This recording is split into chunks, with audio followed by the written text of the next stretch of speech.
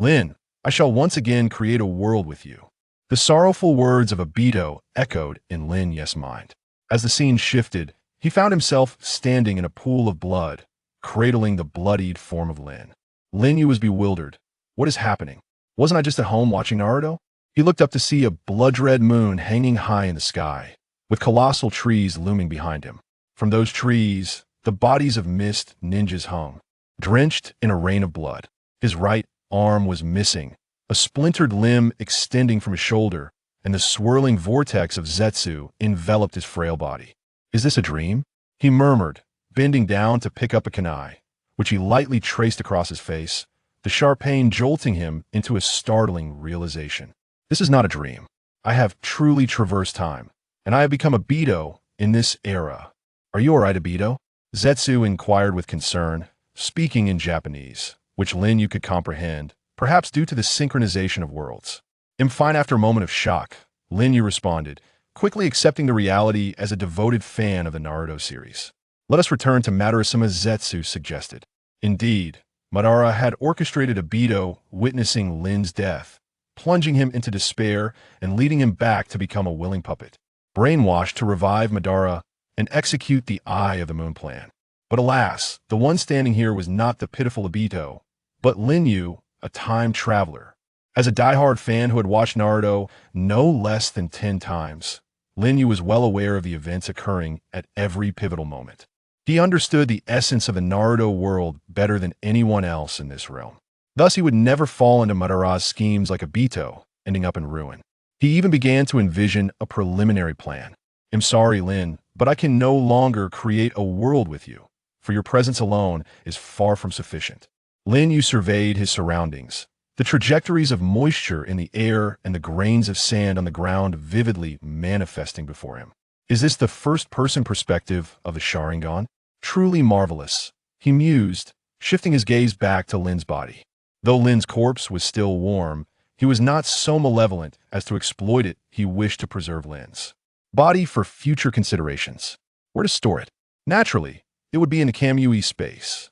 Gently, he laid Lin's body down, covering his right eye with his hand. A sliver of light peeked through his fingers, focusing on Lin, stirring a subtle sensation within him. A surge of warmth coursed through his body, converging towards his right eye. This is chakra, Lin Yu realized. His right eye felt ablaze, the pupil quivering, veins appearing as it was his first attempt at utilizing ocular techniques, requiring considerable effort. Whoosh! At last, the familiar vortex of time and space manifested before him, rotating counterclockwise under Lin Yu's control, and Lin's body was drawn into the Kamui space. Lin Yu exhaled, glancing at Kakashi, who lay unconscious in a nearby pool of blood. Kakashi was oblivious to everything. Lin Yu rose and approached Kakashi, flipping him over. The first thing he did was pull down Kakashi's mask to behold his true visage. This was an unsolved mystery from the beginning of Naruto to its conclusion, and even in the sequels. Upon seeing Kakashi's true face, Lin Yu couldn't help but exclaim. As expected of Kakashi, strikingly handsome. No wonder he captivated Lin's heart. Yet, Lin Yu was not so petty as to wish harm upon Kakashi, simply because of romantic rivalry. He respected the original plot enough to spare Kakashi's life. However, you, who are not of the Uchiha clan, cannot bear the power of this Manjiki. Allow me to lighten your burden, Kakashi. With that, Lin Yu placed his hand over Kakashi's left eye socket. With a swift motion, Kakashi's left eye was extracted. This eye rightfully belonged to Obito, and Lin Yu had no qualms about reclaiming it. He possessed no obsessive compulsion like Obito to forsake the power at his fingertips. Most importantly, the power residing within that eye was Kamui, the most enigmatic Manjiki technique in Naruto. Amaterasu, Tsukuyomi, and Kagaya were trifles compared to Kamui. Only the divine could rival it, but its cooldown was excessively long. Yet dual Kamui would allow him to look down upon all, far superior to any mere cheat. Lin Yu emulated Madara, inserting the eyeball directly into Kakashi's empty left eye socket. A trickle of blood flowed from the corner of his left eye. Thanks to the presence of Hashirama's cells, the optic nerve quickly connected, and Lin Yu's left eye opened, revealing the 3-Demo pattern. With dual Manjiki Sharingan, the world before him transformed. Indeed, It is clearer than with a single eye. The power is surging forth continuously. Just as Madara stated, whether it be Sharingan or Rinnegan, only by uniting both can one unleash their true might. Lin Yu was exhilarated, yet his heart remained heavy. Another trial awaited him. Madara, a revered title among Naruto enthusiasts, was a character Lin Yu held in high esteem, yet now, as he traversed the Naruto world, Madara stood as his first formidable obstacle. In the underground base, the outer path golem loomed, and Madara sat upon a stone seat before it, 3 white tubes extending from the golem to his neck, sustaining his life. I shall sever the ties of cause and effect in this world. To this end, I have returned, Lin Yu proclaimed, adopting Obito's tone, his expression calm, yet his heart racing. His actions diverged slightly from those of the original Obito, and he was uncertain whether Madara, the cunning old fox, would discern any discrepancies. Madara scrutinized the Obito before him. After a lengthy pause, the old man's lips curled into a faint smile. No one else has discovered it, I trust. Lin Yu's heart, which had been in suspense, eased slightly upon hearing the familiar words. At that moment, Zetsu standing beside Madara remarked, "Only I witnessed it. Obito eliminated all adversaries, so there are no issues. However, he seems reluctant to harm Kakashi, merely extracting his eye. When the reinforcement from Konoha arrived, he was merely lost in thought, clutching his eye." Madara gazed intently at Lin Yu and inquired, "Do you hesitate to eliminate a former comrade?" Maintaining the facade, Lin Yu shrugged nonchalantly. "Not at all, I simply do not care. Whether that guy still breathes is of no consequence to me. In the world I am about to create, there will be Kakashi and there will be Lin. Tell me, Madara, how can I bring forth the world of my dreams?" "No need for thanks. Come closer," Madara replied with a smile. With purposeful strides, Lin Yu approached Madara. "From this day forth, you shall be the savior. Look into my eyes."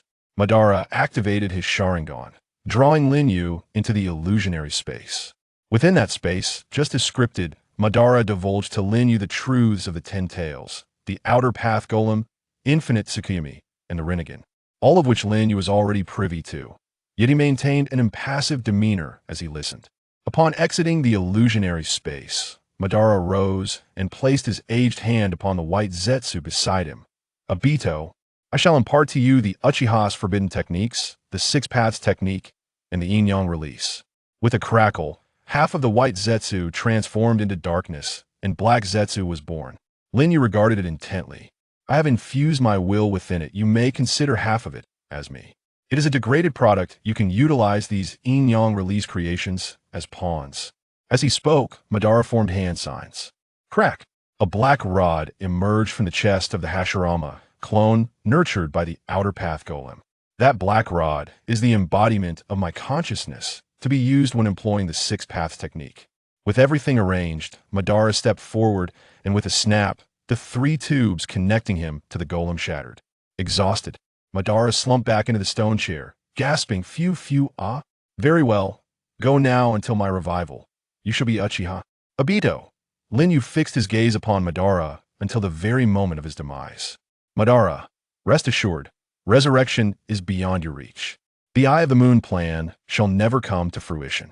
However, I shall gather the tailed beasts and revive the 10 Tails, transforming into the Jinchuriki of the 10 Tails. Obito, commence Madara's plan. First, we must journey to Amigakure to locate Nagato and cultivate his Rinnegan in preparation for Madara's revival." Black Zetsu approached. "Ah, I comprehend, yet the sequence must be altered." With a swift motion, Lin Yu activated his Manjiki Sharingan, his left eye honing in on Black Zetsu. He intended to eliminate Black Zetsu right then and there. "Kamui! What do you intend to do?" Black Zetsu exclaimed in terror. "This is what it means to sever the ties of fate." With a crack, Black Zetsu was separated from White Zetsu by Kamui and transported into the dimensional space. Whoosh! Lin Yu swiftly transported himself into the same realm. Within the dimensional space, Black Zetsu lay on a block, his brown pupils glaring furiously at Lin Yu. "Why are you doing this?" "I am the will of Madara Uchiha." Lin Yu chuckled. "No, you are not Madara's will. You are Kagaya's will. You altered the Uchiha tablet and lured Madara into the Moon Eye plan, intending to resurrect your mother, Kagaya Otsutsuki." Upon hearing this, Black Zetsu felt as if struck by lightning. How do you know this? You are not an ordinary child. Who are you? Who I am is irrelevant. What matters is that you will perish here. Lin Yu formed the hand seals for Fire Style and simultaneously used Kamui. Fire Style, Blazing Storm Dance. The flames, distorted by Kamui, surged forth with multiplied ferocity towards Black Zetsu. Black Zetsu's ability was to merge with the earth and utilize its power for wood release, but within this Kamui space, his powers were utterly ineffective. How outrageous! He screeched as the flames engulfed him, emitting a cry of torment. Yet, being the consciousness of Kaguya, he was not so easily extinguished. He shouted to the swirling vortex enveloping Lin Yu, "White Zetsu, are you not going to stop this scoundrel?" However, White Zetsu hesitated, seemingly deliberating. Lin Yu paused and addressed White Zetsu. "Now is the time for you to choose sides. Choose incorrectly, and you must consider the consequences." The atmosphere grew tense. And after a prolonged silence, White Zetsu's voice emerged with a hint of amusement. "Well, I am merely curious about the essence of defecation. If you can enlighten me, Obito." Lin Yu laughed. "Sure. I will not only tell you what defecation is, but also explain how it is formed." Thus, under the allure of this crude temptation, White Zetsu chose his allegiance. "You lot are infuriating." Black Zetsu bellowed in exasperation. "Let us go, White Zetsu." Crack, crack, crack. From Lin Yu's right shoulder, wooden branches sprouted from the Hashirama clone. With a swift motion of his arm, a flurry of branches shot towards Black Zetsu. He hastily dodged, yet several branches still struck him. Such a thing. Black Zetsu gritted his teeth, attempting to extract the branches embedded in his body. Not a chance. Lin Yu began forming hand seals. Wood release, insertion technique. Crack, crack, crack. The branches sprouted barbs, turning Black Zetsu into a sieve. Lin Yu changed his hand seals, combining them with Kamui to unleash an even more potent fire style. Roar. My nearly 1,000 years of planning has been thwarted by this fledgling Uchiha. In a final, reluctant roar, the grand schemer Black Zetsu was eradicated by the newcomer Lin Yu. Panting heavily, Lin Yu, bolstered by the Senju cells within him, felt his chakra abundant. Nevertheless, being from another world, he was still unaccustomed to forming seals for ninjutsu, consuming more chakra than usual. As he grew more familiar with the seals and chakra, this consumption would dwindle.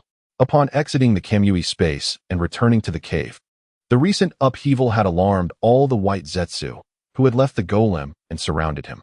Lin Yu remained vigilant, ready to retreat into the Kamui space at a moment's notice. At that moment, White Zetsu spoke. "Do not worry. The thoughts of the White Zetsu are interconnected. Besides, we never like Madara. He refers to us as inferior artificial beings and uses us as mere pawns. We, too, have feelings." "Fei, you truly are a good child," Lin Yu mused, feeling a wave of relief wash over him. For some time thereafter, Lin Yu remained in the cave, honing his control over chakra under the guidance of the White Zetsu, mastering basic techniques such as concentrating chakra in his feet, adhering it to water surfaces and ceilings, as well as employing fundamental ninjutsu. Obito Uchiha's chakra attributes were remarkably comprehensive: fire, wind, lightning, earth, water, and yin, but notably lacking in yang. Deep within the cave, Lin Yu discovered the vessel where Madara stored biological specimens and preserved Rin's corpse within it. Additionally, he uncovered the treasured ninja tools and scrolls collected by Madara during his lifetime. Thus, 6 months elapsed, and Lin Yu had become proficient in various fundamental skills, gaining confidence that with the power of his double-eyed Kamui, he could face even a Kaguya without fear. However, when it came to the level of the Sage of Six Paths, he felt a twinge of uncertainty. Setting aside Kaguya Otsutsuki, the impending threats of Otsutsuki Momoshiki, Otsutsuki Kinshiki, Otsutsuki Urashiki, and the formidable Jigen from the Boruto era loomed large. To contend with them, the current capabilities were woefully inadequate. Thus, reviving the Ten Tails was imperative, and that required the power of the Rinnegan. Nagato possessed a pair of Rinnegan, but they originally belonged to Madara, creating a substantial burden for Lin Yu. He could only transplant one, which would equate to sacrificing one of his Ai's Kamui abilities, a price he was unwilling to pay.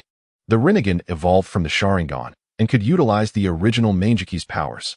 Rather than resorting to such a hasty method, Lin Yu preferred to evolve it himself. To achieve the Rinnegan evolution, it was essential to unite the powers of the Senju and Uchiha clans. Lin Yu currently possessed the double-eyed Mangeky, but The Senju strength was still incomplete. The Hashirama clone on his left side was merely an ordinary white Zetsu, far too inferior. The urgent task at hand was to acquire a complete sage body of Hashirama. Lin Yu gazed at the Hashirama clone atop the golem. According to the white Zetsu, this clone had no consciousness but possessed the highest degree of restoration, closely resembling the original Hashirama. However, Lin Yu was unaware of how to fuse with this Hashirama clone. Madara had once transplanted Hashirama's flesh into his wounds to gain part of his power, eventually awakening the Rinnegan in his later years. Lin Yu's ambitions were grand.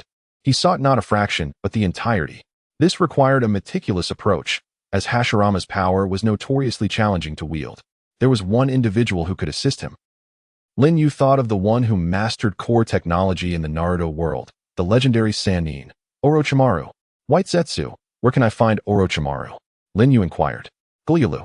White Zetsu emerged from the golem.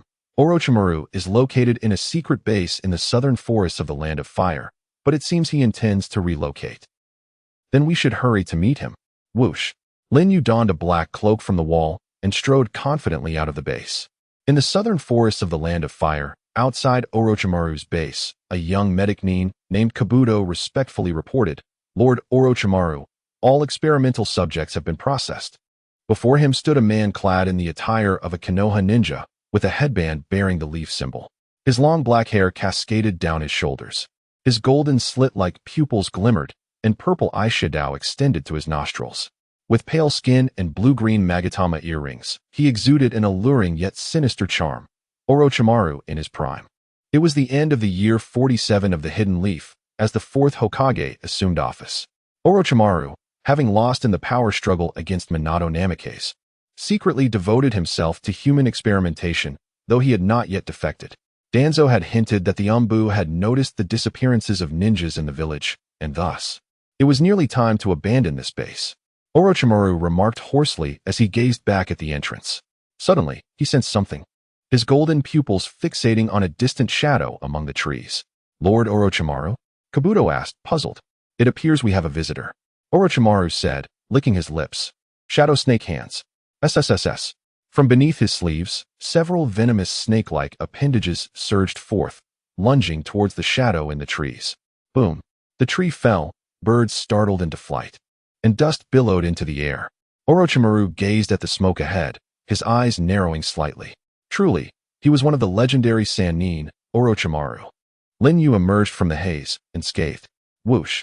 The serpent-like hand retracted into Orochimaru's sleeve as he placed a hand on his hip, looking at Lin Yu and saying, It seems you are not a member of Konoha's Umbu. State your identity.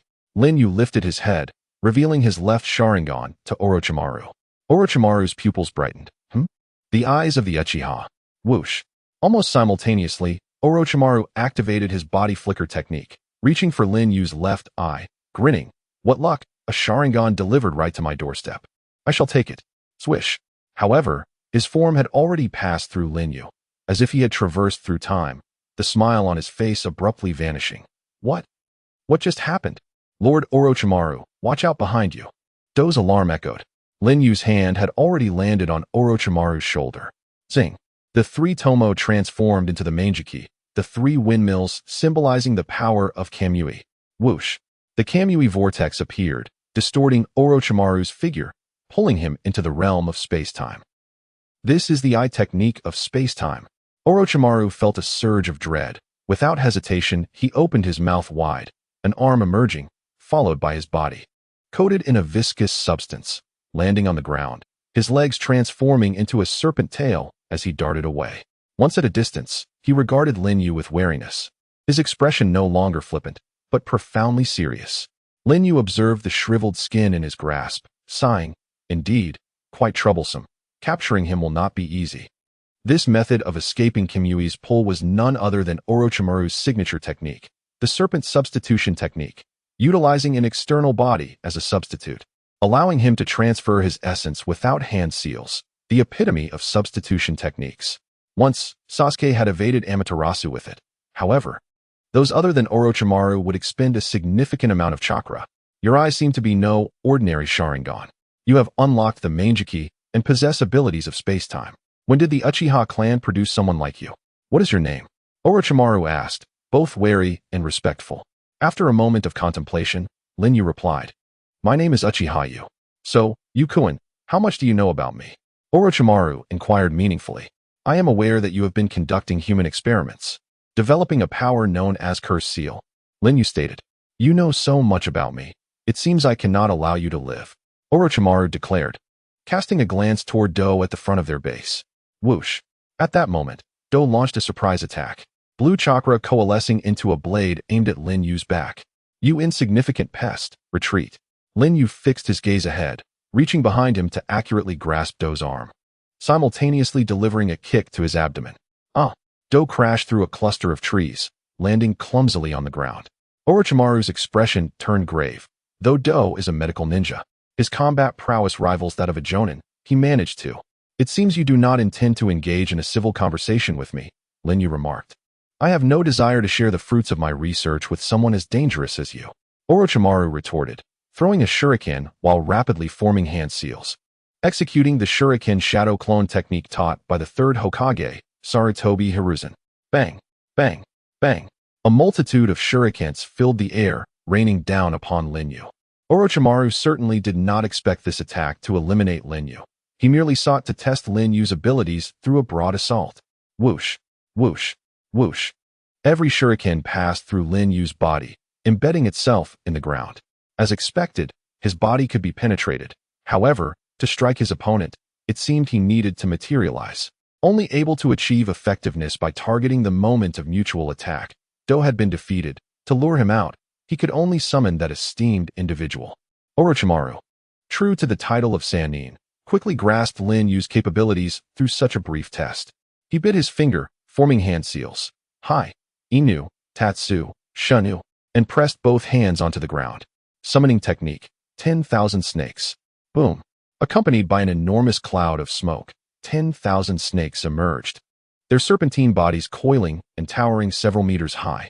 The fearsome vertical eyes of the 10,000 snakes looked down upon Lin Yu, and the giant snake above them roared at Orochimaru. "Damn you, Orochimaru. You dare summon me to deal with a mere human. Do you believe I will swallow you whole?" Orochimaru replied, "This is no ordinary human. He possesses the power of the Sharingan and can utilize exceedingly troublesome techniques. I am somewhat apprehensive about facing him alone." Hearing this, the 10,000 snakes scrutinized Lin Yu once more. Upon closer inspection, his eyes indeed feel different, giving me an exceedingly irksome sensation. Afterward, send me 100 live sacrifices, or I shall swallow you whole. The 10,000 snakes hissed angrily, their massive serpentine form darting forward with incredible agility. Boom, boom. The ground where Lin Yu stood was smashed into a deep pit by the head of the 10,000 snakes. He leapt into the air, forming hand seals, his chest swelling. Fire style, great fireball technique. Roaring. A colossal fireball erupted, engulfing the 10,000 snakes. After 6 months of rigorous training, Lin Yu's great fireball technique now wielded power rivaling that of his previous storm dance. As the flames dissipated, a charred shell revealed itself, still crumbling and shedding. Having shed its skin, Lin Yu gazed at the hollow beneath the disintegrating snake skin. Has the main body burrowed underground? Rumbling. The ground trembled as the massive tail of the 10,000 snakes burst forth, nearby the head emerging, baring its fangs and lunging toward Lin Yu. Yet it passed through his body. What? What is this kid? The 10,000 snakes exclaimed in confusion. Lin Yu sidestepped the 10,000 snakes, forming hand seals, striking the ground. Earth style, earth spike. Boom. Boom, boom. Numerous sharp, colossal rocks erupted where the 10,000 snakes lay coiled, piercing its body with grievous wounds. Now's my chance. But at that moment, the giant snake above, Orochimaru, performed his seals. Boom, boom, boom.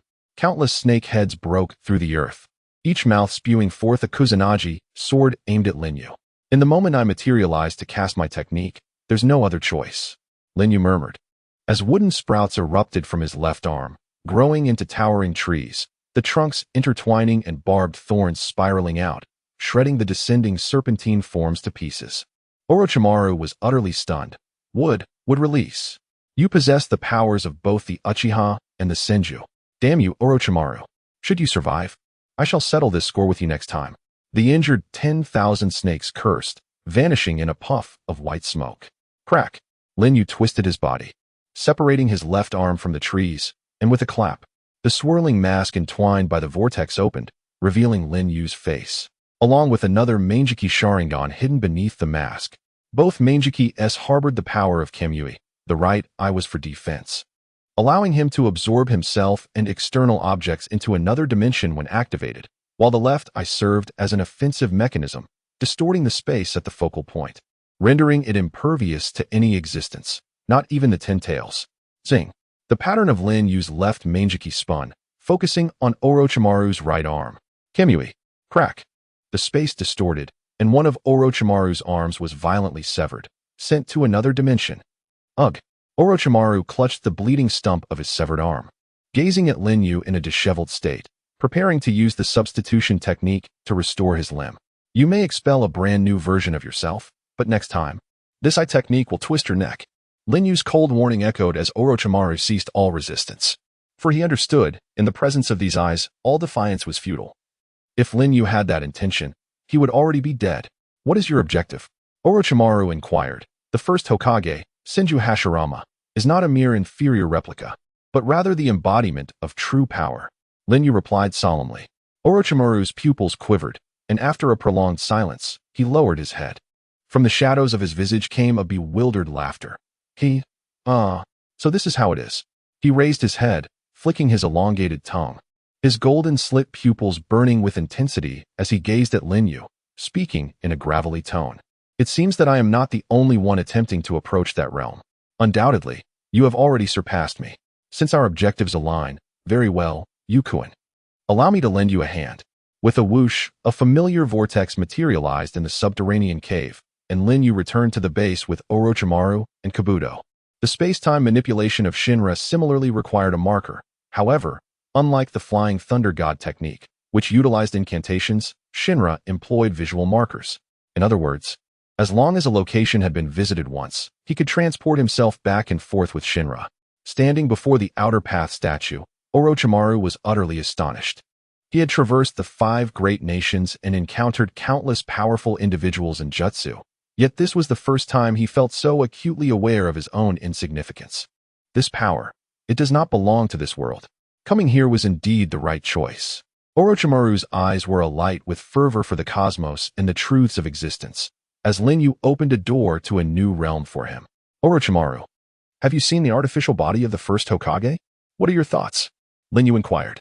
Orochimaru gazed deeply at the statue of the first Hokage, enchanted, and exclaimed, Sawarishir, simply magnificent.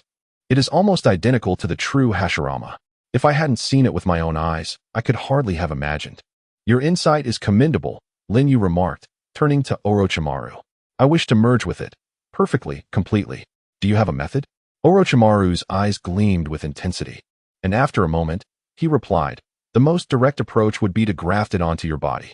However, akin to organ transplantation, it would provoke rejection and fail to unleash its full power. Moreover, should your own strength be exhausted, you risk being devoured by the first's power. Thus, this approach is certainly out of the question. We must employ a more sophisticated method. Lin Yu nodded, aware that Orochimaru spoke the truth. Danzo had utilized such a method. During his battle with Sasuke, he had exhausted his energy and subsequently suffered the backlash from the first cells. What does this sophisticated method entail? Lin Yu asked.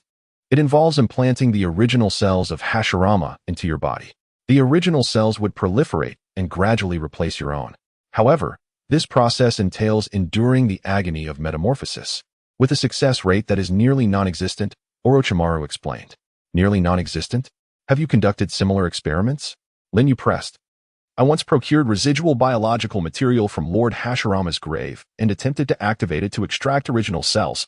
Alas, due to the passage of time, I could only extract degraded original cells, which I then implanted into 60 newborns. Even with the degraded cells, only one survived, 1 out of 60. Hence, one can deduce that the success rate for intact original cells is infinitesimally close to 0. Lin Yu understood that the one surviving experimental subject mentioned by Orochimaru was Yamato. Indeed, compared to other users of Hashirama's cells, Yamato resembled a living being and could utilize would-release jutsu more comprehensively, albeit with diminished potency. As the saying goes, the first Hokage conquered the world with would-release. while Yamato merely cultivates greenery. The disparity was evident. What if it succeeds? Lin Yu inquired. Orochimaru smiled with an almost manic delight. The legend of the god of ninjas shall be reborn. Setting aside the risks, do you have confidence in extracting the most perfect original cells?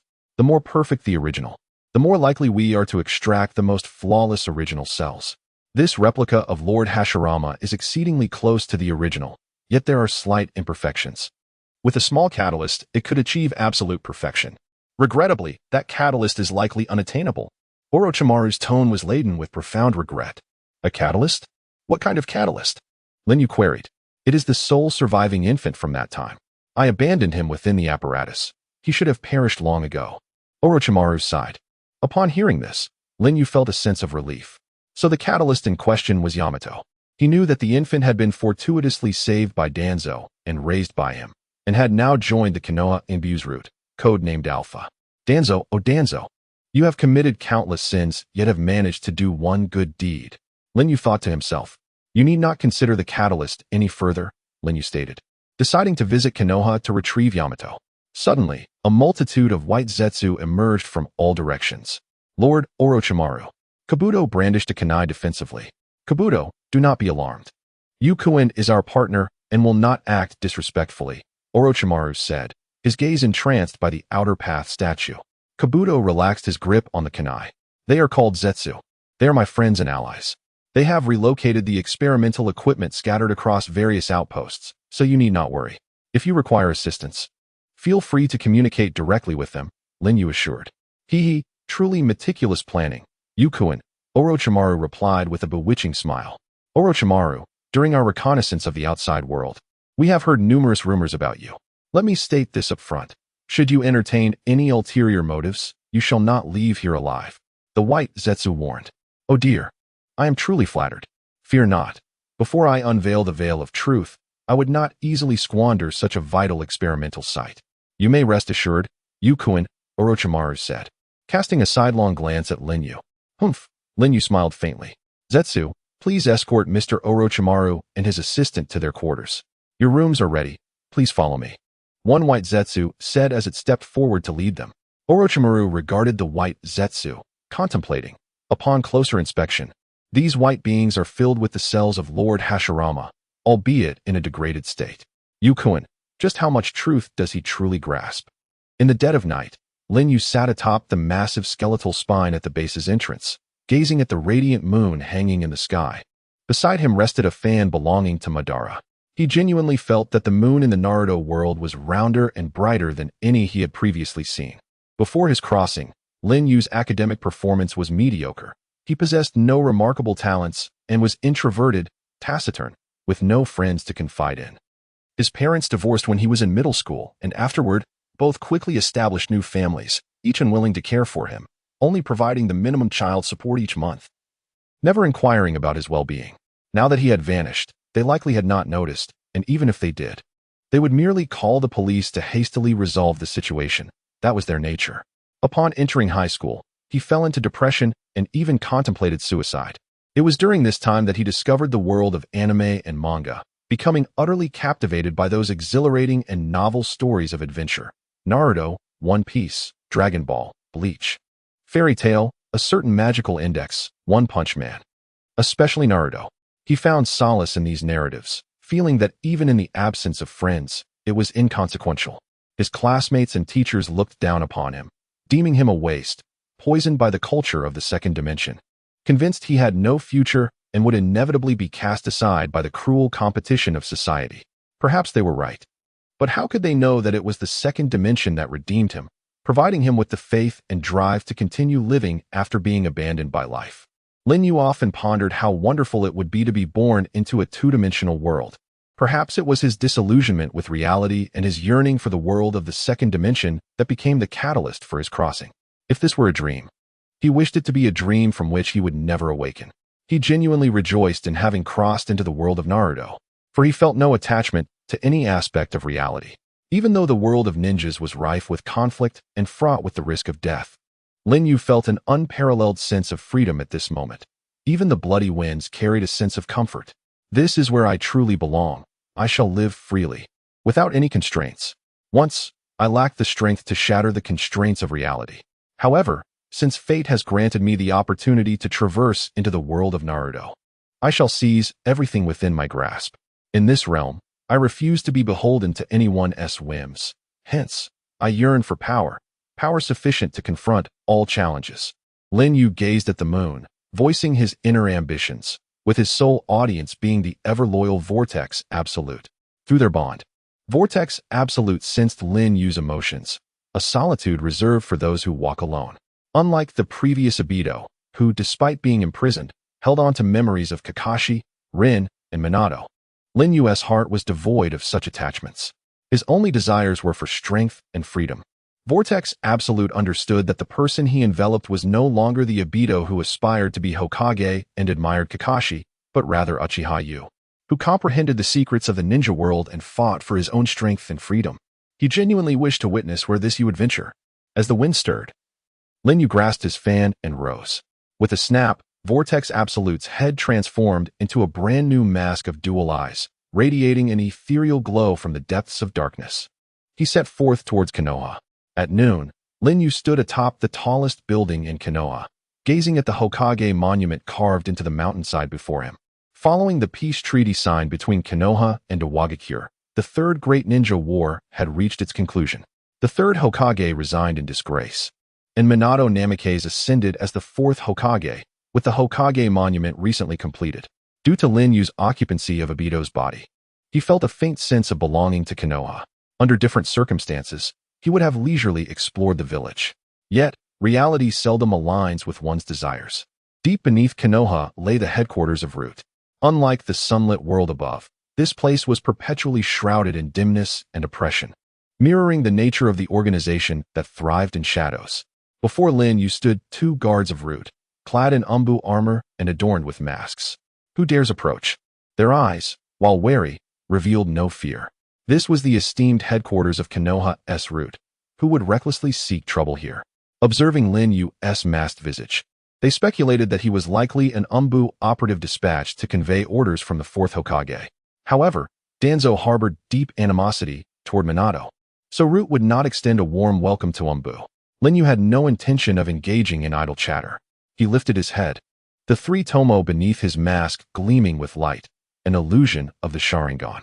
The guard's eyes widened in shock, losing focus as they fell into a trance. "Tell me, where's A?" Lin Yu inquired indifferently. "On the second underground level, in the training room," the guard replied, almost mechanically. Lin Yu mused, "So he is not out on a mission. My timing is impeccable. Where is Danzo?" He asked again. "Lord Danzo has stepped out," the guard responded. During this period, Danzo was clandestinely meeting with Orochimaru, having ventured out to a new stronghold revealed in a secret correspondence. Yet, this bore no significance to Lin Yu. He had come solely to retrieve Yamato. With a thud, the two guards collapsed to the ground as Lin Yu passed through them. This scene was witnessed by the ninjas in the monitoring room of Root. Hurry, we have an intruder." At the Grand Crosswalk, the remaining members of Root gathered, some scaling walls, others hanging from the ceiling, their gazes menacing as they regarded Lin Yu. Unfazed, Lin Yu strode forward. Stepping onto the walkway, "All intruders en route shall be executed." Shush, shush, shush. Kunai and Shuriken rained down from all directions, yet inexplicably, they passed through Lin Yu's form, embedding themselves into the walkway. This astonishing spectacle left the Root members in disbelief. Impossible, it penetrated. What is happening? Is this his unique jutsu? A brown-haired ninja calmly analyzed from the ceiling, forming peculiar hand signs aimed at Lin Yu's back. Buzz. Lin Yu's steps faltered as another figure emerged within his consciousness. The heart-turn technique of the Yamanaka clan. Lin Yu thought. The wind's technique had taken effect. Now was the time. Members of Root surged to attack, but regrettably, every assault once more passed through him. Fire style, Dragon Flame Jutsu. Lin Yu formed hand seals, unleashing 4 fire dragons that swept in all directions. Under this all-encompassing fire technique, none could escape unscathed. Had it not been for a ninja skilled in water style within Root, many would have perished. What is happening? His mental prowess is extraordinarily strong. My heart-turn technique was dispelled in mere seconds. Yamanaka Fu expressed, shaken. So troublesome. What could be his intentions in attacking while Lord Danzo is absent? Fu's companion, a boy in black, urged, "Fu, Use the heart turn technique once more. But a few seconds will suffice. With my technique, I can eliminate him instantly. The boy shed his shirt, his body cloaked in a layer of darkness. Yamanaka Toryun, hailing from the Oil Clan, bears a unique constitution. He and Yamanaka Fu are both later appointed as Danzo's guards, albeit still quite young. Yamanaka Fu gathered chakra, forming the signs for the heart turn technique, targeting Lin Yu from afar, as Yamanaka Toryun charged at Lin Yu. But would the same tactic prove effective against Lin Yu? Zing! Lin Yu's left eye transformed into the Manjiki Sharingan, focusing on Fu's head. Kamui. Crack! In an instant, Fu's head was severed, swallowed into the Kamui vortex. Blood spraying several meters high as his headless corpse crumpled to the ground. As for Yamanaka Toryun, due to the failure of the heart turn technique, he passed through Lin Yu. In that fleeting moment, Lin Yu's right hand grasped Toryun's shoulder, his right eye unleashing the Kamui vortex, absorbing Yamanaka Toryun.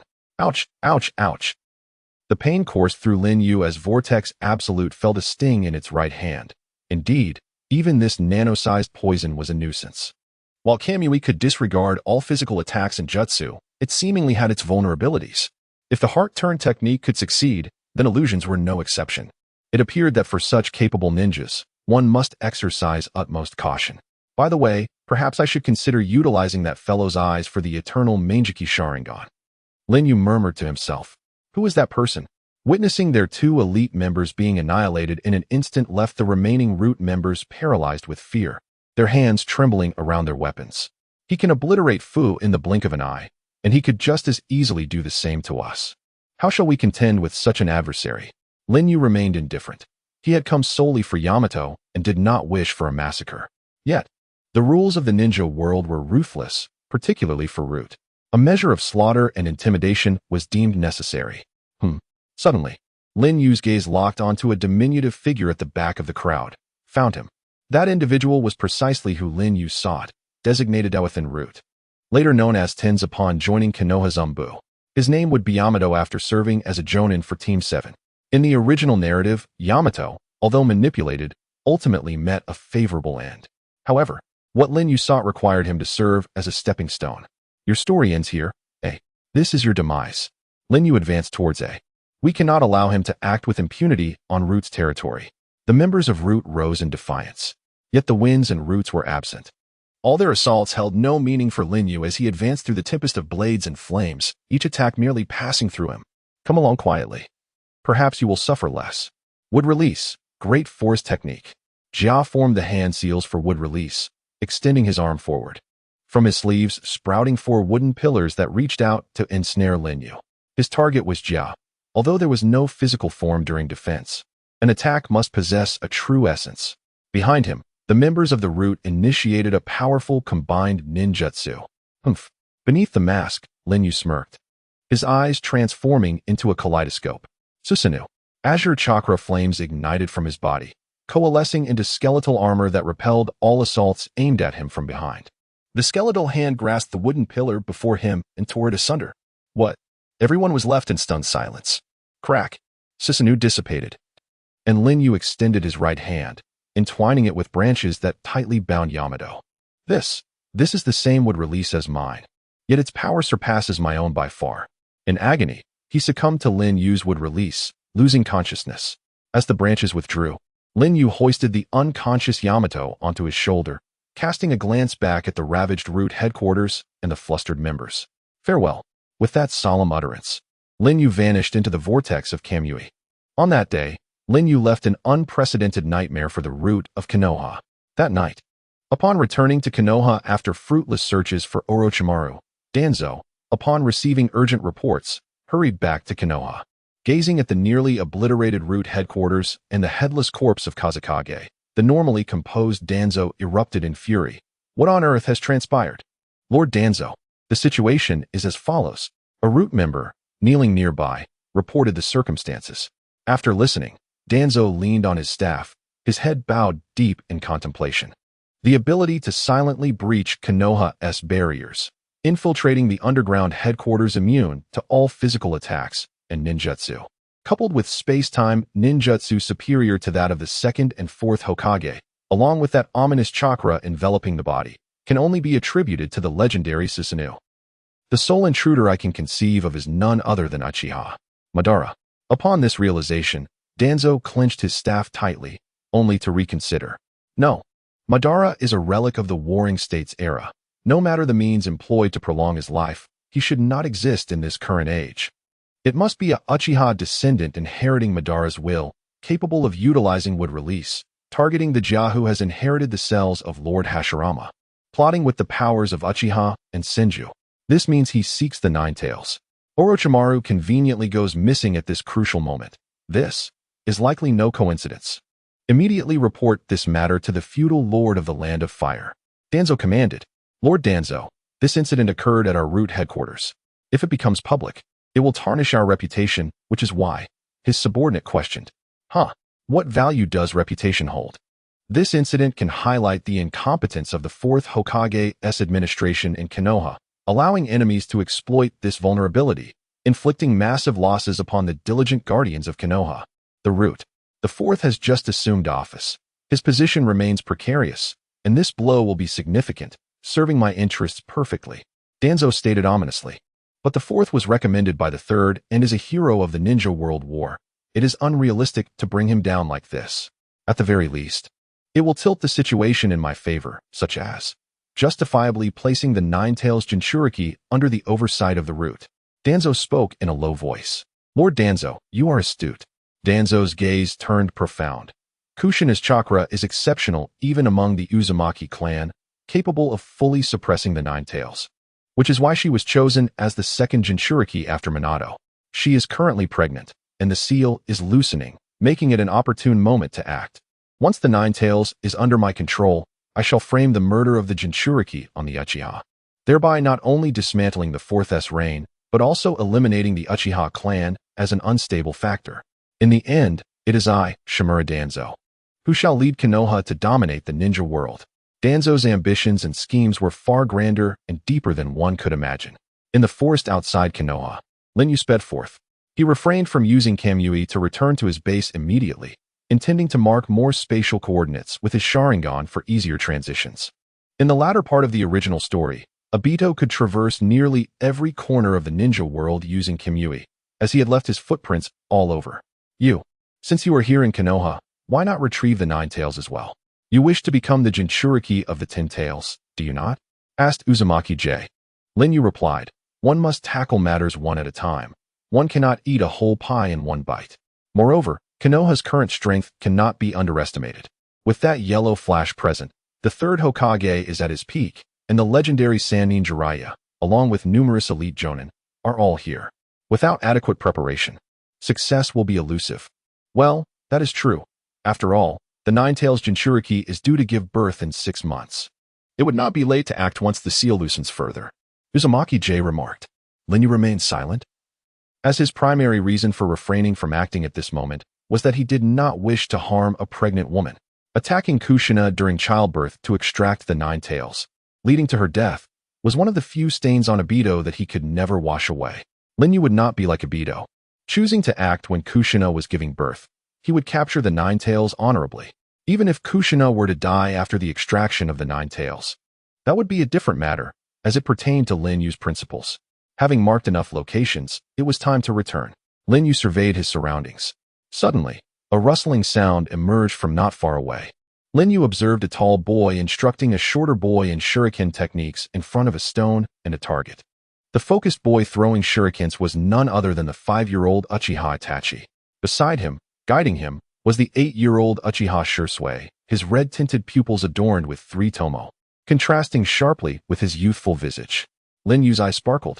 Uchiha Shursui, known as the Shunshin Shursui, was the most formidable Jinjutsu talent in Uchiha history. Itachi shocked the entire Konoha by awakening his Sharingan at the age of 8, yet unbeknownst to many, Shursui had awakened his eyes even earlier, at the age of 7. After just a year of honing his skills, he had mastered the 3 tomo. Tap, tap, tap. Itachi's shurikens were already capable of accurately hitting the target 10 meters away. Itachi, let me teach you how to hit targets in blind spots. Shursui smiled. Blind spots. Isn't that impossible without making the shuriken curve? Itachi was astonished. Just like this. Shursui stacked 2 shurikens, slightly adjusting their angles, and casually threw them. Clang, clang. The 2 shurikens collided mid-flight, altering their trajectories and striking the target behind the stone. Impressive, as expected of brother Shursui. When will I be able to do that? The young Itachi exclaimed in awe. With your talent, you can achieve it with just a bit of practice. In fact, when I was your age, I hadn't THM. Suddenly, Shursui's pupils flickered, as if sensing something, and he looked up. A gust of wind swept through, stirring a multitude of leaves. Brother Shursui, what's wrong? Itachi inquired. It's nothing. It must have been my imagination. Shursui murmured, gazing at the empty canopy above. TSK, impressive insight. I must say, the potential contained within those eyes surpasses anything seen before, from a distance.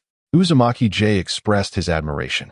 Of course, otherwise he would not have been chosen by Lin Yu. Water stops.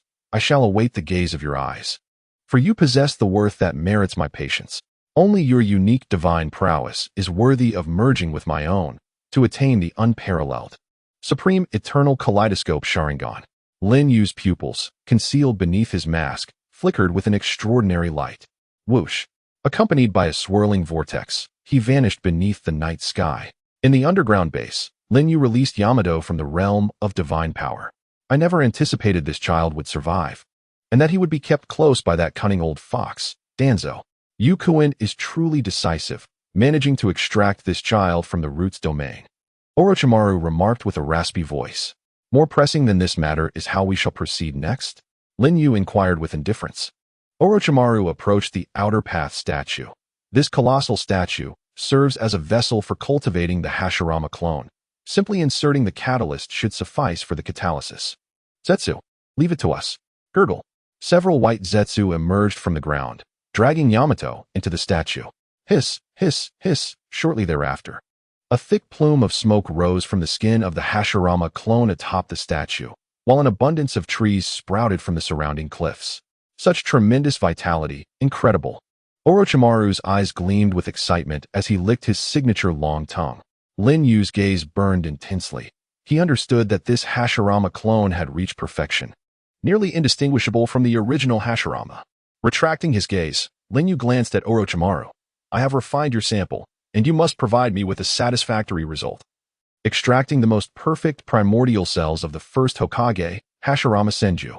Orochimaru replied. Yes, I have a premonition that this will be an unprecedented masterpiece. However, this will require time. How long? A month. During this period, I shall labor tirelessly, never straying from the experimental apparatus, for the extraction process demands utmost precision. A single misstep could spell disaster, leaving no room for negligence. Therefore, Yukuin, I cannot afford any disturbances during this time. Lin Yu cast a sidelong glance at Orochimaru, his voice deep. As long as you harbor no ill intentions, Zetsu will not interfere with you. As for Danzo and the Konoha Anbu, you need not worry. I assure you they will not discover this place. Orochimaru chuckled. Ah, then I appreciate your cooperation. Yukuin likewise. Lin Yu averted his gaze. The Hashirama clone was detached from the statue and placed into Orochimaru's extraction device.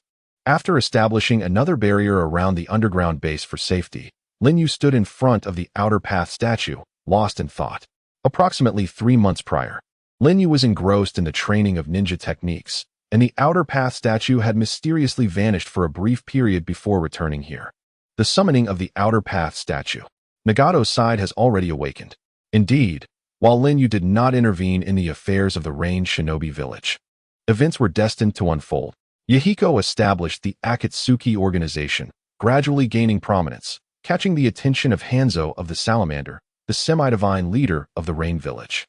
As the Third Great Ninja War reached its climax, the conflict between Konoha and Iwagakure escalated, naturally choosing a nameless nation at the intersection of the fire, earth, and wind countries as the battlefield, which also happened to be the location of the Rain Village.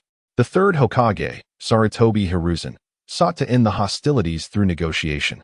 But Danzo opposed the cessation of war, obstructing peace by every means. The Akatsuki organization was exploited by Danzo. Under Danzo's instigation, Hanzo ultimately chose to strike decisively against the Akatsuki. The Konoha Anbu, under Danzo's command, was responsible for assisting in the cleanup. In that battle, Yahiko tragically perished. and Nagato went berserk, awakening the powers of the Rinnegan. The summoning of the Outer Path statue resulted in the deaths of numerous range shinobi and forced Hanzo and Danzo to retreat. Danzo's obstruction ended in failure, and Konoha and Iwagakure successfully reached a ceasefire agreement, bringing the Third Great Ninja War to a close. Feeling threatened by Nagato, Hanzo organized a pursuit squad to search for Nagato and the remnants of the Akatsuki. Unlike before, without Obito's assistance, Nagato, drained of power by the Outer Path statue and gravely injured, had been cornered multiple times by the pursuit squad. If this continued, the situation would likely worsen. Before my Rinnegan awakens, I must collect the tailed beasts, relying on Nagato and the Akatsuki. Furthermore, the Outer Path's Rinne rebirth technique seems to demand a life as payment. In every sense, Nagato's Rinnegan must inevitably be utilized by me. Thus, shall we journey to the Range Shinobi village? That village lies at the confluence of the three great nations, and the journey is long. We must set forth soon. Zetsu declared. No need. Summoning techniques are also a form of space-time ninjutsu. When Nagato is truly driven into a corner and attempts to summon the Outer Path statue again, I can resonate with it through my Kamui and arrive. As the saying goes, it is better to be clever than early. Lin Yu's gaze deepened. Days later, in the Range Shinobi village, Danzo's pursuit squad discovered the Akatsuki's hidden base once again. After a chase, at the inland lake encircling the Rain village, Nagato, Konan, Yahiko, and other Akatsuki members found their retreat cut off. The massive salamander loomed, and Hanzo, the man known as a demigod, stood atop its head, coldly surveying the trapped individuals by the lakeside.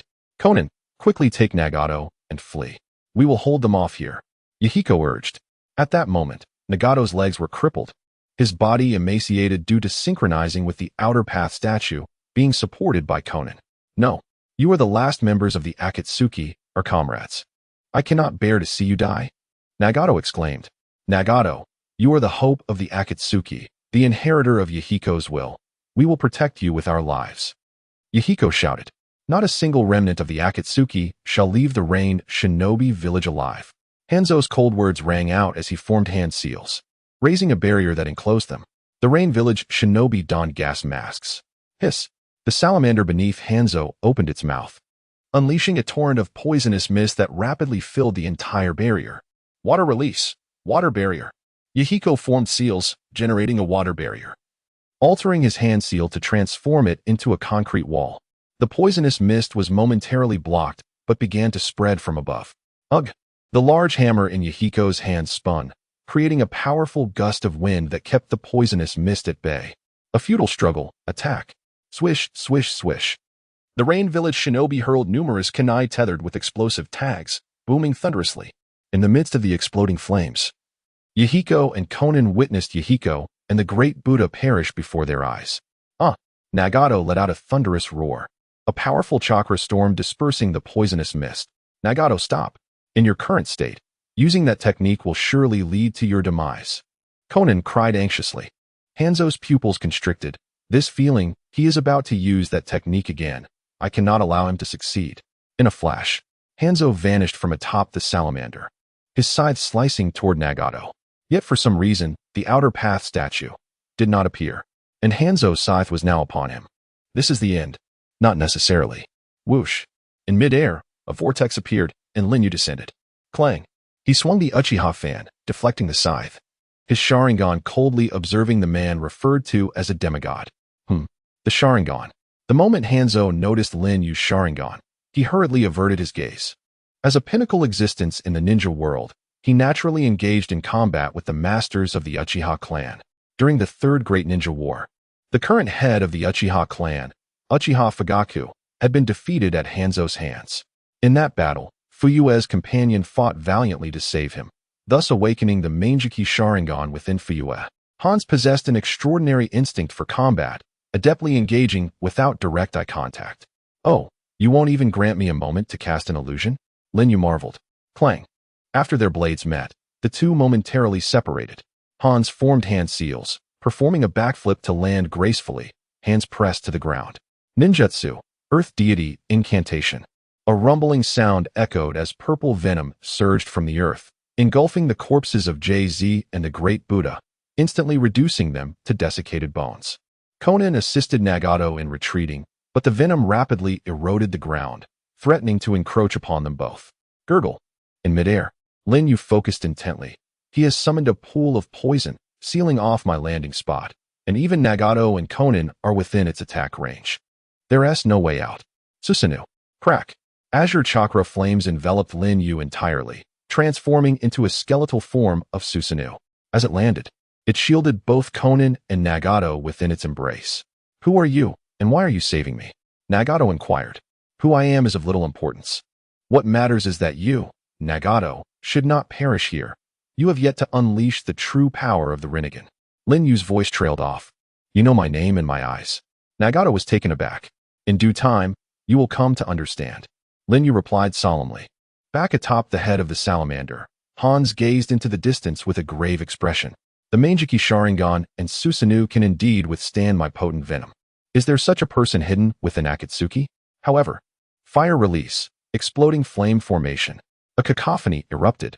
The ground beneath Susanoo sank, and countless explosive tags surged forth from the earth, cascading atop Susanoo. Lin Yu's Sharingan discerned the sheer number of explosive tags, over 1,000, far from a preset trap. They were summoned with the technique. This form of Susanoo cannot endure such onslaught. Nagato's expression grew even more solemn. For Hans' fire technique was an amplified version of the one that had previously burned his leg. Had he not harnessed the Rinnegan's power to absorb part of the explosion's force, the consequences would have been dire. Yet, the scale of this technique exceeded that of before by several folds. Die, Hans declared, forming hand seals. The ground trembled as the explosive fire erupted skyward, its heat vaporizing the rainwater within dozens of meters. Buzz. Amidst the flames, two glimmers of golden light appeared. Those were the eyes of Susanoo. As the fire dissipated, a scene unfolded that left Hans and the rain ninjas astonished. Susanoo's tattered skeletal form began to mend rapidly, muscles and tendons weaving between the bones, forming a layer of flesh that enveloped the skeletal body. Susanoo, second form. Crackle. A massive, jet-black shuriken materialized in Susanoo's grasp. What is that? Hans's pupils constricted. Shinra Tensei Shuriken. Whoosh. After gathering energy, Susanoo hurled the shuriken. Not good. Hans leaped back. The shuriken struck the salamander beneath him. Crack. The spatial distortion field of the Shinra Tensei manifested. The salamander let out a horrific wail. Its colossal body twisted by the force of the Shinra Tensei. Ultimately, it detonated with a thunderous explosion, releasing a cloud of blood and poison. Nearby, the rain ninjas were engulfed by the toxic mist, collapsing instantly, their gas masks proving futile. Behind, Hans's expression turned grave, a technique capable of distorting space. This is a power more terrifying than that of the Rinnegan. In an instant, it obliterated the salamander. Just how many secrets does Akatsuki harbor? Whoosh. The Shinra Tensei shuriken hurtled towards Hans again. It's coming for me. If it hits, it's over. The rain ninjas scattered in a panic. Humph. Earth release. Earth burial. Hans scoffed, slamming his palm into the ground, causing a massive stone to detach and rise into the air. Boom. The Shinra Tensei shuriken struck the boulder, creating a distortion in space that pulverized it. Within Susanoo, Lin Yu raised an eyebrow. Oh.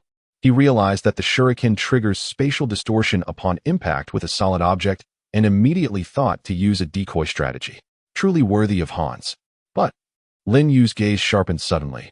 What will you do about the second one? Whoosh. To his astonishment, hidden within the shadow of the earlier shuriken was yet another Shinra Tensei shuriken, spinning towards Hans.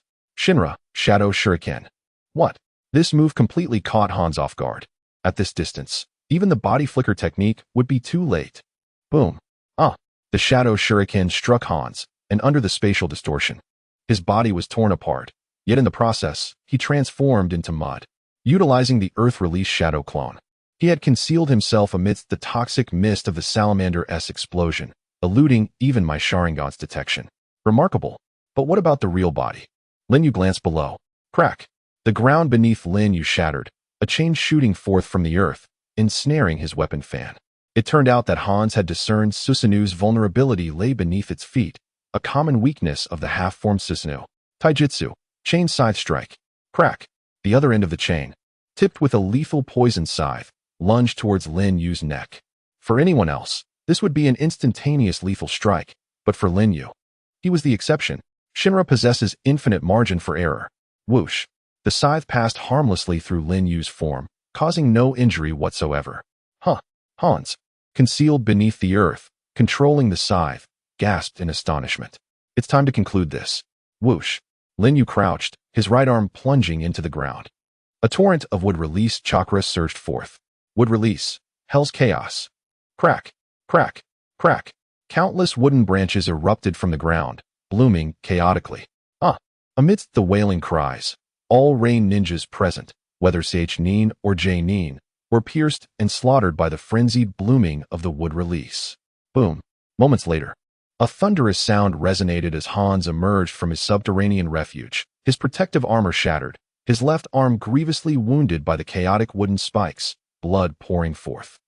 After being struck by the wood release, the branches could proliferate within his flesh, were it not for Hans's formidable chakra suppressing their growth. He would have been turned into a blood-ridden sieve. Huff, huff, huff.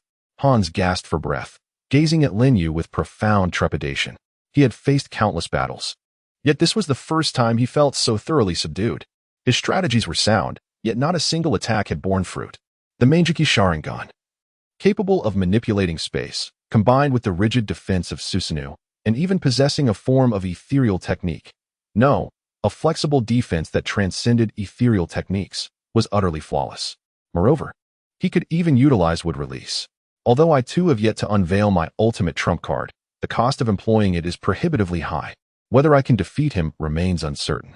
Feeling a plethora of emotions, Hans gazed at Lin Yu and solemnly declared, "You are a formidable adversary, One Eye. Hans of the Salamander, have seldom encountered in my lifetime. Your strength far surpasses that of the legendary Sannin of Konoha. Pray, reveal your name." Uchiha Yu. Lin Yu pronounced emphatically. "Uchiha Yu, I shall remember your name. From this day forth, I, Hans of the Salamander, will regard you as my equal. Your name shall echo from the Rain Village to the 5 great nations. In the future, we shall meet again, and then we shall determine our fates." As the words fell, Hans activated his instantaneous technique, his form and aura vanishing amidst the blood-soaked rain. Hans had departed, leaving Lin Yu with somewhat hurried breaths. Engaging with the peak Hans was far from the ease he had imagined. To defend against the Jinjutsu of the Sharingan, Hans maintained a significant distance throughout the encounter, making it challenging for Lin Yu to utilize the long-range Kamui of his left eye. He could only rely on Susanoo to employ the Kamui Shuriken, a feat that demanded immense energy. Without the support of Hashirama Senju's chakra, he would have long since collapsed. However, this confrontation solidified Lin Yu's conviction regarding the immense potential of his Manjiki Sharingan. With the second form of Susanoo, he managed to gain the upper hand against the renowned Hans of the Salamander, who had not exerted his full strength. Just as Lin Yu had refrained from unleashing his own might, who could compel him to invoke the third form of the Yada Susanoo now? Swish. As Susanoo dissolved, the rain that had been momentarily halted began to pour down once more. Behind him, Nagato gazed at Lin Yu with fervent eyes, exclaiming in disbelief, "Incredible! You actually managed to injure that Hans." Lin Yu refrained from turning around. He wished to conceal the hint of fatigue that had crept into his demeanor, maintaining an air of absolute mystery to facilitate the plans he intended to execute next. "If you can grasp the true power of the Rinnegan, you too could achieve this. Perhaps even surpassing my accomplishments," Lin Yu spoke gravely. "The Rinnegan, the true power?" Nagato's eyes quivered. Lin Yu lifted his gaze to the heavens, arms outstretched to welcome the rain, and solemnly declared, "Indeed. Those who possess the Rinnegan can not only summon the Outer Path's demonic statue, but also wield the powers of the 6 paths. Just as you occasionally manage to deflect surrounding attacks and absorb a portion of ninjutsu's potency, all of this falls within the realm of the 6 paths abilities. You must master this precisely and extend your focus to enter the domain of the 6 paths." Nagato raised a hand to his eyes, captivated, and lamented. "You understand my eyes better than I do. I wish I had met you sooner. Perhaps Yahiko and the others from Akatsuki would not have perished." At these words, Konan, standing nearby, lowered her azure gaze, her expression filled with sorrow. Lin Yu remained silent. Whether he had arrived earlier or later, the fated would still meet their demise. Yahiko had to die. Without his death, Nagato would never experience true pain. The Rinnegan evolved from the Sharingan, and the awakening of its power followed a similar path. It demanded intense mental stimulation. Yet, Lin Yu felt fortunate to have arrived after Yahiko's death. At this moment, Nagato was more sensitive, more helpless, and hungrier for power, making him easier to guide. Once, my dream was to protect Yahiko and Konan. Later, as a member of Akatsuki, I sincerely wished to fulfill Yahiko's aspirations and bring peace to this war-torn rain village and the world of ninjas. Yahiko, Konan, and all of Akatsuki believed in me wholeheartedly. But it was only when Yahiko died before my eyes that I began to doubt my own capabilities. Now, it is not too late. Yahiko can be resurrected, and the ninja world can usher in peace, all thanks to your Rinnegan. At this moment, Lin Yu finally dropped a bombshell. What did you say? Nagato's Rinnegan widened in astonishment, and even Konan lifted her head, gazing at Lin Yu in disbelief. Lin Yu turned to face Nagato directly, stating, "The outer path power of the Rinnegan can indeed grant you the ability to transcend life and death. Is what you say true?" Nagato gasped, nearly breathless. "Absolutely, though it comes at the cost of a life." Lin Yu did not intend to conceal this fact. Upon hearing this price, Konan's expression grew somber. In stark contrast to Konan's reaction, Nagato appeared exceedingly exhilarated. "Then can I use that power right now?" It seemed he was eager to resurrect Yahiko, even if it meant sacrificing his own life. Lin Yu thought to himself, "Nagato, your spirit is commendable, and I admire it, but alas, whether in Kishimoto's narrative or my own, you are destined to meet a tragic end." He gazed deeply into Nagato's eyes and said, "Yes, you may. However, consider this. If Yahiko lives and you perish, will he be able to accept your goodwill with a clear conscience?" Yahiko and the others of Akatsuki have placed their hopes in the reincarnation of the Sage of Six Paths, in you who possess the Rinnegan. If you leave, who will fulfill Yahiko's ambitions and ideals? The time to resurrect Yahiko is not now. You must first accomplish Yahiko's wishes, and then you may decide for yourself. Nagato awoke from his reverie. "Yes, you are right. So, how can I bring peace to the ninja world?" Having set the stage, Lin Yu delved into the main topic. First, you must master the six paths techniques of the Rinnegan, which will place you on an invincible footing. Based on this foundation, you should reorganize Akatsuki and harness the power of the tailed beasts. Tailed beasts? Those legendary, colossal chakra beasts? Nagato queried. "I know there are 9 tailed beasts in the world, and Konoha possesses the most powerful of them all, the 9 tails." Lin Yu nodded in affirmation. "Indeed. The 9 tailed beasts were originally one. The Sage of Six Paths divided their power before his death, hoping that someone in the future would harness this power to bring peace to the world. You are the reincarnation of the Sage, endowed with the Rinnegan. From the moment of your birth, this responsibility rests upon your shoulders. If you are interested, I can share more with you." "I am interested. Please do tell me," Nagato eagerly responded. Beneath his mask, Lin Yu's lips curled into a faint smile. "Follow me, and I shall reveal everything about this world to you." Swish. The Kamui vortex manifested, drawing in both Nagato and Konan. Days later, outside the Rain Village, atop a towering edifice, Nagato stood within a chakra transmission device, his back adorned with black rods. With a creak, the iron door swung open. Konan stepped inside, clad in Akatsuki's crimson cloud attire, a new black lip stud gracing her pale lips. Accompanying her was a strikingly handsome tea-haired man, his countenance cold and unyielding, also dressed in the crimson cloud robe, black rods adorning his nose and ears. He was none other than Deva Path Pain, the reincarnation of Yahiko. "I never imagined I would once again fight alongside Yahiko. Thank you, Lin Yu." Nagato directed his gaze to the shadowed figure nearby. "There," Lin Yu rose, donning a flowing black cloak. "It is of no concern. This not only compensates for your lack of mobility, but also safeguards your true form. Now, I must take my leave. Lin Yu, I will forever regard you as the hidden leader of Akatsuki," Nagato fervently declared to Lin Yu's departing figure. Lin Yu paused momentarily, offering a faint acknowledgement. As he departed, Nagato turned to Pain. "And the current leader of Akatsuki will always be you, Yahiko. What shall we do next?" Konan inquired. Pain replied, "We shall follow Lin Yu's advice. First, we will gather rogue ninjas from various nations, regardless of their origins or pasts. Focusing solely on their strength, we will reforge Akatsuki into a multinational mercenary organization, amassing wealth and power, and when the time is ripe, we will begin to gather the tailed beasts." Rumbling thunder echoed through the oppressive clouds, as if the heavens mourned. Lin Yu stood in the rain, gazing back towards the Rain Village, murmuring, This eternally weeping nation is most suited for the roots of darkness to take hold. Today, pain is born. Having settled matters concerning Nagato and Akatsuki, Lin Yu was not idle. He resolved to refine certain aspects before Orochimaru's results emerged. Life, after all, revolves around the essentials of clothing, food, housing, and transportation, and the world of Naruto is no different. In terms of attire, Lin Yu held no particular preference. The black cloak left behind by Obito suited his aesthetic perfectly. With Kamui at his disposal, his means of transportation rivaled even the lightning carriage of the post-Naruto era. The living conditions are rather mediocre, but within the underground base, there is a bed and a group of white Zetsu to keep company, making it far from dull. However, it lacks the presence of a woman, one that possesses warmth and the ability to move independently. As for sustenance, thanks to the cells of the first Hokage, he can survive without food. Yet, while eating is not a necessity, it does not imply he lacks the desire for it. For instance, he has long wished to savor the famed Ichiraku ramen. Unfortunately, he is devoid of money. The inheritance left by Madara consists of his ninja tools, jutsu, and even the outer path golem, but it lacks currency.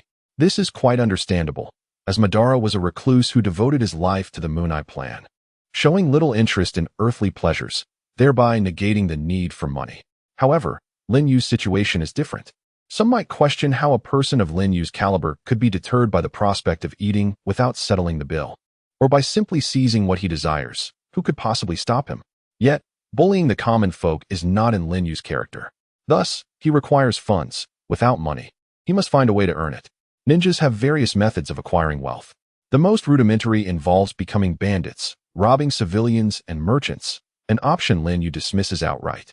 A slightly more advanced approach would involve being hired by individuals or organizations to protect certain figures or to carry out assassinations, which he also eschews, as being beholden to others clashes with his yearning for freedom. Another route is to serve a ninja village and receive rewards for completing missions. Although Lin Yu could officially return to Konoha under the guise of Uchiha Obito, he refrains from forming deep ties with the village, for his ambitions are bound to conflict with Konoha, potentially leading to war. Unnecessary attachments would only hinder his progress. In the past, he had been indecisive.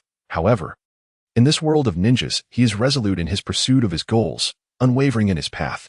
His ninja way, in a certain sense, aligns with Naruto's. Therefore, he resolves to emulate Kakuzu's method of earning money, hunting the ninjas listed on the bounty roster and exchanging them for substantial rewards.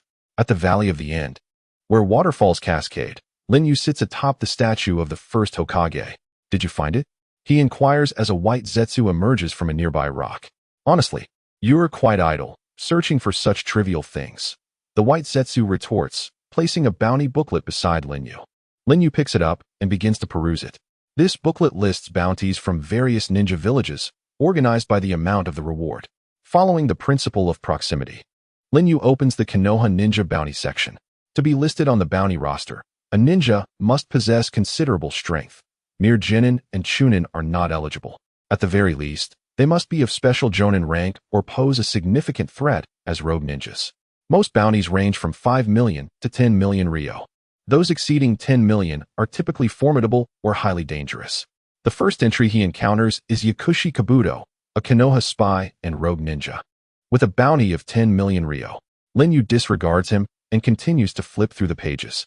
Next, he sees Hatake Kakashi, the son of the White Fang, listed as a Konoha Jonin with a bounty of 13 million ryo. However, beside the 13 million is a red cross, correcting it to 11 million. Oh, why has Kakashi's bounty dropped by 2 million ryo? This is due to your actions, of course. Lin Yu recalls that shortly after his arrival in this world, he had removed Kakashi's Sharingan, which would undoubtedly diminish Kakashi's perceived value in the eyes of his benefactors. Yet, in the long run, losing the Sharingan may open greater prospects for Kakashi. He originally had limited chakra, and acquiring the Sharingan midway in his growth path undoubtedly restricted his potential. As the son of Konoha's White Fang, he specializes in the secret techniques left behind, and it is not beyond possibility for him to reach the level of a Kage. Lin Yu continues to flip through the pages. He finds Asuma Sarutobi, a Konoha Jonin and the son of the third Hokage, with a bounty of 15 million ryo. I recall Asuma's peak bounty was 35 million ryo, which was likely after he became a member of the 12 Guardian Ninja. Lin Yu mutters as he continues to browse. He discovers bounties for nearly all prominent Konoha figures, including elite Jonin, the legendary 3, and even the 3rd and 4th Hokage. The bounties for the Inuzuka, Nara, and Akimichi clans are 2 million, 2.5 million, and 2,800,000 Ryo, respectively, correlating with their strength. The legendary 3, Tsunade, Jiraiya, and Orochimaru, have bounties of 50 million, 52 million, and 55 million Ryo, with Orochimaru's being slightly higher due to his engagement in perilous experiments and notorious reputation. As for the 3rd Hokage, Sarutobi Hiruzen, and the 4th Hokage, Minato Namikaze, their bounties stand at 66 million and 77 million Ryo, respectively. The disparity in their bounties likely arises from the 3rd's diplomatic nature, which resulted in fewer enemies. These individuals have long been regulars on the bounty list, their rewards remaining static over time, as few dare to challenge their might. As Lin Yu reaches the final section of Konoha, he is surprised to find a newly added page. Upon seeing it, his expression shifts to one of intrigue. Uchiha Yu, identity unknown, assisted a rogue ninja from Amigakure in evading pursuit from Hanzo the Salamander. His strength is acknowledged by Hanzo as being on par with his own. Bounty, 80 million Ryo. Photo missing. Abilities, unknown. Word travels too swiftly, Lin Yu murmurs. Indeed, Hanzo's prediction that his name would spread across the 5 great nations has come to pass quicker than anticipated. Many ninjas, including those from the 5 great nations Umbu, are now inquiring about you. The White Zetsu comments. Well, it matters not. Any foe that obstructs my path shall meet a singular fate, death. Lin Yu states coldly. So, who will be the unfortunate soul today? The White Zetsu jestingly inquires. Lin Yu ponders for a moment, flipping a few pages forward in the roster, and points. This one. The name Bei Jie is accompanied by a rather sinister visage.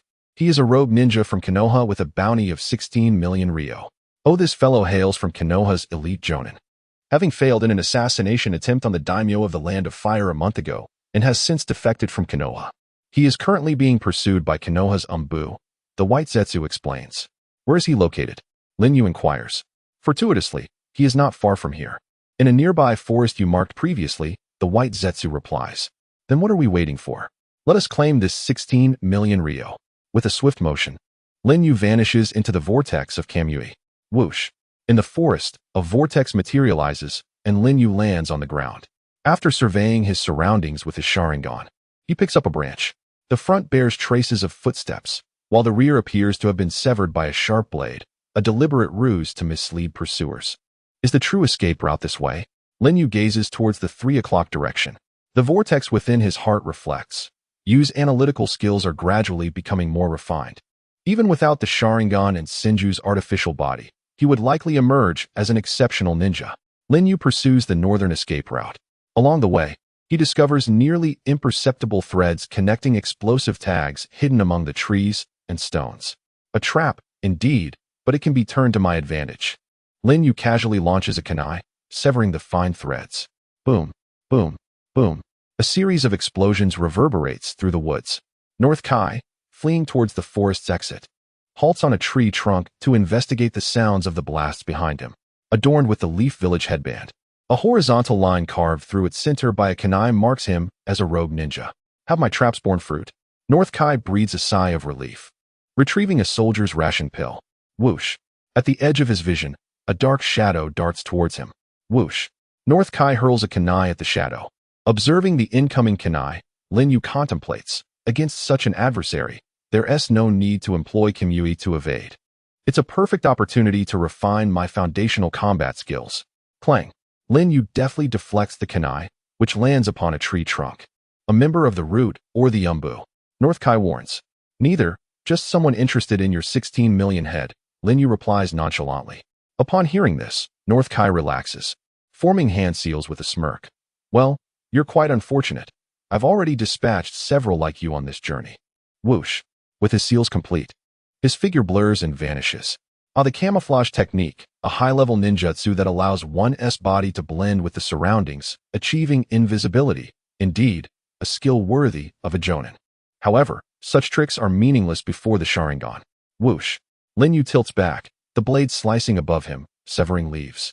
A sensory ninja. As the attack misses, North Kai dispels his camouflage to conserve chakra, and swiftly repositions himself behind Lin Yu. Shadow Dance Leaf. It seems you excel particularly in swordsmanship, Lin Yu murmurs. North Kai swings his ninja blade, executing the Leaf Village sword technique. Dance of the Crescent Moon. Swish, swish, swish. Amidst the interplay of light and shadow, Lin Yu is cleaved into several segments. Yet with a resounding bang, his form transforms into wooden logs that tumble to the ground. This is merely a common substitution technique. What astonishes North Kai is that the speed of Lin Yu's substitution surpasses my swordsmanship. After all, he has assassinated feudal lords before. Though he failed, he should possess more skill than this. Lin Yu now appears atop a nearby tree. Damn it! That remark seems to strike a nerve with North Kai, who roars in anger, scattering numerous shuriken around him, embedding them in the thicket. Each shuriken is entwined with steel wire, and with rapid movements of his hands, North Kai ensnares the surroundings, drawing the wires taut, which ensnare Lin Yu in the process. This is the Great Sword of the Windmill, a technique that young Sasuke barely managed to execute in the Forest of Death during the Chunin exams against Orochimaru. Thanks to the Sharingan, it seems this poses little challenge for a Jonin.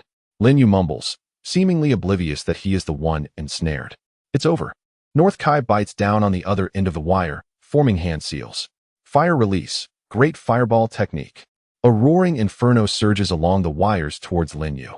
In the end, 16 million. Is this the extent of your prowess? Lin Yu mutters. Crack, crack. With a powerful thrust, he breaks the wires, forming the Uchiha, chakra coalescing at his throat. Fire release. Great fire extinguishment. Boom, boom, boom. A torrent of flames akin to the sea erupts forth, instantaneously melting the wires, consuming the fireball, and sweeping through vast stretches of the forest. During the Fourth Great Ninja War, Uchiha Madara once subdued 20 water-style ninjas with this very technique. Although Lin Yu's fire extinguishment lacks Madara's power, it bears a fraction of his brilliance. A scorching wave engulfs the area, and North Kai gazes at the approaching inferno in despair. What on earth are you? Boom. The flames explode, shooting into the sky, visible from afar. In the distance, 3 Umbu ninjas tracking North Kai halt, shielding themselves from the heat wave as they gaze upon the flames. What magnitude of fire release is this? Could it be that Roots beat us to it? The 2 male Umbu ninjas exclaim in shock. Let us investigate. The female Umbu leads the charge. Upon arriving at the scene, the sight before them is one they will never forget. The fire release has carved out a clearing within the forest, and amidst the charred earth stands a masked youth in a black cloak, clutching a charred corpse. Its features nearly indistinguishable, lamenting to himself.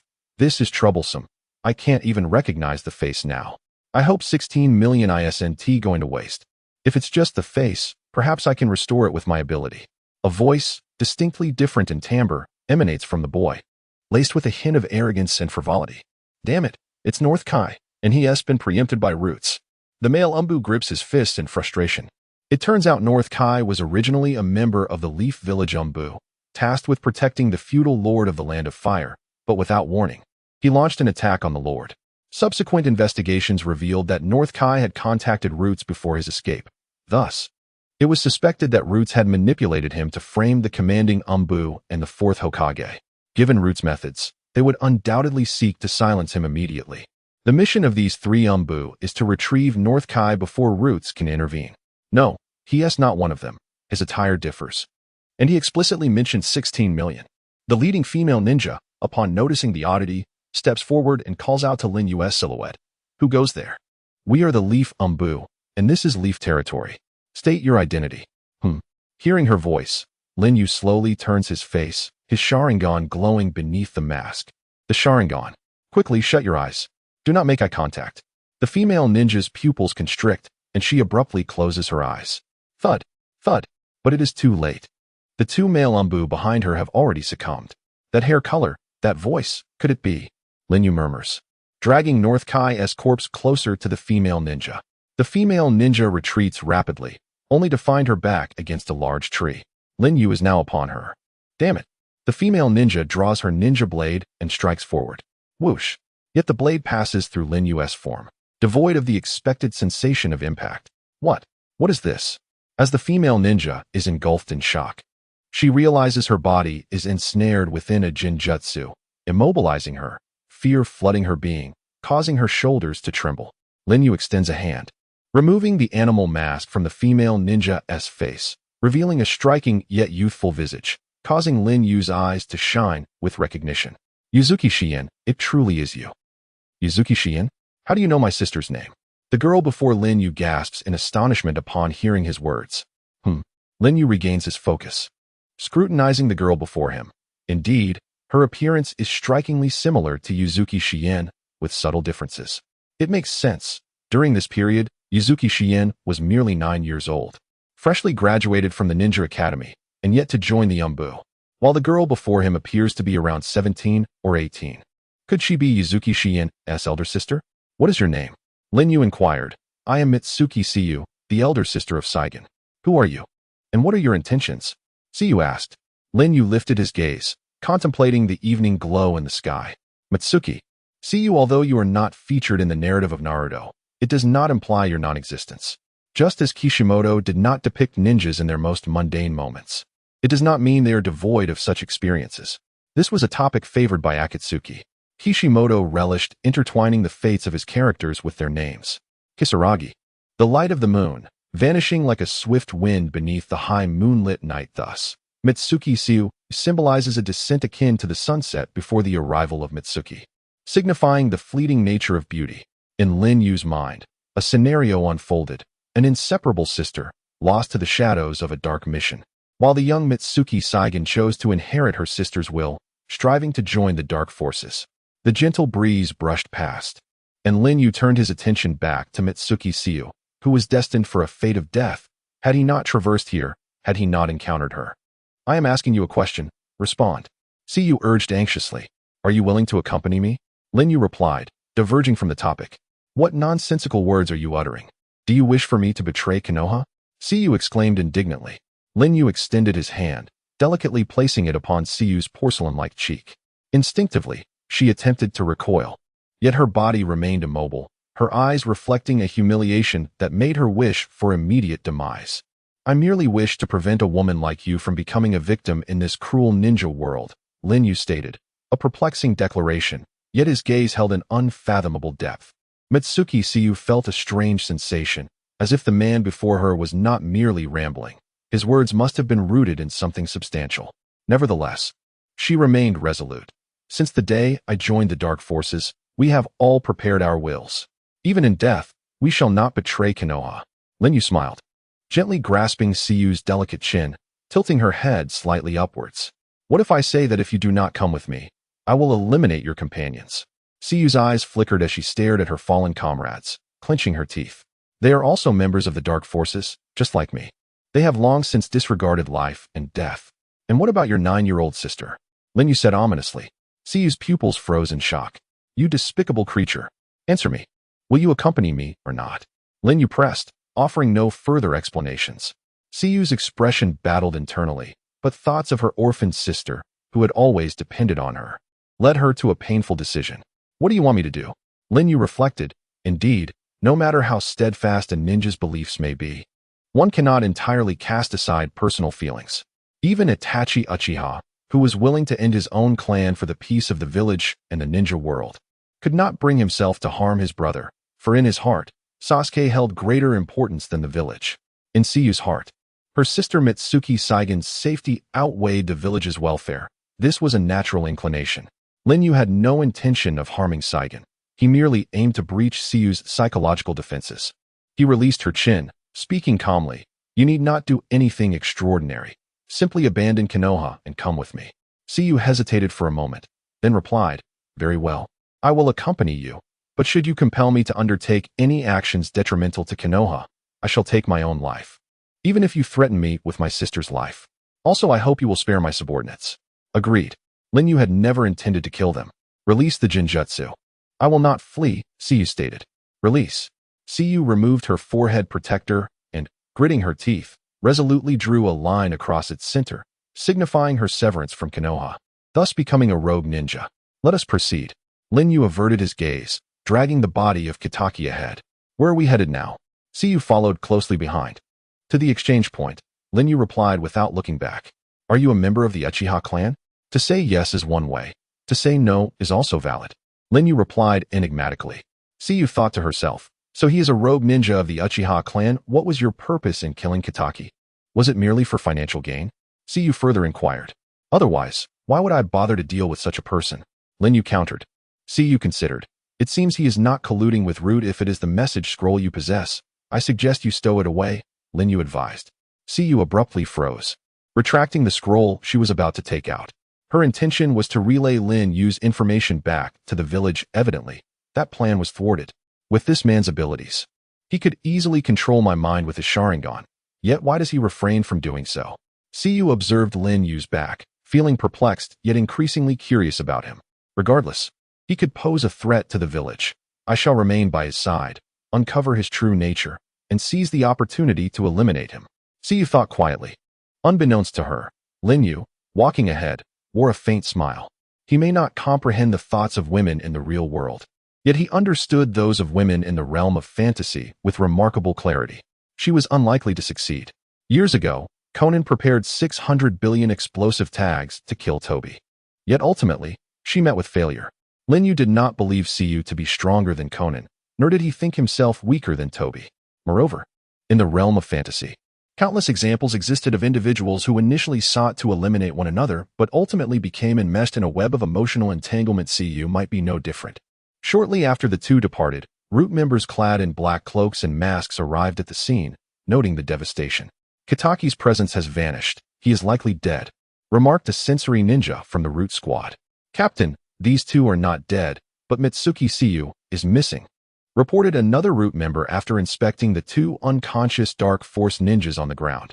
Eliminate them and frame Mitsuki Siyu for it, ordered the Root squad leader, dressed in a white robe. But they are still from the village. Remember, Root's philosophy is to utilize any means necessary to covertly uphold Konoha.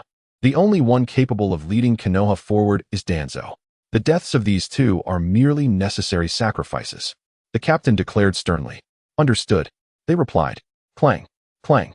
The ninja blades mercilessly pierced the hearts of the two Dark Force members. It is truly ironic that these two Dark Force ninjas escaped Lin Yu's grasp only to fall victim to their own kin's treachery. In truth, Lin Yu had long seen through such schemes. Thus, he sought power. With power comes the right to enjoy freedom, and with power, one can pursue even more of what they desire. Outside a restroom on the outskirts of the Land of Fire, Lin Yu paused. Do not misunderstand. With Hashirama's cells, I do not require sustenance, nor do I need to use the restroom. I came here because the nearest exchange point is located within this very restroom. Wait here. Lin Yu instructed Mitsuki Siyu, then dragged Kataki's body inside. The sound of rushing water echoed. Upon entering the restroom, Uzumaki Ju, Akatsuki's member, detached from Lin Yu. What is it? Lin Yu inquired. It's a rare opportunity to visit a human restroom. I wish to study the sensation of needing to relieve myself. Akatsuki remained fixated on the topic of bodily functions. Do not soil yourself. Each person has their own ambitions, and Lin Yu could not be bothered with this man. After a brief admonition, he approached the wall and gently pushed, causing a hidden door to slam shut behind him. Within the dimly lit exchange center, a row of cold storage cabinets stood, designated for the preservation of corpses. With a resounding thud, Lin Yu casually tossed the body of Bei Jia onto the floor and coldly declared, "Time for a transaction." The manager of the exchange center, a burly man with a thick beard, leaned against the table, a cigarette dangling from his lips as he assessed the corpse before him. Bei Jia's face had been rendered unrecognizable, yet not to the point of complete obscurity. It was the first time the burly man had encountered a body so severely damaged. He could not help but raise his gaze to scrutinize the youthful figure before him, a sense of apprehension creeping into his heart. The boy's age seemed incongruous with the gruesome trophy he presented. However, in the realm of ninjas, judging by appearances is a fool's errand, especially in wartime when one often encounters prodigies at tender ages, and this boy was likely one of them. The burly man set down his cigarette and approached, placing Bei Jia's body into the cabinet. He then perused the bounty list, marking a red X on Bei Jia's page, before retrieving a money box and placing it before Lin Yu. The black market had its own rules. Neither party questioned the other. A corpse was exchanged for cash. Lin Yu did not linger to count the money like Kakuzu. He simply grabbed the box and turned to exit. Is this your first visit? Aren't you going to count the amount? The burly man inquired, curiosity piqued as he lit another cigarette and watched Lin Yu's retreating figure. Lin Yu halted without turning. There is no need. The burly man's expression turned contemplative. In this world, trusting others so easily is ill-advised. Are you not afraid I might shortchange you, or that the money could be counterfeit? Lin Yu turned, his demeanor indifferent. Then that would give me all the more reason to eliminate you and claim your wealth for myself. Such casual words belied an unwavering confidence in his formidable strength. The burly man paused, his cigarette faltering at his lips. Even one who had dealt with the dead for years felt a shiver run down his spine. He was entirely serious. Regaining his composure, the burly man quickly replied, "Little brother, you jest. Our organization only profits from the deceased. We would never deceive the living. I look forward to our next collaboration." Lin Yu averted his gaze and exited. He had no intention of returning anytime soon, as his need for money was not substantial. Upon leaving the exchange center, he was met with an absurd sight. Ah Fei was squatting before a latrine, prodding a dry pile of excrement with a stick. "Must you apply your wood release in such a peculiar manner?" Lin Yu remarked. With a thud, Ah Fei discarded the stick and clapped his hands. "I just invented a technique more powerful than wood release." "What technique?" Lin Yu inquired. "Ninjutsu, the art of stool release." Ah Fei formed hand seals. Nothing happened. The air fell silent. Did I fail?" Ah Fei scratched his head awkwardly. In this cramped space, the atmosphere was tinged with absurdity, and Lin Yu felt as if the very air had become ludicrous. "What a curious technique," Lin Yu coldly commented as he turned to leave.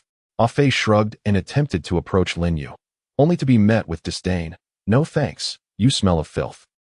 Lin Yu opened the money box and tossed a stack of cash on the ground, casting a glance at Ah Fei as he departed. "Well, never mind." Ah Fei sighed, picking up the money and disappearing into the ground. Awaiting outside, Suki no Yami caught her first glimpse of Lin Yu. He is surprisingly young. Yami, unfamiliar with Obito, could not help but marvel at the fact that such power resided in someone who appeared even younger than herself. "Where to next?" Yami steadied her thoughts and asked.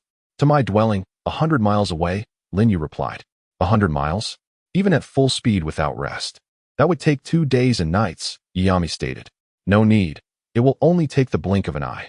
Lin Yu placed his hand on Yami's shoulder, his 3-tomo morphing into a kaleidoscope. With a whoosh, the vortex of Kamui materialized. "This is the space-time eye technique." In all, Yami was drawn into the vortex, soon followed by Lin Yu. The whirlpool vanished. 100 miles away, inside an underground base, Yami surveyed the unfamiliar environment filled with white zetsu and mysterious figures, her emotions in turmoil. Approximately a minute later, Ah Fei's head emerged from the ground. "Too slow," Lin Yu remarked. "I'm not like you. I can't ignore spatial limitations." Ah Fei stated bluntly. "Is everything ready?" Lin Yu inquired. Ah Fei emerged fully, placing a box on the ground. "Your room is prepared, just next to mine. Additionally, this box contains clean clothing and some ninja-specific meals. Make do for now. I will soon establish a hot spring specifically for your use." Having conveyed these instructions, Lin Yu disregarded Yami's astonished expression as he carried the money box toward his quarters. Yami paused for a moment before following Lin Yu closely. At the door to his room, Lin Yu halted. "Stay in your room during the night. Do not wander around the base. If you need anything, summon Zetsu, those white fellows." With that, Lin Yu entered his room. Creak. In the stillness of the night, the door to the adjacent room quietly opened, and under the dim lighting, Yami stepped out. She lingered momentarily before Lin Yu's door, contemplating whether to rush in and confront him, but quickly dismissed the thought. She was no fool and understood that success would not come easily. At the very least, she needed to uncover the secrets hidden here. Yami gazed down the corridor at the tightly shut iron door.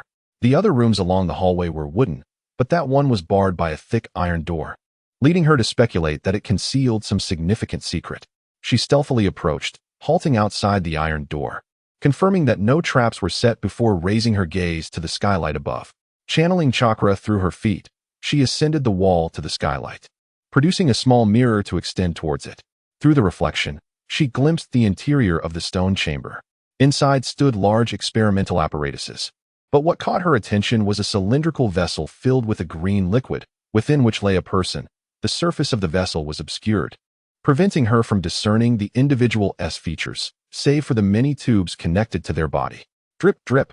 At the end of the apparatus, an outlet dispensed a droplet of golden blood at intervals, filling a glass tube that was now nearly a third full. Before the equipment stood a tall man clad in white robes, exuding an ethereal presence. His long hair accentuated his alluring figure, and a unique knot of rope adorned his waist. He appeared utterly engrossed in his experiments.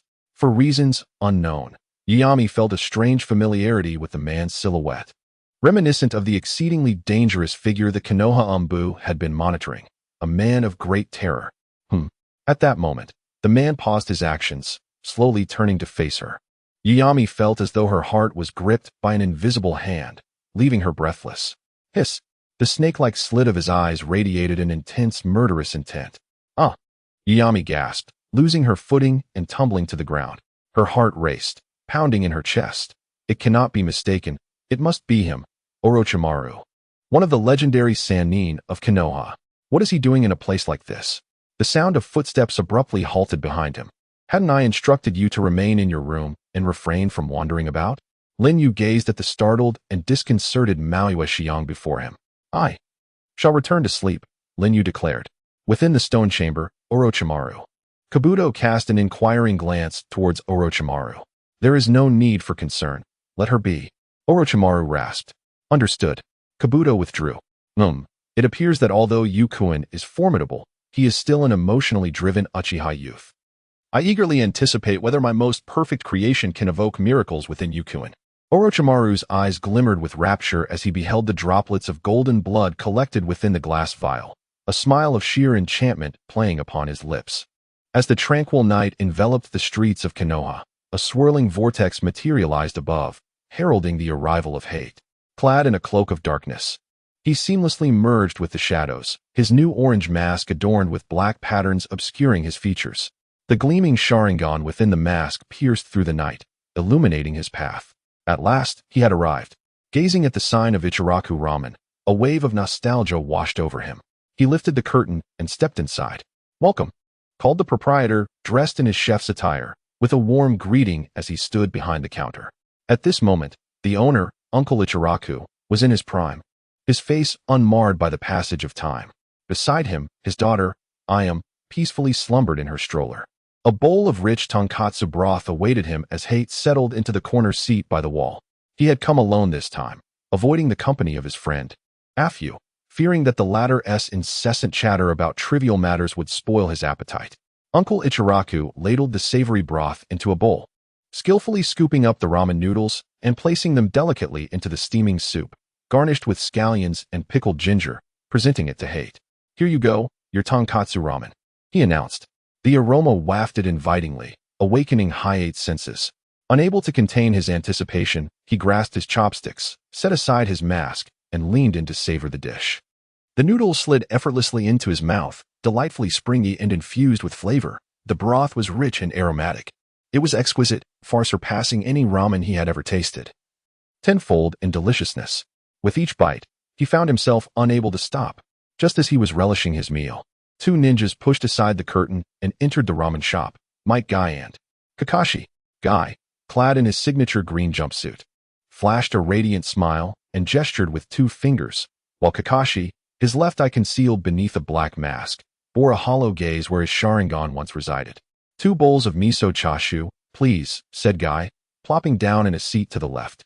Kakashi, in a more languid manner, chose the middle seat, casually turning to Hate. Upon catching a glimpse of Hate's profile, partially hidden by his long hair, Kakashi momentarily lost himself in thought. Here are your miso chashu noodles, Uncle Ichiraku announced, placing the bowls before them, prompting Kakashi to regain his focus. Hey Kakashi, so far, our friendly rivalry stands at 20 wins and 20 losses. How about a contest to see who can finish their ramen first? Guy proposed, brimming with energy. Sorry, I'm just not in the mood for that right now. Kakashi replied, apathetically breaking his chopsticks and pulling down his mask to eat nonchalantly. Guy eyed Kakashi with concern. 6 months prior, Kakashi had suffered immense trauma from the loss of Rin and his Sharingan, having been rescued and confined to Konoha's infirmary for rehabilitation, only recently discharged a month ago. Yet still enveloped in a state of despondency, Guy refocused on his meal, devouring the noodles in under a minute, finishing the broth with a satisfying gulp, and wiping his mouth clean before turning his serious gaze to Kakashi. Kakashi, as your rival and dear friend, I understand your feelings. I too. have faced dark times, referring to his father, might do way. To wallow in despair is to dishonor the memory of the departed. What Obito entrusted to you is not merely his eyes, but his will. If he were alive, he would never wish to see you this way. Kakashi paused, his chopsticks halting as he sighed. I understand everything you're saying, yet I cannot find peace. I failed to protect Rin, and thus, I lack the right to wield that eye. Perhaps this is Obito as punishment for me, taking back his eye, for he must surely loathe me. Guy frowned. Kakashi, are you being too hard on yourself? Perhaps, but I have made up my mind to join Root, Kakashi declared, shocking Guy. Wait, Root, are you serious, Kakashi? Guy exclaimed, incredulous. Realizing he had raised his voice, Guy quickly apologized and lowered his tone. Is this the fourth decision? No, it is my own, Kakashi replied. A fortnight ago, Root's headquarters was attacked by mysterious ninjas, resulting in several casualties. Danzo exaggerated the incident and reported it to the daimyo of the Land of Fire, claiming the fourth intentionally allowed enemies to infiltrate, attempting to undermine Konoha's foundation. Guy frowned. Would the daimyo believe such nonsense? Perhaps not before. But after the assassination of the daimyo by the fourth's direct subordinate, by Kaku, a month ago, suspicions have arisen. Coupled with this latest incident, the situation is decidedly unfavorable for the fourth, Kakashi explained. By Kaku, though formidable, he does not strike me as the type to commit such acts. Could it be the work of Root? Guy speculated. The Umbu also harbored similar suspicions, sending operatives to apprehend Baikaku to uncover the truth. However, just last night, the Umbu team was decimated, led by Yuzuki Yugao. This has severely damaged the credibility of the 4th Umbu. It was only through the 3rd's intervention, leveraging his own reputation for the 4th, that the situation was somewhat defused. However, Root's condition was to place the Nine-Tails Jinchuriki, Kushina, under their supervision, which the daimyo acquiesced to. Jinchuriki? Could it be that Danzo is plotting? Guy began.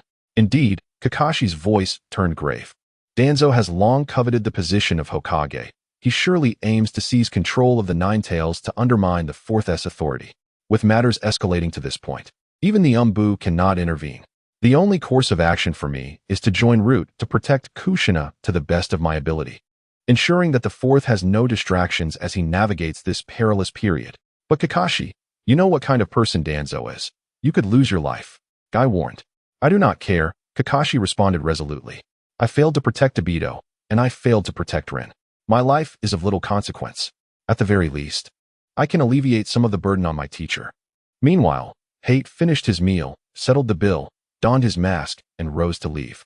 On the sparsely populated street, he gazed at the moon obscured by dark clouds, his eyes deep with contemplation. Although he had no immediate plans to capture the Nine-Tails, allowing it to fall into Danzo's hands would only create further complications. In the narrative I wish to unfold, Naruto is no longer the protagonist, at the very least. I must restore to him a carefree childhood, ensuring history does not repeat itself. Kushina shall be the last Jinchuriki of the Nine-Tails in the annals of ninja history. A chilling wind swept through the street as Hate turned to face the village's darkness. Danzo, it seems, it is time to confront him. In a secluded and shadowy corner of Konoha, there was a room adorned with traditional decor.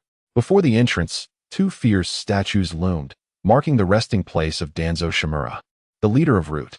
Inside, Danzo sat at a table, illuminated by candlelight as he perused a confidential missive from Hanzo the Salamander, leader of the Rain Shinobi.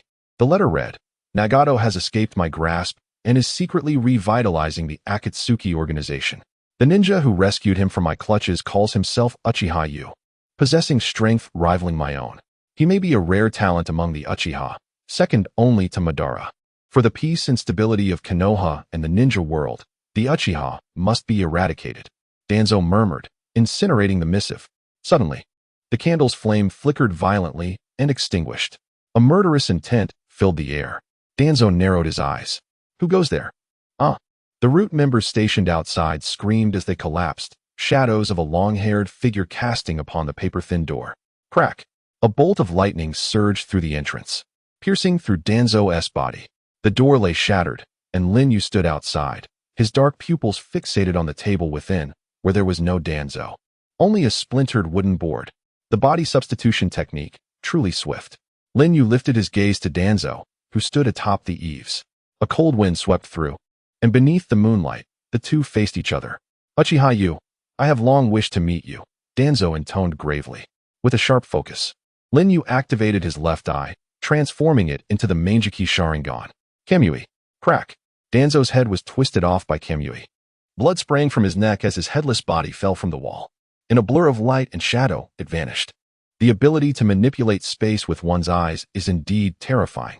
Danzo's voice emerged from another side, revealing him enscathed atop a stone statue. As he unraveled the bandages from his right eye, revealing the Sharingan beneath, while swiftly forming hand seals and drawing in a deep breath. Wind release, vacuum wave. Whoosh. The vacuum wave swept through, cleaving houses, walls, and anything else in its path, yet Lin Yu remained unscathed. I see now. Allowing the medium to penetrate your body nullifies attacks. This must be the power of your other Manjiki Sharingan, truly impeccable eyes.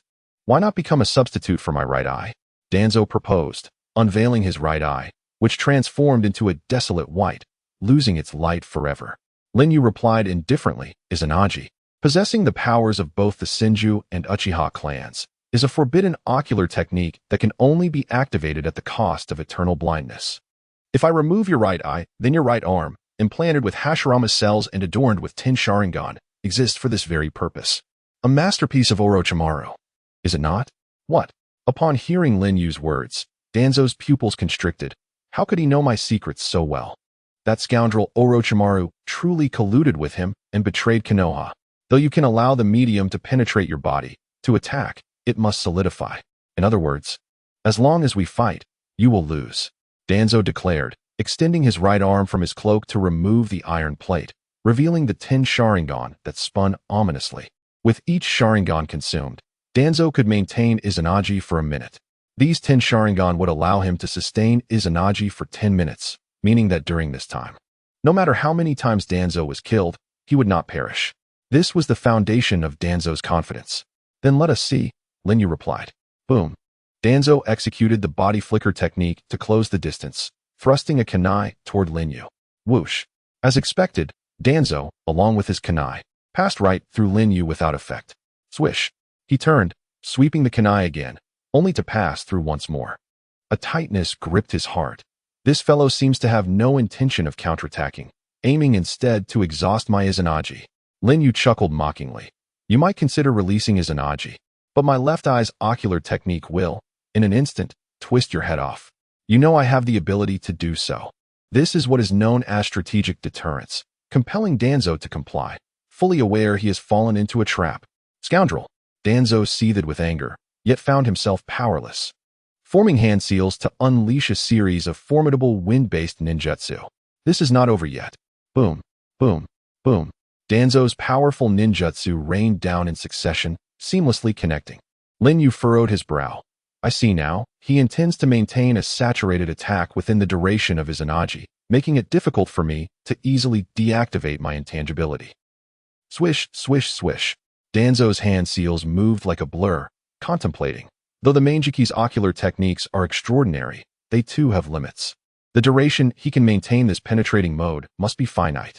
Lin Yu thought to himself, it seems he wishes to gamble on the duration of his Izanagi exceeding my intangibility mode. Very well, I shall wager with you. Boom, boom, boom. Under Danzo's unrelenting barrage of ninjutsu, the area was almost reduced to rubble. Time passed, and one by one, the Sharingan on Danzo's right arm began to close, each lost eye taking its toll, unable to reopen. For minutes passed, and 4 Sharingan had closed. Yet Lin Yu's intangibility mode remained active. This damned ocular technique. Danzo was frantic, but dared not pause his hand seals, fearing that if he stopped, Lin Yu's ocular technique would reset, and all his efforts would be in vain. However, this relentless casting took its toll, not only on his eyes but on his chakra, which was rapidly depleting. Time continued to slip away, a torment for Danzo. Finally, the 5th Sharingan closed. Swish. At that moment, Lin Yu formed hand seals. Fire release, great fireball technique. Boom. The fireball collided with the oncoming wind release, the opposing attributes clashing to create an even more intense fire release that engulfed Danzo. Izanagi activated, transforming adverse factors into a dream, and Danzo reappeared elsewhere. Though suppressed, he wore a face of bitter joy. 5 minutes, that is your limit. I have won. Not so fast. Lin Yu's Manjiki erupted in light. Susanoo. Roaring. Azure chakra flames enveloped Lin Yu, transforming into a colossal skeletal figure, muscles and veins intertwining around the bones, forming an outer layer. Susanoo, though challenging, it is not beyond my capability to shatter. Danzo's expression turned serious, yet he remained composed. In the original narrative, his battle with Sasuke confirmed his ability to break through the second form of Susanoo. However, Danzo's expression froze completely. Raging flames. 4. Outside the skeletal structure of Susanoo, even more formidable chakra flames ignited, stabilizing into a majestic armor that encased Susanoo entirely. Susanoo, third form, Yata no Kagami. This is the most powerful form of half-body Susanoo. The complete form can only be achieved by unlocking the eternal Manjiki Sharingan or obtaining the power of the Sage of Six Paths. Danzo gazed at the towering 20-meter Susanoo. Stunned, Lin Yu spoke solemnly. Danzo, do you still have faith in your ability to break through it within the remaining 5 minutes? Danzo gritted his teeth, refusing to concede. I do not believe you can maintain such a potent chakra body for long. Heh, it appears you have forgotten something. Lin Yu smiled, as tendrils of wood spiraled down from beneath his right arm. Would release. Why did I forget? He too possesses the powers of the first Hokage. Danzo's heart sank, realizing he lacked the strength to break this Susanoo. Yet, as a seasoned shadow-level figure, Danzo remained unflustered. The commotion from our battle will undoubtedly attract the village's strongest. There will be no need to wait 5 minutes. They will arrive shortly. Hiruzen Sarutobi. The Yellow Flash, numerous elite jonin. No matter how powerful you are, you cannot survive our onslaught. Lin Yu smiled nonchalantly. Heh, I am in no rush to kill you. Orochimaru is already at my service. The eyes in your right arm can no longer replenish, even if you escape this time. With only 5 Sharingan remaining in your right arm. No, soon to be 4. Do you have confidence in surviving the next encounter? Lin Yu threatened Danzo openly. Danzo's fists clenched tightly. And finally, he softened his stance. What is your true purpose in coming here? Cease all accusations against the 4th Hokage. And do not lay a hand on the Nine-Tails Jinchuriki, Kushina Uzumaki, or else you and your roots shall vanish from this world. Remember my words, Danzo. Whoosh. As the words fell, Lin Yu vanished into the vortex of Kamui. Several seconds after his departure, the towering Yata no Kagami, manifesting the Susanoo before Danzo, dissipated amidst a thunderous roar, leaving behind indelible marks upon the earth and an expression of endless resentment and humiliation on Danzo's face. On the mountains outside Konoha, Lin Yu leaned against a tree, gazing down at the village. Whoosh. Moments later, his hand passed through the trunk. Contemplating, he pondered. So it is. The limit of the penetration mode is 5 minutes. If one reaches the critical state and disengages, it requires another 5 minutes to reset. Glyulu. The vortex of Kamui revealed Obito emerging from the ground nearby. So, you've come to this place. Konoha seems to be in a bit of disarray. The 3rd, 4th, and a multitude of jonin have gathered. Is this your doing? Obito inquired. I just had a meal and took the opportunity to give Danzo a warning. Lin Yu replied. Obito stood beside Lin Yu, both observing Konoha. Just a reminder, yet not directly eliminating him. It seems conditions did not permit such actions. Lin Yu nodded. Indeed, if circumstances allowed, I would prefer to eradicate the tumor that is Danzo immediately. However, after tonight's encounter, he would likely refrain from making any moves against the Nine-Tails in the near future. You still seem somewhat unwilling to accept this, Obito remarked. There is no choice. An organized entity like Konoha, which collaborates with major nations, is challenging to combat with individual strength, unless one reaches the realm of the Sage of Six Paths. Lin Yu stated. Will you not consider collecting tailed beasts to become a Jinchuriki? Obito turned to Lin Yu. Lin Yu shook his head. Madara has turned Rin into the Three-Tails Jinchuriki.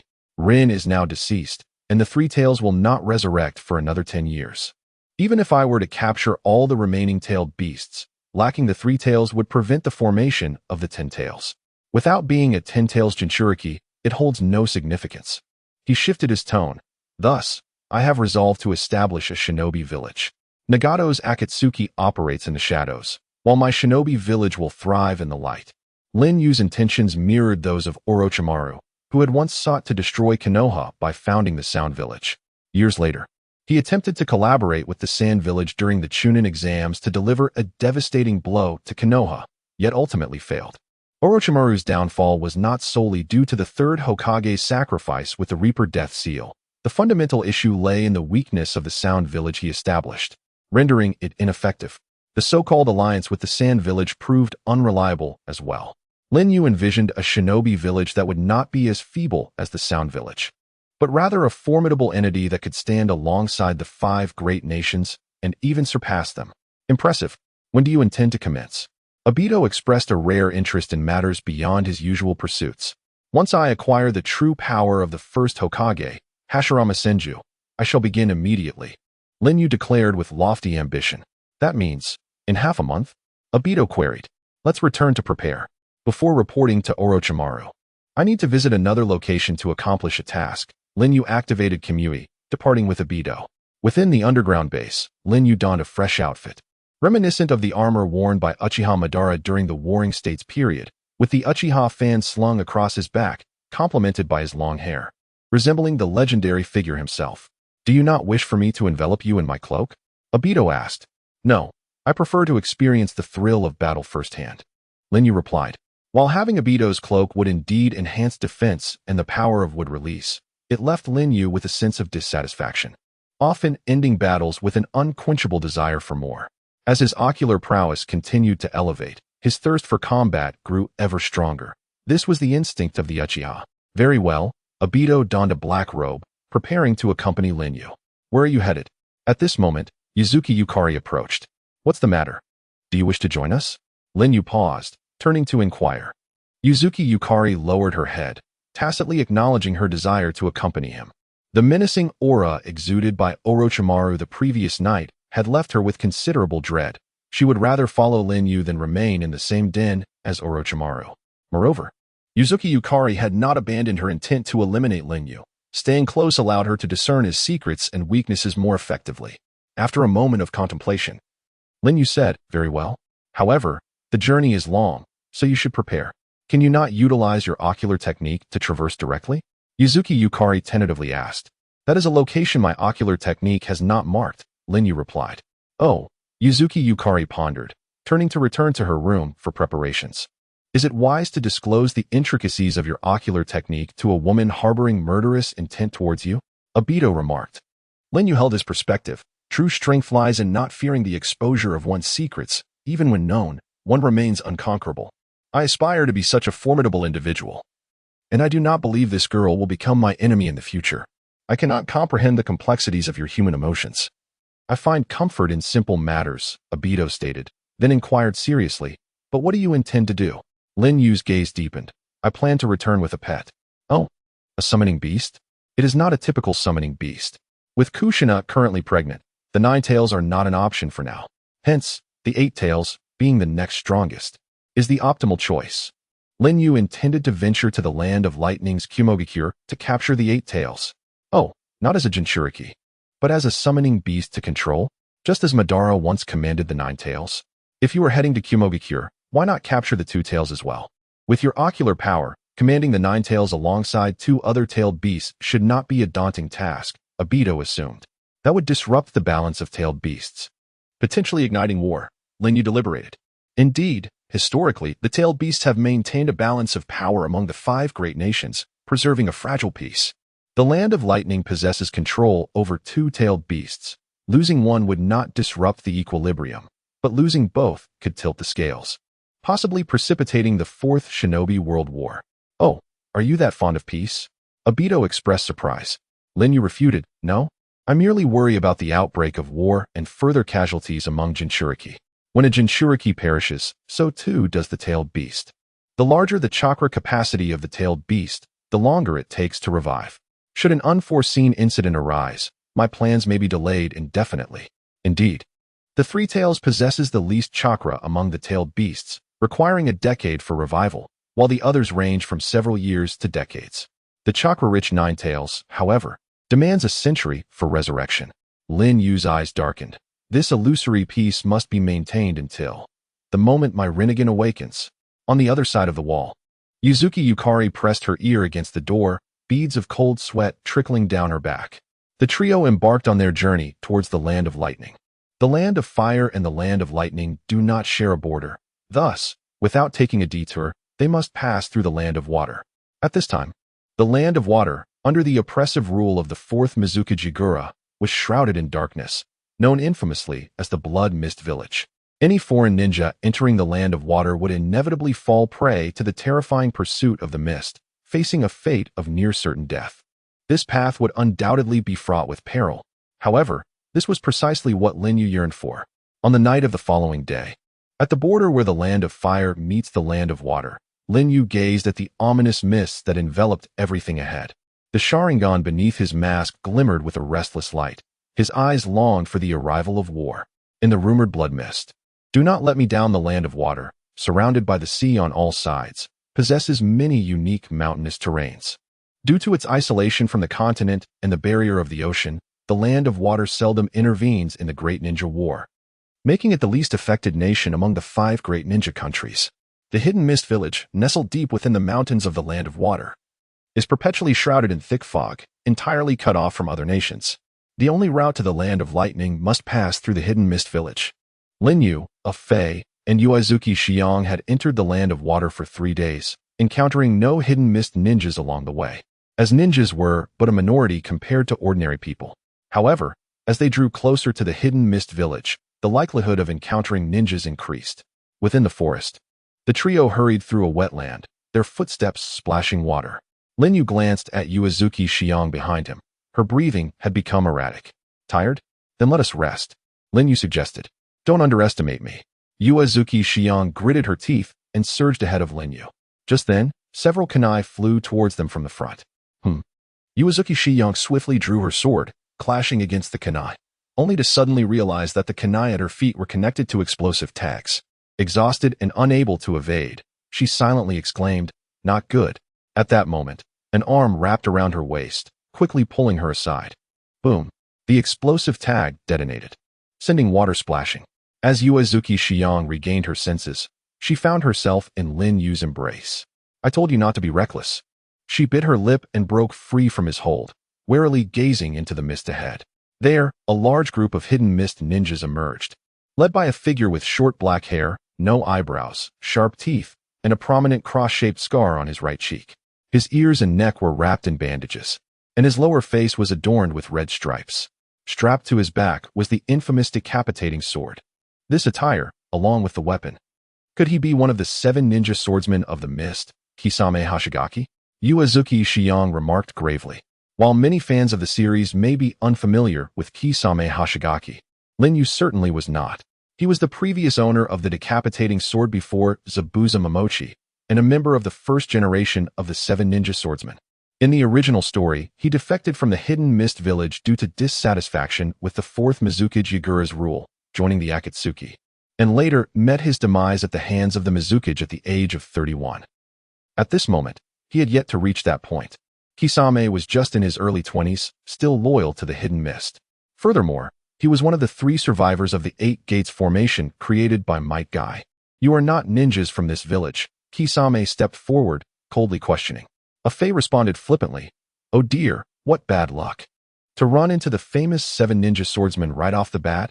I wish I could go home."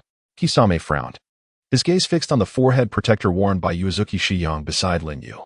"A rogue ninja from Konoha," he murmured, drawing the decapitating sword from his back. "Speak. What are your intentions for coming here? If you confess honestly, I might leave your corpses intact. However, once I ascertain your ninjutsu capabilities." "That is the rule in the blood mist." "Oh, so terrifying," a Fei exclaimed dramatically. "You step aside and go to a Fei's side," Lin Yu instructed Uchiha Obito.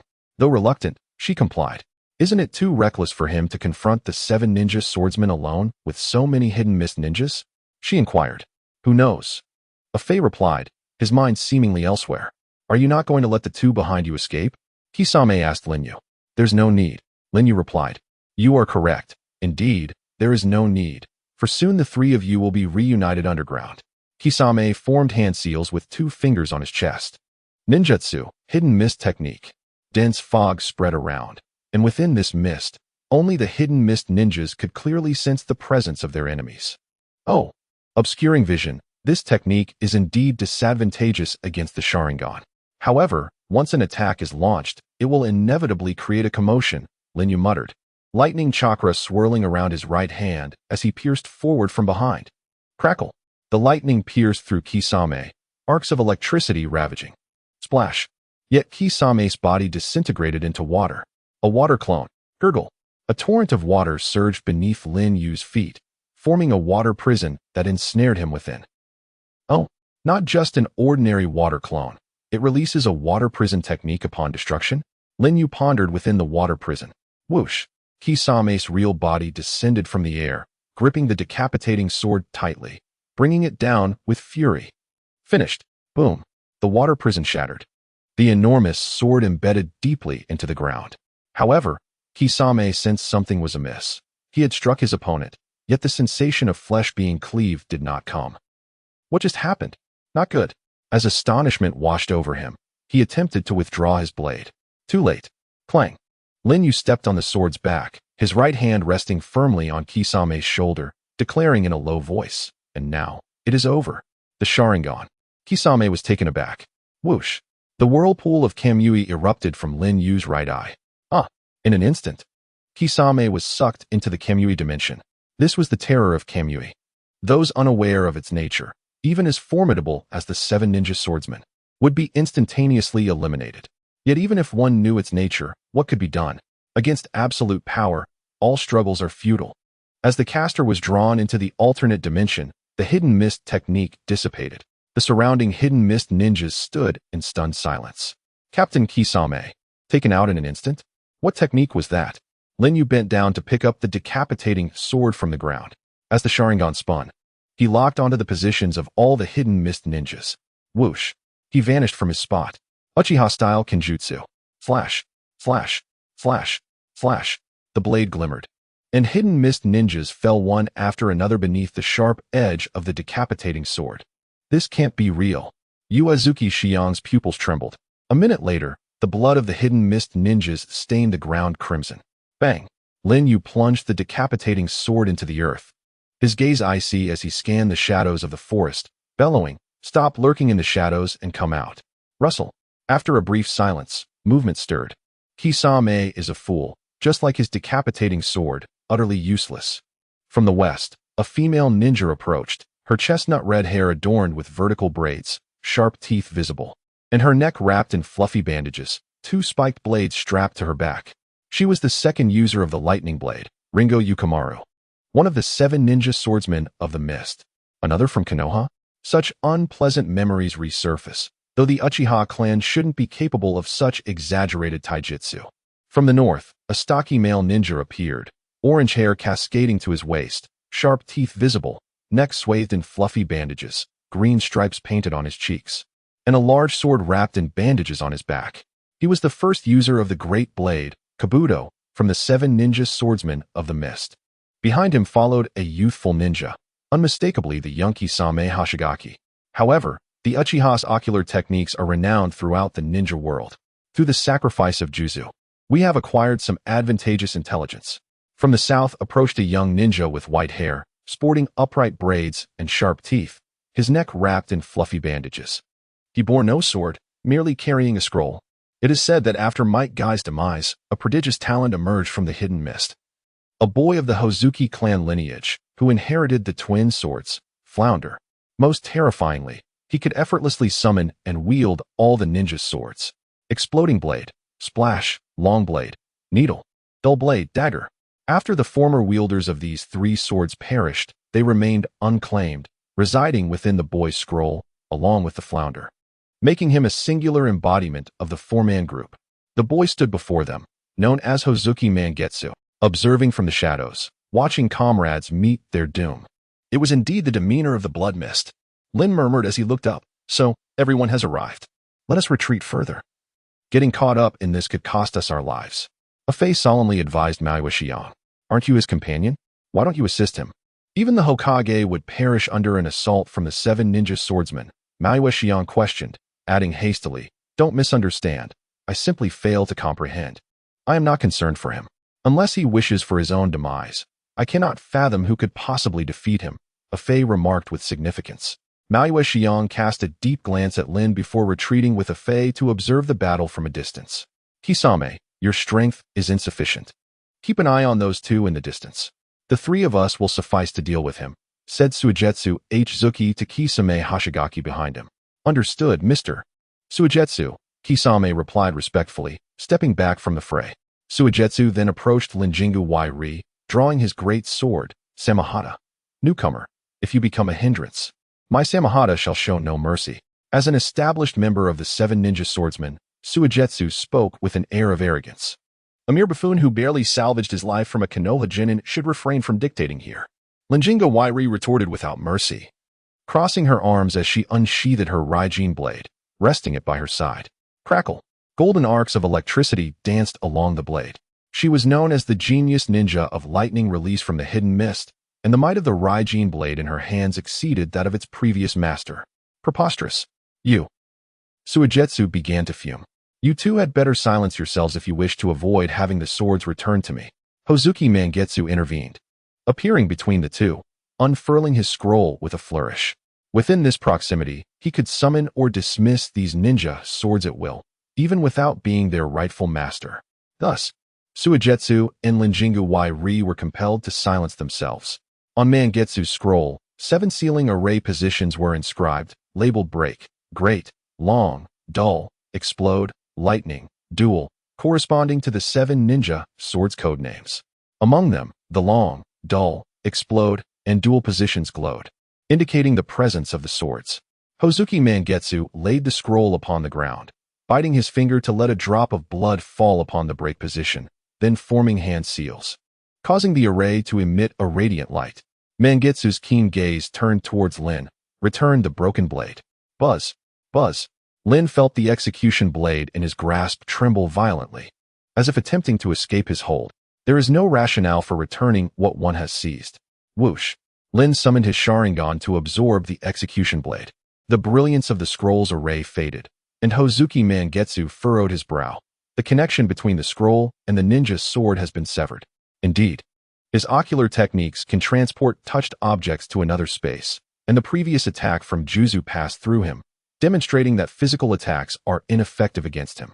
But what of ninjutsu attacks? Hozuki Mangetsu formed his fingers into the shape of a gun, aiming at Lin from a distance. Unleashing the Hozuki clan's secret technique, water iron cannon. Bayu. High-density water, compressed into high-pressure water bullets shot forth from his fingertips, piercing through Lin's body and, in the blink of an eye, penetrating several trees behind him, ultimately leaving deep holes in a large boulder. Maui Xiang gazed in astonishment at the hole mere inches away. It seems this place is also unsafe. Let us move further back. A face suggested. Hozuki Mangetsu lowered his fingers, his expression growing more serious. If even ninjutsu attacks prove ineffective, then the sole opening lies in the necessity for him to materialize during his attack. An astute analysis, but Lin initiated a horse seal. Dense fire release chakra coalescing in his throat. Fire release, great fire annihilation. A roaring sea of flames surged across the earth, engulfing the 3, instantly evaporating the standing water on the ground. Such an exaggerated fire release. Even the 3 masters of water release dared not underestimate it. The 3 simultaneously formed hand seals. Water release, water dragon triple strike. Boom, boom, boom. 3 water dragons surged from the ground, clashing with the flames, sizzling. Kisame Hashigaki covered his face with his hand, marveling. Is this the fire release that the Uchiha clan prides itself on? It takes all 3 of these water release experts to simultaneously use water dragon bullets to counter it. The elemental advantage holds no significance. Truly terrifying. Lin formed hand seals, unleashing a powerful wind release technique that he had copied from his battle with Danzo the previous night. Wind release, vacuum great sphere. The vacuum wave swept through, slicing apart the steam. Suigetsu swung Samahata with brute strength, smashing it to block the wind technique. Crackle. Linjingu Wairi, utilizing body flicker technique, appeared beside Lin, her twin swords crackling with golden lightning as she struck downwards. Clang. Lin swiftly drew the Uchiha fan from behind him, parrying the lightning slash. This fan can absorb my lightning release chakra. Linjingu Wairi gasped in shock while suspended in the air. Lin commended. Concentrating lightning release chakra in your feet to execute body flicker technique. Attacking the moment my technique materializes. Truly deserving of the title genius of lightning release. However, Uchiha rebound. Crackle. The absorbed lightning slash erupted from the fan. Lin Ri was hurled away, dragging her feet across the ground. Retreating to her two comrades, blood streaming from her shoulders, gritting her teeth. His fan not only blocked my lightning slash, but even rebounded it. That fan is a relic from Madara's era. During the Fourth Great Ninja War, Madara used it to execute Uchiha Rebound, even sending Naruto's mini-tailed beast ball back. I will engage him closely to draw him in. Lin Yu, prepare your long-range attack. Hozuki Mangetsu declared, summoning the twin swords, flounder to his hands. Understood. Lin Ri rose. Lightning release, natural lightning.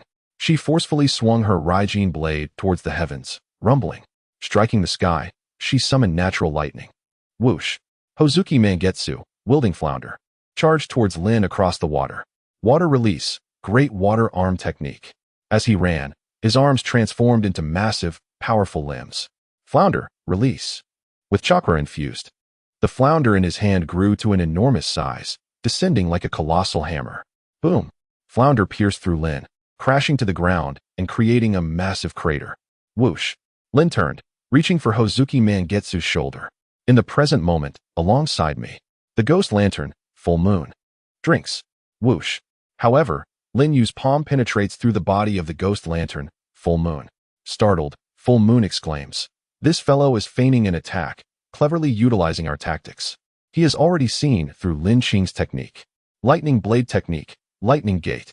In the distance, Lin Yuri suddenly plunges her twin blades into the ground. Crackle. The natural lightning previously severed by her, guided by the lightning blade, transforms into a wide-ranging lightning strike. Yet, the only one shrieking in agony from the lightning strike is the ghost lantern, full moon. Crackle. If it weren't for my timely water transformation technique, it would have been truly disastrous. However, this lightning has ultimately inflicted considerable injury upon me. The body of the ghost lantern, full moon, dissolves into a puddle on the ground. Then allow me to escort you on your journey. Hiss. A powerful lightning chakra coalesces in Lin Yu's right hand, emitting a sharp hiss. It is none other than Kakashi Hatake's signature technique, lightning release. Chidori. He feigns a thrust towards the ghost lantern, full moon. At that moment, Lin Yuri flies in, her thunder-imbued twin blades slashing forth. Beneath her mask, Lin Yu's eyes glimmer with cunning. Whoosh. Whoosh. The twin blades once again pass through Lin Yu's form, executing the same trick. Yet this time, he performs it with greater realism. What? By the time Lin Yuri senses something amiss, it is too late. The two lightning blades pierce the ghost lantern, full moon. The latter emits a cry of pain. Before Lin Yu stands the unguarded back of Lin Yuri. He realizes an undeniable truth. When the divine might is wielded proficiently, it can indeed lead to death. Snap. Lin Yu's electrified right hand emerges from Lin Yuri's chest. Wow. Lin Qing spews forth a torrent of blood, her eyes wide open, already. Beyond saving, Lin Yu withdraws his arm, and Lin Yuri collapses lifelessly to the ground. Out of the corner of his eye, he glimpses the horrified expression of Suka Mountain's pufferfish demon. So then, what comes next? Whoosh. The right eye of divine might absorbs itself, appearing like a specter behind Suka Mountain's pufferfish demon, a hand reaching towards his shoulder. It is over. Suddenly, a sword thrusts in from the side. It is Kisame Hashigaki. Lin Yu immediately switches to penetration mode. Kisame's sword passes through, and at the same time, the pupils beneath Lin Yu's mask meet Kisame's gaze. Genjutsu, Sharingan. Kisame's pupils constrict sharply. Suka Mountain's pufferfish demon senses the anomaly behind him, swinging his great sword, Samahata. Lin Yu blocks with a fan. With a clang, Lin Yu uses the force to retreat. Kisame, well done. If it weren't for you, things could have been perilous just now. Suka Mountain's pufferfish demon feels a lingering dread. Crack. Without warning, Kisame's sword has sliced across Suka Mountain's pufferfish demon's throat. Kisame you. Thud. Suka Mountain's pufferfish demon kneels, clutching his gushing throat. His bloodshot eyes fixed on Kisame. Yet Kisame appears dazed. So it was the Jinjutsu of the Sharingan. It must die, time and again, Konoha. In a swirl of unending resentment, Suka Mountain's pufferfish demon breathes his last. Fate is indeed intriguing. In the original tale, Suka Mountain's pufferfish demon perishes at the hands of his capable subordinate, Kisame Hashigaki. Here, Lin Yu has bestowed him with the same fate. With Lin Yuri and Suka Mountain's pufferfish demon perishing one after the other, the sole survivor, the ghost lantern, full moon, is pinned to the ground by the lightning blade, the continuous release of lightning rendering his half-liquid form completely paralyzed and immobile. Kisame, finish off the ghost lantern. Full moon. Lin Yu issues the command to Kisame within the Jinjutsu. Kisame, in a daze, approaches the ghost lantern, full moon, raising his sword high. To thrust downward. Snap. Blood sprays forth. Lin Yu's eyes narrow. Kisame Hashigaki has thrust the sword into his own thigh, cold sweat soaking his body. Gasping heavily, he has managed to break free from Lin Yu's Jinjutsu through sheer agony. Even Lin Yu must sincerely commend. Kisame Hashigaki, you truly are remarkable. Kisame weakly sighs. Even I cannot bear to be manipulated by Jinjutsu twice. However, the fact that I killed my own superior is undeniable. In this case, I have no face to meet the fourth Mizukichi. Saying this, he withdraws the lightning blade that had restrained the ghost lantern, full moon. Full moon rises, solemnly stating, I fear we shall not see the fourth Mizukichi either, for this person's strength surpasses even Lord Yagura. Lin Yu remains noncommittal, stepping forward to lift Kisame's Semihata from the ground, absorbing it with his right eye, and then kicking the corpse of Suka Mountain's pufferfish demon aside. Boom, boom, boom. The azure chakra flames blaze. Susanoo liberates, entering its second form. Clad in Susanoo, Lin Yu approaches Kisame Hashigaki and the ghost lantern, full moon, with overwhelming force, declaring, if you wish for me to spare your lives, you must break this Susanoo. To receive a path to survival from you is indeed a joyful matter. Yet I find no joy in it at all.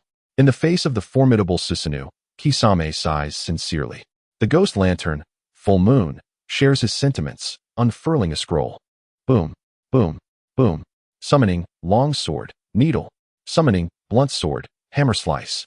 Summoning, explosive blade, spray. Kisame, choose any one of these swords that suits you. The ghost lantern, full moon, declares, then I shall not hold back. Kisame Hashigaki responds, his gaze flitting among the three ninja swords. The long sword, needle, shaped like an enormous sewing needle, connects to a resilient wire at its rear, possessing the strongest piercing power among the 7 blades, capable of stitching enemies together upon piercing them. Kisame weighs the needle in his hand, but ultimately sets it down, for it is too light, lacking heft in its swing. The blunt sword, hammer slice, with one end connected to the blade and the other to a hammer, employs a technique of first slashing with the sword and then striking the back of the blade with the hammer to add force, reputed to shatter all defenses. Kisame weighs it, finding it well balanced, yet he still puts it down, as this iron-working style of attack is not to his liking. He prefers a more direct approach to end the battle. Thus, he opts for the explosive blade, spray, which perfectly integrates explosive power into its blade. Upon striking an enemy, the explosion scroll detonates, delivering a powerful blast. The fiercer the swing, the more devastating the explosion, possessing the most lethal destructive capability. To obliterate that, the explosive blade, the blunt sword, and the flounder, the 3 most powerful ninja swords, are indispensable. The ghost lantern, full moon, proclaims, forming hand seals. Boom. Amidst the white smoke, a shadow clone appears beside him. With your current chakra, is this all right? Kisame inquires. There is no time to concern ourselves with that. This pertains to the survival of the 7 ninja swordsmen of the mist. The ghost lantern, full moon, asserts. Lin Yu speaks in a deep voice. Come.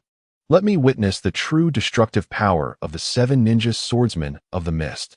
The ghost lantern, full moon, in his true form, wields the twin blades, flounder, circling behind Susanoo, his arms transforming into the great water arms, pouring chakra without reservation, the blades becoming exceedingly exaggerated. The ghost lantern's clone wields the blunt sword, hammer slice, charging straight towards Susanoo's front, equally activating the great water arms, one hand holding the sword, the other grasping the hammer. Boom. The blade swings down with all its might, striking Susanoo. Boom. Simultaneously, the heavy hammer smashes down upon the blade's back. Crack. A fissure appears on Susanoo's exterior. Flounder, liberation. Almost simultaneously, the ghost lantern, full moon's fully liberated flounder crashes heavily against Susanoo's back. Crack. Crack. The simultaneous assault causes the fissure at the front of Susanoo to widen further. Boom. The shadow clone of Hatsuki Mangetsu has been dispelled. His sweating main body commanded. Kisame now. Strike. The shark-like Kisame leapt high, wielding the explosive blade, Tatsumaki, and cleaved it down upon the fissure before Susanoo. A thunderous roar erupted as the violent explosion unleashed from the blade engulfed the entirety of Susanoo. Both Kisame and Otsutsuki Mangetsu were forcefully hurled away. In the distance, Uzumaki's pupils constricted sharply, his hand instinctively clenching. Indeed, they are the 7 ninja swordsmen, Kisame and Otsutsuki Mangetsu. I, Uchiha, acknowledge your strength, and shall refer to you as the demonic duo of Kirigakure. Today, I shall grant you mercy, and should you find no refuge in the village hidden in mist in the future, consider joining Akatsuki. No, simply report to my ninja village. From the flames of the explosion, Lin Yu emerged unscathed and addressed the battered and exhausted demonic duo. Upon hearing Lin Yu's promise, both Otsutsuki Mangetsu and Kisame sighed in relief. These two, having adapted to the harsh environment of the blood mist and achieving their current status, were not afraid of death, yet they did not wish to relinquish their lives lightly. Lin Yu stowed away the Raijin blade, Tachi, and approached Otsutsuki Mangetsu, tossing down his decapitating sword before him. One blade for another, no objections, I presume? Otsutsuki Mangetsu smiled wryly. Even if you were to take all 7 blades, I wouldn't dare object. Lin Yu remained non-committal, simply inquiring, you have a younger brother, correct?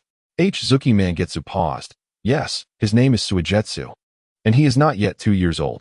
When you come to report later, bring him along. Lin Yu turned and walked towards Kisame. Otsutsuki Mangetsu watched Lin Yu's retreating figure and remarked, are you so certain that I will find no refuge in Kirigakure? The 7 ninja swordsmen hold a position second only to the Mizukage. Even in the so-called blood mist, we are indispensable. Lin Yu offered no response to Otsutsuki Mangetsu's query as he approached Kisame.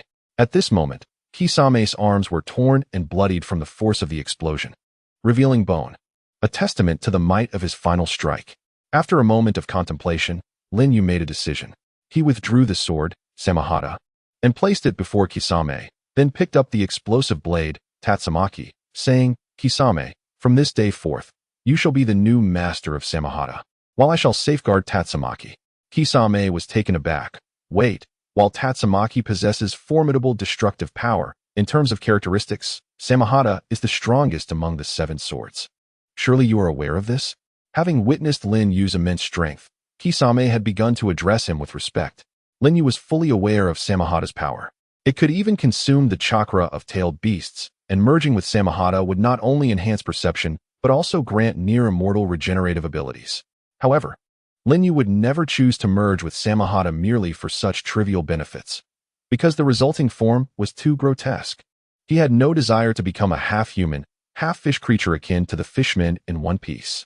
All he sought to merge with was the Ten Tails. Thus, after careful consideration, it was best for the great sword, Samahata, to find its way into hands more suited to it. In the original narrative, Kisame was a ninja who, in adherence to his beliefs, refused to betray his comrades even unto death. When captured, he bit off his own tongue to escape control and summoned a shark to consume him, remaining loyal until the end to the mission entrusted to him by Obito. For both Obito and Lin Yu, Kisame was a ninja worthy of admiration and trust. Lin Yu sincerely stated, a fine sword should belong to a worthy ninja. Kisame, I value your worth far more than that of Samahata. Kisame, rather than appearing astonished, replied, though I do not comprehend why you hold me in such esteem, I shall express my gratitude. Furthermore, I have no intention of betraying Kirigakure. I hope you understand this. Lin Yu responded, the choice lies with you. I merely provide a platform. Should you one day discover that both your comrades and your own existence are illusory, and you cannot even discern who you are, 2 paths will present themselves. If your heart still yearns for darkness, seek out the organization known as Akatsuki in the village hidden in rain. If you still aspire to the light, then come to the village hidden in shadows. Just moments ago, Lin Yu had decided upon a name for his future ninja village, the village hidden in shadows, and he, Lin Yu, would bear the title of Shadow. Kisame chuckled. You name one Akatsuki, yet it symbolizes darkness, while naming the other shadow imbues it with light. With all due respect, your naming seems rather perplexing. Lin Yu smiled. The superficial and the essential are often at odds. Does this not reflect the absurd yet genuine nature of this ninja world? Kisame remarked. At present, I cannot envision that step. Perhaps, as you say, I will one day face a choice. But at this moment, my heart still yearns for the light. You mentioned that joining Akatsuki requires traveling to the village hidden in rain. How might one reach the village hidden in shadows? Lin Yu replied, "It does not yet exist, but it will soon come into being. When that time arrives, its name will surely resonate throughout the ninja world, and the path will not be difficult to find, unless, by that time, your heart has gravitated towards darkness." "Ha ha ha, then let us hope your prophecy does not come to pass," Kisame respectfully said. With that, Lin Yu turned to depart. As he passed by the corpse of Ringo Yuri, he cast a lingering glance. Upon encountering her, Lin Yu had felt a twinge of surprise, for in his understanding, the Raijin blade, Tachi, was still in the possession of its first master, Rinnegan Raijin. He had been one of the 3 surviving members of the 7 ninja swordsmen and had lived through to the era of Naruto. However, upon reflection, it was merely an original storyline created by the animation team. It seemed that the original plot devised by the animation team was not acknowledged within this Naruto universe, as evidenced by the Raijin blade not remaining with Rinnegan Raijin, but instead being inherited by Ringo Yuri. Additionally, it is worth noting that Ringo Yuri was a uniquely characterized female ninja, both beautiful and youthful. Yet, Lin Yu did not allow this to sway his heart. Seizing the moment, he acted decisively, demonstrating that he was not one to be swayed by mere appearances. The reason he had initially spared Uzumaki Yu was likely due to her name and the significance it held, which had stirred the gradually chilling depths of his heart. "Setting sun, this is for you." Approaching Uzumaki Yu, Lin Yu produced the Raijin blade. "Did you bring this for me?" she asked, visibly astonished. "Who else could it be for?" Lin Yu replied. Uzumaki Yu hesitated, her expression fraught with indecision, and did not reach for it immediately. "Haven't you always wanted to kill me? Having an additional powerful ninja blade would surely improve your odds, wouldn't it?" Lin Yu teased lightly. "Just don't regret it later." Uzumaki Yu glared at Lin Yu fiercely before accepting the Raijin blade, slinging it onto her back. Lin Yu smiled faintly. He had long since discerned that Uzumaki Yu possessed lightning attributes and was exceptionally skilled in swordsmanship. Acquiring this blade most suited to her would undoubtedly enhance her abilities significantly. After a brief respite, the 3 continued on their journey. "By the way, the lightning techniques you utilized in battle. I once saw someone employ them. What is your relationship with the son of White Fang, Hatake Kakashi?" Uzumaki Yu suddenly inquired. In response to her unexpected question, Lin Yu stated, "Let us say, we are old acquaintances." As the sun set, Yuzuki Yuyue pondered, a former acquaintance, Hatake Kakashi, and the only connection he had within the Uchiha clan seemed to be Uchiha Obito, his fellow student. But wasn't Obito the fallen hero of the battle at the end of the 3rd Shinobi World War, at the Bridge of the God? Speaking of which, Kakashi's Sharingan originated from Obito, which he inexplicably lost later on. Yuyue gazed at Lin Yu's silhouette. He claimed to be Uchiha Yu. Yet during my tenure in the Konoha Umbu, I was tasked with monitoring the Konoha Guard and had access to the Uchiha clan's genealogy. However, there was no record of anyone named Yu, not even among the newborns. Suddenly, a chilling and terrifying thought crossed her mind. Could you be Uchiha Obito? Ahead, Lin Yu's lips curled into a faint smile, offering no response. It was rather ironic that the first person to uncover Lin Yu's identity was not Kakashi, Obito's closest friend, nor his mentor, Minato Namikaze, but rather Yuzuki Yuyue, a stranger to him. In truth, Lin Yu had no need to conceal his identity. He could easily admit to being Uchiha Obito. Yet, this inquiry into my being signals a budding interest, does it not? Thus, maintaining an air of mystery would incite further curiosity within her. Which is the most prudent course of action? Perhaps yes, perhaps no. Lin Yu replied. Upon hearing this, Yuyue pouted. What do you mean, perhaps yes, perhaps no? You are Obito, aren't you? Who knows, Lin Yu replied. Yuyue's face flushed with anger, contemplating. Perhaps I had encountered Obito before, but the memory had faded. So she said, then take off your mask and let me see. Shall you? Very well, you may reveal it, Lin Yu chuckled. Yuzuki Yuyue rushed forward, extending her hand toward Lin Yu's mask. Whoosh. Yet her hand passed through Lin Yu's face as if it were air. Lin Yu grasped her hand, employing the Kamui technique to draw her inside, only to release her moments later. Are you behaving now? I swear, I shall kill you, regardless of who you are. Yuyue was infuriated. Is this what humans refer to as a third wheel? Afei muttered to himself, observing the playful banter between the two from the shadows. After a day of arduous travel, the trio traversed much of the land of water, arriving at the base of the mountains where Kirigakure lay. Being a woman, Yuzuki Yuyue could not endure the discomfort of a long journey, drenched in sweat. After receiving Lin Yu's promise that he would not peek, she found a clean mountain spring, looked around, and began to disrobe. She possessed striking beauty, with long purple hair and a figure that was exquisite both as a ninja and as a woman. Though not as pronounced as Tsunade's, it rivaled that of an adult Hinata. Under the moonlight, her perfectly developed form relaxed, hands covering her chest, a hint of blush gracing her cheeks. Previously, Lin Yu had noticed a slight difference between her and Yuzuki Yuin. The distinguishing mark was a beauty spot beneath the corner of Yu's left eye, absent in Yuin. She immersed herself in the spring, washing away the tension and fatigue of recent days. Things seemed different from what she had anticipated. After being captured by Lin Yu, nothing humiliating or degrading had occurred. By the campfire, Lin Yu munched on wild fruits while Afei languidly reclined against a tree. Lin Yu remarked, "Speaking of which, the place we arrived at earlier is still quite a distance from Kirigakure. Why did the 7 ninja swordsmen appear there simultaneously? If it were mere coincidence, the odds would be exceedingly slim." Indeed, he had been so engrossed in the thrill of battle that he overlooked such details. Afei speculated, "If it wasn't coincidental, it means someone must have learned of your whereabouts and leaked the information. Who could that someone be?" Lin Yu mused. "Kachin, at this distance, can you still communicate with the other white Zetsus?" "Yes, that is not an issue. They report back to me periodically about the situation in our homeland. After all, Orochimaru's findings are crucial to your grand plan and must not falter." Afei proved unexpectedly reliable.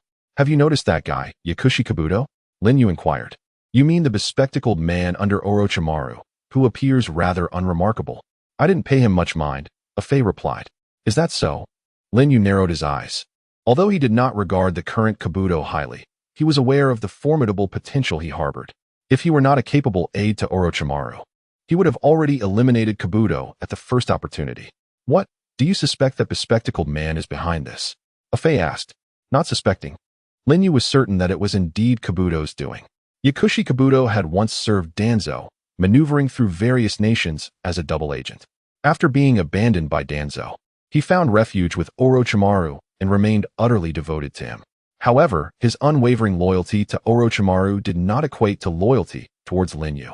Consider this. Watching his esteemed Orochimaru become a tool for Lin Yu to acquire Hashirama's power, what do you think he would do?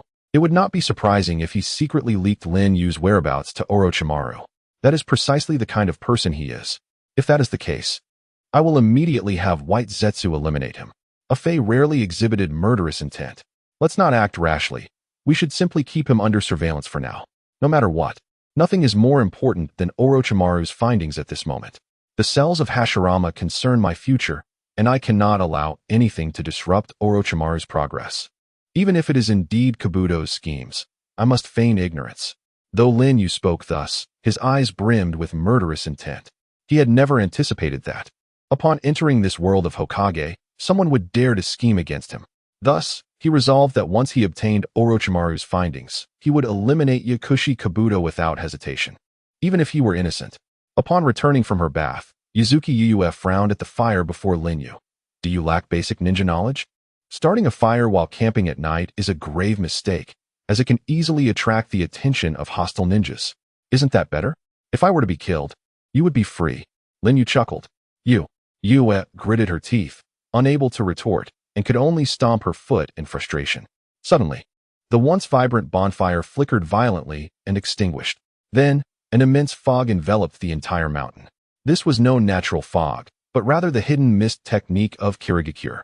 Yet this time, the scale of the hidden mist technique far surpassed that of the 7 ninja swordsmen. Within the blood mist, only one person could wield such an expansive hidden mist technique, capable of defeating the 7 ninja swordsmen single-handedly. I have no choice but to take matters into my own hands and eliminate the intruder. From the mist emerged a handsome boy with green hair and purple eyes, his voice ringing clear, reminiscent of a child's. Lin Yu stood up, his demeanor unperturbed.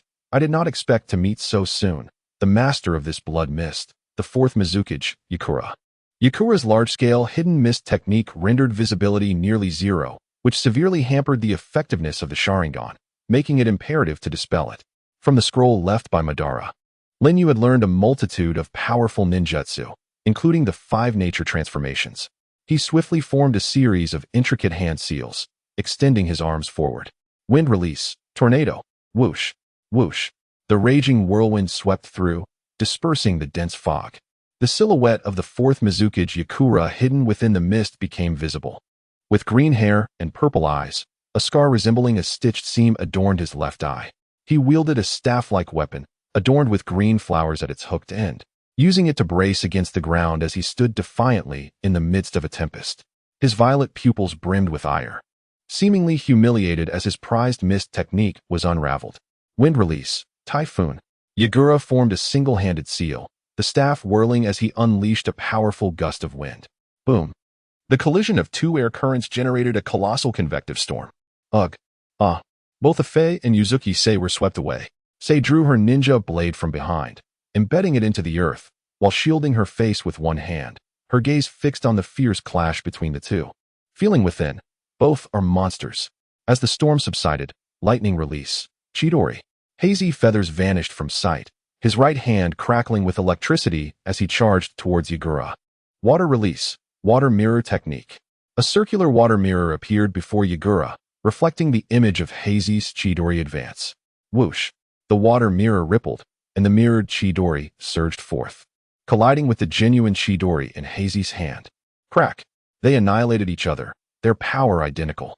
A smirk graced Hazy's lips, as I suspected. Yagura would employ this technique, thus I shall not hesitate to replicate it. Hazy's true intention was to utilize the copying ability of his Sharingan to mimic Yagura's ninjutsu. Otherwise, this rare opportunity to engage with a shadow-level master would be squandered. Before my water mirror technique, even S-rank ninjutsu can be flawlessly replicated, Yagura proclaimed loftily. Heh, is that so? Hazy's left eye focused on the mirror. Kamisama. Crack. The water mirror shattered. Nanny? Unable to replicate. His ocular technique indeed surpasses my water mirror technique. Yagura exclaimed in astonishment. This time, it's your head. Hazy's left eye zeroed in on Yagura's head. Not good. Water release. Ripple technique. The fourth Mizukage Yagura could cover his body with a layer of specialized water chakra at all times, manipulating this chakra without hand seals to refract light, thus blurring his image. In Hazy's eyes, Yagura's figure wavered like a reflection on a lake. Kamisama. Yet he still activated his ocular technique. With a shriek, the distorted light settled, and Yagura was sent flying, a long trail of blood streaming from his left ear, one hand clutching his staff, the other pressed against the wound. The Kamisama, though slightly off target and unable to sever his head, had taken one of his ears. At this moment, the distance between Yagura and Hazy had exceeded the limits of Hazy's left eye's long-range Kamisama. Truly, as the fourth Mizukage, it's rare to find a way to survive under my technique. Hazy chuckled. Damn Uchiha, I will slay you. Yagura's youthful visage contorted in rage, his murderous intent intensifying. Water release. Water breaking wave. He unleashed a straight, ultra-high-pressure water column, transforming it into a sharp water blade that instantly cleaved the ground towards Hazy. Of course, it passed right through Hazy. So this is his penetrating ability. Yagura altered his hand signs. Divide. Whoosh. The water column split in two, one maintaining its trajectory towards Hazy, the other aimed at the distant Yuzuki Sei. Hazy frowned. Not good. In my current state, I cannot intercept. Crack. Yet. Yuzuki Sei grasped her lightning blade. Drawing it as it crackled with electricity, crossing the blades before her to block the water-breaking wave. Though she managed to deflect it, the immense force of the water still knocked her back, which was far better than being pierced through vital points. Yagura gazed at the lightning blade in Sei's hands. Discarding his staff, he formed hand seals, his killing intent palpable. That lightning blade, which belongs to our mist village. That brat from the Kaigetsu clan vexes me. You shall all perish in the blood mist. Water release. Great exploding water wave. He unleashed a torrent of water, instantly forming a massive elliptical water domain that engulfed everything within several dozen square meters, including those trapped inside. Deep within the water domain, Hazy thought, such a powerful water release, capable of contending with great fire extinguish. This man truly bears the title of Mizukage. Afei, I leave Sei to you. Ugh. In another part of the water domain, Yuzuki Sei found herself submerged and unable to breathe, paralyzed by the water pressure. Crack. Fortunately, the vortex absolute A-phase body unfurled, enveloping Yuzuki Sei. Ugh. She struggled against the rescue. If you want to live, behave. I'm only saving you because of Hazy, a Fae stated, and Sei ceased her resistance. Gurgle. A Fae descended to the bottom of the water domain, burrowing into the earth. Moments later, a kilometer away from the core battlefield, a Fae emerged, leaving Yuzuki Sei behind. Cough, cough. Yuzuki Sei gasped violently, taking deep breaths as she looked down at the vast elliptical water domain, knowing Hazy was still within. Do not worry, he is not so easily taken down. A Fae reassured. In the heart of the battle, Yagura pondered. The woman's chakra suddenly vanished from the water domain. No matter, she cannot escape my grasp. Hazy thought. A Fae has seemingly taken Sei to safety. This water pressure is quite disadvantageous. I must first use Susanoo to shield myself, then utilize Kamisama to relocate. Crack. The skeletal form of Susanoo emerged, countering the water pressure, while Hazy prepared to unleash a Kamisama vortex, intending to transfer himself from the water domain. You shall not succeed.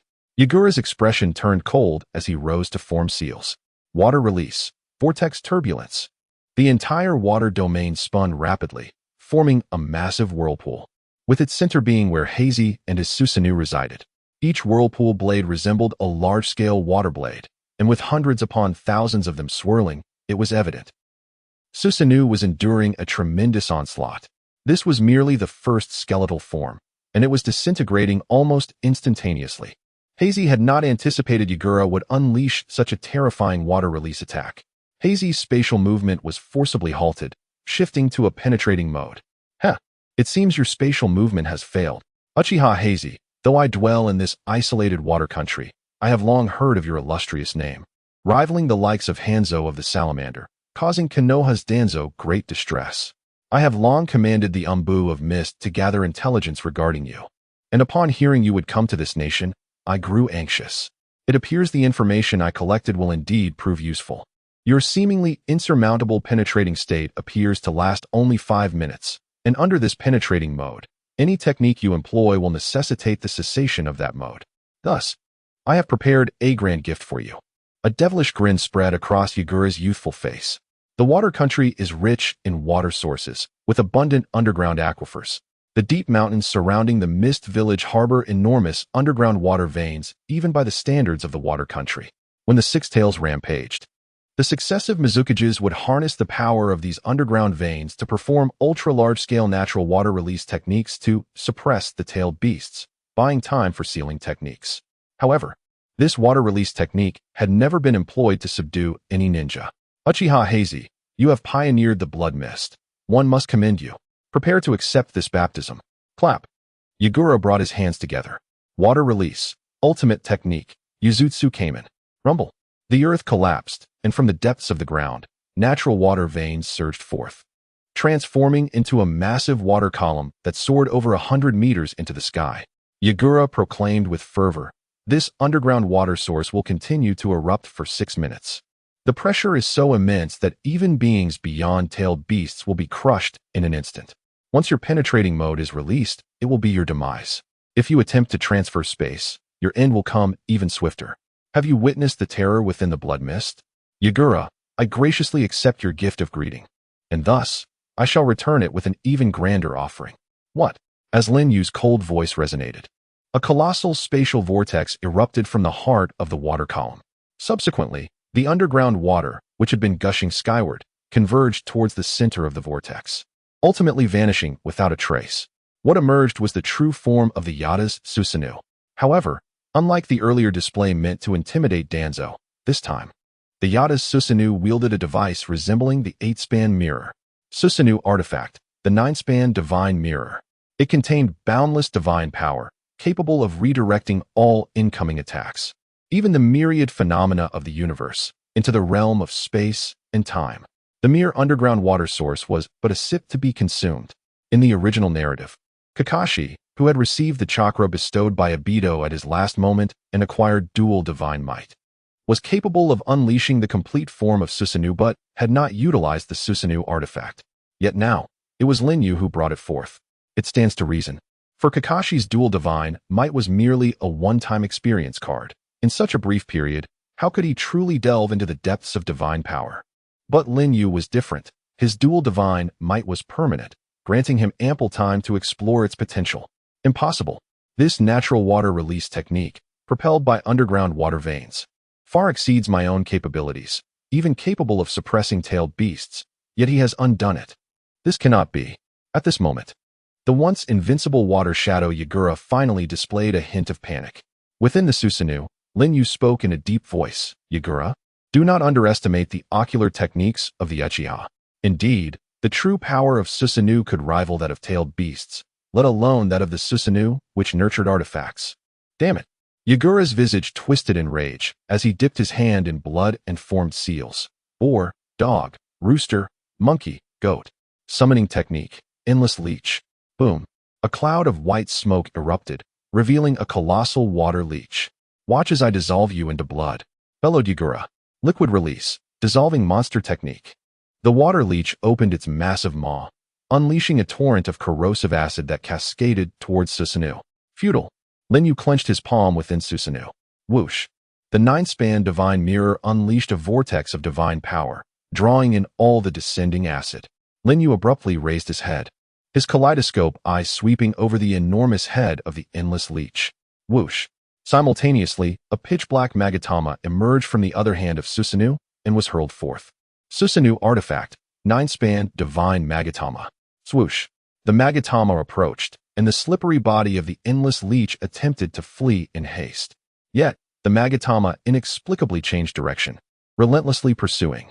The nine-span divine Magatama automatically locked onto the target marked by Lin Yu's gaze, perpetually in pursuit. Damn it. Yagura, realizing the dire situation, hastily formed seals. Exhausting the little chakra he had left to unleash the water release. Bite of the water dragon. Splash. The water transformed into a dragon, soaring skyward, its maw wide open, aiming to bite the Magatama. Yet, the Magatama pierced through the dragon's gaping mouth. What?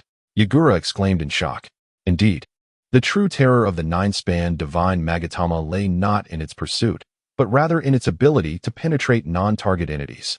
This signified that it could not be obstructed by any means. From the moment it was released, it represented the end of its target. Before the artifact, all struggles were rendered futile. Boom. The nine-span divine Magatama struck the head of the endless leech, unleashing a spatial distortion field even more potent than the divine might shuriken. A horrific scream echoed as the endless leech's head was severed from its body, which collapsed lifelessly, transforming into a puddle of blood. From a distance, Afei murmured, "After enduring this series of battles, Yu's power has once again ascended. Next, it shall be you, Yagura." Within Susanoo, Lin Yu's kaleidoscope eyes locked onto Yagura's despairing visage and prepared to unleash the second nine-span divine Magatama. Suddenly, an excruciating pain struck, causing Lin Yu to clutch his eyes. Boom. The Yada's Susanoo shattered, the kaleidoscope reverting to three Magatama.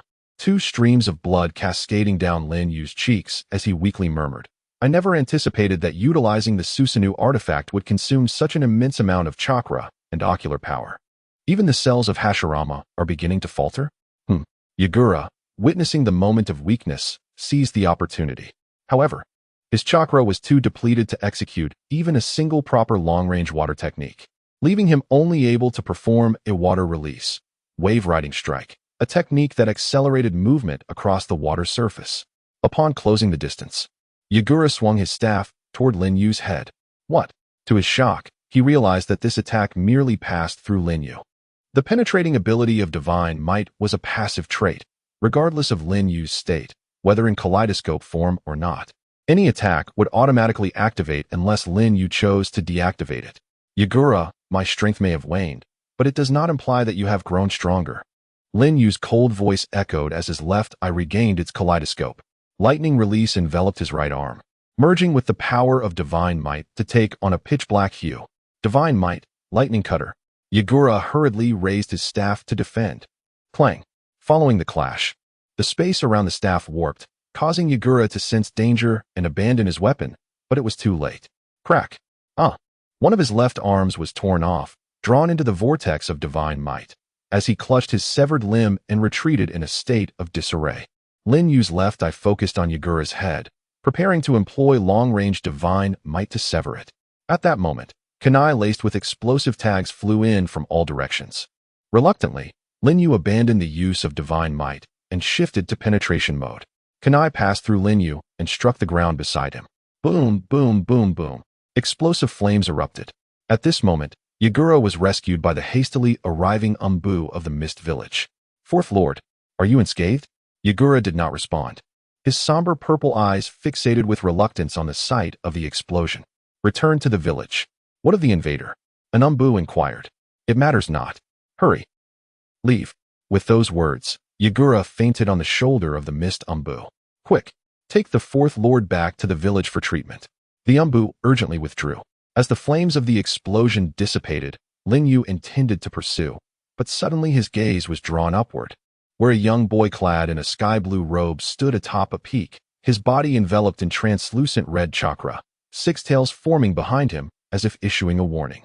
Oh, a Jinchuriki of the six tails, very well. Lin Yu retracted his gaze, the right eye of divine might drawing him in. The Jinchuriki of the six tails, observing the scene, promptly retreated. The Mist Village ultimately belonged to a great nation. Should he forcibly eliminate the water shadow here, it would incite a collective retaliation from the Mist Village. While Lin Yu could undoubtedly escape unscathed using divine might, his path to the land of lightning would be irrevocably hindered. Lin Yu had not forgotten the true purpose of his journey. It was not the seven ninja swordsmen, nor the water shadow Yagura, nor the Jinchuriki of the six tails, but rather the eight tails of the cloud village in the land of lightning. Whoosh! Alongside Ah Fei and Yuzuki Uyas, Lin Yu descended amidst the swirling vortex.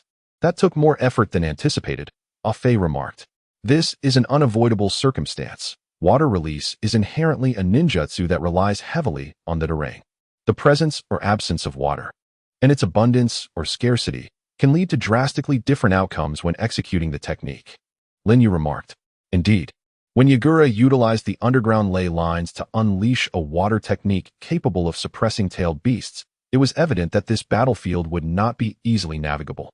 Suddenly, Lin Yu felt a wave of dizziness and halted his steps. Ah Fei attempted to assist him, but Lin Yu gestured for him to refrain. Are you all right? Ah Fei inquired with concern. I'm fine, just need a moment's rest. Once I recover, we must continue our journey and exit the land of water as swiftly as possible. Lin Yu replied nonchalantly. As the setting sun cast its glow, Mugetsu reflected on Lin Yu's passing figure, her heart heavy with complex emotions, so he is also a flesh and blood human. After taking a brief respite to recover, Lin Yu, Ah Fei, and Mugetsu resumed their journey towards the borders of the land of water. Along the way, Lin Yu pondered the intricacies of the Manjiki Sharingan and the Susanoo artifacts. It is well known that the Manjiki Sharingan, with continued use, leads to self-imposed blindness. In the original tale, Obito frequently utilized Kamui without succumbing to blindness because he borrowed Hashirama's cells to enhance his physical energy, thus counteracting the side effects of the Manjiki. However, Obito possessed only one Manjiki, rendering him incapable of activating Susanoo's full power and consequently unable to wield the artifacts of Susanoo.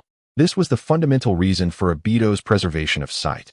I never anticipated that the Susanoo artifacts would demand such immense ocular power. If used too frequently, even with Hashirama's cells, I would be at risk of blindness. Lin Yu pressed his hand against his eye sockets. Not all Susanoo can yield artifacts.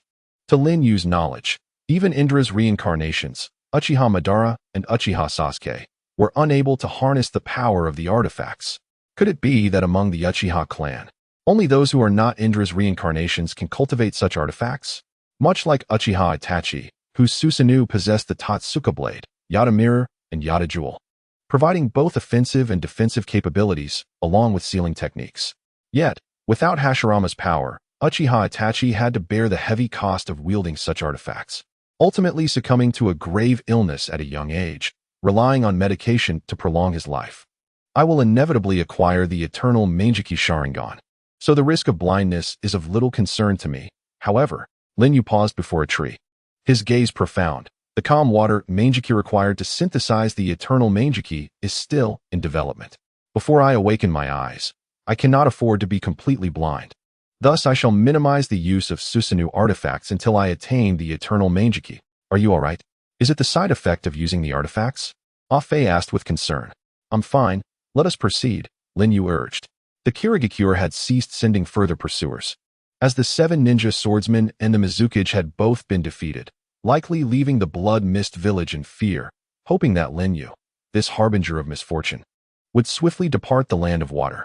Thus, 2 days and nights passed, and the trio left the borders of the land of water, arriving in the land of lightning. The land of lightning is characterized by its towering peaks, reverberating with thunderous roars, hence its name. The rivers in the central mountain range create a winding coastline at their estuary, and the region is home to numerous hot springs. The ninja village of the land of lightning is Kumogakure. Kumogakure boasts 2 Jinchuriki, the 2 tails and the 8 tails, and is known for its martial arts, emphasizing swordsmanship and physical techniques. In pursuit of enhancing their national strength, they diligently study the ninjutsu and ninja tools of other nations. In the original narrative, Kumogakure executed numerous nefarious schemes. From the initial Golden Horn and Silver Horn forces, even the second Hokage, Senju Tobarama, met an untimely demise. They even attempted to lay claim to the 9 tails of Konoha. Unfortunately, their plans were thwarted by the Yellow Flash, Minato Namikaze. Subsequently, they set their sights on the prestigious High-Ga clan of Konoha, abducting the young heir of the main branch, Hinata Haiga. Despite their plans failing once again, it resulted in the death of Niji's father, High-Ga Hizashi, which twisted the young Niji's character and exacerbated the rift between the main and branch families. The ever-predatory Kumogakure could never have imagined that one day, the hand of plunder would reach above their heads. This time, it is not Sasuke the chick, but Lin Yu, the Ishijara. He will not repeat Sasuke's mistakes, nearly facing annihilation at the hands of Killer Bee, ultimately departing with only an octopus tentacle from the 8 tails, leaving Obito humiliated before the Akatsuki members. Near the borders of the land of lightning, a lone Kumogakure ninja was violently thrown against a tree. "Damn it," he groaned, gazing at the approaching masked figure. "Where's the 8 tails Jinchuriki, Killer Bee?" Lin Yu inquired coldly. The Kumogakure ninja, panting, raised his head, his eyes filled with disdain. A ninja from Kumogakure would never betray his comrades. Indeed, I can agree with that. Your unity facilitates the plundering of resources from other nations, Lin Yu retorted incisively. "You." The Kumogakure man shot back. "Say what you will. Kumogakure's ninjas will not yield to force." Lin Yu seized the man's head, lifting him into the air, his Sharingan coldly fixated on the man's eyes. "Is that so? Yet the fear in your eyes betrays your inner thoughts." The Kumogakure ninja's gaze flickered with trepidation, his body beginning to tremble. "And fear presents an opportunity." Lin Yu's chilling words fell, and the Sharingan emitted a ghostly light. "Jinjutsu, Sharingan." Thud. The Kumogakure ninja's eyes widened, losing focus as he monotonously uttered, "Cloud Thunder. Gorge, training." Lin Yu casually discarded the Kumogakure ninja to the side, a smirk playing on his lips. "Cloud Thunder Gorge. How amusing fate can be." Behind him, Ah-Fei glanced at the twitching Kumogakure ninja, frothing at the mouth, contemplating. A mere ordinary Jinjutsu utterly shattered the mind of A.J. Nin. After utilizing the artifacts, Yu's ocular power has indeed seen a significant enhancement. Were it Obito instead of Yu, it would likely take years to achieve such ocular prowess. In the original tale, Obito infiltrated Kirigakure, manipulating the then-perfect 3 tails Jinchuriki, Yagura, with his Sharingan Jinjutsu. In fact, that moment occurred a decade later than now, and the current Obito lacks the ocular power to achieve such feats. This implies that even without the dual Kamui, Yu has already outpaced Obito significantly. The following day, dusk fell over Cloud Thunder Gorge. The light was blinding. "Is it already evening?" A young man with dark skin and black sunglasses, Killer Bee, sang a peculiar rap, dancing flamboyantly as he emerged from the inner chamber. Upon spotting 3 strangers on the platform below, with the masked figure at the forefront, Lin Yu. Killer Bee leaped down to confront the trio. "At last, I see you, the Kai Shukuin of the ninja world," Lin Yu remarked. "Kai Shukuin?" Killer Bee twisted his neck, puzzled. He, of course, had no idea who Kai Shukuin was, but he was accustomed to pursuing rhyme. He began to gesticulate wildly. "Who do you say is Kai Shukuin?" "You are Kai Shukuin. Your whole family is Kai Shukuin. Cabbage plus dragon whisker vegetables, plus insect grass. Tonight we feast on fried Kai Shukuin. Oh, fool and scoundrel WEI." At the end, Karabi raised his finger skyward, making an exceedingly ostentatious gesture. At this moment, even Ah-Fei, known for his silliness, couldn't help but exclaim, "Has this guy's brain turned to mush? Yo. Rather than being told my brain is mush, I would prefer to take a dump myself. You, with your appearance resembling light soy sauce paper, you foolish scoundrel." Karabi retorted impulsively. "You, may I join the fray?" Ah-Fei inquired of Lin Yu. "Patience, this fellow is my prey." Lin Yu's lips curled into a smile that radiated a thirst for battle. After nearly 7 days of arduous travel, at last, I can engage in combat with a tailed beast. "You two, step back," Lin Yu commanded to those behind him. Ah-Fei and Matsuzuki Yue retreated to a distant peak. Whoosh! The explosive blade, mist, liberated from the Kamui vortex. Lin Yu charged towards Kurabi with his sword. "Kurabi, the foremost master of the Hokage's sword techniques. Let me witness your prowess." As Lin Yu rushed forward, Kurabi continued to rap to himself. Eyes like blades, no regard for me. Regardless of reason, come at me. It's all quite absurd. Inexplicably passionate, you foolish scoundrel. You rascal. The explosive blade struck, creating a thunderous boom that caused the ground to cave in.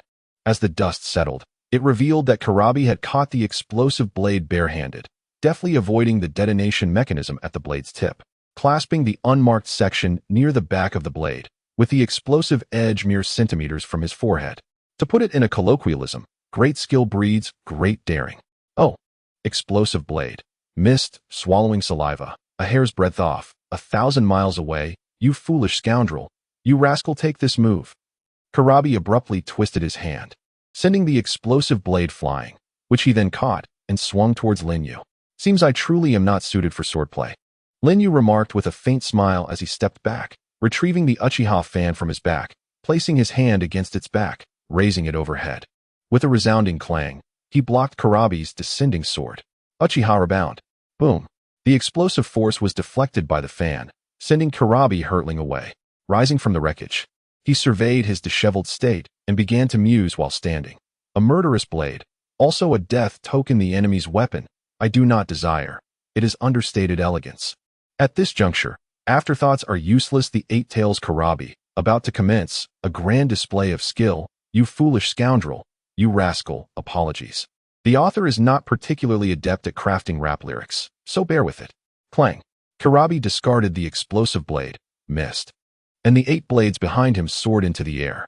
Upon their descent, 2 nestled in the crooks of his arms, 2 tucked under his armpits. 1 settled between his legs, another propped against his thigh, 1 clutched in his teeth, and the last clasped around his neck. Kurabi, the 8-blade style. From the distant peak. "What kind of stance is that?" Matsuzuki Yue exclaimed, astonished. Indeed, only a monster could master such a sword technique. Even the Sharingan might struggle to perceive it. Will you evade using Kamui's penetration? Or? Ah-Fei pondered aloud. Lin Yu thought to himself, though I could use the penetrating mode to dodge. There is no other swordsman in the ninja world like Kurabi. This opportunity is exceedingly rare, a perfect chance to hone my Sharingan's dynamic vision abilities.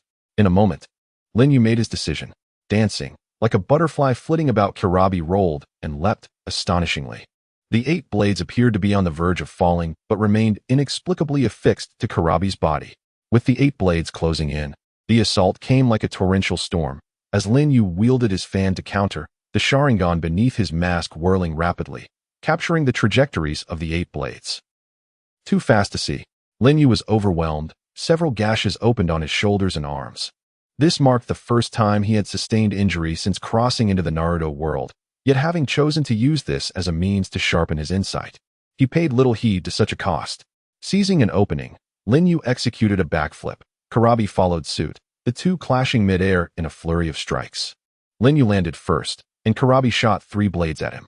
Lin Yu rolled to evade, and as Kurabi touched down, he retracted the 3 blades, launching a new wave of attacks. Whoosh, whoosh, whoosh.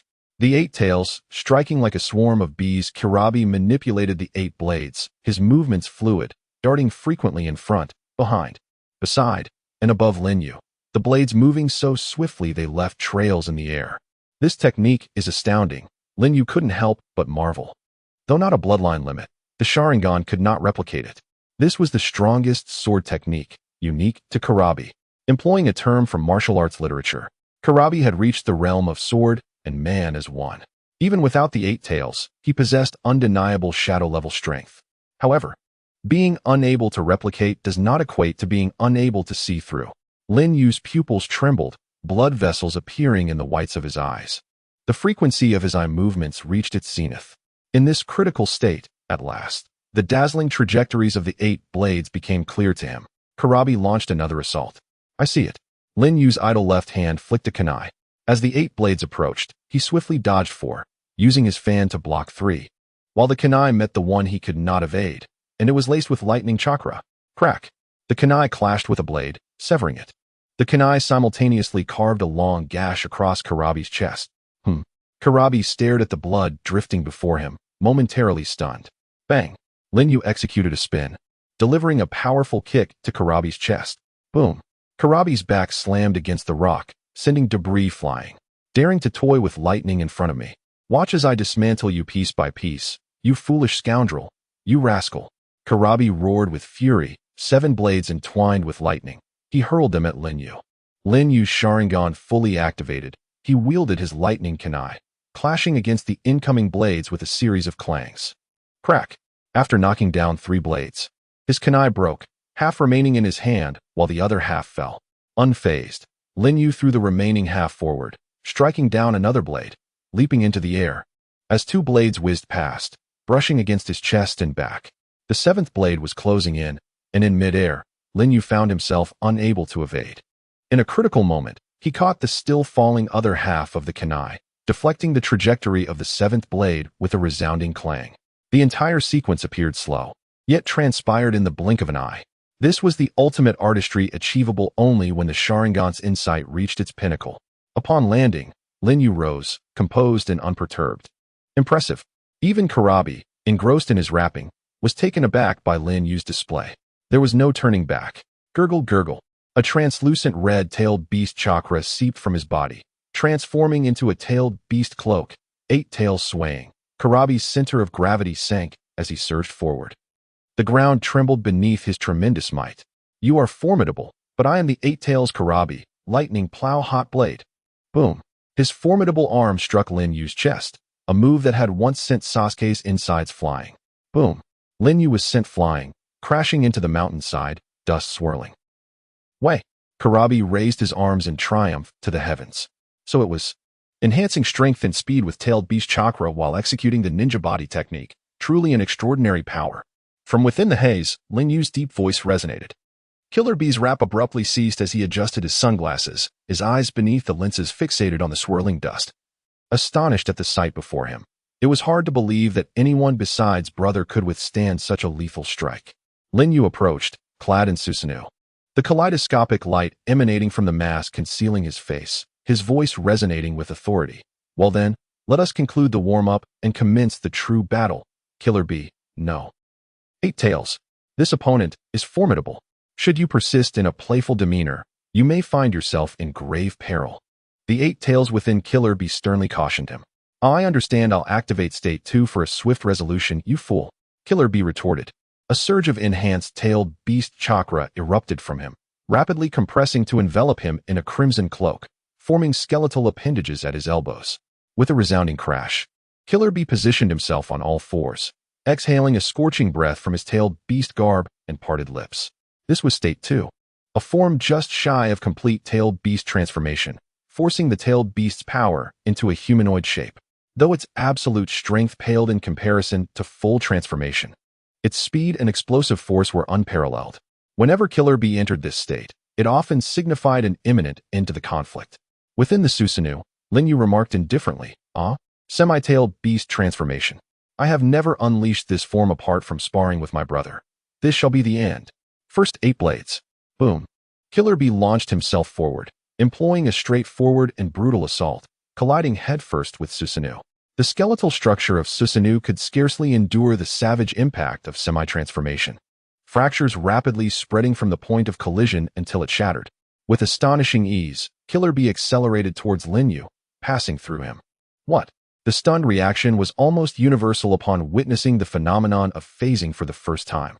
Lin Yu turned, his left eye's kaleidoscope targeting Killer Bee's back. Kamui. Crack. In an instant, a gaping hole appeared through Killer Bee's back and chest. The tailed beast transformation dissipated, and Killer Bee plummeted to the ground, his body collapsing into a pool of blood. Lin Yu gazed dispassionately at the barely conscious Killer Bee. I have avoided your head. Such a wound should not lead to your demise. The death of a Jinchuriki results in the demise of the tailed beast as well. So I cannot kill you, but rather must weaken you during battle. Then unseal the 8 tails to liberate it from your control. Thud, thud. Killer Bee's heartbeat weakened rapidly. Cold, so cold. In his spiritual realm, light faded, and an endless chill enveloped him. Bee, hold on, I will save you. The 8 tails called out to Killer Bee, generously transmitting its chakra. Under the infusion of the 8 tails' potent chakra, the gaping wound in Killer Bee's back and chest began to heal. Only those with immense vitality, like Hashirama Senju or Tsunade Senju wielding the 100 healings mark, or Jinchuriki, who perfectly controlled their tailed beasts, could achieve such a near-resurrection feat. Lin Yu smirked slightly. This outcome was within his expectations. In Killer Bee's spiritual realm, he thought, what a terrifying technique. So powerful it made me tremble. I nearly met my end. Killer Bee's heart raced. Bee, did you notice? He could have targeted your head just now, yet he refrained. The 8 tails remarked. Could it be that my genius rap left him in awe, making him hesitant to strike? You think too highly of yourself. I believe his aim is to capture me, which is why he held back. The 8 tails discerned Lin Yu's true intent. Now that we understand his objective, we need not fear a sudden head relocation. Killer Bee rose. Lin Yu, indifferent, remarked, are you being a tad more sincere now? You fool. Boom. Killer Bee re-entered state 2. Opening his mouth wide as the yin-yang tailed beast chakra compressed into a super-dense black sphere in a 2:8 ratio. The sheer weight of the chakra causing the ground beneath him to sink. The tailed beast ball, though small in semi-tailed beast form, was sufficient to obliterate a small mountain. Lin Yu shook his head, truly incorrigible. Boom. The small-tailed beast ball was unleashed. Without a doubt, it pierced through his body. Rumbling. Accompanied by a brilliant explosion, a small mountain in the background behind Lin Yu vanished. Is this the power of a Jinchuriki? On the opposite mountain, Yuzuki Yugao was taken aback. So powerful. Not only physical attacks, but even the tailed beast ball can penetrate. Incredible. He is simply unbeatable. Killer Bee exclaimed in shock. B. His abilities are too peculiar. Without intel, victory seems almost impossible. It would be wise to retreat. The 8 tails suggested. I concur. But there is one matter I must ascertain.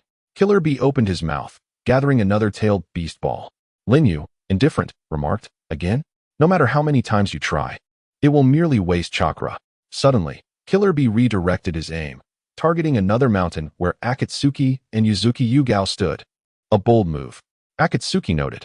Boom. The tailed beast ball shot forth, traveling at incredible speed. Damn it. Lin Yu cursed, activating Susanoo to intercept. There was no time. Lin Yu unleashed the full power of his left eye, penetrating the void to track the flying tailed beast ball. Catch up to it, Kimui. It was over. The tailed beast ball was nearly upon them, and under the overwhelming pressure, Yuzuki Yugao felt despondent. Whoosh! Just as despair loomed, the space warped, and with a familiar vortex, the tailed beast ball was transported to another dimension. This shocking scene profoundly impacted Yuzuki Yugao's heart. Raging Heat Blade. Almost simultaneously as Lin Yu activated Kimui, Killer Bee's Raging Heat Blade in semi-tailed beast form surged towards Lin Yu. Crack! The Susanoo enveloping Lin Yu shattered momentarily, and as the Raging Heat Blade aimed for Lin Yu's chest, if it landed, even if Lin Yu survived, he would be gravely injured. He is sacrificing himself to save me. Yuzuki Yugao's eyes trembled, ready to rush forward, but Akatsuki restrained her shoulder, saying, stay calm. Crack! From Lin Yu's right shoulder, thick trees sprouted, ensnaring Killer Bee's form, while branches extended to bind his limbs. Yuzuki Yugao exhaled deeply, relieved. Damn it! Wood release. He can use wood release. The 8 tails exclaimed in astonishment within Killer Bee. Wood release? The legendary bloodline limit of the first Hokage, Hashirama Senju. Such diverse and formidable abilities. Who is this ninja? However, one thing was certain, he must materialize to attack, which is his weakness. You fool. Now is not the time for such musings. We must break free from this wood release. The 8 tails insisted urgently. I understand 8. Complete tailed beast transformation. Boom. The trees binding Killer Bee shattered. Lin Yu retreated, gazing at the colossal being that revealed itself, feeling the overwhelming chakra surging forth, each of his cells rejoicing. At last. The moment has come. I have awaited you for so long. 8 tails. The 8-tailed beast, a colossal creature adorned with 8 octopus-like tails, originally possessed 2 majestic horns atop its head. However, following the rampage of the previous Jinchuriki, Ruby, The left horn was severed by the fourth Reikage, AI, leaving it with only one. The catalyst for Barubi's rampage was intricately linked to Orochimaru's schemes. It was Barubi's demise that thrust the young Killer Bee into the role of the Eight Tails Jinchuriki, a position he embraced with remarkable prowess, becoming the first man to perfectly harness the power of the Eight Tails. At this moment, however, Killer Bee found himself cornered by hate, revealing his beastly form in a desperate bid for survival. I bring forth your annihilation. Behold my true visage as the Jinchuriki, a monster, he proclaimed, his voice resonating with fervor. As he wrapped and twisted his body, a torrent of air escaped his nostrils. Hate, with a mixture of jest and disdain, retorted, even your nose emits air. Truly the folly of a bull-headed fool. But 5 clusters of azure flames ignited at his fingertips as he bent down, pressing his palm against the ground. I will no longer allow you to run rampant. Uchiha Fire Formation. With a swift motion, the earth erupted in infernal flames, coalescing into a crimson barrier that enveloped a substantial portion of the Kumo Thunder Canyon, effectively isolating the battlefield from any outside interference. Outside the barrier, Uchiha Obito marveled. This barrier technique surpasses even the 4 Crimson Flames formation. He has summoned it single-handedly.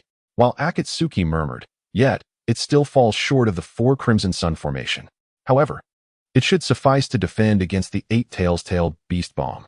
Inside the barrier, only Hate and the Eight Tails remained. Rising to his feet, Hate proclaimed, now, let us relish the thrill of battle, Eight Tails. Do not disappoint me.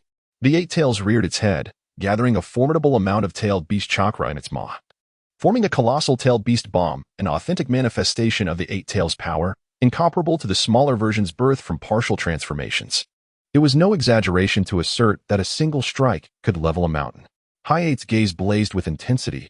Excellent, just as I anticipated.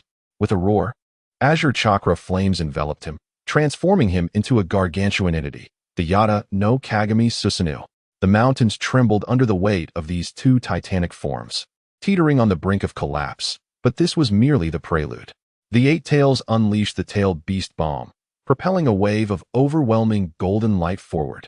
The explosion reverberated throughout the barrier, causing the walls of the Uchiha Fire Formation to ripple like waves, yet showing no signs of shattering. This tremendous energy sought an outlet, and a fissure opened at the top of the barrier beam. The energy compressed into a singular beam that shot skyward, bursting forth like fireworks, cascading back to the earth. Moments later, explosions reverberated from all directions, causing the ground to tremble violently. What caliber of battle is this? Uchiha Obito gasped. Her hands clenched in anxiety as she observed the opaque barrier.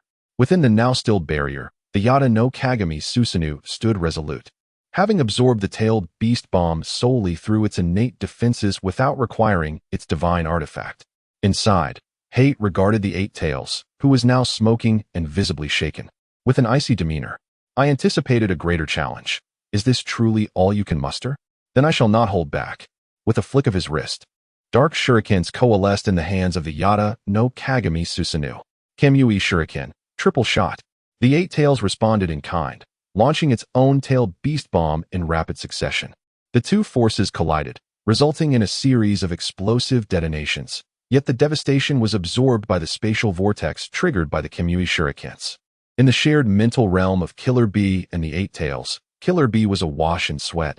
That was close. Had that hit, it would have been the end.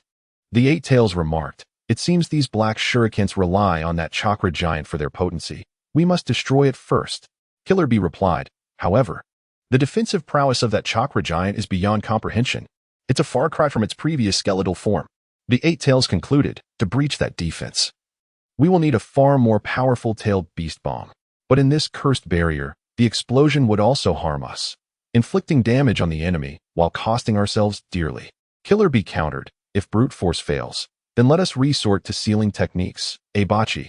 Utilize that method sealing technique. Million angry tentacles.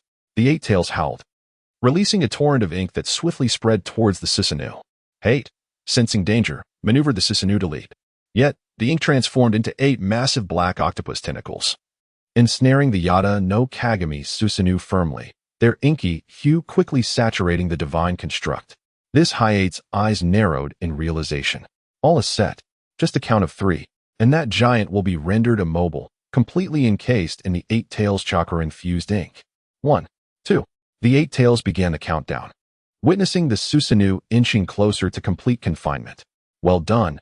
To force me to this point, Hate closed his eyes, and when he reopened them, an astonishing power emanated.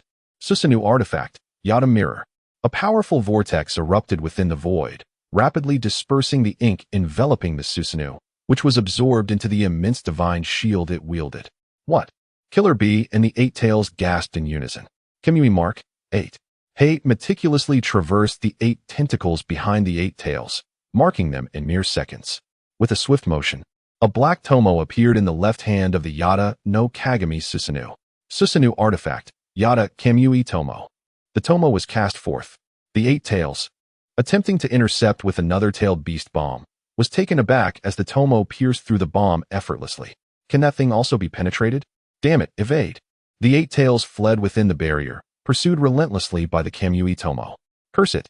As the 8 tails glanced back mid-flight, realization dawned. Is it targeting my tails? No choice then. I'll sacrifice one. But in a twist of fate, the tomo split into 8, each darting toward the 8 tails.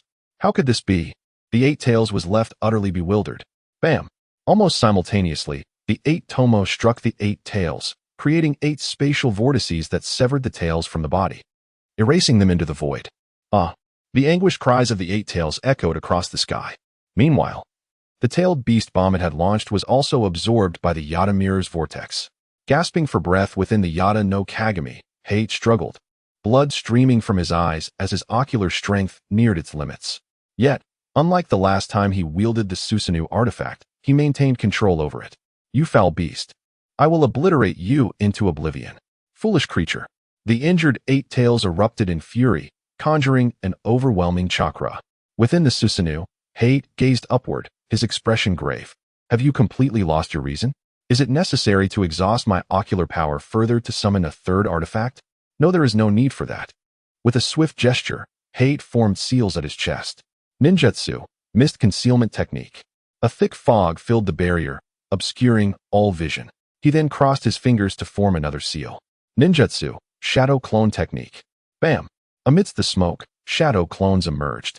This is the true might of Shunwei, utilized correctly. Lin Yu's true form vanished into the swirling vortex of Shunwei in his right eye, leaving only a shadow clone within the Yatengu Susanoo. What transpired within? Outside the barrier, on the mountain peak, Yuzuki Yuyue wore an anxious expression. The vortex whirled, and Lin Yu appeared before him. Yuyue exclaimed in astonishment. How did you end up here? What about the 8 tails? Soon, he would meet his own demise. Let us take refuge for now. Whoosh. Lin Yu absorbed a Fei, Yuzuki Yuyue, and himself into the realm of time and space. Meanwhile, the 8 tails, oblivious to it all within the barrier, gathered chakra and opened its massive maw. Continuous tailed beast balls. Boom, boom, boom, boom, boom. Under the relentless bombardment of the tailed beast balls, the Yatengu Susanoo was obliterated, and chaotic energy rampaged within the barrier, reducing everything to naught. Crack. Finally, even the Uchiha fire formation could not withstand the assault, revealing spiderweb-like fissures before crumbling away. Boom, boom, boom, boom, boom, boom, boom. With the barrier no longer restraining it, the explosion's brilliance swept in all directions, devouring the towering peaks one after another, erasing them from existence. The explosion engulfed the entire Cloud Thunder Gorge, its aftershocks even reaching the hidden village of Amigakure 10 miles away. The fourth Reikage, A, was lifting weights in his office when the building shook, debris falling around him. What is happening? I glanced out the window, witnessing a colossal light on the horizon, his pupils constricting. That S in the direction of Cloud Thunder Gorge. Something has gone awry. Boom. He shattered the wall and dashed outside.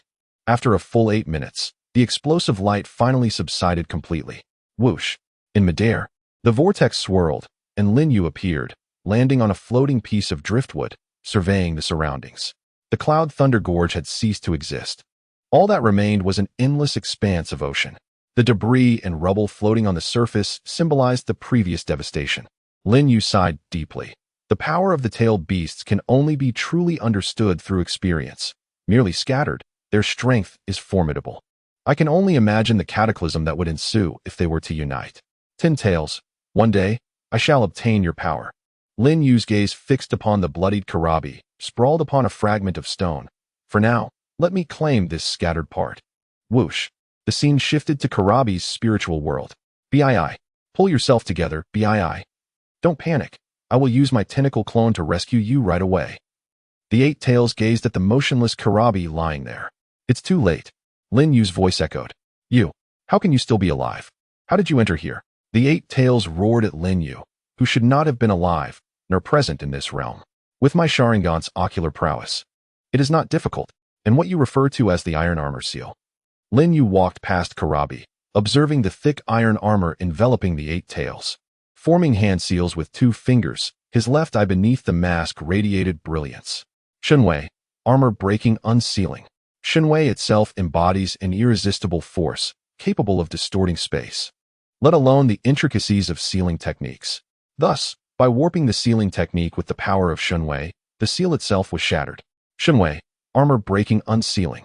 Under the influence of the Shenwei vortex, the iron armor sealing technique warped, cracks appearing on the iron armor materialized within the Jinchuriki's body, allowing the eight tails chakra to seep through the fissures.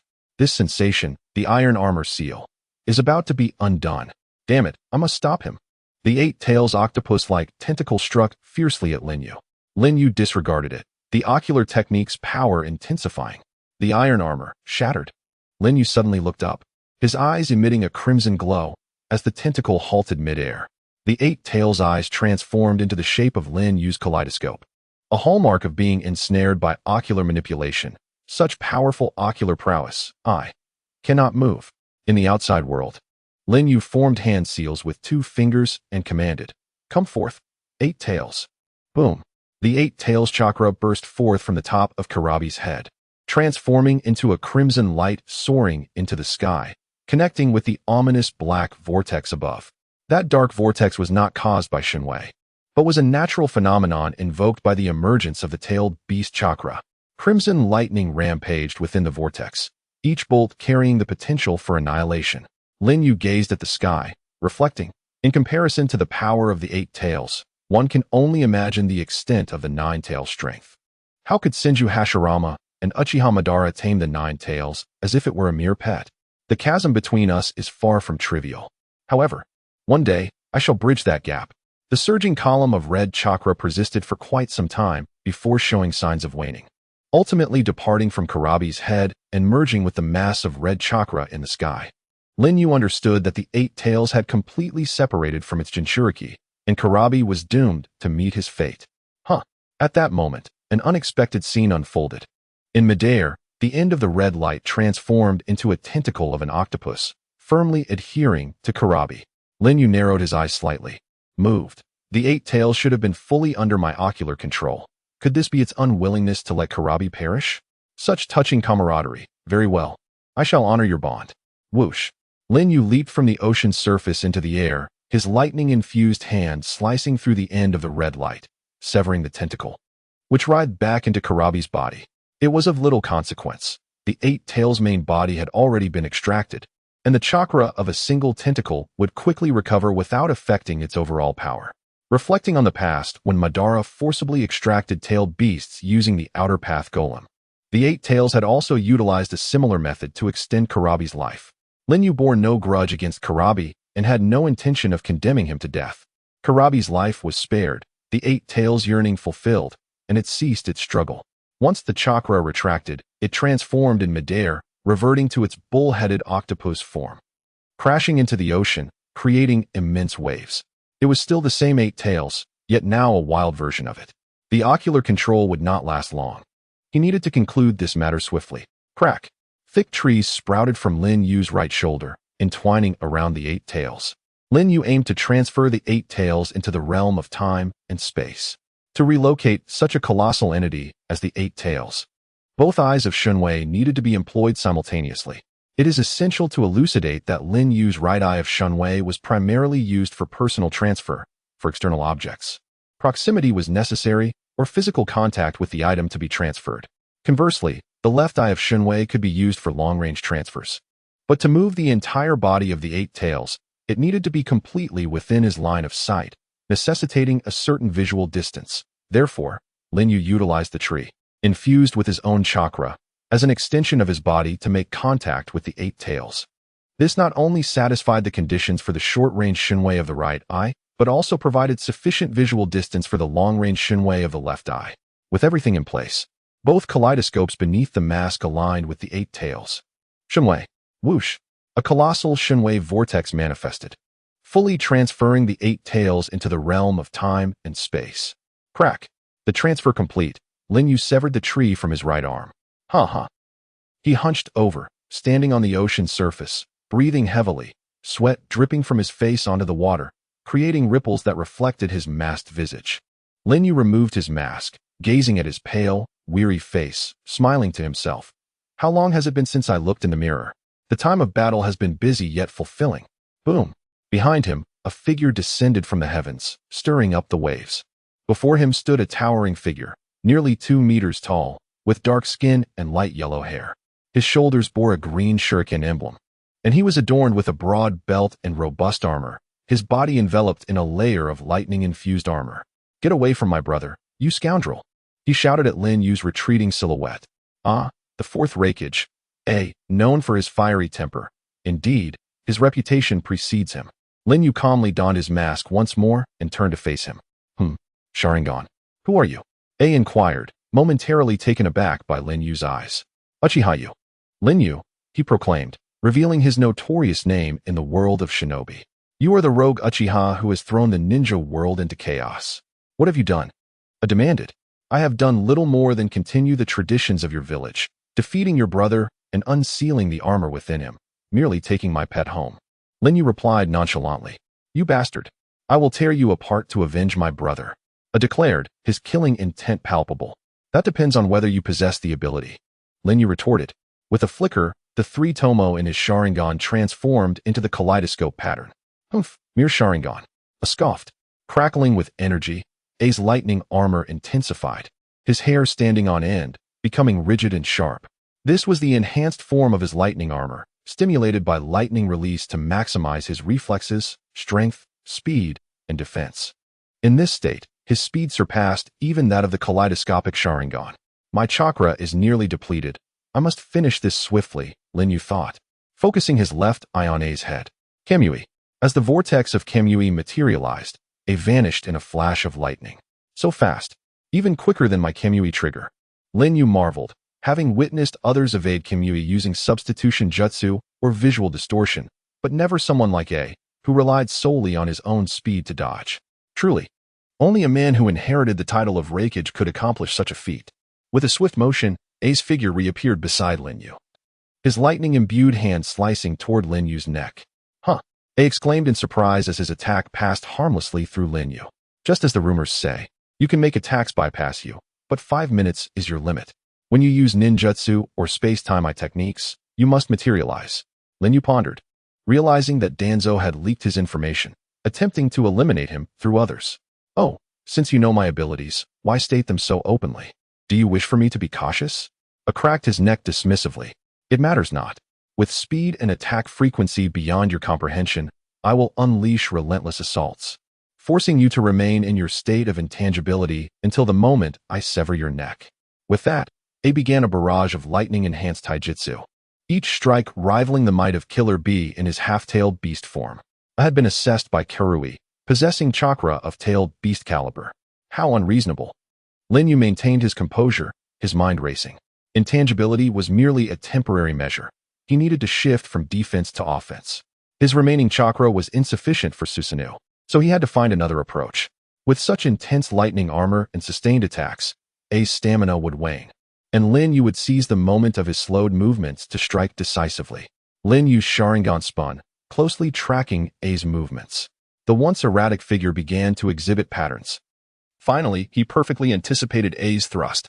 Now, Kamui, lightning cutter. Lin Yu released his intangibility and advanced toward A. Just as A's arm reached its peak thrust, Lin Yu lowered his center of gravity, aiming for A's chest. It ends here. Suddenly, Lin Yu's eyes burst with agony, his body stiffening. Damn it! The side effects of overexerting my ocular power hit at this moment. In a desperate move, he twisted his body aside. Crack! A's figure brushed past Lin Yu, blood spraying as Lin Yu's right arm was severed. Die! pivoted at lightning speed in pursuit. Lin Yu's gaze hardened. Instead of activating intangibility, he kicked his severed arm toward A. In that instant, A's focus was solely on Lin Yu, his arm struck by the flying severed limb. As the remnants of Kamui, lightning cutter triggered spatial distortion. Crack! A's arm twisted off, along with Lin Yu's severed arm, both vanishing into the vortex of space-time. A halted abruptly, staring at his bleeding stump, his eyes wide with disbelief. Fourth Raikage A, we shall meet again in the near future. In the name of the shadows, let us duel once more. With that, Lin Yu vanished into the swirling vortex of his right eye. A, gazing at the spot where Lin Yu had disappeared, turned to Killer B, lifting him with one hand, tears streaming down his face. Brother, I will avenge you. Bro. Killer B weakly called out. Big brother. A exclaimed with joy. In a different realm of space-time, Lin Yu reattached his severed arm. The healing properties of the Hashirama cells activated, seamlessly reconnecting the limb. Lin Yu flexed his newly restored arm, feeling no discomfort. Done? A bit later than expected, he remarked as Akatsuki and Yuzuki approached. Yes, I encountered a minor complication during the final phase. Lin Yu replied calmly.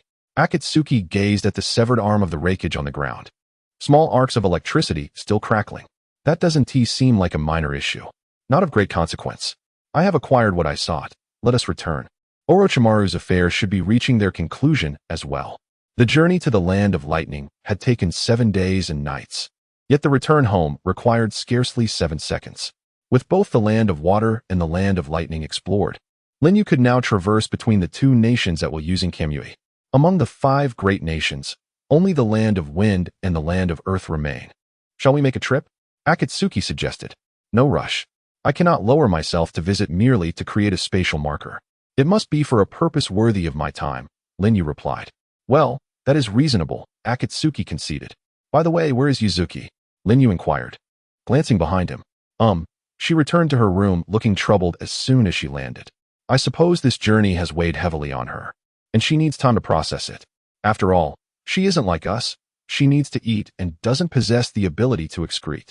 Lin Yu mused, his brow furrowing in thought. Let us check on Orochimaru's progress first.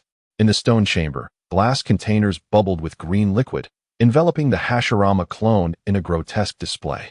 Tubes snaked from the clone's back, pulsating with a disturbing, oppressive sound. Drip, drip. After a long while, a drop of golden blood fell from the extraction device into the glass tube, which was on the verge of being filled. Excellent, just a little more. My perfect creation.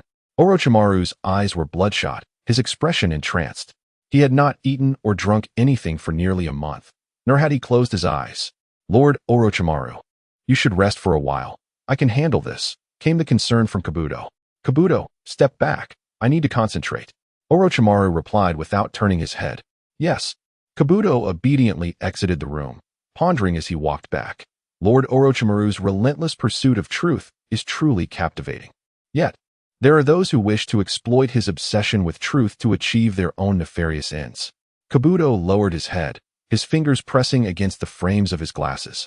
The large lenses reflecting light, a cold smirk curling at the corners of his mouth. But how could I allow him to succeed? By now, he should be permanently lost. After all, what a terrifying place the blood mist is.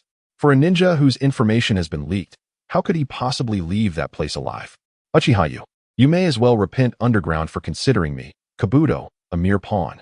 He chuckled to himself, his laughter growing louder and more unrestrained. Oh, what brings you such joy? Do share it with me. A sudden voice from around the corner abruptly silenced Kabuto's laughter. What? He halted, his gaze landing on Lin Yu, who leaned against the wall with crossed arms. The narrow eyes beneath his glasses widened in shock, his complexion paling. Beads of sweat forming on his brow. You, Lord Yu, you have returned? But Kabuto, ever the seasoned spy, quickly regained his composure. How wonderful. I have good news to share with you. What kind of good news? Lin Yu inquired, maintaining a calm facade. Through the joint efforts of Lord Orochimaru and myself, the extraction of the first Hokage Hashirama's original cells has gone even more smoothly than anticipated. Thus, the results will be ready ahead of schedule. In just 3 days, you will possess a body equal to that of the god of ninja, Senju Hashirama. Kabuto exclaimed with delight. That is indeed commendable. Once the task is completed, Kabuto, I shall ensure you are well rewarded. Lin Yu replied with a faint smile. Kabuto knelt before Lin Yu. his right hand resting over his heart. I am honored to serve you, my lord. Then I shall rely on you. Lin Yu turned and walked toward his room. I bid you farewell, my lord.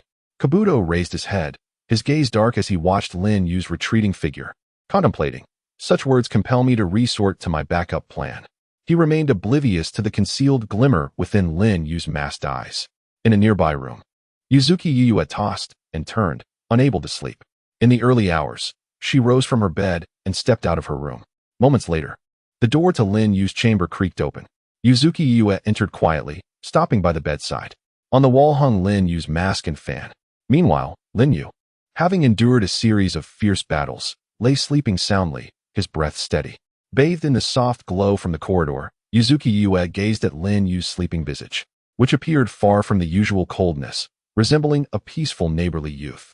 Her eyes reflected a tumult of emotions, her eyelids fluttering shut as memories of the time spent with Lin Yu flooded her mind. Would you be willing to come with me? I merely wish to prevent a woman like you from becoming a victim in this brutal ninja world. You need not do anything special. Simply abandon Konoha and come with me. These were the words spoken to her when Lin Yu had captured her and taken her away. Your room is ready, just next door to mine. Additionally, this box contains change of clothes prepared for you, along with some ninja rations. Please make do with them for now. I will soon establish a private hot spring for your exclusive use. These were the reassurances he offered when she first arrived at the base, feeling anxious. In the evenings, stay put in your room. Do not wander around the base. Did I not tell you to remain in your room and not roam about? Return to your sleep. These were his admonitions when she had ventured out and was struck by Orochimaru's intimidating aura. If you are tired, then rest. Do not overexert yourself. I have said, do not push yourself. These were his words as he saved her from the mist ninja, holding her close. Yuyue, this is for you. Did you not express a desire to kill me? With such a powerful ninja blade, your chances of success should improve, should they not? He jested as he handed her the Raijin blade. And when faced with the eight-tailed beast ball, she believed her demise was certain. Yet Lin Yu risked everything to save her. Throughout this journey, Yuzuki Yuyue came to an unsettling realization. She had gradually become accustomed to being by Lin Yu's side, even developing a certain fondness for this life. She feared that if this continued, she would forget her original intentions and become ensnared. Yuzuki Yuyue opened her eyes. Having made a firm resolve to sever the ties of fate, she drew a knife from behind her, her heart stealing as she plunged it toward the defenseless Lin Yu, who lay asleep. Clang! The blade pierced Lin Yu's body, emerging from beneath the bed. His breathing ceased abruptly. Yuzuki Yuyue felt nearly drained, lacking the strength to withdraw the knife, swaying as she moved toward the door, leaning against the frame. Turning her head, 2 tears slipped from the corners of her eyes. Forgive me, your power is too formidable, and one day it will threaten the village. Please understand. Leaving Lin Yu's room, Yuzuki Yuyue did not flee but returned to her own room. Sitting in the corner with her head bowed, embracing her knees as she quietly awaited the consequences of her actions. Yet, until the following morning, nothing out of the ordinary occurred. Stepping out of her room with a sense of doubt, she encountered Lin Yu just as he emerged from his chamber, stretching lazily. Yuzuki Yuyue stood frozen, her mouth opening and closing, unable to utter a word. Oh heyo, good morning. Up for a bathroom break. Lin Yu greeted her with a smile, teasing her lightly. By the way, you left something in my room. I took the liberty of retrieving it. Clang. Lin Yu tossed the knife Yuzuki Yuyue had used the previous night onto the ground. She stared at the knife, then at Lin Yu, who appeared perfectly unharmed, and asked, how? Are you unscathed? Lin Yu replied, you are indeed clever, recognizing my penetrating ability and choosing to strike while I slept.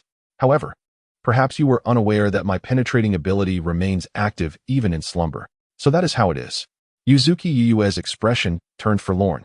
Yet for reasons unknown, she felt a deep-seated relief within. Then she picked up the knife from the floor and thrust it toward her heart, determined to end it all. Lin Yu narrowed his eyes, stepping forward to grasp the blade's edge. Blood dripped to the ground. Lin Yu's hand sliced open as he asked, what are you doing? Yuzuki Yuyue replied, since my intentions have been exposed, I have nothing more to say. I have stayed by your side to find an opportunity to kill you. Since that cannot be achieved, I can only resort to suicide. Are you afraid I might harm your sister? That was my initial thought, but after being with you, I realized a man like you would never harm an innocent girl. Then it is for the village, is it not? Konoha raised me, taught me. Knowing you may pose a threat to it, I cannot remain indifferent. So, this is what they call the will of fire? Lin Yu murmured, looking down. Moreover, I still do not comprehend the meaning behind the words you spoke to me back then. Lin Yu understood that the words of Mitsuki Siyu were, I simply do not wish for a woman like you to become a victim in this cruel world of ninjas. Very well, look into my eyes. Lin Yu lifted his gaze, the three tomo transforming into a kaleidoscope. The scene before Mitsuki Siyu shifted. In the cemetery of Konoha, a woman strikingly similar to Mitsuki Siyu was paying her respects at a gravestone. Captain Saigon, Lord Godame summons us. Called a man from the Umbu behind her. Understood. Mitsuki Saigon donned the animal mask of the Umbu and vanished in a flash. Is that? Saigon. She has joined the Umbu? Mitsuki Siyu, observing from a distance, wore a look of astonishment. You can go take a look at what is written on the gravestone, Lin Yu suggested. Mitsuki Siyu approached the gravestone, where it read, Grave of Tsukikid Shippu, lover, Mitsuki Saigon, Konoha year 61. Saigon's lover has died. Konoha year 61? That is, 14 years later? Take a look at this one. Lin Yu pointed to a nearby gravestone that had just been honored with flowers. Mitsuki Siyu followed his gesture and froze. Grave of Mitsuki Siyu, sister, Mitsuki Saigon, Konoha year 48. The vision faded, returning to reality. Konoha, year 48? I died? Mitsuki Siyu's face was filled with disbelief. Indeed, next year, you shall perish on an Umbu mission. You died, and your sister vowed to join the Umbu. Lin Yu stated. How could you possibly know these things? Mitsuki Siyu asked, puzzled. The power of the Sharingan reaches a level where it can even glimpse into the future. Lin Yu, of course, would not reveal that he had traversed time and space, so he casually offered an explanation. So, you brought me away to change the future in which I die. Would a decisive ninja like you do such a thing? Mitsuki Siyu found it hard to believe. You may consider this a fleeting whim of mine. But to be honest, when I saw you truly attempt to harm me, I was quite vexed. Unsure of how to respond, Lin Yu grasped Mitsuki Siyu's delicate chin, raising her face gently as he had when they first met. His eyes radiating an astonishing aura, far more terrifying than that of Orochimaru. Lin Yu studied Siyu and said, Your parents died for Konoha, leaving you and your young sister behind. You joined the Umbu, met an untimely end, and ultimately your sister followed in your footsteps. A family consumed by the flames of the so-called will of fire. Do you believe that is worthwhile? Mitsuki Siyu was momentarily at a loss for words. Lin Yu continued, What I disdain the most is this grandiloquent brainwashing. Is Konoha, basking in sunlight, truly as virtuous as it seems? Even that third Hokage, renowned for his benevolence, answer me. Mitsuki Siyu closed her eyes, for she was too weary to refute Lin Yu's words. As an Umbu, she naturally had access to the darker side of the village. She was simply too exhausted to ponder whether it was right or wrong. Lin Yu said, right or wrong. Those are merely trivial propositions. Siyu, tell me, do you find joy in the days spent by my side? Or in the days where you suppress your true feelings while executing missions in the Umbu? I do not know. Mitsuki Siyu's eyes flickered. The answer was evident. You have already become a rogue ninja of Konoha. The shackles upon you have vanished. Why can you not follow your heart's true desires? Lin Yu leaned closer to Siyu, whispering in her ear. Suddenly, Siyu's body trembled slightly. She raised her hand, trembling, but ultimately let it fall. Clang.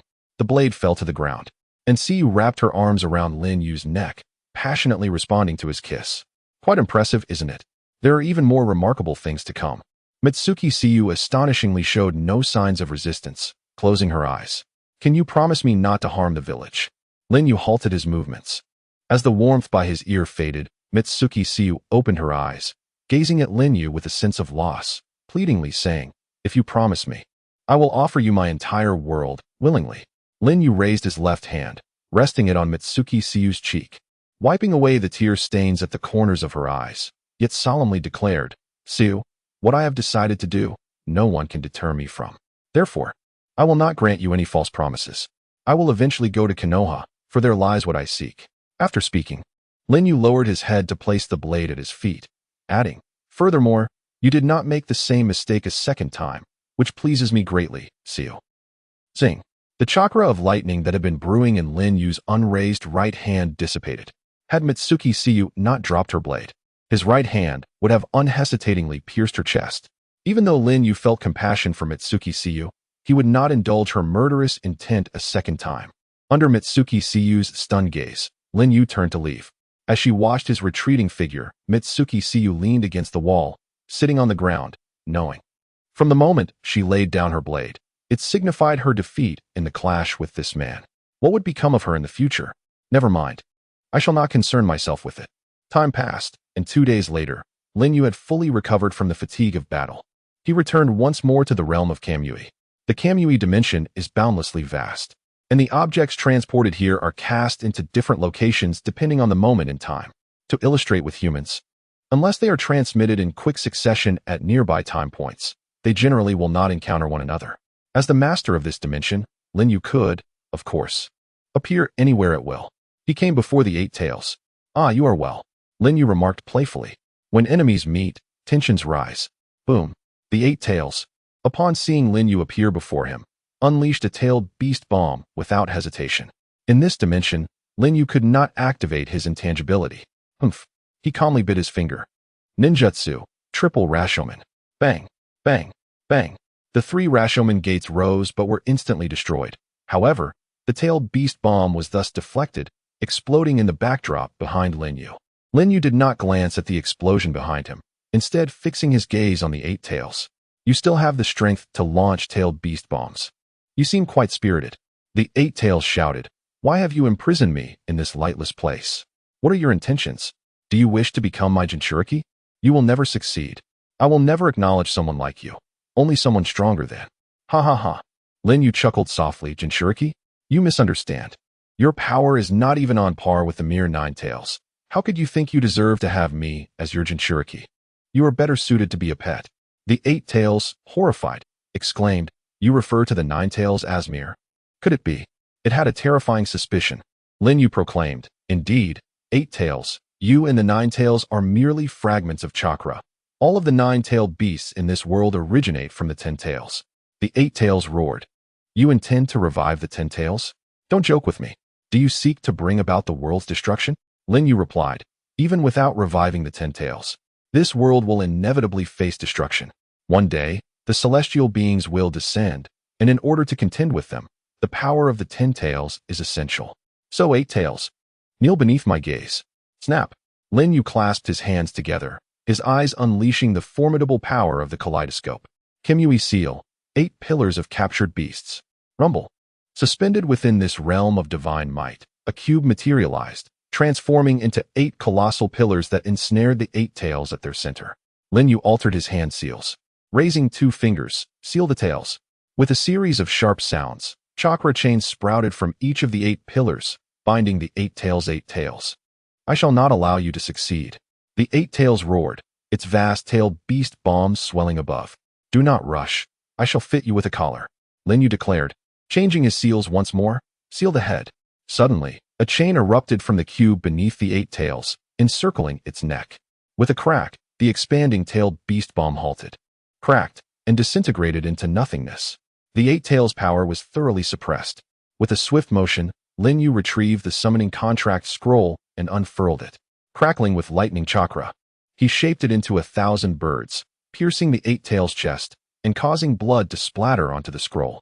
He bit into his own palm, smearing the blood to leave his handprint on the scroll, which promptly snapped shut in one fluid motion. With this summoning contract, he could invoke the 8 tails to fight. And with the previous divine seal, the 8 tails would remain confined within this space. Upon the conclusion of the summoning, the 8 tails would return to the sealing array within the divine realm. Lin Yu turned to leave. Do you wish to plunge the ninja world into chaos? The 8 tails bellowed. And what of it? Lin Yu replied, not looking back. The script penned by Kishimoto, centered on love and peace, was one Lin Yu cherished as an observer. Now he was a participant. His narrative revolved around war and freedom, which hinged upon one fundamental premise: power.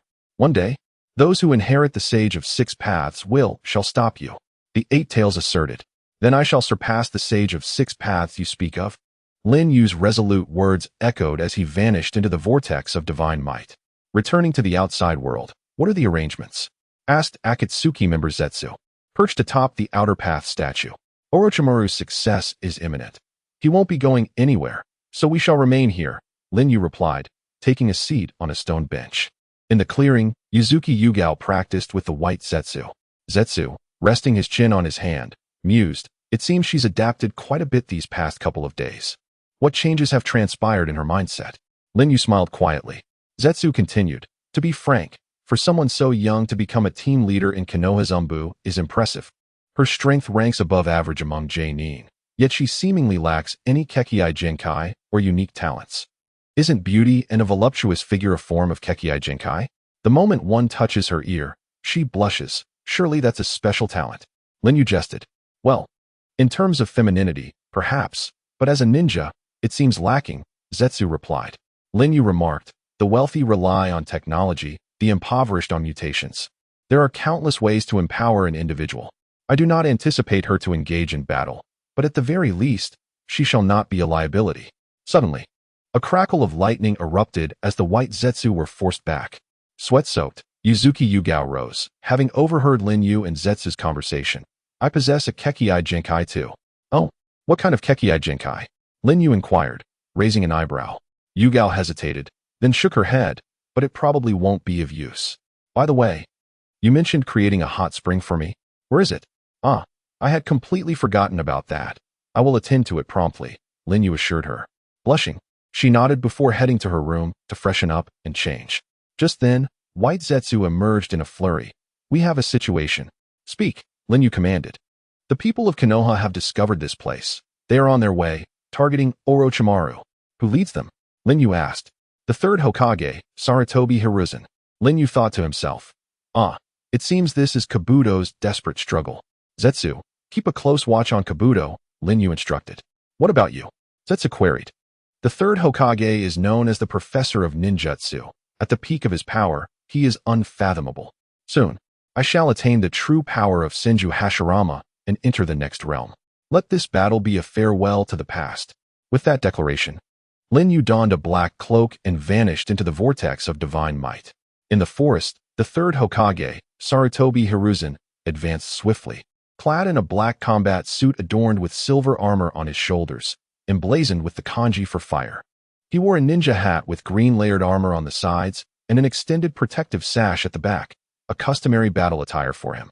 Unlike the kindly old man depicted in the original series, this version of Sarutobi was in his prime, at the pinnacle of his strength. For agile ninjas followed closely behind, wearing umbu masks and draped in white cloaks denoting their rank as umbu captains. Recently, Sarutobi had received a secret letter from Kabuto, claiming that Orochimaru had been defeated and imprisoned by a ninja named Uchiha Yu, with his life hanging by a thread. Lord Third, Kabuto was once part of Root. Can he be trusted? Could this be a trap? An umbu member questioned. Orochimaru's ninjutsu and knowledge are invaluable to Konoha, even if this is a trap. We cannot turn a blind eye. Sarutobi mused, reflecting, Orochimaru is ultimately my disciple, despite his ambitions and thoughts that even I cannot fathom. Upon arriving at the location indicated in Kabuto's letter, the group found only a precipice before them. Indeed, untrustworthy, an umbu member remarked. Sarutobi did not rush to respond, instead surveying the area thoughtfully before forming a complex series of hand seals. Ninjutsu, unseal the evil sealing technique. With a swish, the cliff face vanished, revealing a concealed barrier. This is, the four umbu members gasped in surprise. A high-level barrier technique capable of disguising landscapes, and it is quite difficult to break, Sarutobi observed. The barrier squad did not follow. Should we force our way through? There is no need for brute force. We must merely see through the technique. Sarutobi focused, stepping forward as 5 flames of different chakra natures ignited at his fingertips, pressing against the barrier. With a whoosh, a gate appeared on the barrier. The 4 umbu captains were filled with admiration. Let us proceed. It seems someone awaits us, the third Hokage said solemnly, stepping through the gate. The 4 umbu captains exchanged glances, nodding in understanding as they heightened their vigilance, following him closely. As the wind and sand swirled, Lin Yu perched upon the massive spine of a beast, his garments billowing, the Sharingan beneath his mask observing the man emerging from the dust storm. Indeed, you are the third Hokage, Sarutobi Hiruzen. You have arrived here with surprising ease. Stopping at a distance of several dozen meters, just beyond the range of the Sharingan's abilities. Hiruzen gazed at Lin Yu. You must be Uchiha Yu. I have heard that my disciple, Orochimaru, has fallen into your hands. As his teacher, I have come to apologize and to retrieve this disappointing disciple for some proper discipline. Lin Yu mused. So this is Kabuto's scheme. No matter. The reasons are irrelevant. No one shall take Orochimaru from me. Additionally, Lin Yu yearned to personally experience the might of another ninja world titan, beyond Hanzo the Salamander. The peak power of the third Hokage. Lin Yu tilted his head and remarked, Indeed, Orochimaru is here with me. But whether you can take him away depends on your capability as a teacher. How audacious of the Uchiha to speak thus to the third Hokage. The captains of the Umbu team were about to step forward when they were rebuked by the third Hokage.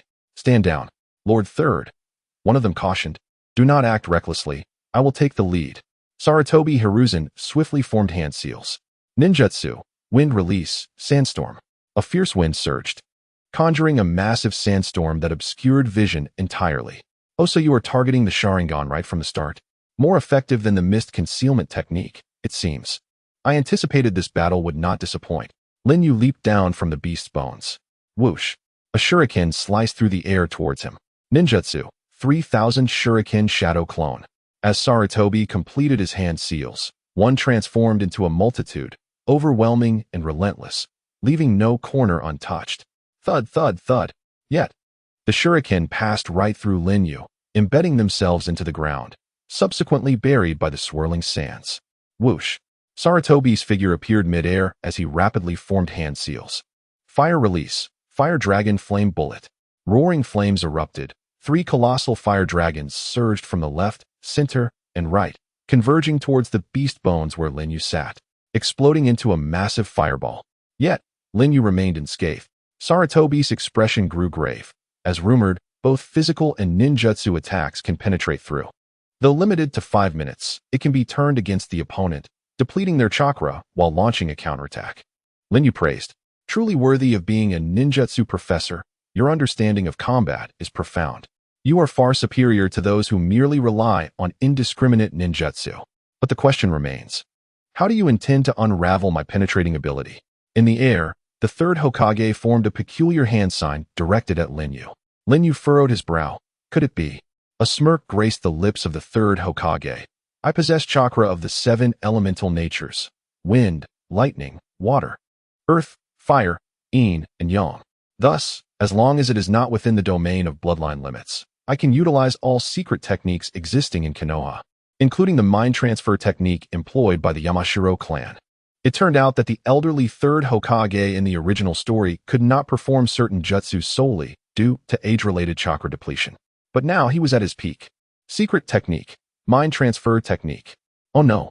Lin Yu's pupils constricted, preparing to evade. Buzz. Lin Yu's body froze in place. Sarutobi's spirit momentarily seizing control. Such formidable mental strength. It seems even I can only hold this for less than 10 seconds. The mind transfer was successful. Shinsho, attack me with your technique. He commanded a subordinate. Lord Third. Shinsho hesitated, aware that any damage inflicted would also affect the third Hokage. Do not worry, I will release the mind transfer just before your attack lands. Understood. Shinsho drew his ninja blade and leapt into action. Supersonic Thunderblade. Utilizing lightning release to create high-frequency vibrations, he aimed for Lin Yu's neck with a swift strike. In the realm of spirits, Lin Yu's cold voice echoed. The mind transfer, is it? The Yamashiro clan shall suffer devastating consequences for your actions today. Crack. A massive hand abruptly grasped Sarutobi's spiritual form. Behind him loomed a colossal azure giant emanating an intimidating aura. This malevolent chakra, could it be? Sarutobi was taken aback. That is the power of Susanoo. Even if not unleashed externally, it can awaken within, transforming into powerful spiritual energy. Mind transfer technique, released. Ugh. Sarutobi opened his eyes, blood trickling from his lips. Having lost in the mental clash, he naturally incurred wounds. He glanced at Shinsho, who was still oblivious and approaching Lin Yu, and shouted, Shinsho, retreat. But it was too late. Lin Yu ducked to evade Shinsho's lightning strike, simultaneously. Chidori ruthlessly pierced through Shinsho's chest. Thud. Watching Shinsho's lifeless body fall, Sarutobi wiped the blood from his lips and rose silently. Lin Yu stood emotionless, facing him. The winds howled ferociously, echoing the tension between the two, as if crying out under the weight of their murderous intent. The confrontation between Uchiha Yu and the peak third Hokage had only just begun. Bang, bang, bang. Sarutobi created 4 shadow clones surrounding Lin Yu, all prepared to form seals. His mind raced. The mind transfer has been countered. Using it again would be to my detriment. However, his penetrating ability is indeed a significant threat. Continuous saturation attacks, while theoretically viable, would drain an unimaginable amount of chakra. It would be wiser to utilize shadow clones to keep him on edge, forcing him to reveal weaknesses upon materialization. Lin Yu observed the 4 shadow clones, contemplating, trying to distract me. How cunning. Yet, alas, I too can employ shadow clones. And with my 1,000 hands, my chakra far exceeds his. Lin Yu formed hand seals, summoning his own shadow clones, mirroring the original, maintaining the same dynamic. Sarutobi furrowed his brow upon seeing this. I've truly been outmaneuvered, but, fortunately, I have a backup plan. 5 releases, great multi-shadow clone technique. Sarutobi and his 4 shadow clones coordinated, unleashing jutsu of 5 different elemental natures: fire, lightning, water, earth, and wind. Lin Yu mused, though all elements are present, they are merely B-rank jutsu. I can replicate this instantaneously. In a flash, Lin Yu duplicated the great multi-shadow clone technique, both his original and clones forming seals. Launching a counteroffensive. Boom, boom, boom. The explosive spectacle of 10 jutsu colliding was nothing short of magnificent, leaving the 3 Umbu captains utterly stunned. What on earth am I witnessing? How could he possibly rival the esteemed 3rd Hokage in the breadth of ninjutsu? When did the Uchiha produce such a prodigy? I now question if Danzo's policies towards the Uchiha were indeed correct. Even my former comrade, Uchiha Kagami, could not wield the Sharingan to such an extent. If only he were not an enemy. As Sarutobi maintained his jutsu with one hand, he retrieved a kunai with the other and hurled it at Lin Yu. Targeting my physical form is astute, but what can a kunai do? At least add an explosive tag for it to be worthwhile. Lin Yu deftly sidestepped, the kunai whizzing past him. Suddenly, his peripheral vision caught something peculiar about the kunai. Could it be? Bang, bang, bang, bang. Sarutobi's 4 shadow clones vanished simultaneously. Whoosh. Then, his real body appeared behind Lin Yu without warning, a kunai enveloped in wind chakra aimed at Lin Yu's back. Swish. But it passed right through. What? The 3rd Hokage was taken aback, his steps faltering as he retreated hastily. Lin Yu turned, extending his hand towards the 3rd. His right eyes Kimui ready to unleash. Flying Thunder God technique. So you possess this as well, 3rd Hokage? Had I not noticed something amiss with the kunai in time, it would have been disastrous. As he observed the approaching hand, Sarutobi thought, my mastery of the Flying Thunder God is inferior to the 2nd and 4th Hokage. At this distance, I cannot evade in time. There's no choice but to activate my contingency. Swish, swish. The 3rd Hokage began forming seals with both hands. Lin Yu watched the sequence intently, realizing, is that Earth release, Earth wall? Desperate measures, are we? Boom. Suddenly, the ground erupted. A hand grasping Lin Yu's ankle, halting his advance. Lin Yu was shocked. Another shadow clone underground? When did that happen? Was it at the very onset of their confrontation, during his initial wave of shadow shurikens, that he, under the cover of the swirling sands, transformed his shadow clones into shurikens to blend among them? Earth style, Heart's decapitation technique. Boom. With a sudden force, the hand gripping Lin Yu's ankle yanked him entirely into the earth, leaving only his head exposed. Lin Yu's gaze turned fierce. The long-range Shinjutsu from his left eye was now aimed directly at the 3rd Hokage's head. Shinjutsu. Earth style. Earth flow wall. Almost simultaneously, Sarutobi Hiruzen slammed his hands onto the ground, causing a wall of earth to erupt. Crack. The earth flow wall was pierced by Shinjutsu, but thanks to a delay of less than a second, Sarutobi had evaded the critical blow, though he lost a chunk of flesh from his shoulder, exposing his stark bones. Whoosh.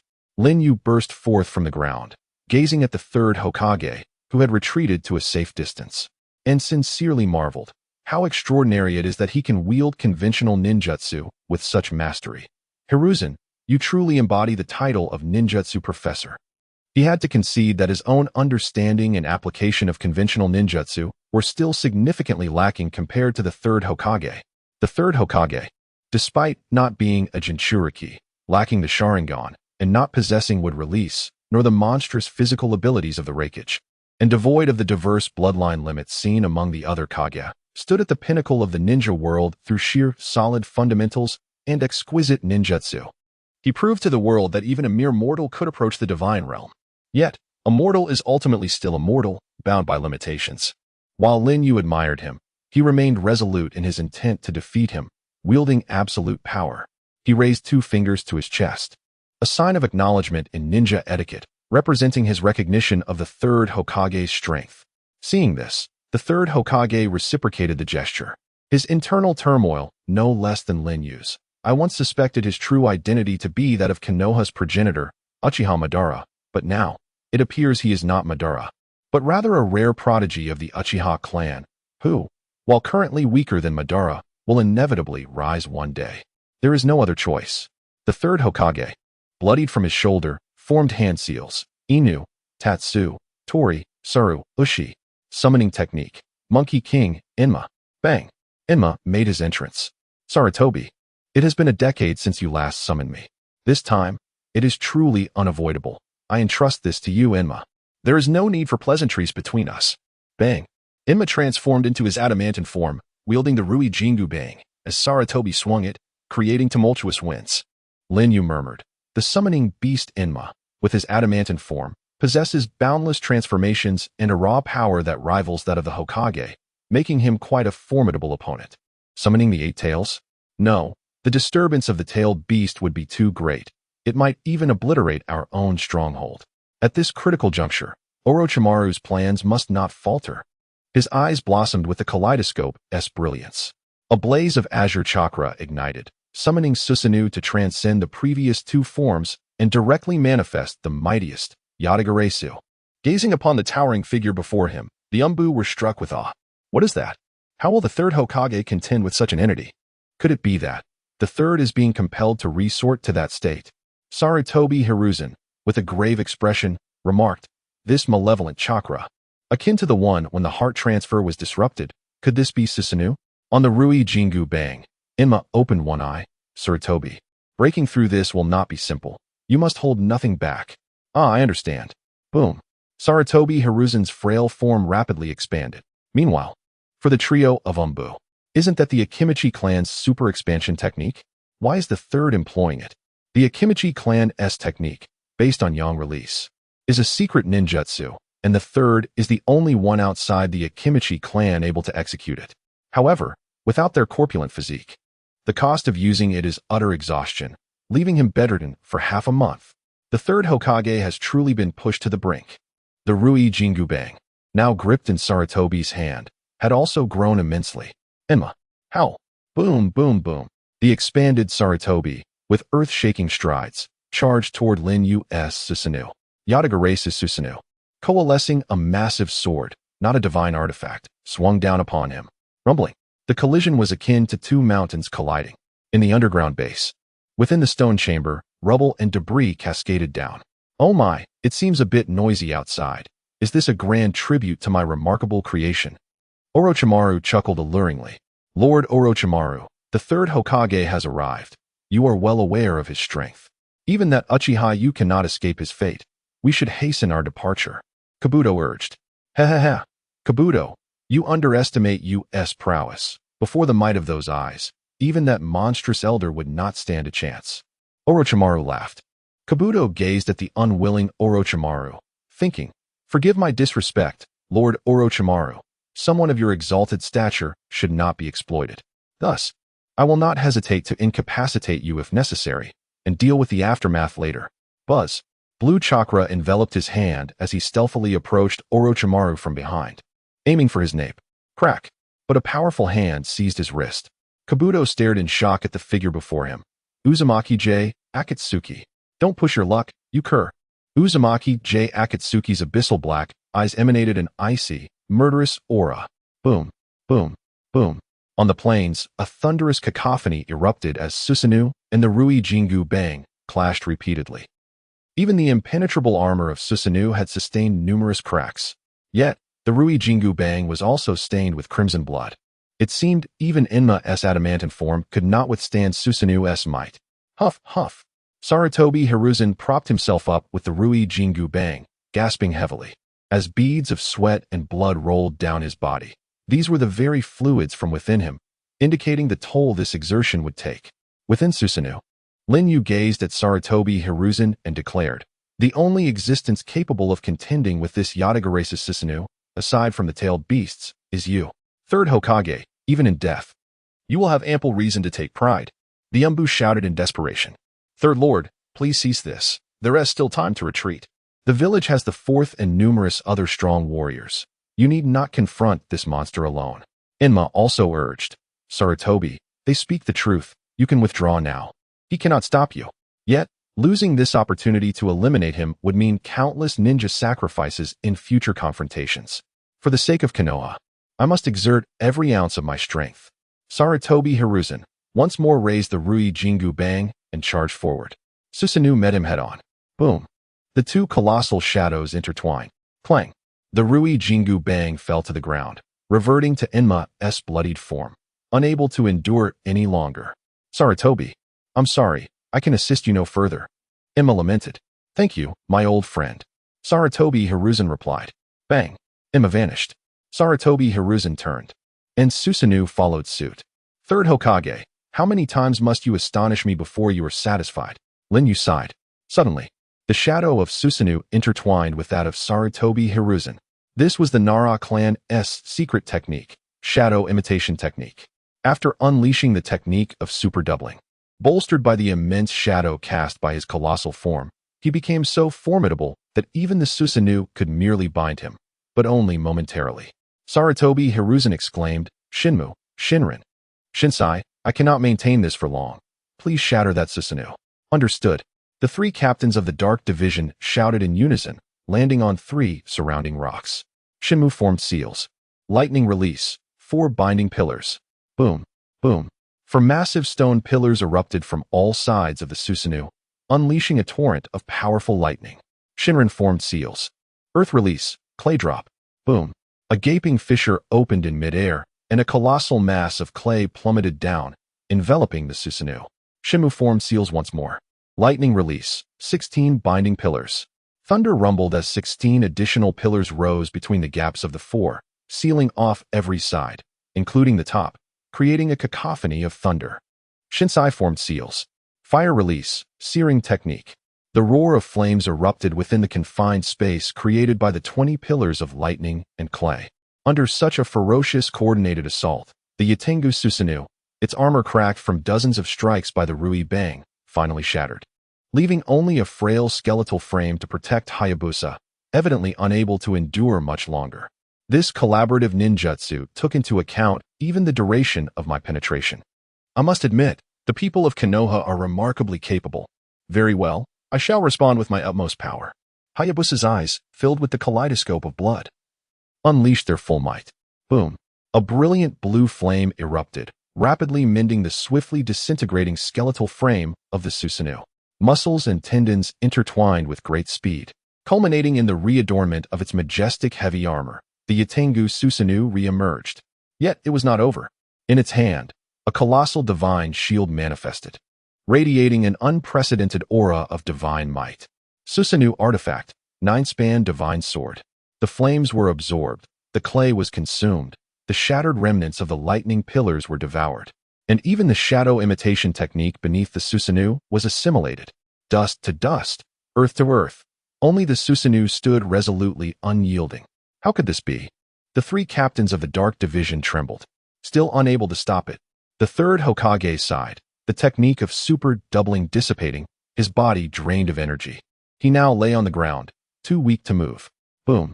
The Susanoo dissipated, and after closing his eyes to steady his breathing, Hayabusa approached the third Hokage. "Do not approach the third." The 3 captains of the Dark Division interposed themselves. "Get out of my way." Hayabusa unleashed a powerful lightning release from beneath his feet. Ah! The 3 fell to the ground, struck down. Hayabusa stepped over them, halting before the third Hokage. He had vanquished the legendary Sarutobi Hiruzen at the height of his power. This would likely become explosive news throughout the ninja world. "Uchiha, will you spare my disciple?" "Orochimaru?" Sarutobi Hiruzen still clung to thoughts of his pupil. "I never intended to harm him. How could I speak of sparing him?" Hayabusa replied. "What did you say?" Sarutobi Hiruzen was taken aback. "He speaks the truth, sensei. This is my own choice." At that moment, a hoarse yet magnetic voice resonated from behind. Hayabusa turned to see Orochimaru approaching, accompanied by Akatsuki. Akatsuki cast a knowing glance at Hayabusa, an indication that all was proceeding smoothly. The anxiety that had gripped Hayabusa for a month finally eased. Orochimaru stepped forward, taking a position slightly behind and to the left of Hayabusa, signifying his respect for him. Indeed, is it so? Sarutobi Hiruzen pondered briefly before speaking with a hint of melancholy. Yukuin, considering he is my teacher, please spare his life. Orochimaru implored Hayabusa. Hayabusa reflected. The once notorious traitor, Orochimaru, now pleads for his teacher. It seems he did not initially intend to destroy Konoha. In light of your efforts, I shall let him go, but... Hayabusa's tone shifted. Kabuto's fate has already been sealed by my own hand. Orochimaru appeared to understand Hayabusa's intent. Hayabusa glanced at Akatsuki, who nodded in affirmation. Hayabusa continued. Then there are no issues at hand. Third Hokage, he inquired. I ask you, is the disappearance of the villagers surrounding the Land of Fire, as well as the missing ninjas, connected to you? Orochimaru candidly confessed, yes. I am responsible for all of it. I used to fear exposure, yet now I need not worry. You lack the strength to deal with me. Don't you, sensei? Orochimaru, do you truly not wish to return to the village, even if I were to lift your punishment? Sarutobi Hiruzen attempted to salvage the situation. I seek to approach the truths of this world. A village cannot satisfy my desires, sensei. Sighing, Sarutobi Hiruzen recalled the moments spent teaching Orochimaru. Closing his eyes in resignation. Third Sama, the captains of the Dark Division, cried out. Fear not, he merely fainted.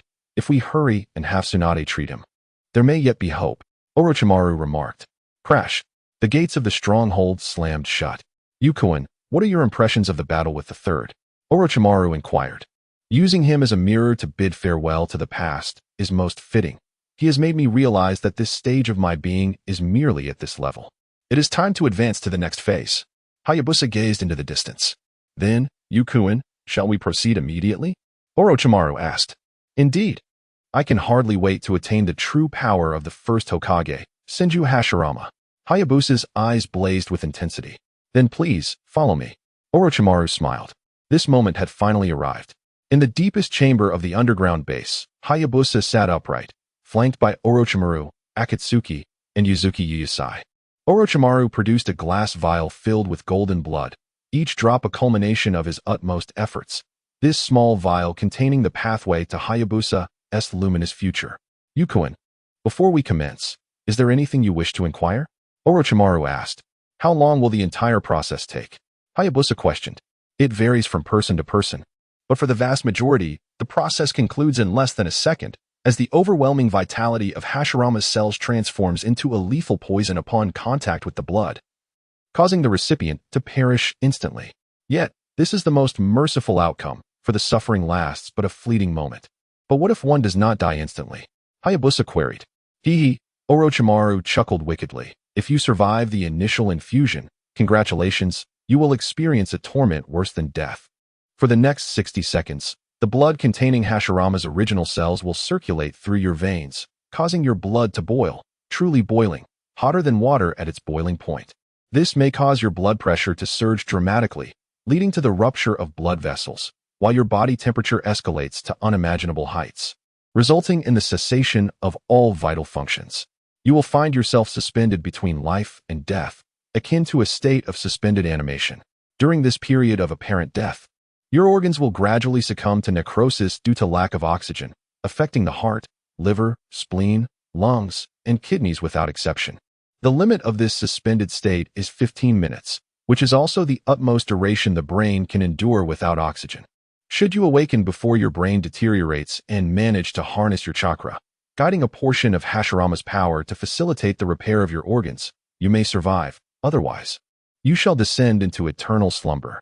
Lin Yu inquired. So, if one does not awaken within 15 minutes, death is inevitable, correct? Indeed, came the reply. What then? Are the conditions for awakening?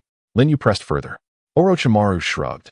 I am uncertain, as my research thus far has been limited to the physical realm, leaving my understanding of the spiritual domain uncharted. Let us assume one awakens before the brain succumbs and guides Hashirama's power to complete the organ repairs. Does that signify success? Lin Yu asked. Not quite. Orochimaru waved a finger. That merely indicates you are qualified to formally accept the baptism of this power. The true challenge begins in the next 24 hours, during which Hashirama cells will uncontrollably divide and proliferate within you, gradually replacing your own cells. In simpler terms, this is the process of Hashirama cells consuming your body. At this juncture, Hashirama cells are akin to cancer cells. We shall refer to this affliction as Hashirama cancer, which is distinct from any other type of cancer, as its onset period is merely 24 hours. Within this time frame, a determination of life or death shall be reached. And by what criteria is life and death defined? Asked Yuyuki. Excellent question, young lady, Orochimaru replied. Taking illness as an example, when the body is ravaged by disease, it produces antibodies. Hashirama cancer is no exception. The body will gradually develop antibodies against Hashirama cells, creating a degree of tolerance. This 24 hours serves as a contest. Will Lin Yu's own cells be annihilated by Hashirama's cells first, or will he generate sufficient antibodies? Ultimately, the outcome will be revealed within this period.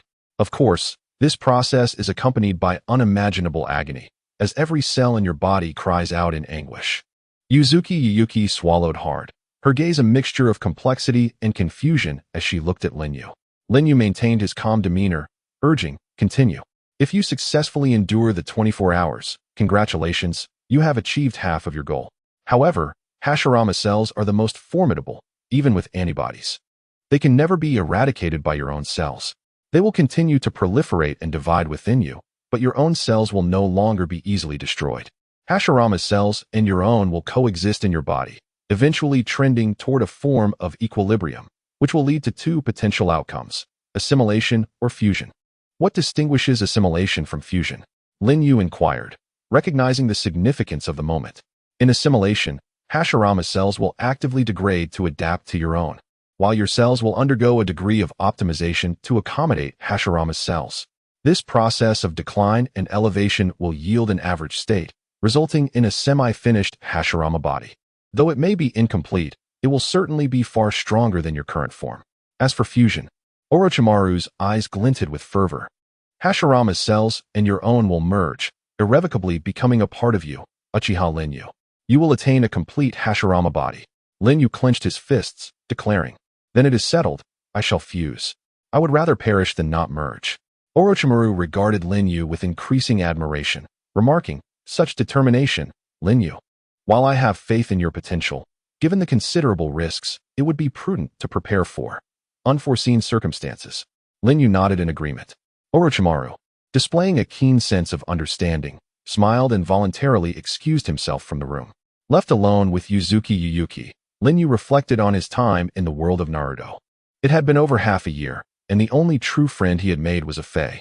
Although a Fae was not a conventional human and had peculiar habits that Lin Yu sometimes found hard to accept, he had been a steadfast companion through thick and thin, an irreplaceable ally. A Fae, we have grown quite familiar with one another, so I will not indulge in sentimental platitudes.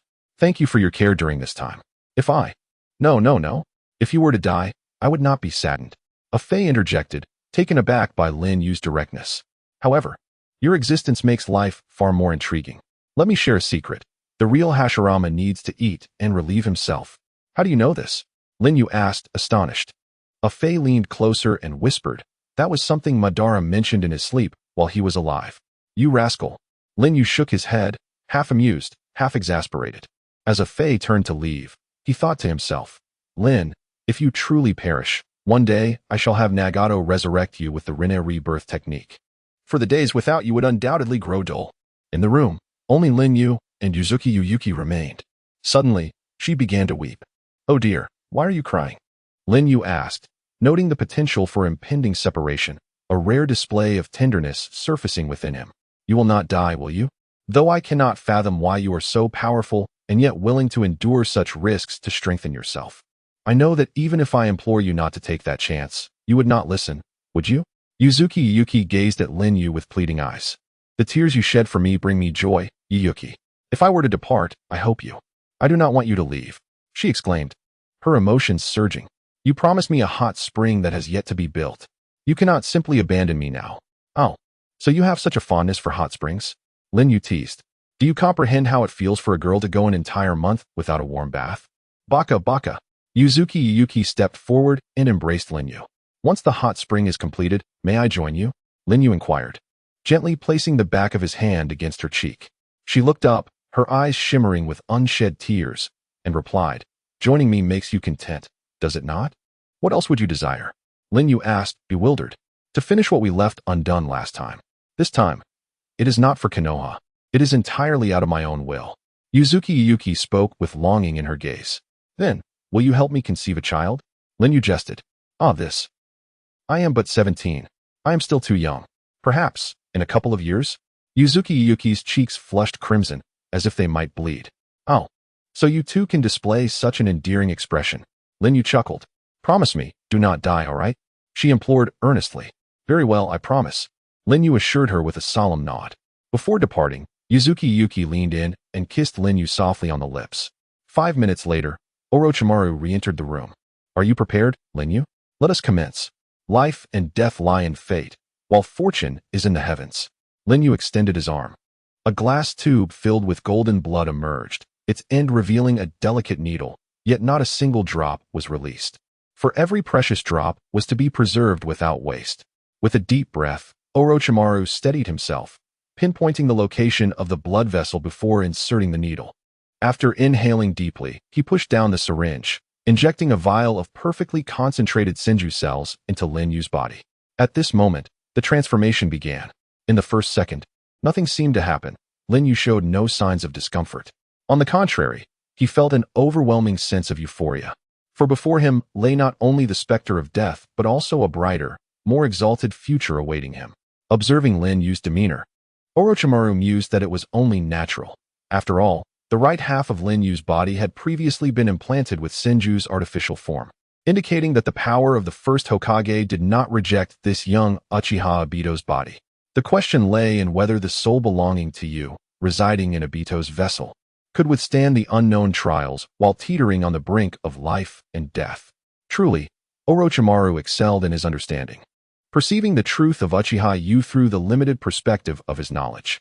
Within the next minute, the Senju cells injected into Lin Yu's bloodstream began to circulate throughout his body.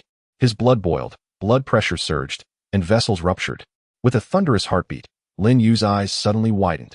A chilling scream, piercing and heart-wrenching, echoed through the underground base, resonating against thick walls. In the corridor, upon hearing the scream, Uzumaki Yu rushed to enter the room, but Uchiha Obito restrained her shoulder, shaking his head in protest. Yu bit her lip, clenching her fists, anxiously awaiting the outcome. Lin Yu's hands gripped the steel armrests of the chair until they crumpled. His skin turned a fiery red, steam erupting from every pore, and his eyes reflected a crimson haze. Suddenly, his gaze rolled back, leaving only a milky white in his pupils, and the harrowing screams ceased. Thud, thud. The heartbeat within his chest grew weaker until it finally ceased, his eyes fluttering shut, his head drooping limply as all vital signs halted.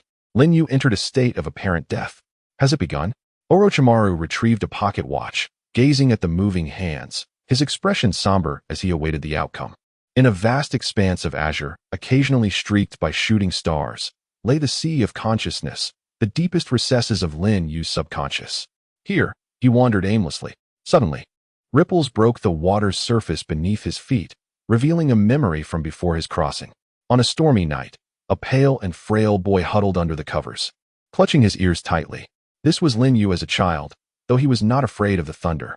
In the living room just a door away, his parents were embroiled in a fierce argument over trivial matters, sounds of a kettle crashing, a table being overturned, and dishes shattering, events that left a far deeper shadow on his tender heart than the thunderclaps outside. The urge to relieve himself grew unbearable. Lin Yu reluctantly threw off his covers, slipped on his slippers, and headed toward the bathroom. Crack! Just as he grasped the doorknob, a glass shattered violently against the door. That night, Lin Yu remained in his room, never stepping out. Such scenes accompanied him throughout his childhood, culminating in his parents finding new loves and abandoning him after their divorce. Ironically, that was a form of liberation for him. Yet, the nightmare was far from over. The scene shifted to his high school years. Lin Yu commuted to school alone, dined alone in the cafeteria. During physical education, while classmates engaged in sports, he sat isolated in a corner of the playground. He had no friends and refrained from engaging with others, moving through life as a solitary figure. Being alone, what was so wrong with that? Lin Yu cherished tranquility. But why? When all he desired was solitude without affecting anyone, did it invite violence and ridicule? The scene shifted again. Boys in the back row hurled chicken bones at his head and flung discarded sunflower seed shells in his direction. As snow fell, a boy he barely knew shoved a large snowball down the back of his collar. A soccer ball struck his face, and the crowd mocked him for retrieving it, jeering if he didn't comply. Beatings became a daily occurrence. When he sought help from teachers, they questioned why he was targeted, suggesting he find reasons within himself. Reluctantly, Lin Yu accepted his timid nature, thinking to resist. However, upon striking back for the first time, he was summoned to the office, sternly reprimanded, and threatened with parental notification. Yet, his busy parents never came, leaving the teacher to handle the situation. Was he not meant to exist in this world? Lin Yu fell into a deep depression, succumbing to despair. He recalled a week spent gathering hundreds of sleeping pills from various pharmacies, ultimately consuming them alone in a rented room. Finally, could he depart? But the landlord found him and called an ambulance, leading to his stomach being pumped in the hospital. His divorced, preoccupied parents eventually arrived, splitting the medical bills before leaving without uttering a single word to him, not even a harsh one. Their indifference was chilling, fulfilling only their legal obligations with no familial warmth to be found. Perhaps most parents are not like this, but Lin Yu lived in such a cold-hearted household, where the warmth of family was a mere luxury. Upon returning to school after his discharge, life resumed as before. Thankfully, no one dared to provoke him anymore, fearing he might take his own life. Yet, the cold and disdainful looks still lingered. One day, while perusing a street vendor's wares, he discovered a pirated copy of a Naruto manga, immersing himself in the world of the second dimension, spiraling into obsession. He genuinely felt that reality held no significance anymore. He became the archetype of what teachers and parents deemed a hopeless otaku, bound to be mercilessly cast aside by the harsh realities of societal competition. Perhaps that was indeed true. Lin Yu found no desire to argue, for everything in the three-dimensional world had become inconsequential to him. The mirror on the water vanished, frozen solid. This realm of the mind gradually succumbed to darkness. Lin Yu halted, crouching down, burying his head in his knees as his consciousness blurred and faded. He realized that he was on the brink of death. Lin Yu murmured, "So, in the end, did I fail?" He pondered why his three-dimensional self had crossed into this realm. For the moment you experienced, the real world was hell, just as the ninja world was hell for Uchiha Obito. At the intersection of these two dimensions, both believed themselves trapped in hell. Their souls resonated. Thus, their souls exchanged bodies across dimensions. You became the Obito of the Naruto universe, and he became the Lin Yu of reality. At that moment, a voice echoed before Lin Yu. He lifted his head, and there stood another version of himself. Lin Yu did not question how this other self existed or how he came to know these truths. He urgently asked, "What happens if I die here?" The other self gazed into the distance and replied, "Perhaps you will return to your original body, for Obito has not relinquished his obsessions. He still clings to Rin." In other words, would he revert to the dreary reality once more? Yes, there would be no Sharingan, no Kamui, no Susanoo, no chakra, no jutsu, only a suffocating reality devoid of any power to break free. That reality, I absolutely refuse to accept. Awaken, for I am the indomitable will within you. The figure before him raised a fist towards himself. Lin Yu, smiling, extended his hand to bump fists in response. Whoosh! Before him, the embodiment of Lin Yu's will transformed into a scattering of golden light, illuminating the dim expanse of his mental realm, now radiating with a brilliance surpassing that of the past. Outside, 15 minutes had elapsed. Orochimaru closed his pocket watch and gazed at Lin Yu, who remained bowed and motionless, a sense of melancholy washing over him. Has this gust of wind, Yukuin, reached its end? Yet, my quest for truth must not cease. Yukuin, I shall claim your eyes. Orochimaru stepped forward, extending his hand toward Lin Yu. At that moment, Lin Yu lifted his drooping head, revealing his kaleidoscopic Sharingan, shimmering with an enchanting light. How formidable, this ocular power, unprecedentedly powerful. Orochimaru halted abruptly, his body drenched in cold sweat. What do you intend to do, Orochimaru? Lin Yu's gaze was profound, his tone calm. Nothing, Yukuin, Orochimaru replied, lowering his hand respectfully. I shall merely observe quietly. Lin Yu bowed his head, harnessing the power of Hashirama to swiftly mend his ravaged internal organs, with scorching smoke rising from his skin, yet the iron-like crimson was no more. Orochimaru retreated to the side, genuinely admiring. Yukuin is far more remarkable than I had imagined. The metamorphosis continues. 12 hours had passed since Lin Yu's consciousness awoke from its false death. This brief span felt as protracted as half a century. Initially, his limbs twisted uncontrollably, making it impossible to sit steadily. Thus, he had Orochimaru procure sturdy iron chains to secure all 4 limbs. Even so, his body continued to tremble, the chains clattering ominously as Lin Yu endured both pain and exhilaration. I can feel it. The power of Hashirama is like a plague, rebounding against my body, each cell quivering in anguish, so potent. Yukuin, would you like me to administer a painkiller? It may not halt the pain, but could alleviate it somewhat. Orochimaru suggested. Lin Yu shook his head defiantly, his expression fervent. No, this pain allows me to truly grasp the might of Hashirama's power. When I fully master it, to what extent shall I ascend? Just the thought sends shivers through my veins. Orochimaru mused. The restless blood of the Uchiha flows thickly within Yukuin. Suddenly, cracks appeared on Lin Yu's right arm and cheek. Orochimaru's brow furrowed slightly, his expression growing increasingly grave with the passage of time. What is it? Lin Yu inquired, sensing Orochimaru's unease. Orochimaru thought, has Yukuin not noticed this himself? As I suspected. He then retrieved a mirror. Upon seeing his reflection, Lin Yu's pupils dilated in shock. The right side of his body had almost entirely transformed into wood, with branches and leaves sprouting ominously. What is happening? Lin Yu demanded of Orochimaru. After gathering his thoughts, Orochimaru gravely explained, your right side was nearly destroyed from severe injuries. The substitute, White Zetsu, is a product of degraded Hashirama cells, having lost much of its flesh characteristics and becoming more plant-like. This is the fundamental reason you do not require metabolism. However, Hashirama himself is a human of extraordinary vitality and physical energy. The White Zetsu on your right side, spurred by the life force of Hashirama cells, is reverting to its plant nature. This is a detail I overlooked. Despite my meticulous calculations, I failed to foresee this. Orochimaru felt a twinge of frustration and self-reproach. Even the most astute of minds can falter. Yet, at this juncture, it was not the time for blame. Lin Yu pressed.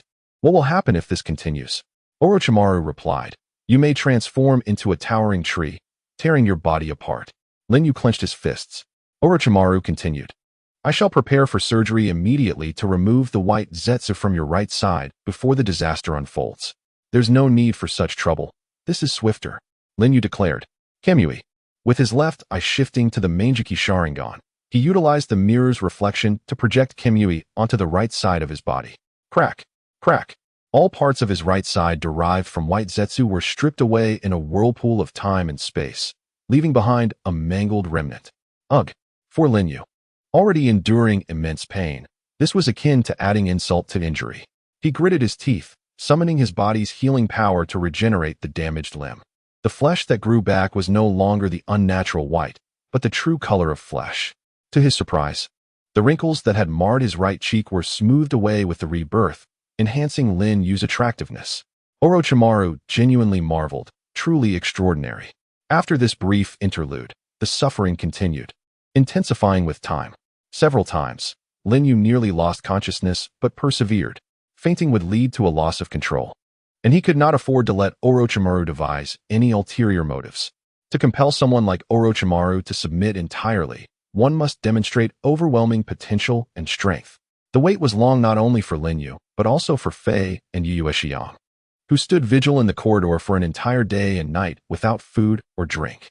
In the anxious anticipation, the 24 hours that could determine life or death elapsed. How do you feel, Yukuin? Orochimaru asked. Though my insides are in turmoil, I no longer feel pain. Lin Yu replied. Orochimaru nodded. It seems your body has successfully developed antibodies and gained tolerance to Hashirama cells. You have crossed the threshold of life and death. Whether you assimilate or fuse now depends on your own fortitude. Regardless of the outcome, you shall be transformed beyond recognition. I am a perfectionist. I shall either perish or achieve perfection. Assimilation is not an option. I desire fusion. Lin Yu asserted resolutely. Your determination is commendable. But what if the result is assimilation? Orochimaru inquired curiously. Then I shall cultivate another perfect Hashirama clone and extract pristine native cells, repeating the entire process as many times as necessary until I attain the desired outcome. Lin Yu declared with unyielding firmness. Such admirable tenacity, Orochimaru remarked. Though he thought, success hinges on this one attempt. If fusion fails, no amount of repetition will yield different results. Knowledge and methods can only eliminate obstacles. The decisive factor is one's capacity. However, he decided to withhold this insight from Lin Yu until a conclusion was reached. How long until we ascertain the final result? Lin Yu posed a crucial question. Implanting perfect Hashirama native cells has never been attempted before. The previous procedure was my own hypothesis and deduction, so I cannot provide a definitive time frame for this final step. However, when the result becomes apparent, you will certainly feel it, Orochimaru explained.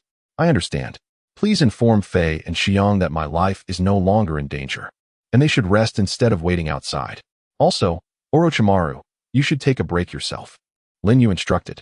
No, I must witness the outcome to the end. Otherwise, I shall be restless, Orochimaru replied with a smile. As you wish. Lin Yu closed his eyes, awaiting the next chapter in silence. An indeterminate amount of time passed, an interminable wait. Suddenly, a tremendous rumble resounded, and the very earth beneath trembled violently. Lin Yu opened his eyes, feeling an invincible power surging from every cell in his body. Had he finally arrived at this moment? Half a month had elapsed since then, and he could not fathom how things were faring on Yu's side. Mizuki, absent-mindedly chewing on a peanut, was interrupted by a sudden tremor beneath her feet. Is there an earthquake? She mused, startled. A Fei, seated on a stone bench nearby, who had been quite talkative in recent days, had grown noticeably quieter. With a rumble, the ground shook again. What is happening? Mizuki exclaimed. Just then, Baiju emerged from the outer realm, exclaiming, Hey, there's movement from US side. A Fei immediately rose to his feet. Wait for me. Mizuki hurriedly followed him.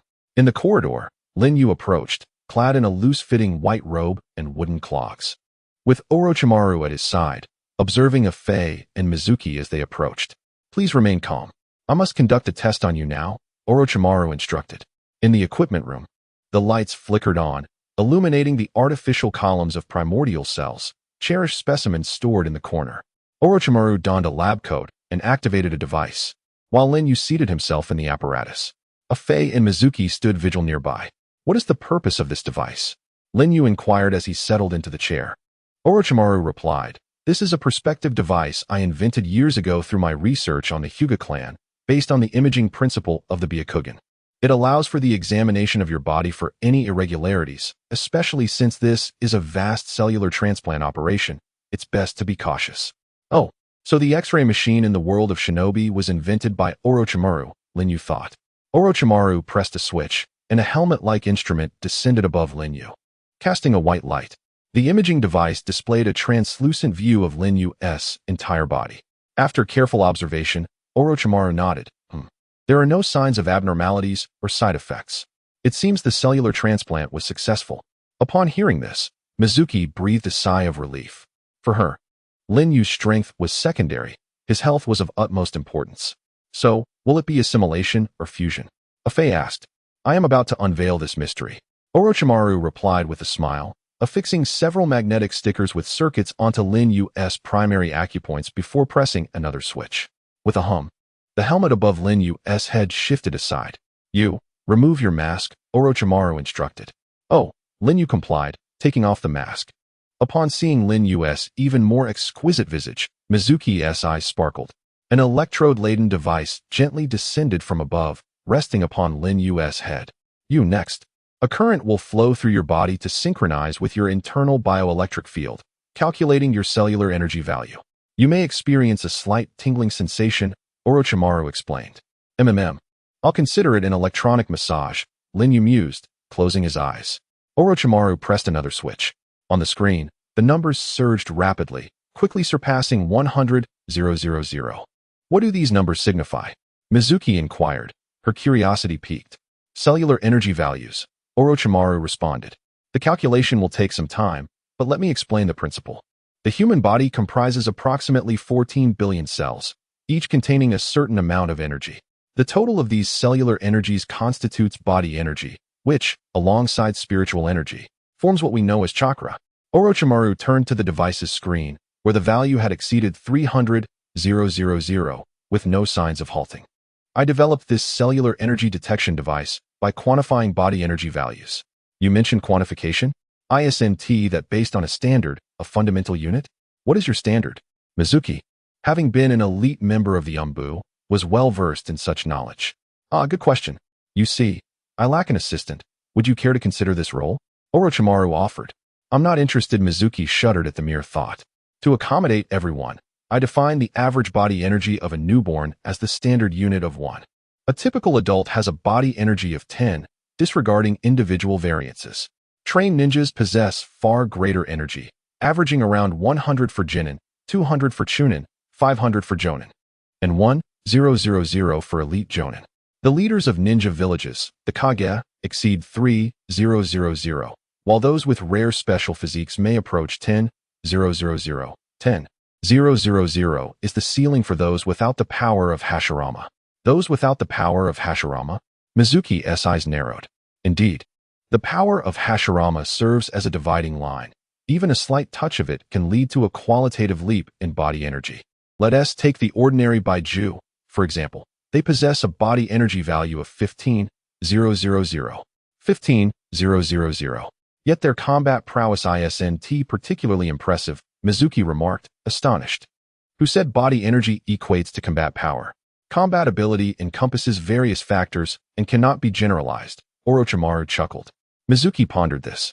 U.S. previous body was partly composed of Baiju, yet that Baiju body, after merging with you, also gained enhancements. Its body energy has reached nearly 50,000, surpassing one of my most successful experimental subjects, Danzo, who had 42,000.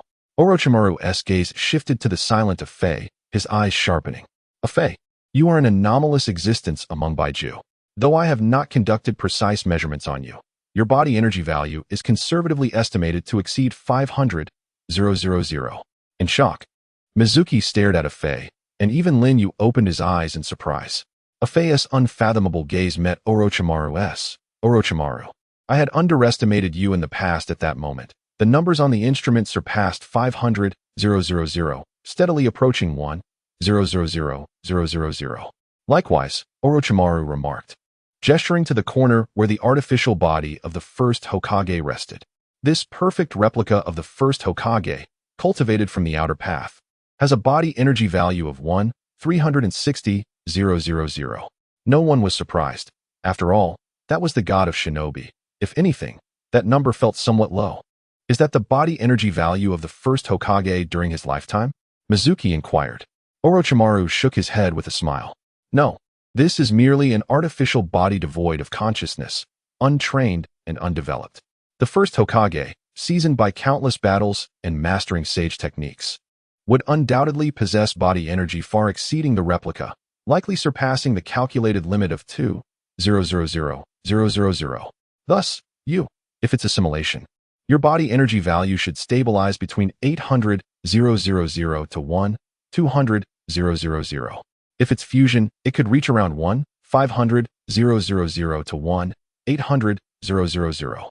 Now, let us eagerly await the imminent revelation of the results. Mizuki swallowed hard, staring at the screen. 1,100,000, 1,200,000, 1,300,000, 1,400,000. The numbers continued to rise, surpassing 1,500,000. Orochimaru exclaimed with exhilaration, it is confirmed. It is fusion. It is indeed fusion. Lin Yu's lips curled into a slight smile. The figures continued to fluctuate.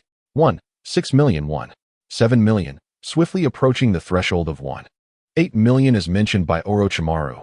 Yet, there were still no signs of a limit rise. Orochimaru's vertical pupils widened in astonishment, his body trembling uncontrollably. 85 million, 9 million, 95 million, 96 million, 98 million, 99 million, 2 million. The green numbers transformed into a line of red text. Beep, beep, beep. The instrument emitted a frantic alarm, accompanied by Orochimaru's near-suffocating exclamation. No, it cannot be calculated? Boom. A resounding explosion erupted as the energy detection device shattered. Minutes later, a group descended to the ground. The scene of Lin Yu's battle with the third Hokage from half a month ago still lingered vividly. That clash had turned the vicinity into a barren wasteland. With a flourish, Lin Yu donned a brand new black cloak and strode forward, where Orochimaru, Akatsuki's Tobi, Yuzuki weighing, and numerous white Zetsus awaited at the base's entrance, eagerly anticipating. There was a technique Lin Yu was eager to experiment with. Gurgle. A white Zetsu emerged from the adjacent earth, presenting a pair of black combat gloves. Lin Yu accepted the gloves and ceremoniously donned them on his hands. Gurgle. The white Zetsu retreated into the ground, only to resurface moments later from the ranks of its brethren, gazing at Lin Yu. Clap. Lin Yu clasped his hands before his chest, forming the sea seal.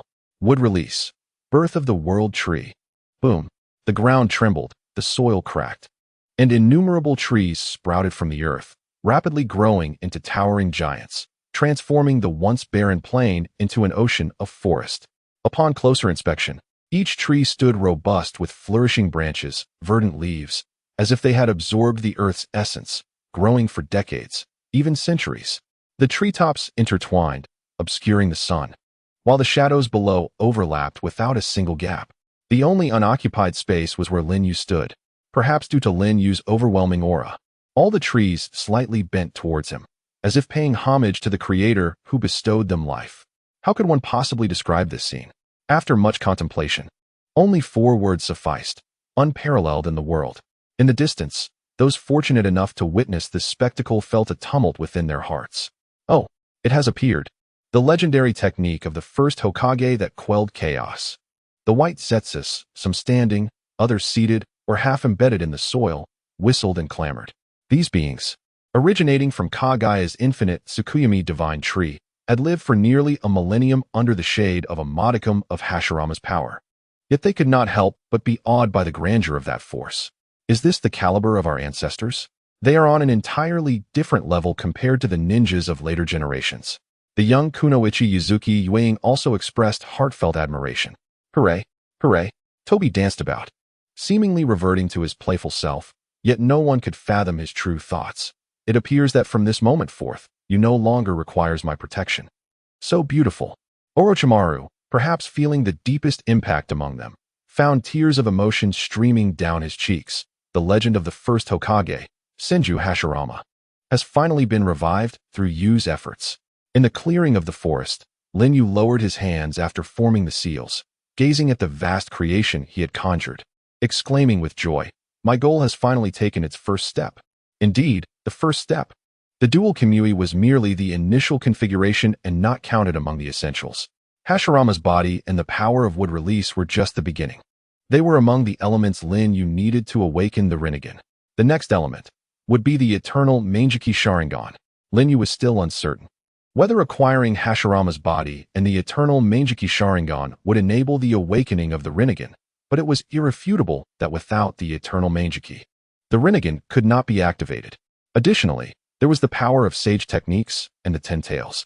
He would gradually gather the elements that constituted the power of the Sage of 6 Paths, Otsutsuki Kagaya, resurrecting the legend of the progenitor of ninjutsu. But was the power of the Sage of 6 Paths the ultimate goal? Not at all. The progenitor of the Hyuga clan, the Sage of 6 Paths brother, Otsutsuki Hamura, from whom the lunar Otsutsuki lineage emerged, possessing the powers of the Byakugan and the Rinnegan. How could the perfectionist Lin Yu overlook this? He too desired to obtain it. Only then could he aspire to acquire the power akin to that of the mother of chakra, Otsutsuki Kagaya. Indeed, Kagaya, a divine being that has been sealed since time immemorial, never to be slain. Lin Yu would eventually bring an end to her existence, transforming into a true Otsutsuki. The Covenant, a mysterious power unveiled only in the Boruto era, was not inferior to the Rinnegan in its essence. The fact that one who has slain a deity is no longer a mere mortal speaks volumes of the Covenant. It is a Godslayer's contract, obtainable only by vanquishing a member of the celestial Otsutsuki clan from beyond this world. Those who possess it will inherit all the powers of the deity they have slain, metamorphosing into a true Otsutsuki. Lin Yu sought to acquire the Covenant from Otsutsuki Kagaya, for only then would he qualify to challenge the Otsutsuki clan. Lin Yu's vision and aspirations extended far beyond the confines of the ninja world. The home planet of the Otsutsuki clan, though its location remained unknown to him, would one day be reached through his own strength, where he would confront the Otsutsuki clan. He would defeat those members of the Otsutsuki clan more formidable than Kaguya, even the one who commands this divine lineage, the patriarch of the Otsutsuki. The burden is heavy, and the road is long. Upon reflecting on this, Lin Yu returned from his elation at acquiring Hashirama's power, turning to Orochimaru. Orochimaru, come with me. The next phase is about to commence. Orochimaru replied with a grin. I am more than willing to accompany you, but may I take a nap first? I haven't slept a wink for nearly 2 months. Hearing this, Lin Yu observed Orochimaru's pronounced eye bags and dark circles, and felt an unusual sense of embarrassment. Indeed, Orochimaru had his own pursuits. Yet he had been forcibly recruited as an employee. Now, not only had he become a rogue ninja of Konoha, but he had also risked the life of his devoted disciple, Kabuto. It was indeed reasonable for him to request some unpaid leave, wasn't it? Thus, Lin Yu nodded. It is indeed deep winter now, and snakes do need to hibernate. Very well, rest well, and rejuvenate your spirit. But I suspect that when you awaken, the ninja world will have undergone a complete transformation. Oh dear, I am truly looking forward to that. Orochimaru murmured, already closing his eyes, standing there asleep, revealing just how exhausted he truly was. White Zetsu, please assist Mr. Orochimaru to rest. Remember to be gentle and do not wake him. Lin Yu instructed the White Zetsus. 2 White Zetsus stepped forward, hoisting Orochimaru's precious form onto their shoulders. Look at this guy sleeping so soundly. A couple of kicks probably wouldn't rouse him. Yet, they dared not be disrespectful. To achieve Lin Yu's objectives, Orochimaru, who held the core technology of this Hokage world, was indispensable. Wonderful, it's finally accomplished. I haven't slept well these past few days. As the sun set, Yuzuki Yueying nestled in Lin Yu's embrace. I worried you. Lin Yu wrapped his arm around her shoulder. Gurgle. A strange sound suddenly erupted. Yuzuki Yueying's face flushed. Could it be my stomach growling? But upon reflection, she had just eaten, so she was not hungry. She turned to Lin Yu, who was also gazing at his own stomach. The sensation of gastrointestinal peristalsis and the yearning for sustenance were feelings that Lin Yu had not experienced for quite some time, rendering them rather unfamiliar. Are you hungry? Asked Yuzuki Yuyue. Yes, I am a bit hungry. This body truly feels more like a living person now, Lin Yu replied. Let us find something to eat. This can be considered our first date. Yuzuki Yuyue, gently twirling a strand of her purple hair, felt her cheeks flush crimson under the setting sun. Then let us head to Konoha. With that, Lin Yu took Yuzuki Yuyue to Konoha village in the blink of an eye, utilizing his space-time ninjutsu, Kamui. Given their sensitive identities, they, of course, wore masks to conceal themselves. The familiar Hokage Rock, the well-known buildings, and the bustling crowd. Yuzuki Yuyue felt a surge of complicated emotions upon revisiting her childhood home. After all, this was the place where she had grown up. Although she had distanced herself from the village due to Lin Yu, she still had her younger sister, Yuzuki Yuin, residing there. Lin Yu was aware of this and had brought Yuyue to Konoha for that reason. After purchasing some dango at a dumpling shop, Lin Yu inquired, Would you like to see your sister? Yuzuki Yuyue paused, looking at Lin Yu with surprise. Is that possible? Of course. You have sacrificed your ties to the village for my sake. How could I let you abandon your sister? Lin Yu smiled gently. Thank you. Yuzuki Yuyue replied, touched. At the Konoha Ninja Academy, Yuzuki Yuin, aged 9, was just finishing her classes. Lin Yu and Yuzuki Yuyue hid in the shadows, observing when a distressing scene unfolded. At the school gate, Yuzuki Yuin was surrounded by a group of male classmates. The leader among them tossed a stone in his hand and sneered at Yuzuki Yuin. This girl's sister is a rogue ninja, the murderer of her comrades. She is the traitor's sister. Upon hearing this, the young Yuin lowered her head. Murderer? Comrades? Yuzuki Yuyue glanced at Lin Yu in disbelief. Oh, those 2 underlings of yours in the Umbu? It was Zetsu who informed me later that shortly after we left, Roots members arrived and killed them, conveniently tarnishing your reputation in the process, Lin Yu explained candidly. Root, Danzo. Yuzuki Yuyue seethed with rage. This is typical of that group. They disguise their actions as necessary sacrifices for the village, Lin Yu remarked coldly. I truly do not understand why the school does not expel such individuals. After all, the sister of a traitor will surely become a traitor herself. I do not wish to be killed during a mission by her. The boy hurled the stone at Yuzuki Yuin, hitting her on the forehead and leaving a bruise. Get out of the Ninja Academy, you traitor's sister. The other children chimed in, throwing stones. How outrageous. Yuzuki Yuyue clenched her fists, ready to rush forward to protect her bullied sister. However, Lin Yu held her shoulder, signaling her to wait. Stop it. A boy charged forward, engaging in a scuffle with the assailants. Yueguang Jifeng, why are you meddling? Do you wish to defend the traitoress sister? It's not Yuin's fault. Why do you blame her? Yueguang Jifeng defended Yuzuki Yuin, only to be swiftly overwhelmed by the group. This is not a place for fighting. Stop immediately. The commotion drew the attention of a teacher from the Ninja Academy, who intervened. The initial aggressors left in frustration, casting scornful glances at Yuzuki Yuin and spitting on the ground as they departed.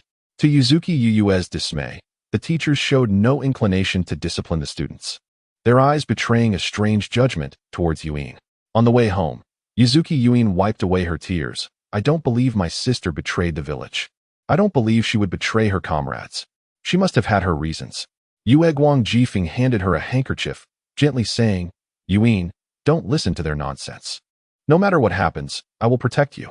Lin Yu mused, oh, I never would have guessed that the ailing Yueguang Jifeng was such a skilled charmer from a young age. No wonder Yuin is so enamored with him now. Meanwhile, Yuzuki Yuyue's expression was filled with concern. Lin Yu reassured her, rest assured, Yuyue, your sister is also family to me. In the near future, I will provide her with a safe haven, I promise. Yuzuki Yuyue nodded, unable to refuse. In the grand scheme of Konoha, there truly was no place for Yuzuki Yuin anymore. Observing Yuin's predicament, Lin Yu couldn't help but recall Naruto from his childhood. Naruto grew up to be the hero who saved Konoha, earning the respect of both the ninja and the villagers. But was it truly Naruto's ninja way that transformed everyone's hearts? No, fundamentally. It was because Naruto had a formidable background. His ancestors had paved the way for his growth, and Naruto himself had proven himself, leading to a commendable conclusion. What about Yuin? She had only Yueguang Jifeng, who was still a fleeting shadow. Let us explore elsewhere, Lin Yu suggested to Yuyue. All right, she agreed softly. Lin Yu led her to the outskirts of Konoha, where the Uchiha clan resided. When did the Uchiha clan move to such a secluded area? Yuyue questioned in surprise. According to Zetsu, it has only been about half a month, Lin Yu replied. Yuzuki Yuyue pondered for a moment and understood. It seemed that the news of the third Hokage being gravely injured at Lin Yu's hands had circulated widely, deepening the village's suspicions against the Uchiha clan. Lin Yu nodded, affirming, exactly, especially Danzo. This is a result of his machinations. Yuyue turned to Lin Yu. The Uchiha are your kin. Will you not intervene? Lin Yu gave a non-committal smile and did not respond. In the monitoring room of the Konoha Umbu, an Umbu member was assigned to observe the movements in the Uchiha residential area. At that moment, two individuals who appeared suspicious appeared on the surveillance camera. The Umbu swiftly adjusted the camera angle to focus on Lin Yu, zooming in. Suddenly, Lin Yu turned his face, and the Sharingan beneath his mask glimmered. The Umbu member's eyes widened in shock, falling into a daze before collapsing to the ground. The screen flickered a few times before going dark. I'm off duty now. You can go have your meal. A ninja clad in a black mask, black eye patch, and silver hair entered the room. Upon seeing the scene, his half-closed eyes widened in shock as he cautiously examined the surroundings. There were no signs of intrusion, but it seemed someone had fallen victim to a genjutsu. Was the medium the monitor? If someone could accomplish this, could it possibly be? He dashed out quickly. Captain Kakashi, inform Team 6 to follow me. There is a situation with the Uchiha. What is going on? I fear a formidable individual has come to the village. At the entrance of the Uchiha residential area, Yuzuki Yuyue asked, What's wrong? It's nothing, just a fly, Lin Yu replied, averting his gaze as he and Yu entered the Uchiha enclave. The day was still young, yet the streets were eerily deserted, with even the shops closed for the evening. Yuzuki Yuyue looked around, puzzled. There is not a soul in sight. This shouldn't be the case at this hour. Lin Yu, understanding, thought, perhaps they are gathering at the South Shrine. Let us go, we should listen in. In the woods near the South Shrine, Lin Yu retrieved a crystal ball. Do you remember that ball the third Hokage used for spying in the early chapters of the original story? Using a crystal as a medium, one can gain insights into the scenery of the village. By employing a crystal ball, it is possible to locate individuals at any time and place, provided one knows the type of chakra the person possesses or is close to their location. If this is achieved, it can be utilized for surveillance without the other party's awareness. This technique was once employed by the leader to maintain order within the village. The method of its application is recorded in the scroll left by Madara. Why did Madara use such ninjutsu during his lifetime? It likely relates to his incessant thoughts of Hashirama in his dreams, but that is not a matter of concern for Hate. Ninjutsu, telescope technique. With a swift motion, as Hate cast the spell, the crystal ball revealed a scene from inside the South Shrine.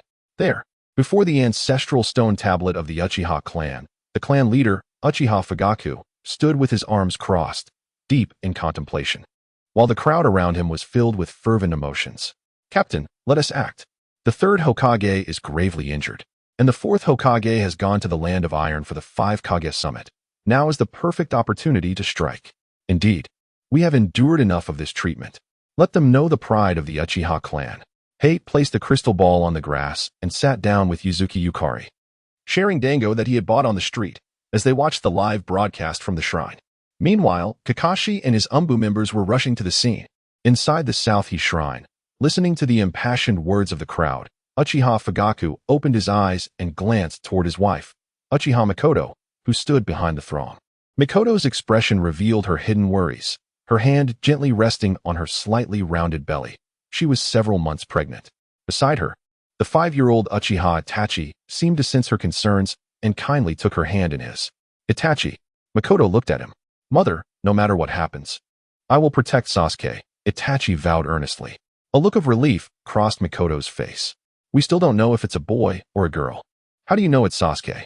Itachi smiled gently, offering no reply. Mikoto thought to herself, Itachi, you are such a considerate child. Uchiha Fugaku, regaining his focus, surveyed the gathered crowd and raised his voice. Everyone, listen to me. The people gradually quieted down. Fugaku continued, the village is in a perilous situation if we act recklessly.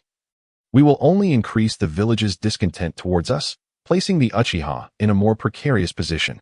Captain, we have no way out. Is there any worse fate awaiting us? Exactly.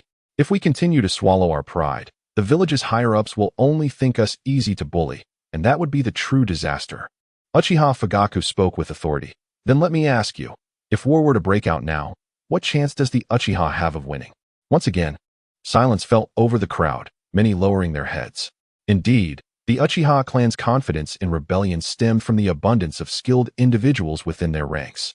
With talents like Uchiha Itachi, who had earned the trust of the higher-ups and possessed nearly unparalleled strength, and Shursui, a renowned ninja in the shinobi world whose power was not inferior to that of the Hokage, they felt emboldened. However, at present, Itachi's talents had yet to fully manifest, and Shursui had not yet come into prominence. But still, some were unwilling to accept this reality. Uchiha Fugaku interrupted. I know what you wish to say. The third Hokage is gravely injured, but do not forget that Tsunade has returned to the village. She is the granddaughter of the first Hokage and one of the legendary Sannin. Her strength cannot be underestimated. But the fourth. Have you forgotten the name of the fourth Hokage? Uchiha Fugaku's words jolted everyone awake. The yellow flash. That man, even if he is thousands of miles away, can appear in any corner of Konoha in an instant if he so wishes. Furthermore, as Hokage, he oversees all major affairs of the village. Would he leave without making arrangements? His eyes and ears are likely already spread throughout the village. Fugaku's remarks effectively quelled the rising fervor among the crowd. There was no denying the truth of his words. How infuriating. Must our proud Uchiha clan bow to the rule of the Senju? Right, Captain. And what of Uchiha Yu? The one who fought to a standstill against Hanzo, defeated the 7 ninja swordsmen and the Mizukage, and vanquished the third Hokage? He is one of us. A member of the Uchiha clan suddenly exclaimed with excitement. Upon hearing this, others began to echo his sentiments. Yes, how did I not think of that? If Uchiha Yu returns, what do we have to fear from the Sannin or the yellow flash? On the lawn, Hate munched on a dango, murmuring, a leaf obscures the eyes, preventing one from seeing the day. Indeed, the Uchiha are a clan with a narrow vision. Their Sharingan can only perceive their small clan. And only Itachi and Shursui resonate with my heart. Itachi and Shursui? Yuzuki Yukari inquired curiously. Hate slightly adjusted the perspective of the crystal ball, revealing the scene behind the crowd. Do you see those 2 children sitting in the back? It is they. But they are just children, Yukari replied. These 2 children will inevitably bring about a great upheaval in the shinobi world. If you ask how I know, it is indeed the powerful foresight of the Sharingan that reveals the future, is it not? Yuzuki Yukari teased Hate. Ah, you are quite perceptive. You understand what I wish to convey. Hate chuckled. Inside the South Shrine, Uchiha Fugaku's voice, filled with anger, resonated. Are you all blind to the truth? Captain, regarding Uchiha Yu, regardless of whether he is truly one of our Uchiha clan, do you know his background, strength, ideology, and intentions? We know nothing about him, yet he seems to know everything about us. Collaborating with such a dangerous individual is akin to courting disaster and could lead the Uchiha to ruin.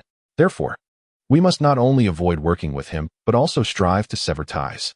I have clarified this with the higher-ups on multiple occasions. There is no record of you in our Uchiha clan's genealogy, neither in the past, present, nor future. Hence, I forbid any of you from mentioning this name again. Those who disobey will face severe punishment. And Captain, what then? What direction will the Uchiha clan take? Must we continue to endure this silence? After a moment of contemplation, Uchiha Fugaku replied, I will seek a way to negotiate. The third Hokage is reasonable, and the fourth was brought up by the third, inheriting his will and style. The real culprits behind our Uchiha clan's predicament are the other higher-ups in the village. As long as we can gain the trust of these two Hokages, there remains a chance for resolution. Now disperse. The doors of the South Shrine opened, and Uchiha members with varying expressions emerged. Isn't Captain being overly cautious? I believe he is merely worried about his unborn child facing misfortune, scoffed one Uchiha member. If that child were to die, Captain would no longer hesitate. Upon hearing this, some radical Uchiha clan members exchanged glances, their eyes flickering with excitement. In the woods, Hade observed keenly. It's that man again. He was just using my name to incite the crowd, and now he is stirring trouble as well. This individual must be a spy planted by Danzo within the Uchiha clan, eager for us to rebel. Why did Danzo act in such a manner? Yuzuki Yuhi inquired. Lin Yu offered a faint smile, refraining from providing an answer. After all, it was due to the fright he experienced at Lin Yu's hands last time that he was so eager to augment his Sharingan. Nevertheless, this was of little concern to Lin Yu. He required Danzo to remain alive temporarily to facilitate certain events. Without this, in a peaceful environment, when would Shursui and Itachi be able to unlock their Mangekyou Sharingan? Suddenly, a youth walking behind the crowd paused, casting a glance at the shadows of the forest. Shursui, what's wrong? Itachi asked. It's nothing. It must be my imagination, Shursui replied. And Itachi, you must inform your father to ensure the safety of Aunt Mikoto. The atmosphere among our clansmen feels off. Someone might take drastic measures to instigate a Uchiha coup, possibly targeting her unborn child. I've sensed it too. I won't allow any harm to come to Sasuke. Itachi's gaze sharpened. Itachi, your eyes, Shursui exclaimed, astonished at the swirling tomo within Itachi's pupils. Lin Yu smirked slightly. Indeed, adversity breeds growth. As they departed from the Uchiha residential area, a group suddenly appeared before Lin Yu and Yuhi. You are the infamous Uchiha Yu, aren't you? How brazen of you to enter the village. Kakashi stepped forward. Upon seeing Kakashi, Lin Yu's expression shifted from surprise to a profound intensity. Kakashi, it's fortunate that it's you. Had it been anyone else, a simple meal could have turned deadly. Lin Yu inquired nonchalantly. Oh, to have noticed my arrival. It seems there are a few keen senses within Konoha's roots. Kakashi frowned, responding coldly, Roots? You seem to be mistaken. I am a member of Konoha's Umbu. Lin Yu mused. Indeed, after intimidating Danzo last time, he was too wary to openly target the fourth Hokage and Kushina. Thus, Kakashi chose to join the Umbu directly under the fourth Hokage instead of the Roots. However, Kakashi, with your perceptiveness to sense my arrival, why can't you acknowledge the disparity between us? What blinds your vision? It appears I must impart a lesson upon you. Regardless of whether you are from the Roots or the Umbu, you shall meet your demise here. With a chilling proclamation, Lin Yu's figure vanished without warning, reappearing behind Kakashi. What? Crack. By the time Kakashi sensed it, he had already been pierced through by kunai from front to back. Wow. Kakashi coughed up blood, his body dissolving into a powerful lightning strike. Bathed in lightning, Lin Yu mused. So it was a lightning clone in an instant. Kakashi's true form, concealed in the shadows, surged forth, his thoughts racing.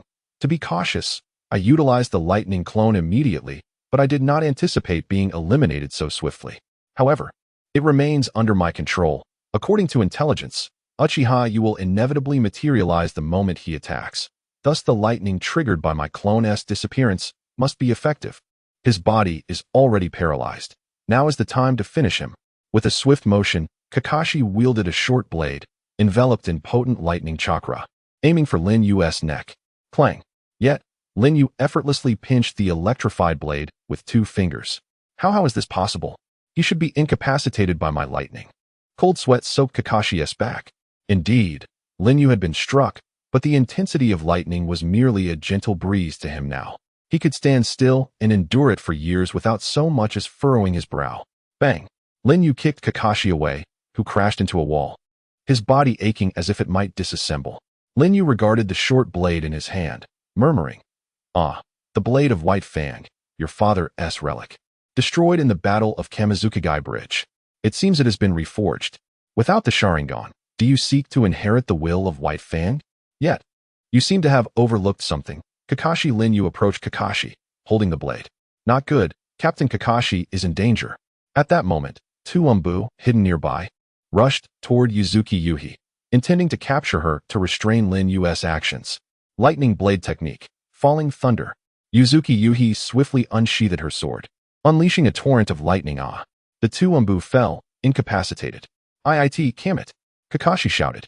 Uzuki Yuhi retracted her dual blades at lightning speed. Lin Yu stood before Kakashi, driving the blade of White Fang into the wall beside him, stating, "Foolhardy actions will only bring ruin upon you and those around you. You've learned nothing from past lessons." Kakashi's eyes widened, trembling as he stammered, "Who are you?" "Who I am is of little consequence. What matters, Kakashi, is that you must see yourself clearly." Lin Yu's Sharingan locked onto Kakashi's gaze. Jinjutsu, Sharingan. Kakashi's mind was inundated with visions of Rin's death, Obito's demise surfacing repeatedly. No, don't make me see this." Kakashi jolted upright, finding himself seated in a hospital bed in Konoha. Drenched in sweat, his abdomen wrapped in bandages. Huff, he gasped, still shaken. "Kakashi, you're awake." At the bedside, a striking kunoichi with flowing blonde hair, a diamond mark on her forehead, and an imposing presence set elegantly, her long legs crossed, brown eyes fixed on Kakashi. Kakashi gasped, "Lady Tsunade, what happened?" Tsunade explained, "You fell victim to an enemy's Jinjutsu. Your mind was stimulated. The patrolling Umbu found you unconscious. What about It and Kamet?" Kakashi inquired urgently. "They're both fine, only sustaining minor injuries. I've already gathered the details from them," Tsunade replied. Kakashi exhaled deeply, resting a hand on his aching head. Tsunade's expression turned serious. "Kakashi, your keen observational skills are invaluable for a ninja, especially for an Umbu. However, remember to never misjudge the disparity in enemy strength. It's a miracle you survived this time. I apologize, Lady Tsunade. I mistakenly believed that a surprise attack would suffice to eliminate the enemy, fearing I would miss an opportunity, which is why I failed to report." Kakashi paused, then added, "No, that's not right. Those are merely excuses. I was simply eager to achieve results swiftly, to make amends for my past failures, and this half-year's absence. Recognizing your mistakes and seeking to rectify them, Kakashi, will lead you to become an excellent ninja." At this moment, the 3rd Hokage entered. "Lord Third, you're well," Kakashi exclaimed with delight. "Oh ho, all thanks to Tsunade." The 3rd Hokage chuckled, appearing considerably slimmer than before, yet his complexion suggested he had recovered well. "Old man, don't just praise Kakashi. You need to reflect as well. If your injuries had been any worse, even I would have been at a loss." Tsunade admonished her mentor sternly. Alas, Tsunade remains as stern as ever. The 3rd Hokage chuckled, though his expression soon turned serious. "I never anticipated that Uchiha you could move freely in and out of Konohagakure. If Kakashi hadn't discovered him, we would have remained oblivious. It appears we must alter the barrier techniques of the village, though it may not necessarily deter him. A foe that even the 3rd Hokage finds difficult to contend with, and I arrogantly considered taking him down alone. What a display of folly." Kakashi lowered his gaze, clenching his fists in frustration, contemplating, "But why did he spare me? Is it because I am too weak and beneath his notice? What then was the intent behind his words? How does he know me so well? Who exactly is he?" Your differential treatment of Kakashi reveals that you are indeed Uchiha Obito, am I correct? On the rooftop adjacent to the hospital in Konoha, you sat beside Uzumaki Satsuki, who was gazing intently at the window. Who can say? We should be on our way. With a whoosh, a space-time vortex appeared, and you took Satsuki back to their base. What are your plans next? Satsuki inquired. The The 5 Kage summit appears to have been initiated by the 4th Reikage, targeting me. The meeting is to be held in the neutral land of Iron, and the Kages have only just begun their journey. We should just barely make it in time, which conveniently saves me the trouble of gathering them one by one. I have an announcement to make. What announcement? The establishment of the 6th great hidden village in the Shinobi world, the Onin village. Upon hearing this, Satsuki exclaimed in surprise, Onin village? Isn't that still just a concept of yours? You replied, indeed, merely a concept, but power can swiftly transform concepts into reality. Summon Obito, follow me. The room once occupied by Orochimaru had been converted into a strategic command center. Under the bright lights, a map of the ninja world adorned the south wall, displaying the 5 great nations, their hidden villages, and the smaller nations and villages surrounding them. You approach the map, pointing with a small stick at a tiny nation nestled between the land of fire and the land of earth, encircled by 4 countries. That is the land of waterfalls, composed of numerous waterfalls that deter foreign invasion. One of the great waterfalls conceals the Takigakure village. You declared, soon, Takigakure will vanish from the map, and our Onin village will rise from its ruins. Obito asked, with so many nations to choose from, why focus solely on Takigakure? Could it be due to its advantageous geography, which makes it easy to defend and pleasing to the eye? You sat on the table, crossing his legs, and replied thoughtfully, geography is one factor, but not the primary one. Takigakure possesses the last remaining tailed beast aside from the 5 great villages. Yes, the 7 tails belongs to Takigakure, and until now, there has been no Jinchuriki for it. The original Jinchuriki, Fu, has yet to be born. Furthermore, as a small nation, Takigakure holds a tailed beast, which large nations typically possess. Conquering Takigakure would not only grant me a tailed beast, but also maintain the balance of power among the 5 great nations. You pointed to the map where Takigakure borders the land of Iron, and look, Takigakure conveniently shares a border with the land of Iron, allowing us to avoid wasting too much time on the journey. Afterward, we can conveniently visit the Kages in the land of Iron. Obito nodded. Indeed, it is a splendid idea. Satsuki asked, do you intend to directly annihilate Takigakure? You pondered deeply. No, my true intention is to avoid unnecessary conflict. The journey from the land of fire to Takigakure takes a day, so I plan to send an envoy in my name as Uchiha Yu to inquire if Takigakure is willing to submit. If they are willing, it will be a joyous occasion. If not, they should promptly evacuate the villagers, seek external assistance, and prepare for battle. In any case, by this time tomorrow, Uchiha Yu, will arrive to clear the area. Satsuki's eyes sparkled. Indeed, you would never harm innocent civilians. You leaped off the table. Additionally, instruct the other members to relocate everything we can carry from our base. From this day forth, this underground facility will become a relic of the past. Very well. I shall arrange that now. The white Zetsu representatives present withdrew underground, and the Zetsu began their orderly actions. Within the underground base, there existed a secret chamber that only you could enter, housing Lin's corpse. In a large glass container, Lin's delicate form was submerged in a green liquid. Her eyelids gently closed as if in a serene slumber, were it not for the gaping hole the size of a fist on her left breast. It was the handiwork of Kakashi. The body, once belonging to Uchiha Obito, retained an unyielding affection for Lin, an affection far stronger than for Konoha or Kakashi. Moreover, Lin was a character you had cherished even before his reincarnation, thus he never relinquished the hope of reviving her. Lin, sleep a while longer, one day. I shall restore your visage and laughter. You donned gloves and gently placed his hand upon the container. With a whoosh, accompanied by the swirling of Kamui, the apparatus and Lin's remains were transported to a space-time realm, placed in a location accessible only to you. Next, how to handle the colossal figure. You murmured to himself, vanishing into the vortex. In the main chamber of the base, you gazed upon the outer path golem, bound by chains, kneeling with its towering height. The outer path golem, a shell of the 10 tails, while housing it within Onin village could serve well, it is paramount that Nagato's growth is prioritized. Currently, he is far too weak. You placed his hand upon the golem. His right eye unleashed a massive vortex, drawing the golem within. After acquiring the body of Hashirama, Yu's chakra reached immeasurable levels, making the transfer of such a colossal entity a trivial task.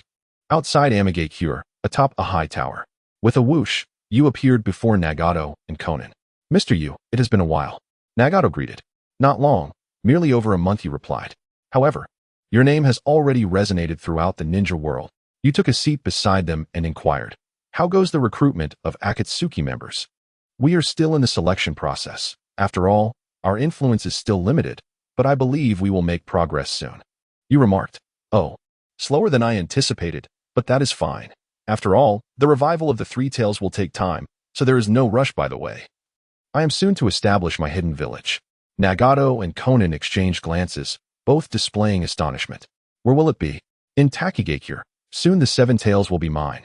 And once the time is right, I shall personally handle the 9 tails of Konoha, thereby narrowing Akatsuki's targets to the 1 through 6 tails, significantly alleviating the pressure. I see, mister.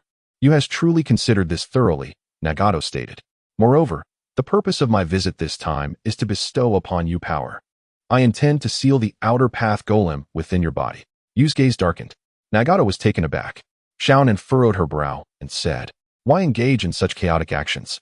That power does not belong to this world. How can we seal something so perilous within Nagato's body? You must understand that Nagato's current state is a result of the outer path golem. Lin Yu examined the gaunt figure of Nagato, who lay in slumber, and replied, that is precisely why we must proceed. The outer path golem serves as the vessel of the 10 tails, harboring an immense vitality that can remedy Nagato's greatest flaw. But can you guarantee that there is no risk involved? Xiaonan retorted. Nagato is a distant relative of the Senju clan, having inherited the tremendous vitality of the Uzumaki clan. I assure you, he will be fine, Lin Yu confidently assured her. Xiaonan clenched her delicate fists. Her gaze filled with concern. At that moment, Nagato spoke. Mr. Yu, I have one question. You mentioned that the outer path golem is essential for sealing the tailed beast chakra. If it were to be sealed within me, rest assured, I will not fully seal it. It will be a partial seal, allowing you to gain the golem's vitality while also enabling you to summon the outer path golem and seal the tailed beast chakra when necessary.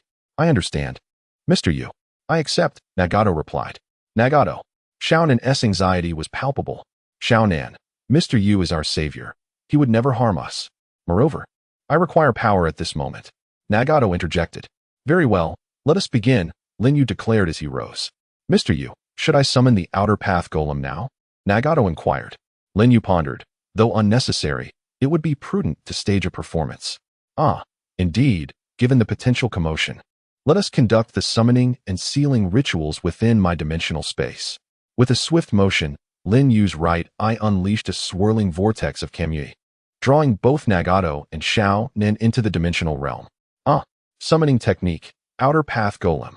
After enduring immense pain, Nagato performed the hand seals, and with a burst of smoke, the outer path golem manifested behind him. In truth, the golem had already been stored within this dimensional space by Lin Yu. Otherwise, Nagato's current strength would render a cross-dimensional summoning impossible. Huff, huff. Mr. Yu, I leave the next steps to you. Nagato gasped after the summoning was complete. Lin Yu turned to the visibly anxious Xiaonan and advised, Xiaonan, stand back. If you get caught in this, it could be fatal. Understood, she replied, retreating but gathering chakra beneath her feet, prepared for any unforeseen circumstances. Lin Yu chuckled softly to himself, unperturbed. After forming the seals, he placed his hand on Nagato's abdomen. Sealing technique, 6 paths, 10 tails coffin seal, vessel seal. The outer path golem howled as it transformed and surged into Nagato's body. Ah! Nagato emitted a chilling scream. Nagato! Xiaonan rushed forward but halted abruptly, her eyes widening in shock. What is this? She beheld Nagato's emaciated form visibly revitalizing at an astonishing pace. Once the outer path golem fully entered Nagato's body, an extreme and terrifying chakra storm began to whirl within the dimensional space. Ah! Xiaonan was hurled far away. Yet Lin Yu remained unfazed, thinking, indeed, the vitality and physical energy of the Uzumaki clan are second only to the Senju. Crackling with energy, Lin Yu rotated his palm, inscribing a partially open sealing technique on Nagato's abdomen, releasing scorching vapors. Nagato gazed at his hands in disbelief. How do you feel? Lin Yu inquired. I feel as though I can achieve countless things now. Nagato's Rinnegan sparkled. You will gradually discover that it is not merely a feeling. It is a natural progression, Lin Yu smiled. Nagato raised his head, his gaze penetrating the endless distance. What is it? I sense a vast chakra emanating from a great distance within this space. Nagato responded. Lin Yu raised an eyebrow in mild surprise. Oh, has the power of the golem allowed you to perceive the chakra of the 8 tails, which shares a common origin? Do not dwell on it. Let us return. Lin Yu instructed. All right, Nagato agreed. With a flick of the Kamui vortex, Lin Yu brought Nagato and Xiao Nin back to the towering edifice outside the Hidden Rain village. Lin Yu cautioned Nagato, although your legs have regained some strength, allowing for simple movement, your combat effectiveness remains severely lacking. You will still need to rely on Pain's 6 paths for future battles. Nagato expressed his profound gratitude. Mr. Yu, you are truly my benefactor. I am at a loss for how to repay you. Lin Yu replied with a playful tone. Repay? You are the reincarnation of the Sage of 6 Paths. My mission is to guide the reincarnation of the Sage, fulfill his legacy, and usher in true peace for this ninja world. We are comrades in arms, united by a common goal. What need is there for repayment? Mr. Yu, Nagato felt an overwhelming surge of emotion. Fulfill my instructions diligently, and establish Akatsuki as the strongest mercenary organization in the ninja world. Then, once the 3 tails are revived, commence the operations to gather the tailed beasts, Lin Yu stated. Donning his hood. I understand, Mr. Yu, Nagato replied respectfully. From beneath Lin Yu's mask, his Sharingan cast a keen glance at both Nagato and the silently observing Xiao Nin in the corner. Very well. I shall return to find you both at the appropriate time. Farewell, he said, vanishing amidst the thunderous downpour that engulfed the Hidden Rain village. Upon returning to the base, the setting sun cast a golden hue as Maui and Ah-Fei prepared for departure. Let us proceed to our new home, Lin Yu declared, striding forth with Uchiha's fan slung across his back. Boom. With a resounding roar, the base was reduced to ruins, erasing all traces of its former existence. At that moment, in the land of waterfalls, within the hidden waterfall village. Ladies and gentlemen, this is the message conveyed by Uchiha Yu. He will arrive precisely at this time tomorrow, and now I await your responses. Baiju concluded, seemingly fearing for his life, swiftly burrowing into the ground, leaving the higher-ups of the hidden waterfall village in a state of astonishment. Village chief. Surely he is merely exaggerating. We have done nothing to offend him. The villagers looked to the elder, propped on his staff. He was Shimu Yu, the chief of the hidden waterfall village. Although he lacked the qualifications to inherit the title of Hokage, it was said that his strength was formidable. I fear it is true. His presence has been noted in the land of fire, the land of rain, the land of water, and the land of lightning. No one understands his modus operandi. I would not be surprised if he attacked the 5 Kage summit. Shimu Yu's words sent a chill through the assembled ninjas of the hidden waterfall village. What shall we do? Are we to relinquish the position of chief due to a mere statement from Uchiha Yu? My position as chief is insignificant. What matters is Uchiha Yu. He has become the target of the 5 great nations. This upcoming 5 Kage summit revolves around his fate. Regardless of his strength, he stands no chance against the combined might of the 5 Kages. If we align ourselves with him, we will be at odds with the 5 great nations. Thus, we cannot surrender. Shimu Yu struck the ground with his staff, resolutely declaring, the chief is right. Our hidden waterfall village has historically been a place that even the 5 great nations dared not invade easily. How can we bow down to a mere Uchiha Yu? If he dares to come, let him experience the might of our land of waterfalls. Indeed, we possess the power of the tailed beasts. However, the aged eyes of Shimu Xion were filled with deep concern. For the sake of caution, it would be best to have all the villagers take shelter. Village chief, do as I say. Yes. Village chief, should we seek outside assistance? Now that the shadows of the 5 great ninja nations are absent from the village, there may be no one capable of making such a decision. Then what shall we do? Shimu Xiong tightly gripped his staff, as if taking a long time to reach a resolution. Sai, go fetch Kakazu. But he betrayed the village back then and has severed ties with us. The old man's eyes flickered. I know that man well. He is someone who can forsake hatred and emotion for the sake of money, and regardless of the cost, we must bring him back. We cannot do without his strength. He was chosen by the village to carry out the assassination of the first Hokage, near the border of the land of grass. Adjacent to the land of waterfalls, a tall figure clad in black emerged from a money exchange, carrying a box of coins. This man possessed cold, dark green eyes, wore a deep gray hat that concealed his hair and the sides of his face, extending down to his shoulders, while a black mask obscured his nose and mouth. His arms and wrists bore the marks of stitching.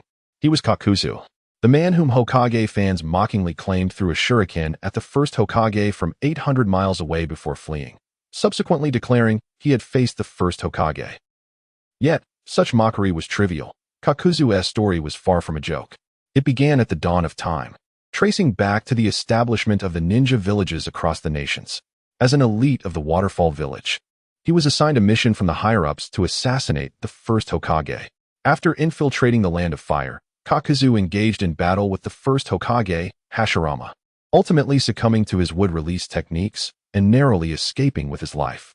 Upon returning to his village, however, he was met with the shame of failure and severe punishment, betrayed by a village that demanded his life for its cause. Thus, driven by intense hatred, Kakuzu escaped from prison, seizing the village's prized secret technique, which he employed to extract the hearts of all the high-ranking officials in the village. This technique was the blood vessel tentacles, Jigaku no Ion.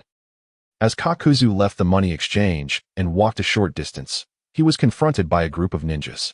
His cold green eyes scanned their headbands disdainfully as he spoke in a low tone. Waterfall Village ninjas, what do you want with me?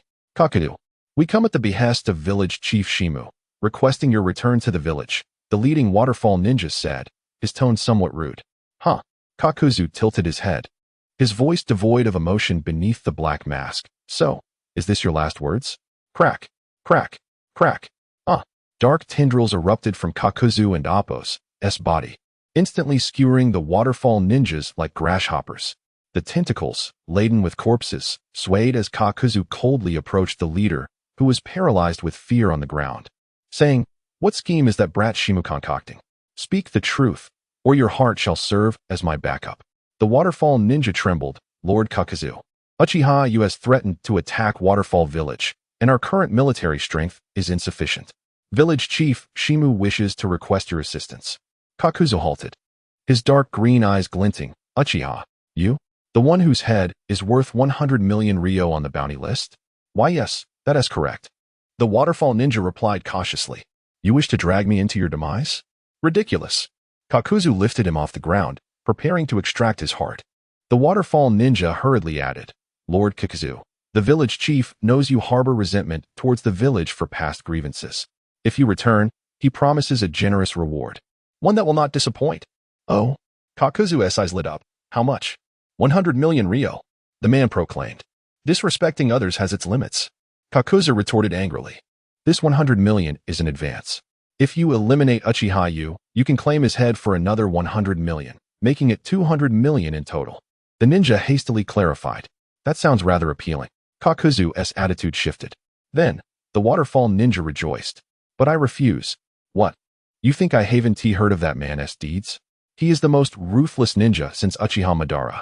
Engaging with someone like him would require more than just a few lives, so, the Waterfall ninja swallowed hard, sensing that money alone would not resolve the issue.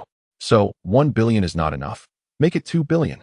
Kakuzu exclaimed in disbelief, realizing it all came down to money. If you agree, we will depart immediately. If not, I agree. The Waterfall ninja hastily replied. Bang! Kakuzu tossed him to the ground. Where's the money? The ninja quickly retrieved a box from among the corpses and handed it to Kakuzu. The box clearly could not contain 200 million ryo. Are you joking? Kakuzu frowned. The village chief said this 200 million is a deposit, a token of his sincerity. The remainder will be paid upon completion. The Waterfall ninja stammered, nervously eyeing Kakuzu. Kakuzu's dark green gaze focused on the Waterfall ninja for a while before he set down the money box in hand, accepting the one before him. He sat on the ground, opened the box, grabbed a wad of cash, and with a professional touch, began counting it while spitting on it. Lord Kakuzu, shut up. Do not disturb me while I count. 2 hours later, Kakuzu placed the last wad of cash back in the box, closed it, and rose, casting his gaze over the cold bodies. Seeing no valuable heads, he turned to the Waterfall ninja, whose mouth was sewn shut and filled with fear. Let us go. Stop dawdling, or I shall obliterate you. As the sun set, Hayabusa and his companions rested temporarily near the border between the Land of Fire and the Land of Waterfalls. Goyalu, a white Zetsu, acting as a messenger, emerged from the ground behind Hayabusa. What is the situation? Hayabusa asked, looking ahead. The Waterfall ninjas plan to resist to the end and have spent heavily to invite back a rogue ninja named Kakuzu. What are your plans? White Zetsu replied truthfully. Hee. They were given a chance. Since they refused to appreciate it, they should not blame me for being merciless, Hayabusa said, rising with his fan in hand. Then let us erase Waterfall Village from the map of the ninja world forever. Half a day later, in the dead of night, on the summit of the great waterfall in the land of waterfalls, Hayabusa, Akatsuki, and Mizuho stood tall. Below, at the entrance of Waterfall Village, thousands of ninjas clad in uniform attire and headbands gathered. Even the lower-ranking ninjas were present. In the rear stood the Chunin, while the Jonin took position at the front. At the forefront were Shimu Xiong, the village chief, and the man known as Kakuyu. This was the strength of a ninja village. Even a small village from a minor nation could not be underestimated. What a grand welcoming ceremony. Akatsuki remarked casually, leaning on his arm. Mizuho withdrew her gaze, her beautiful eyes fixed on Hayabusa's profile. You two can flank the formation. I alone am sufficient. With that, Hayabusa leaped down from the summit, descending through the waterfall, stepping onto the raging current, exuding an oppressive force that surpassed that of 1,000 troops. Goldong. Among the waterfall army, many swallowed hard, with some clutching talismans and other tokens to their chests in prayer, enveloped in an atmosphere of fervent hope for the dawn to come. Shm Shiying, with bloodshot eyes, tightly gripped his cane as he gazed at the man leisurely approaching from the far end of his vision. Lin Yu quickened his pace, transforming his stride into a run towards the Takigakure army. With no path of retreat, Shm Shiying swung his cane and bellowed, "Engage." The Takigakure army let out a thunderous roar, surging forward like a swarm of locusts. The stage was set for the clash between Uchiha Yu and the entire ninja force of Takigakure. As the Takigakure ninjas charged, they hurled shurikens and kunai at Lin Yu. Ignoring the barrage, he effortlessly maneuvered through the onslaught, closing in on the enemy's front line. With a powerful leap, he drove his knee hard into the chest of the foremost Takigakure ninja, the sound of cracking ribs resonating as the contents of his chest were violently expelled. The man's eyes rolled back, lifeless in an instant. His corpse was propelled backward like a cannonball, colliding with the ninjas behind him, causing them to stumble and fall, only to be trampled to death by those who followed. This was the brutal reality of a battlefield with thousands of combatants. For Takigakure, a village that had long escaped the ravages of war since the Warring States period due to its geographical advantage, this was particularly devastating. Yet, they were ninjas, and they pressed forward, stepping over the bodies of their comrades. Lin Yu's gaze swept across the scene. In an instant, multiple ninjas collapsed mid-run, some freezing in place before eventually succumbing. Do not misunderstand. This was not the so-called conqueror's haki, but rather a simple Jinjutsu from the Sharingan. In the moment their gazes met, the weak were rendered immobile. Among the dozens, only 3 managed to close the distance. Thus, the battle-crazed Uchiha Yu prepared to bestow upon them a death that symbolized glory. Wind release, wind cutter technique. A white blade of wind sliced through the air. The heads of 2 ninjas fell immediately, while one, quick on his feet, managed to block with his kunai, only to meet the same fate as his comrades. In the blink of an eye, 50 ninjas lay slain, including several jonin. Such sacrifices might not faze the major ninja villages of the 5 great nations. But for a small village like Takigakure, it was catastrophic. Thousands of ninjas halted their advance, trembling so violently they could scarcely grip their tools. Lin Yu took a step forward. A collective step back ensued among the thousands. Should such a phenomenon be reported, it would surely be met with disbelief. Only those present could comprehend the chilling atmosphere, witnessing their morale plummet even before the battle fully commenced. The village chief struck his cane against the ground and shouted, "Do not falter. The enemy is but one man. Do not be intimidated by his reputation. He too has been injured and bled. He has even lost an arm." Upon hearing this, the Takigakure ninjas steeled themselves. Shm, your talent for rallying the hearts of men remains as strong as ever. You should know the cost of inflicting wounds on him. Even the rakeage paid with his own arm, remarked Jiao Du beside Shm. At this juncture, retreat was not an option, even at great cost. They must prevent him from breaching the village. Gripping his cane tightly, Shm cried out once more, "Do not engage in close combat recklessly. Use ninjutsu. We have a definitive numerical advantage. Let us utilize group ninjutsu against him. Yes, indeed. With so many of us, why charge foolishly? Each of us can contribute to his demise." At the forefront, dozens of water-style ninjas began forming hand seals, initiating a large-scale water ninjutsu. Water release, river technique. With a roar, torrents of water surged forth, transforming into a rushing river aimed at Lin Yu. He could have allowed the river to pass through, but deemed it unnecessary. Raising his hand, he formed the U seal. That's the seal for fire release. Even Lin Yu's fire techniques would struggle against such a massive group water technique, commented Zuki Hai, whose judgment was rooted in Lin Yu's past prowess with fire. However, a Fae beside him cryptically remarked, times have changed. Fire release, great fire annihilation. Flames erupted from Lin Yu's mouth, but as they extended mere meters, they exploded into a raging inferno. Yes, in the past, Lin Yu's great fire annihilation also produced a sea of flames, but without comparison, there can be no distinction. The inferno before them dwarfed his previous flames, which could only be likened to a small brook.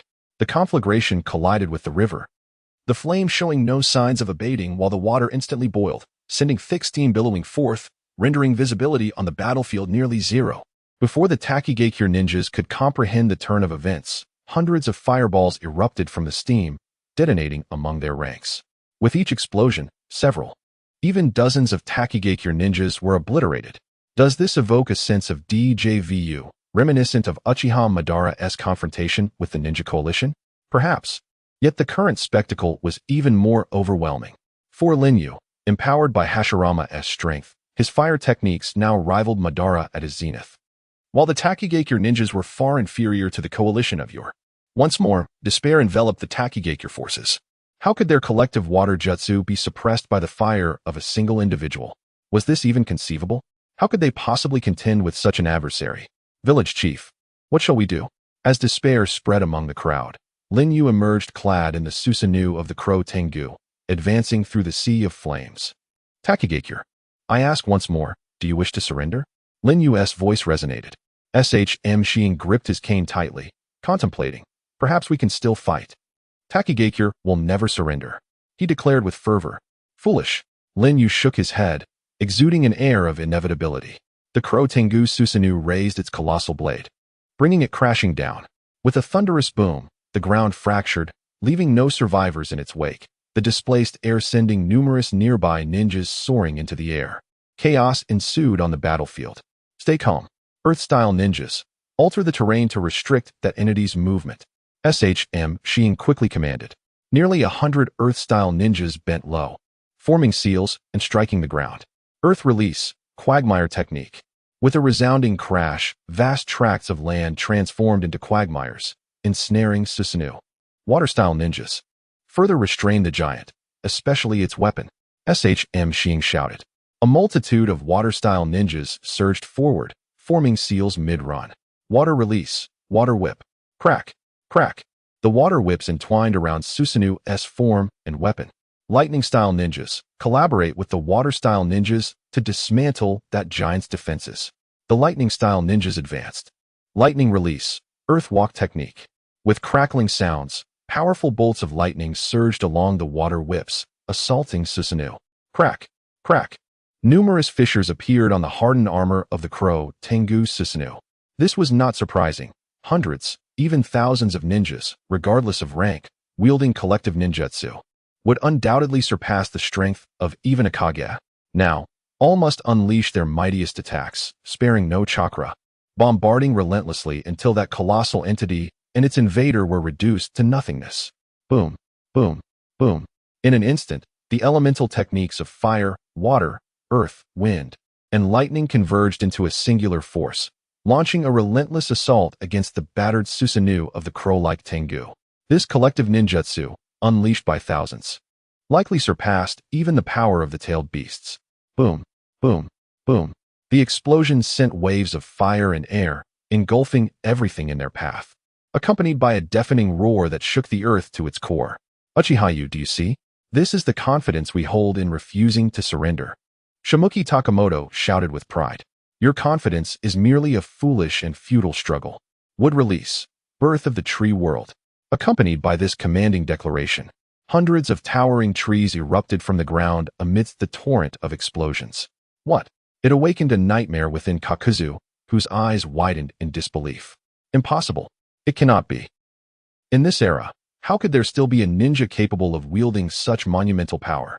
Kakuzu muttered to himself as if entranced. The rumbling tree world swiftly crushed hundreds of stunned Takigakure ninja, advancing relentlessly across the land. Would release. It's would release. Run, run for your lives. The terrified Takigakure ninja scattered in every direction. Yet, every tree in this forest seemed to possess its own consciousness, ensnaring the fleeing soldiers. Some were ensnared by the trunks, strangled, while others were pierced by branches, left hanging in midair. Pools of blood spread beneath the trees, resembling a hellish sea of crimson. No one, no force, could withstand this burgeoning power. Gazing at the grim scene before him, Shimuki Takamoto trembled. Could it be that I have led us to such a dire fate? Regardless, he understood that he must step forward to bolster the morale of his comrades. With a resolute acceptance of death, he discarded his cane and charged to the forefront. Seeing their village chief fight valiantly, the fleeing Takigakure ninja halted in their tracks. Warriors, behind you lies Takigakure village, our ancestral home. Even if it means erecting walls of flesh and blood, we must hold back this accursed forest. Shimuki Takamoto proclaimed, invoking his ninjutsu. Even if it paled in comparison to the might of wood release. No matter. I will risk it all. If I must die, so be it. His actions ignited the fighting spirit of the Takigakure ninja. Though their numbers had been drastically reduced, they unleashed a torrent of ninjutsu even more potent than before. Powerful enough to stop the advancing tree world. Huff, huff, huff. Yet, even so, this was their limit, and many collapsed to the ground in exhaustion. Lin Yu stood atop a giant tree, arms crossed over his chest, gazing at Shimuki Takamoto with a hint of emotion visible behind his mask. This elder reminded him of the third Uchiha, Inoki, from Iwagakure. During the battle against Madara, even when the Kage were repeatedly pushed to the brink by Madara's overwhelming power, Inoki never relinquished his faith. He became the backbone of the five Kage, creating significant challenges for Madara himself. Indeed, in this world of shinobi, veterans serve as a banner of hope. Lin Yu felt a deep respect for the elder, yet he would not halt his advance. Just as he prepared to weave hand signs, a resounding boom echoed as a fist shot forth. Lin Yu abandoned his signs as the fist pierced through him. Kakuzu stood atop the mountain of trees, his black tendrils retracting the fist back to his arm. Kakuzu, you. Shimuki Takamoto gazed up at Kakuzu with a complex expression. Don't misunderstand. I have no interest in protecting this village. I merely collect my fees and carry out my clients' wishes. That is my principle. Kakuzu coldly replied. There was another reason Kakuzu kept to himself. That man was the shadow of his life. Decades ago, after a desperate defeat and a narrow escape, Kakuzu had been haunted by the fear of the man known as Senju Hashirama. Yet he had always longed for the day he could challenge that man once more. Unfortunately, he never found the courage before Hashirama's death, a regret he could never share with anyone. Upon witnessing Lin Yu channel the first Hokage's legendary techniques, Kakuzu felt not only fear and shadow, but also a resurgence of fighting spirit and unresolved desires. Since a battle against the deceased first Hokage was out of the question, perhaps a confrontation with the man who inherited his power could alleviate that regret. Uchiha Yu, I have long heard of your name. Might you grant me a moment? The typically arrogant Kakuzu displayed a surprising courtesy towards Lin Yu. Lin Yu turned to Kakuzu and said, What? Shall we fight? Kakuzu replied, I wouldn't mind. But is it just you? Lin Yu retorted. Kakuzu glanced down at the Takigakure ninja and coldly declared, None of you shall interfere. This is my battle. What nonsense. So many of our comrades have perished at his hands. Why should a rogue ninja dictate the terms here?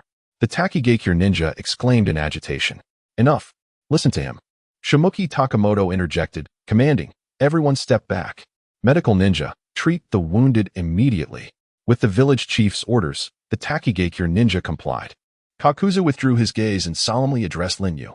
I have one more request. No, a plea. Lin Yu responded. Speak. Kakuzu surprised him, please. Let us duel using only would release ninjutsu. Lin Yu paused, taken aback by such an unconventional request. Kakuzu, do you seek death? Perhaps, but even in death, money serves as a passport. Kakuzu replied. Lin Yu regarded Kakuzu intently and said, Well, I cannot say I dislike that about you. He lowered his arms and raised two fingers, forming the sign of opposition that signifies the ninja's etiquette. Kakuzu likewise donned the headband of the rogue ninja from Takigakure and reciprocated the sign of opposition. With the formalities concluded, Kakuzu tore off his robe, letting it flutter in the wind, and began to weave hand signs. Earth Grudge Fear Mode. Gurgle. Bang. Gurgle. Bang. A hunchback formed on Kakuzu's back as two black creatures adorned with different masks emerged, attaching themselves to his shoulders. Kakuzu possessed 5 hearts, all acquired through the Earth Grudge Fear technique. Each heart bore the original's chakra pathway, allowing him to wield 5 elemental chakra types. The two black creatures on Kakuzu's shoulders were 2 of these hearts. Swish, swish, swish. Kakuzu rapidly formed hand signs. Lightning release, false darkness. Wind release, pressure damage. Fire release, head hardening. Boom, boom, boom. Simultaneously unleashing 3 immensely powerful ninjutsu. Lin Yu too formed his hand signs. Wood release, wooden shield. Boom, boom. Massive wooden shields rose from all sides, swiftly converging to block the onslaught of the 3 powerful techniques. Swish. Kakuzu charged forward, his entire arm turning pitch black. This was Earth Release. Earth Spear, Kakuzu's body-hardening technique, known for its devastating power. Boom. His hardened fist struck the wooden shield, which had already been weakened by the 3 elemental assaults, successfully breaking through. Boom. Another creature adorned with the Earth Grudge Fear mask emerged, joining the 2 already on his shoulders as they writhed together, converging on Kakuzu's right arm. Earth Grudge Fear, final shot. Boom. After a brief accumulation of energy, a terrifying chakra cannon erupted from the right arm, exploding within the confined space of the wooden walls.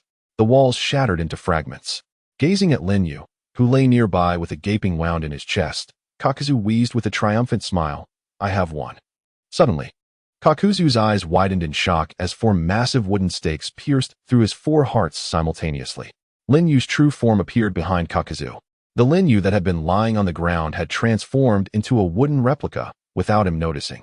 Kakuzu trembled and uttered, "Is this the wood clone technique of the first Hokage? Kakuzu, you have been defeated." Lin Yu placed his arm on Kakuzu's shoulder. With a swift motion, Kakuzu was drawn into the space-time vortex. Lin Yu had other plans for him. Turning around, he raised his arm and addressed the anxious Shumyong below, "Release the tailed beast." "Where is it? Release it." Lin Yu's authoritative words resonated, but Shumyong clenched his fists and fell into silence.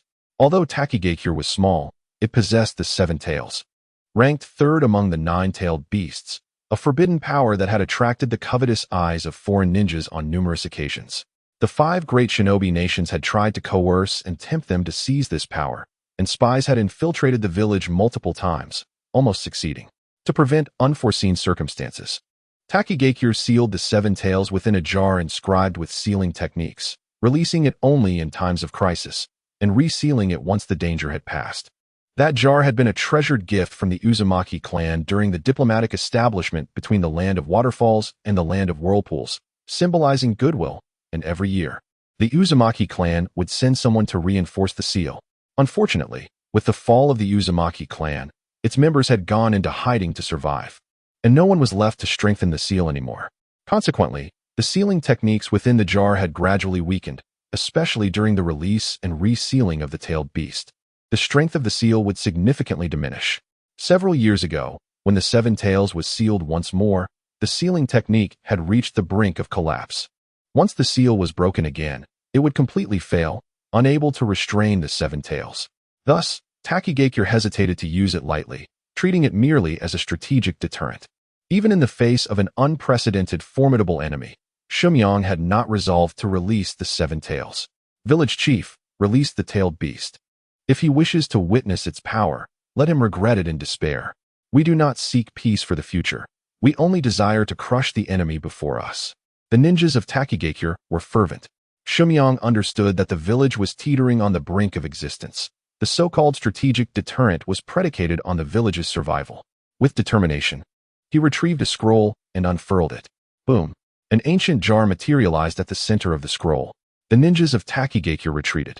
Shumyong formed a series of complex hand seals and silently chanted, "Release." Buzz. The sealing techniques on the jar flickered rapidly and began to dissipate. Whoosh! Shumyong abruptly withdrew. Boom! A crimson light burst forth from the jar, shooting into the sky, creating a black vortex in the night. Crackling red lightning rolled through the clouds, a phenomenon reminiscent of the initial release of the 8 tails. Lin Yu gazed at the celestial spectacle and murmured, "The power of the 7 tails is not inferior to that of the 8 tails. Indeed, Only the 9 tails represents a qualitative leap. Crack, crack. As the chakra of the 7 tails was unleashed, fissures began to appear on the jar's surface eventually. As the red light departed, the jar shattered into countless pieces. Boom. A colossal chakra amassed in the sky and rapidly coalesced into the true form of the 7 tails. It manifested as a colossal flying insect with 6 wings and a long tail. On the mountaintop, Mitsuki Yue remarked, "How ugly." Lin Yu chuckled while observing the hovering 7 tails. Hee. While its power may not be the strongest, it is undoubtedly the most grotesque in appearance. At that moment, Shumyang produced a talisman and affixed it to his forehead. This was a treasured heirloom passed down through generations in Takigakure, allowing communication with the 7 tails. 7 tails, you have been the guardian deity of Takigakure for centuries. It was necessary to seal you for your protection. I hope you can resolve this crisis. And in return, we will grant you your freedom. This sentiment seemed to resonate with the 7 tails, its insect eyes locking onto Lin Yu atop the massive tree. Whoosh. The immense chakra of the tailed beast gathered in its mouth. It's the tailed beast bomb. Everyone retreat. Shumyang shouted. The ninjas of Takigakure hurriedly fell back, even more fervently than when they witnessed Lin Yu utilizing would release. In their minds, the tailed beast bomb represented the pinnacle of power. Yet again, Mitsuki Yue recalled some unpleasant memories associated with the tailed beast bomb. No worries, let Lin Yu handle it, Akatsuki remarked, remarkably composed. Lin Yu, on the other hand, displayed neither fear nor apprehension. Instead, he appeared quite exhilarated. Boom. The tailed beast bomb surged toward Lin Yu, and the sheer force of the oncoming wind left them breathless. Come on. Lin Yu smirked, and the Susanoo of the Yada mirror was instantly unleashed, a shuriken of God's might soaring into the air. The shuriken collided with the tailed beast bomb, which vanished into the space-time vortex. How could this be? The Takigakure ninja, who had just glimpsed a glimmer of hope, were now thrown into confusion as they witnessed Lin Yu effortlessly neutralize their perceived mightiest attack. Stay calm. The 7 tails is the only tailed beast capable of flight. Even if he can defend against the 7 tails assault, he cannot retaliate. Shumyang reassured the others, though he could not calm himself, as evidenced by the sweat coating his clenched hands. Boom. The Yada mirror Susanoo leaped into action, soaring several dozen meters into the air despite its lack of wings. Lin Yu's eyes gleamed with kaleidoscopic brilliance as he marked the 6 wings of the 7 tails. The Susanoo began its descent. Wonderful. Serves you right, you can't reach it. The ninjas of Takigakure cheered, mocking the 7 tails. Whoosh. Another tailed beast bomb coalesced in the mouth of the 7 tails. That's it. Blasted to smithereens. The ninjas cried out. Clang. The Susanoo landed on the ground, and Lin Yu's smile turned frigid. 7 tails, your wings are too much of an obstruction. Allow me to remove them for you. Whoosh. The Susanoo's right hand gathered a pitch-black Magatama, launching it skyward.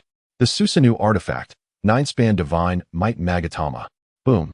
Simultaneously, the tailed beast bomb hurtled toward him. The Magatama pierced through the tailed beast bomb, which detonated upon contact with the Susanoo, while the Magatama flew toward the 7 tails. The 7 tails, noticing the approaching Magatama, suddenly panicked and flapped its wings to flee.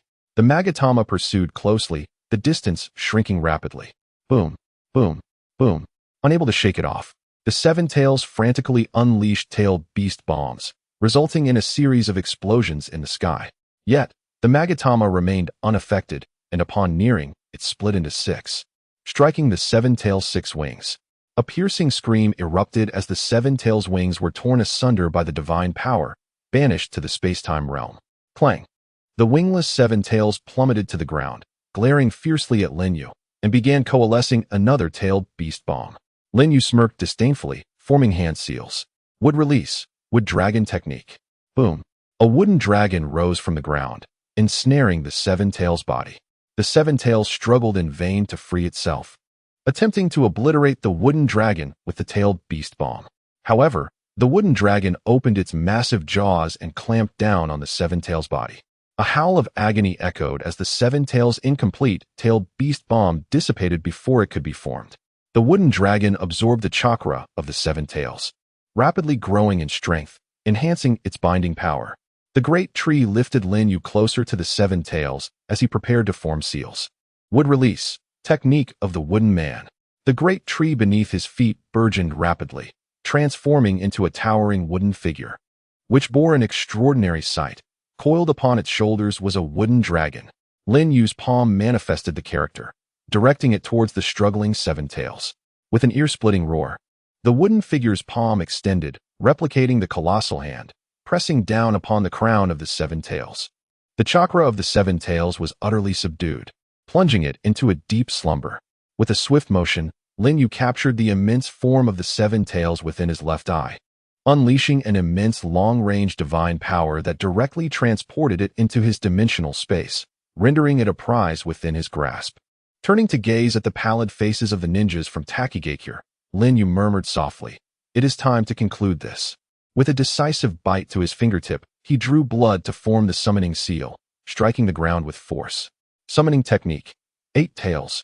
With a resounding boom, accompanied by the distinctive white smoke of a summoning jutsu, the 8 tails descended upon the earth, its eyes adorned with the patterns of the Sharingan. From the moment of its summoning, it was ensnared within Lin Yu's ocular control. What manner of creature is that? The ninjas of Takigakure gaped in astonishment. A bull-headed octopus with 8 tails. Could it truly be the 8 tails? The well-informed Shumu sank to the ground upon recognizing the beast, knowing that no amount of encouragement could avert their dire fate. He was consumed by regret, lamenting the missed opportunity to heed Uchiha Yu's call for allegiance, pondering if such a choice might have spared Takigakure from ruin. With a powerhouse like this, bolstered by the 8 tails, their strength could rival that of the 5 great nations, rendering them impervious to threats. Yet, it was too late for such reflections. He had not only deprived Takigakure of its chance to ascend, but had also led the village to the brink of annihilation. "Forgive me. My foolish decisions have harmed us all," Shumu confessed, though the ninjas of Takigakure bore him no ill will. "Village leader, you need not blame yourself. You shall forever be our hero. We take immense pride in following you, and no matter where we go, we will continue to stand by your side. You all." Shumu's tears flowed freely.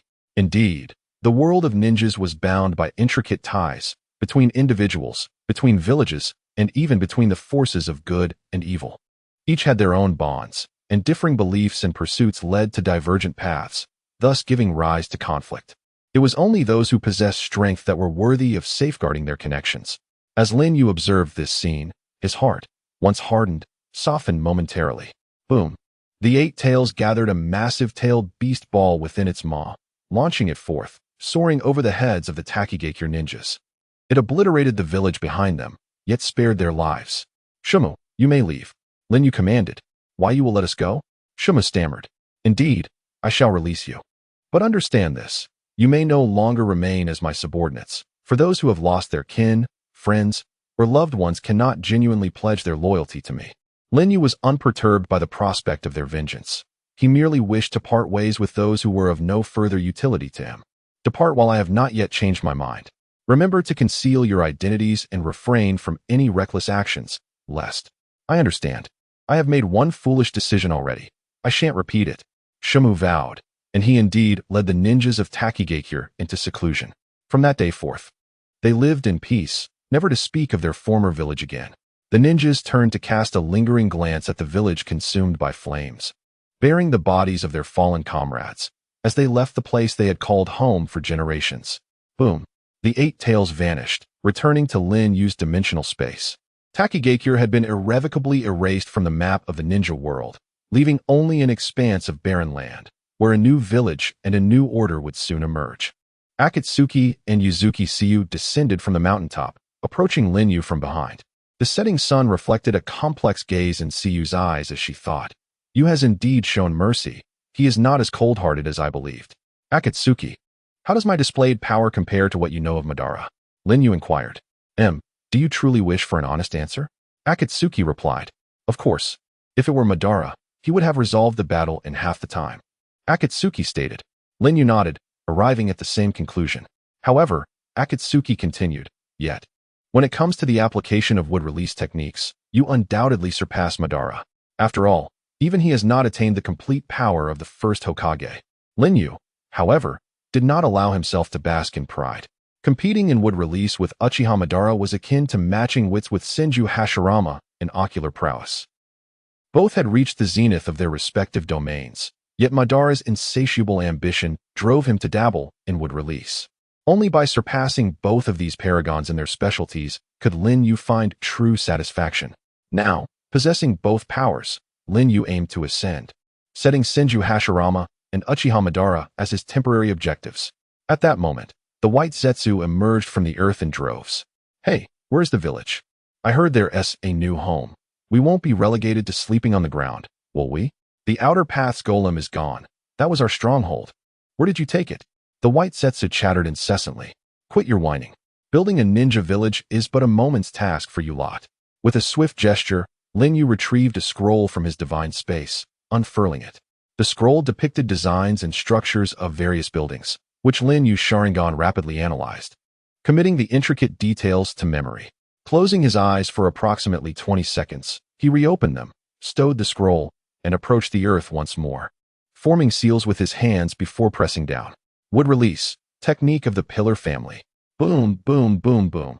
Houses erupted from the ground, interweaving and standing tall, each detail meticulously restored. Thus, a ninja village was born. Impressive.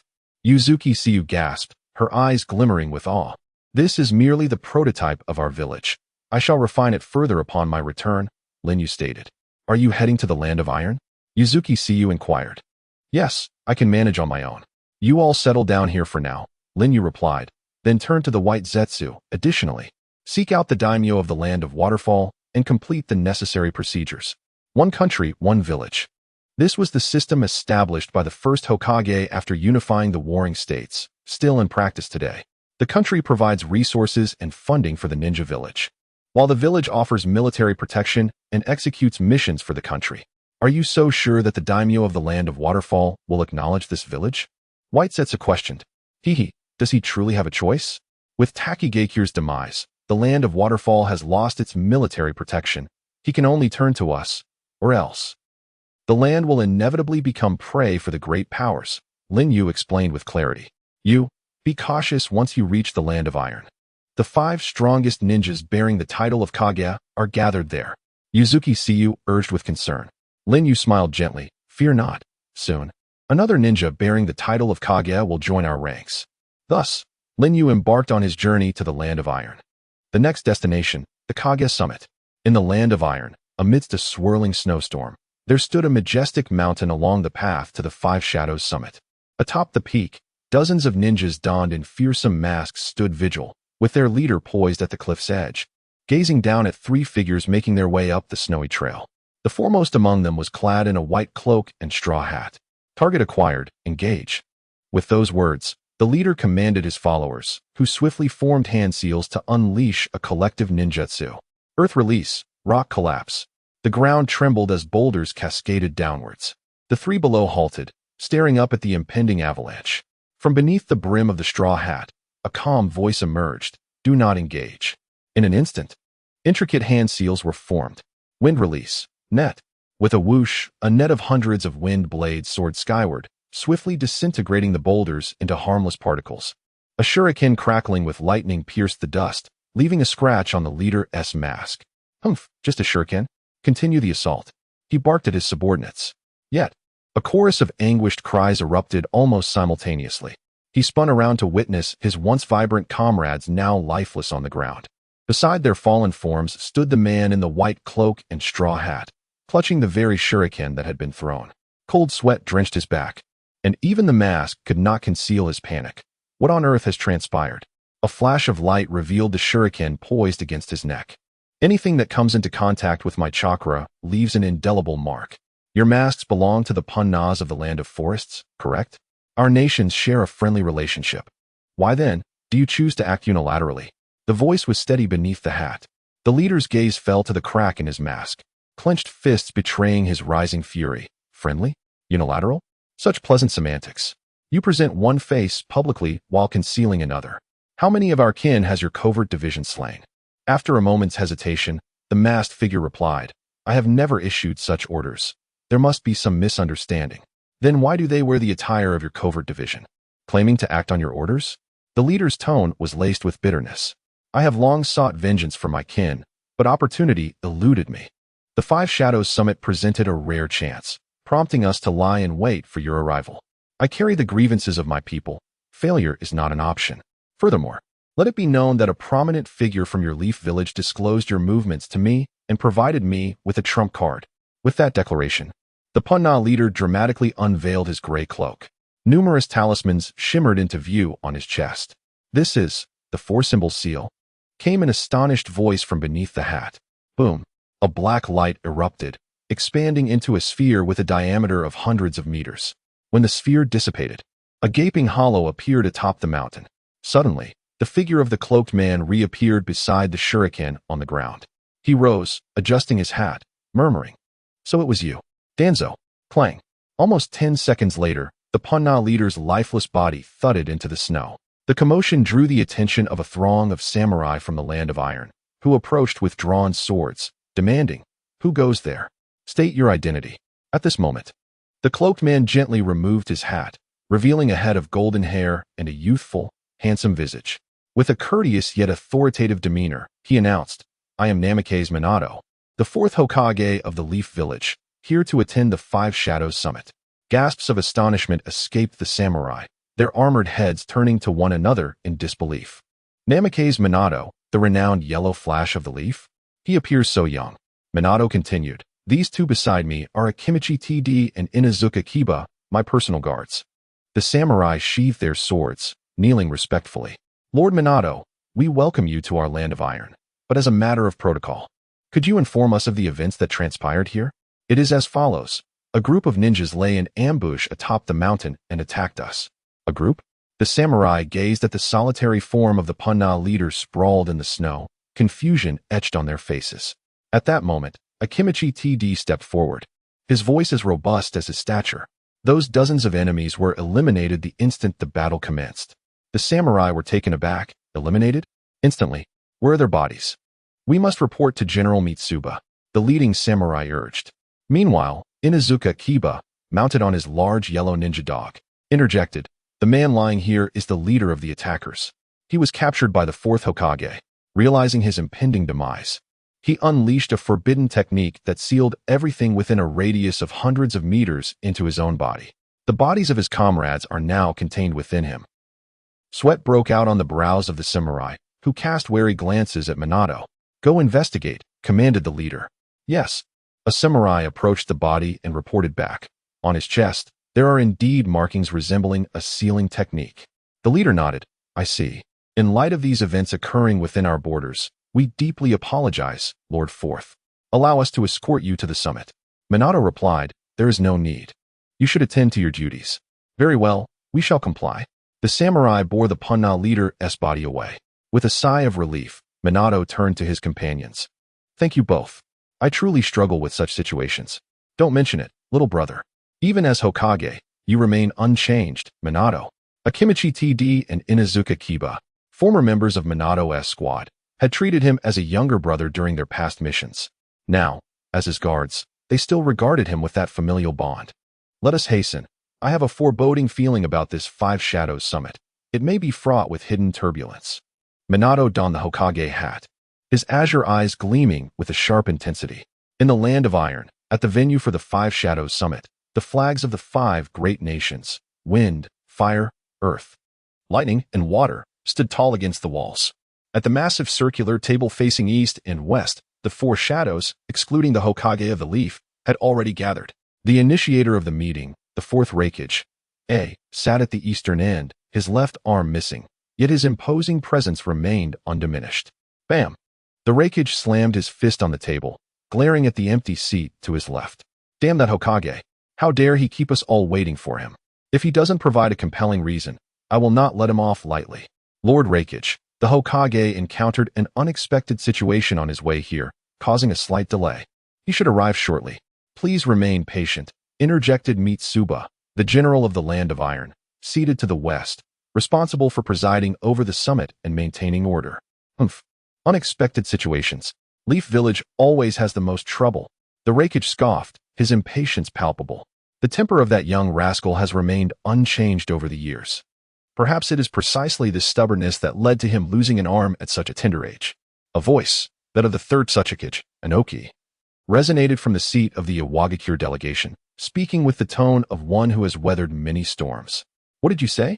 The Raikage exclaimed, irritation lacing his words. Mind your own frail back, you little gnome.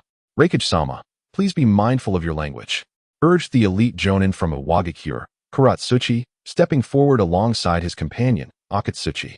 From behind the Raikage, the elite jonin from Kumagakure, T-Dai, and Troy also advanced, the atmosphere thickening with tension on the verge of escalation. Kuratsuchi, Akatsuchi, step back. I am not so petty as to bicker with children over trivial matters, Inoki responded with a light-hearted demeanor. At this time, he was a formidable warrior, possessing both depth and cunning, having orchestrated numerous schemes behind the scenes akin to Danzo's machinations. Yes, Kuratsuchi and Akatsuchi complied. Humph. The Raikage huffed in disdain. In the adjacent seat representing Kirigakure, the fourth Mizukage, Yagura, lounged with an air of nonchalance, similarly missing an arm, intriguingly taken by the same individual who had disarmed both him and the Raikage. The guards standing by Yagura were none other than the remaining two members of the infamous 7 ninja swordsmen of the Mist, the recently dubbed Mist's 2 demons, Kisame Hashigaki and Mangetsu. Across from Yagura sat the fourth Kazekage, Raza, flanked by elite jonin from Sunagakure, Maki, and Yura. Raza rested his arms across his chest, head lowered, embodying a posture of aloof indifference. It was only when a figure clad in yellow appeared at the entrance that he lifted his gaze, his expression deepening with interest. Apologies for my tardiness, esteemed colleagues, spoke Minato Namikaze, the fourth Hokage, as he strode confidently into the room. Behind Inoki, Kuratsuchi clenched his fists, and Akatsuchi openly glared with hostility. The latter stages of the Third Great Ninja War culminated in the infamous Battle of Canopy Bridge, which was, in truth, a direct confrontation between elite teams from Konoha and Iwagakure. The team from Iwagakure was comprised of 5 of their most exceptional jonin, J-Nin, H-Ka, Ishii, Susumu, and D-Kido. Even the less remarkable members, H-Ka and Ishii, had once cornered Kakashi Hatake, Obito Uchiha, and Rin Noara into a dire situation. However, all 5 ultimately met their demise at the hands of the Yellow Flash. This defeat obliterated the advantages Iwagakure had established in the early stages of the war, forcing them to sign a peace treaty with Konoha. The bitterness of this loss fueled a deep-seated hatred for the Yellow Flash throughout the village, with whispers circulating that whoever could bring an end to Konoha's Yellow Flash would be the next Tsuchikage. Yet, none dared to attempt it, for survival was paramount. Minato disregarded the glares of animosity as he placed his Hokage hat upon the table and settled into his seat, exuding an air of calm. Now that the Hokage has arrived, I declare the 4th 5 Kage Summit officially opened. Please feel free to express your thoughts. As the mediator, I will bear witness to all proceedings, Mitsukage stated. Bang! The Raikage and Appo's fist slammed onto the table once more. Hokage, my brother, Killer Bee, was attacked by your rogue ninja. He has been gravely injured, and the 8 Tails has been taken. Konoha must provide an explanation. Faced with the Raikage's aggressive stance, Kuratsuchi and Akatsuchi frowned, while Minato gestured for them to remain calm. Raikage-sama, I understand your feelings, but rogue ninjas are a challenge faced by every nation and village. We cannot fully restrain their actions. I can personally extend my apologies to you and your brother, Killer Bee, but Konoha cannot be held accountable for this incident. Minato articulated slowly. What did you say? The Raikage shot up in outrage. Inoki interjected. You are making quite the spectacle. Is it not your own inadequacy that has led to this loss? Can you not bear the consequences?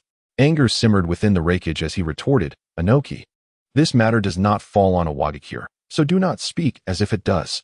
Mitsukage attempted to mediate, ladies and gentlemen. The purpose of this summit is to seek collaborative solutions to our issues. If it is a brawl you seek, you may as well march your armies out and forego this discussion. Since we are here, let us engage in meaningful dialogue. Quarreling will not resolve our dilemmas. Humph. The Raikage begrudgingly resumed his seat. Yet, it was Inoki who spoke up next. Hokage, while I do not endorse the Raikage's attitude, the Uchiha clan has long been a source of instability within the ninja world. The infamous Uchiha Madara of the past, and now Uchiha Yu. The Uchiha clan is destined to become a malignant tumor within the ninja realm. Therefore, for the sake of Konoha and the ninja world, I urge the Konoha side to decisively curtail this burgeoning evil. What say you, Hokage? Inoki, you have finally uttered a palatable sentiment. Uchiha Yu must be eliminated. The entire Uchiha clan cannot be spared. The Raikage responded. My sentiments align with yours, Yagura added. Only Raza, the Kazekage, remained silent. Minato, perceptive as always, realized that this matter regarding Uchiha Yu was being used to push the Uchiha clan towards annihilation, thereby weakening Konoha's military strength. This, he surmised, was the true aim of the Five Kage Summit. He could not allow their schemes to come to fruition. Minato resolutely declared, "To implicate an entire clan for the actions of one individual is not in line with my principles, nor is it the way of Konoha. The Uchiha clan has contributed significantly to Konoha and is our ally and kin. Therefore, I cannot agree to this course of action. If you refuse, then we shall unite and launch an offensive against Konoha." With this statement, the atmosphere in the summit thickened with an impending confrontation. Both Inoki and Yagura fixed their gazes on Minato.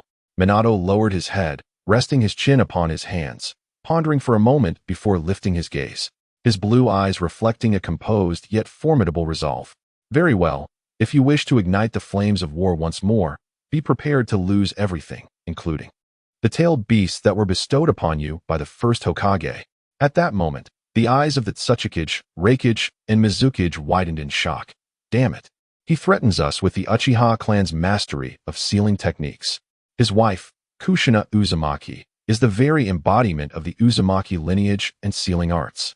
In that eventuality, Tsunagakure would stand alongside Konoha. Finally, Raza spoke up. "However, Hokage, Tsunagakure too has conditions. We hope to utilize your sealing techniques. The Jinchuriki of the One Tail is due for a transition, and the next host has already been determined, my yet-to-be-born child.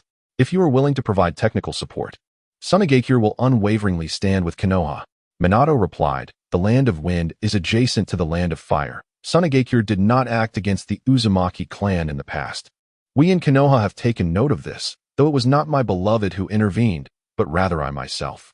Raza was taken aback. "Oh, are you suggesting, Minato, that you have mastered all of the Uzumaki clan sealing techniques?" Minato Namikaze humbly remarked, "Though I may not compare to my beloved Kushina, assisting Tsunagakure in sealing the One Tail should suffice." "Very well, it is settled," replied Rashi. Anoki contemplated, "I have been outmaneuvered. This man, Minato Namikaze, appears gentle and unassuming, yet he conceals a sharp wit beneath that facade. A formidable character indeed." Yakura mused, "If this continues, the initiative will entirely fall into the hands of the Hokage." Reikage AI thought, "Damn it, if we hadn't lost the Eight Tails, we wouldn't be in such a passive position." He exclaimed, "The matters concerning the Uchiha clan can be set aside for now, but Uchiha Yu must die. Hokage, we of Kumogakure demand that you join us in eliminating the renegade Shinobi. If you refuse, Kumogakure will sever ties with Konoha, and you shall bear the consequences." Yakura concurred. "I too support Reikage's stance. Uchiha Yu is now an enemy of the entire Shinobi world, and Kirigakure will not stand idly by." The Tsuchikage and Kazekage remained silent, for Uchiha Yu had yet to offend them directly. They preferred to witness the conflict unfold to their advantage. Concerning this matter, Minato Namikaze pondered deeply before preparing to voice his thoughts. Suddenly, a vortex of space-time swirled in the air above the assembly, and that man, accompanied by an overwhelming aura of oppression, descended. He landed gracefully, his tone languid yet commanding. "Your discussions are quite fervent. Allow me to join in. By the way, I am the so-called enemy of the Shinobi world, Uchiha Yu." As the five Kage were taken aback by Lin Yu's appearance, a figure swiftly approached, his gaze piercing like an eagle, drawing his katana with lightning speed. In a flash, the crescent blade expanded, slicing through the wall behind Lin Yu. Indeed, the craftsmanship of Mitsuba was remarkable. However, Lin Yu merely admired the skill as he reached for Mitsuba's shoulder. With a crackle of lightning, Reikage launched a powerful fist at Lin Yu. Lin Yu chuckled inwardly. "You seek to seize me the moment I materialize. I anticipated your move, brute." Boom. Reikage barreled through Lin Yu, crashing against the wall. "I believe you can forfeit your other arm as well, Reikage." Lin Yu focused his left eye on Reikage's right arm, preparing his space-time technique. In a flash of golden light, Minato appeared before him, thrusting a Rasengan towards Lin Yu's mask. Lin Yu swiftly extended his arm, expertly grasping Minato's wrist, almost simultaneously unleashing his right eye's space-time vortex, drawing Minato into the temporal realm. In another golden flash, Lin Yu turned to Minato, who had reappeared at his original position, and remarked, truly deserving of the title Yellow Flash, "You are remarkably swift."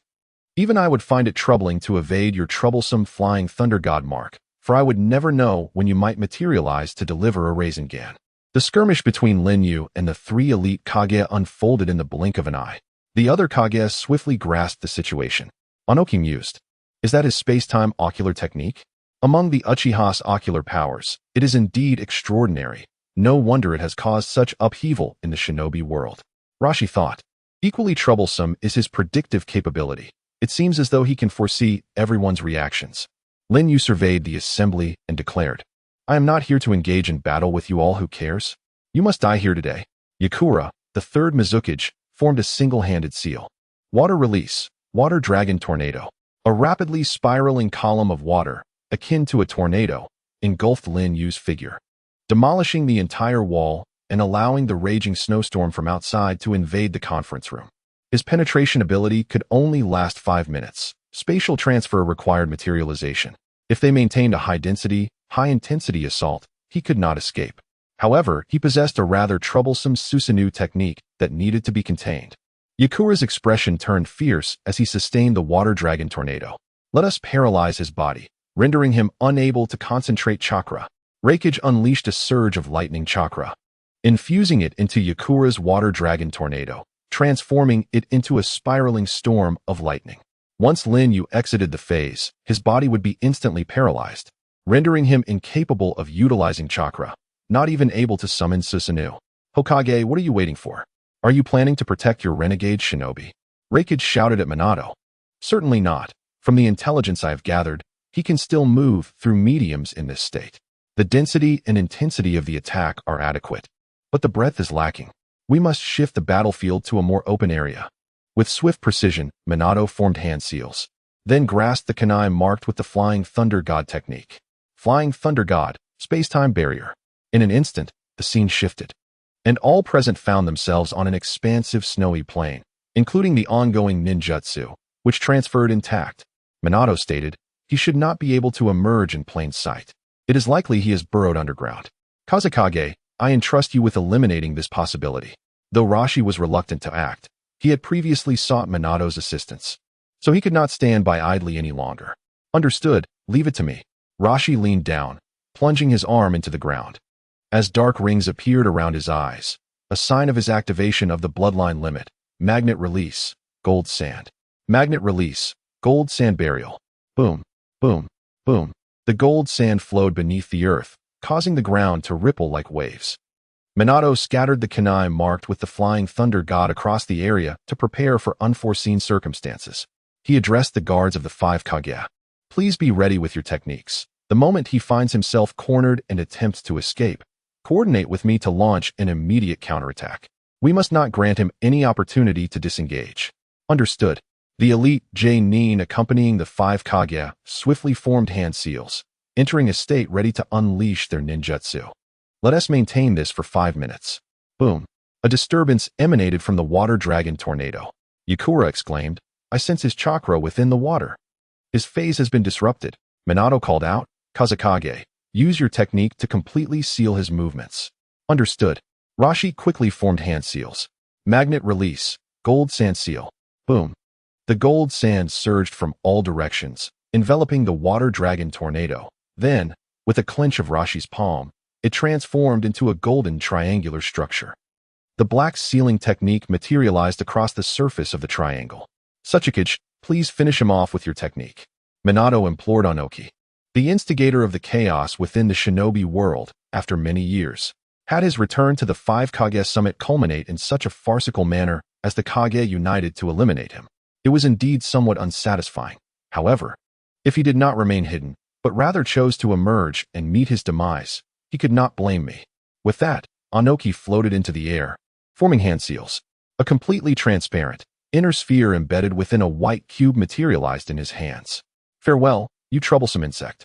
Onoki thrust his hands forward, the white cube expanding swiftly, enveloping the golden sand triangle within. Dust release, original world separation technique. With a whoosh, the cube dissipated and everything within vanished. Mitsuba sheathed his katana, remarking, indeed worthy of the 5 Kage. The rogue had no chance to retaliate. At last, it is peaceful, Reikage exclaimed with satisfaction. Let him descend to the depths and reflect on his past misdeeds in the land of blood mist, Yakura commented coldly. Behind him, the full moon of the ghost lantern and the dry persimmon ghost shark exchanged glances, their eyes filled with uncertainty. Has that man truly been eliminated? Since the central figure of the discussions, Uchiha Yu, has already been vanquished, then the fourth 5 Kage summit must come to a close, remarked Minato Namikaze. Humph. Hokage, you've been fortunate this time. The Raikage retorted defiantly. How lonely it is. I wonder when the next summit will be. Inoki sighed. The 5 Kage were preparing to disperse. Where are you all heading? Thus, when that familiar voice echoed through the frigid air, everyone was left speechless. What? Whoosh. The Kamui vortex appeared, and that man had returned once more. Bang. At that moment of his landing, his hands were clasped in front of him, forming the serpent seal. Minato's pupils constricted. Could that seal be? Under the mask, Lin Yu's eyes were imposing. Wood release. Birth of the world of trees. Boom. On the snowy plains, the tumultuous world of trees erupted, thick trunks binding the 5 Kage and their guards. Damn it. Do not underestimate the Raikage with mere wood. The Raikage broke free from the branches with brute force, but soon, thicker trunks entangled him again. It cannot be mistaken. This is the signature jutsu of the first Hokage, the birth of the world of trees.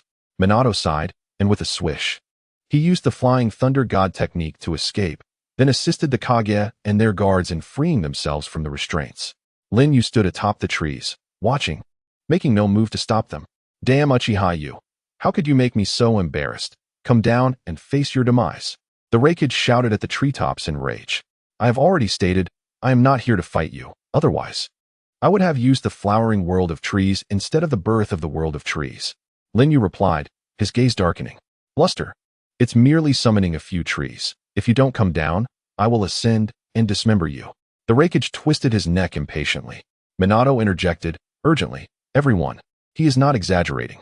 The first Hokage's flowering world of trees can release a vast amount of toxic pollen in an instant. No one can escape once caught. And his refraining from using it indicates he does not intend to engage us in a deadly battle. Damn Sharingan. Damn wood release. The Raikage gritted his teeth but refrained from further provocation. The fourth Hokage truly understands reason. Lin Yu sat down. Mr. Uchiha Yu, you evaded the joint attack of the 5 Kage earlier using the first Hokage's wood release, shadow clone technique, correct? Minato looked up at the treetops. Lin Yu raised an eyebrow. Oh, did you notice? Indeed, it was the wood release shadow clone, capable of utilizing all my ocular and ninja techniques. Even if it endures a powerful attack, it will not vanish unless the clone is destroyed. Minato's expression grew serious, thinking, indeed, not only the flowering world of trees, but he can also use the wood release shadow clone. Perhaps he can even utilize wood dragons, wood humans, and so forth. Whoosh. Inoki floated into the air with his hands behind his back. The intelligence indicates that Uchiha Yu does possess some wood release abilities. But to wield high-level techniques like the flowering world of trees and wood release shadow clone, what is the explanation for that? Minato replied sternly, I fear. He has acquired the complete cells of the first Hokage. What? Inoki was taken aback. Is that even possible? Haven't you from Konoha attempted this thousands of times? All failing. This can only mean that Uchiha Yu possesses potential surpassing that of Hashirama Senju and Madara Uchiha. His current strength is even greater than when he defeated the third Hokage. I fear even I. Minato clenched his fist. This power, I too acquired not long ago. Were it not for that, I would not dare to brazenly appear before you 5 Kage. Lin Yu mused, realizing that choosing to appear with the wood clone was indeed the right decision. Otherwise, with Minato's tactical intellect and Inoki's dust release, he could very well have been defeated. Then what is your intention in coming here? Merely to flaunt your power? Inoki inquired. Humph, do I seem like such a dull person? Lin Yu chuckled briefly before turning serious. I am here to announce something to you all, a matter capable of altering the current landscape of the ninja world. How audacious. Just speak. I shall consider it a joke. The Raikage scoffed. Lin Yu raised a finger, speaking with conviction. I, Uchiha Yu, hereby declare the formal establishment of the 6th great ninja village, hidden in shadows, and I shall be its first shadow. What? The 5 Kage were in an uproar. What nonsense is this? A ninja village can be founded at will? Which nation would dare acknowledge you, a pariah of the ninja world?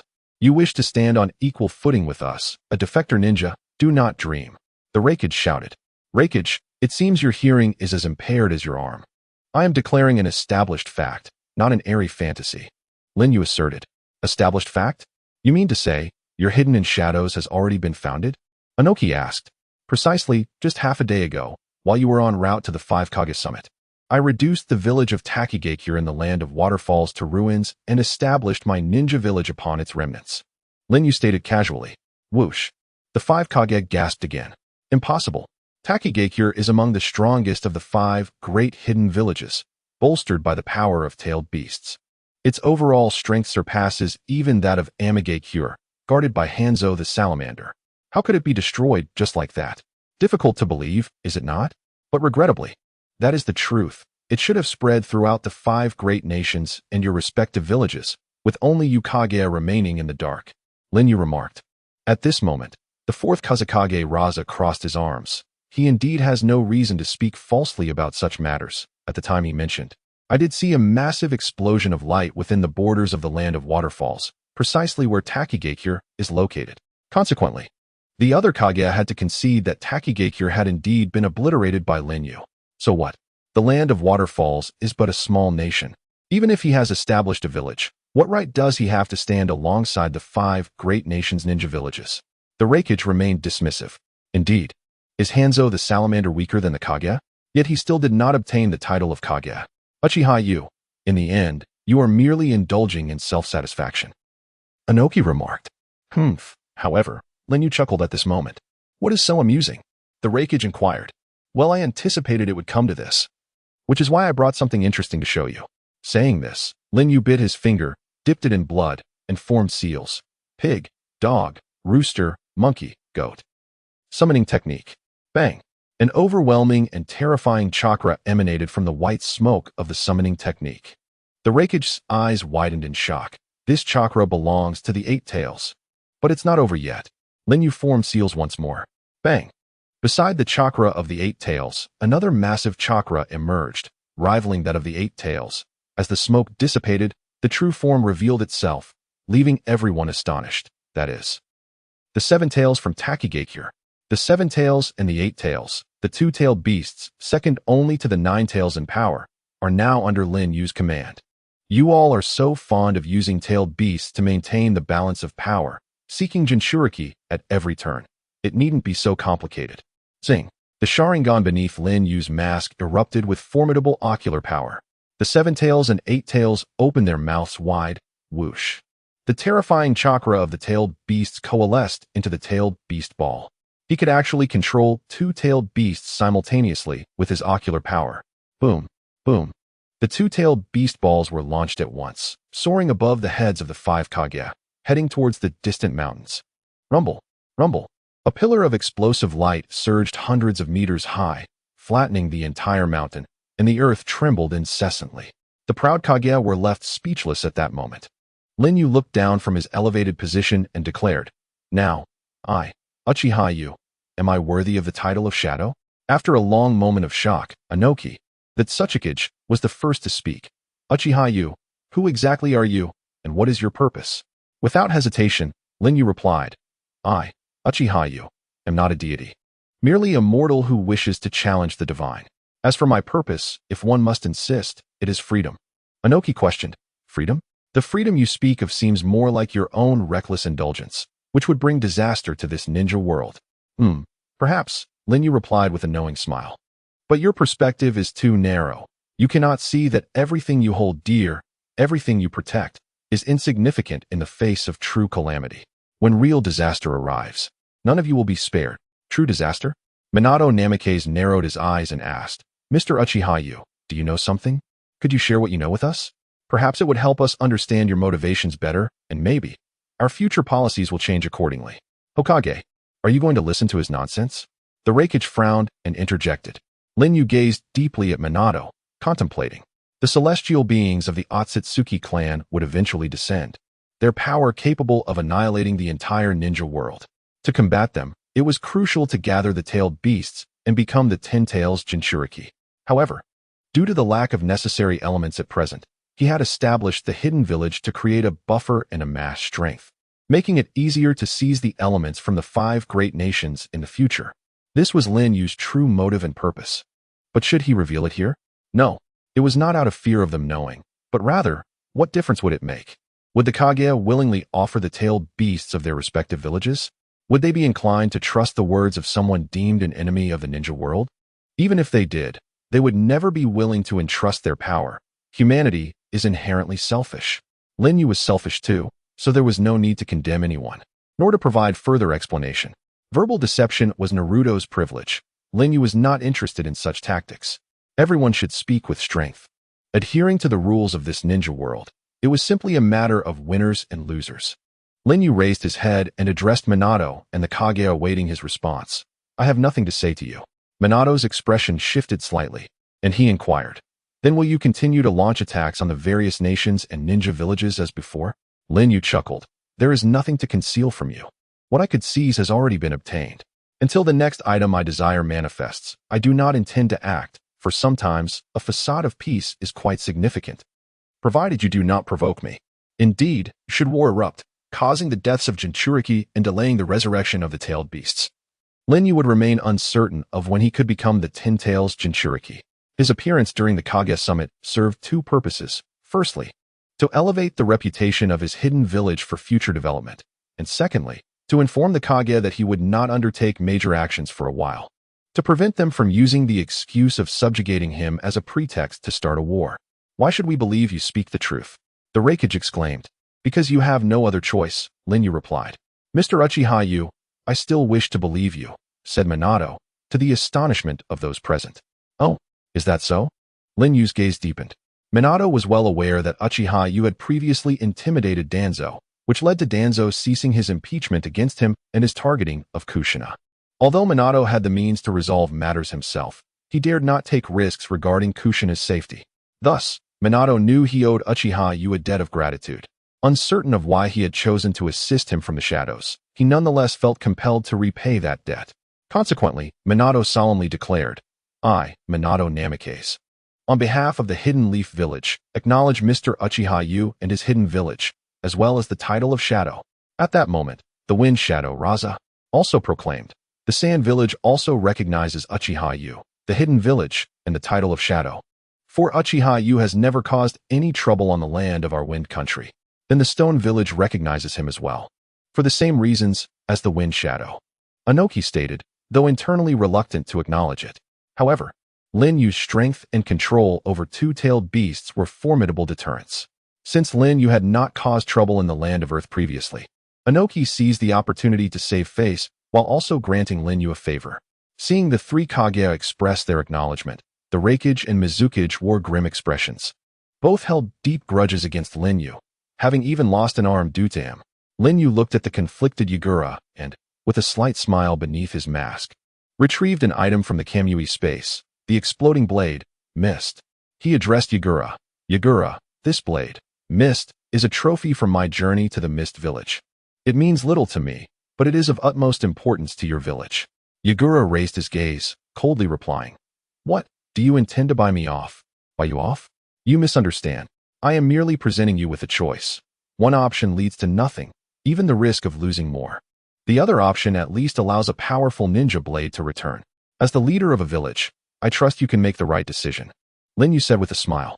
Yagura clenched his teeth and balled his fists, his expression filled with reluctance. But after weighing the pros and cons, he ultimately acquiesced. The Mist Village acknowledges Uchiha Yu, the hidden village, and the title of Shadow. Wise choice. This is the demeanor a leader should possess, Lin Yu remarked, tossing the exploding blade, Mist, before Yagura. Kisame Hashigaki stepped forward to collect the blade into a scroll and, as he rose, cast Lin Yu a meaningful glance before returning to stand behind Yagura. With four Kage acknowledging Lin Yu's existence and status, only the Raikage remained. The fourth Raikage, clenched his fists tightly. He was well aware that the tide had turned, but he found it difficult to save face. Whoosh! A sealed glass container appeared in his hand, containing his severed arm preserved in a nutrient solution. Lin Yu smiled and said, Raikage, your ninjutsu is formidable. Your limbs are your strongest weapons. Losing an arm will undoubtedly impact your strength. Though you feign indifference, it is not entirely the case, is it? The Raikage shouted. What do you want to say? You should thank me. I retrieved your arm from the Kamui space, and even took the liberty of treating it. It has not rotted, and the nerves are not entirely dead. You may have the medical ninja of the Cloud Village reattach it. How about it? If you intend to kill me, it would be more successful with both arms intact. Lin Yu tossed the glass container in his hand, playing with it while grinning mischievously. Crack! Crack! The Raikage clenched his right fist tightly, wishing he could kill Lin Yu with a glare. Raikage, prioritize the greater good. Think long-term. Raikage, for the sake of the village. You cannot lose your arm. Those behind him, including the Utsutsuki and the others, urged him quietly. Finally, the Raikage unclenched his right fist. Fine, I acknowledge you, Uchiha Yu, and your hidden village, and the title of Shadow. But I will never forgive you for what you've done. Once I seize the opportunity, I shall surely end your life. Huh, I wish you success. Lin Yu released his grip, allowing the glass vessel to plummet. The earth platform behind laying advanced. Lava release, protective membrane. A rubbery substance created from lava release caught the glass vessel. Unexpectedly, the situation had evolved into this. The general of the Iron Country, Miura, sighed inwardly as a witness and stepped forward, solemnly stating, "Since the talks have reached a conclusion, I hereby announce the end of the 5 Kage. No, the 6 Kage summit." The 5 Kage departed, each bearing different expressions and their own schemes. However, upon returning to their respective villages, a significant event would surely stir the entire ninja world. The 6th great hidden village of shadows has been born, led by the man who bears the name of the first shadow, Uchiha Yu. Finally, troublesome matters have come to a close. It is time to fulfill the promise of bathing in hot springs with the setting sun. Gazing at the snow falling from the sky, Lin Yu rarely displayed a serene smile. Upon returning to the hidden village of shadows, the land of waterfalls was already graced by the deep winter snow, presenting a scene of pure white. At the southernmost part of the village, beside a cascading waterfall, stood a grand castle, its architectural style reminiscent of the legendary Tenshikaku. It is no exaggeration to assert that this is currently the highest standard of building in the world of Hokage. It is said that even the most skilled craftsman would require several years from inception to completion. Yet, Lin Yu constructed it in an instant using the wood release technique. Linked Pillar House. He named it Tian Yu Pavilion as his personal residence. The Tian Yu Pavilion was adorned with classical and grand walls, encompassing vast space. Lin Yu procured seeds of cherry blossom trees, sowed them in a nursery, and catalyzed their growth with the power of wood release. In the blink of an eye, the cherry blossoms ripened, and a rain of pink petals danced amidst the falling snow, creating an otherworldly atmosphere. Wow! Yuzuki Yue gazed outside in delight at the romantic cherry blossom rain, her anticipation to be with her beloved growing stronger. She donned a kimono and styled her hair, following Lin Yu, who wore a long white robe. The two arrived at the backyard of the Tian Yu Pavilion, where a spacious area awaited. Lin Yu intended to commence the construction of an open-air hot spring for the two of them to enjoy together. It is said that the land of waterfalls has contemplated creating artificial hot springs for centuries, but due to geological constraints, it has remained unachievable. Are you truly going to build a hot spring here? Yuzuki Yue inquired. Typically, constructing an artificial hot spring necessitates drilling through the earth for 600 to 2,000 meters to access the hot spring water. However, the geology of the land of waterfalls is exceptionally unique. The soil contains a substantial amount of hard minerals, and within 100 meters, one encounters thick underground rock layers that obstruct further excavation. The hardness of those layers is such that even ninjas are rendered powerless against them. Of course, that is true, Lin Yu replied with a smile. But that seems too arduous. Why not abandon the idea? Taking a hot bath with heated water would suffice. Yuzuki Yue said sympathetically. Bathing in a hot spring and taking a hot water bath are entirely different experiences. Moreover, if I cannot fulfill the promise I made to my beloved, how can I consider myself a shadow? Lin Yu's words enveloped Yuzuki Yue in warmth, even amidst the heavy snowfall. Without further ado, he decided to initiate a technique. Lin Yu recalled the day he battled the 3rd Hokage, and suddenly, his right arm grew immensely. Ninja art, partial multiplication technique. Oh, this is the secret technique of the Akimichi clan, based on the changes of yang release. You have learned it as well. Yuzuki Yue exclaimed in astonishment. Originally, Lin Yu's chakra attributes were fire, lightning, wind, earth, water, and Yin, but after acquiring the complete cells of Hashirama, the only attribute he lacked, yang, was now present. Boom. Purple chakra enveloped Lin Yu's right arm. This was the ability of the Senju clan, allowing precise control of chakra, concentrating it in any part of the body, and unleashing powerful gusts of energy and inexhaustible strength. Tsunade's immense power stemmed from this. However, Tsunade's strength pales in comparison to her grandfather, Senju Hashirama.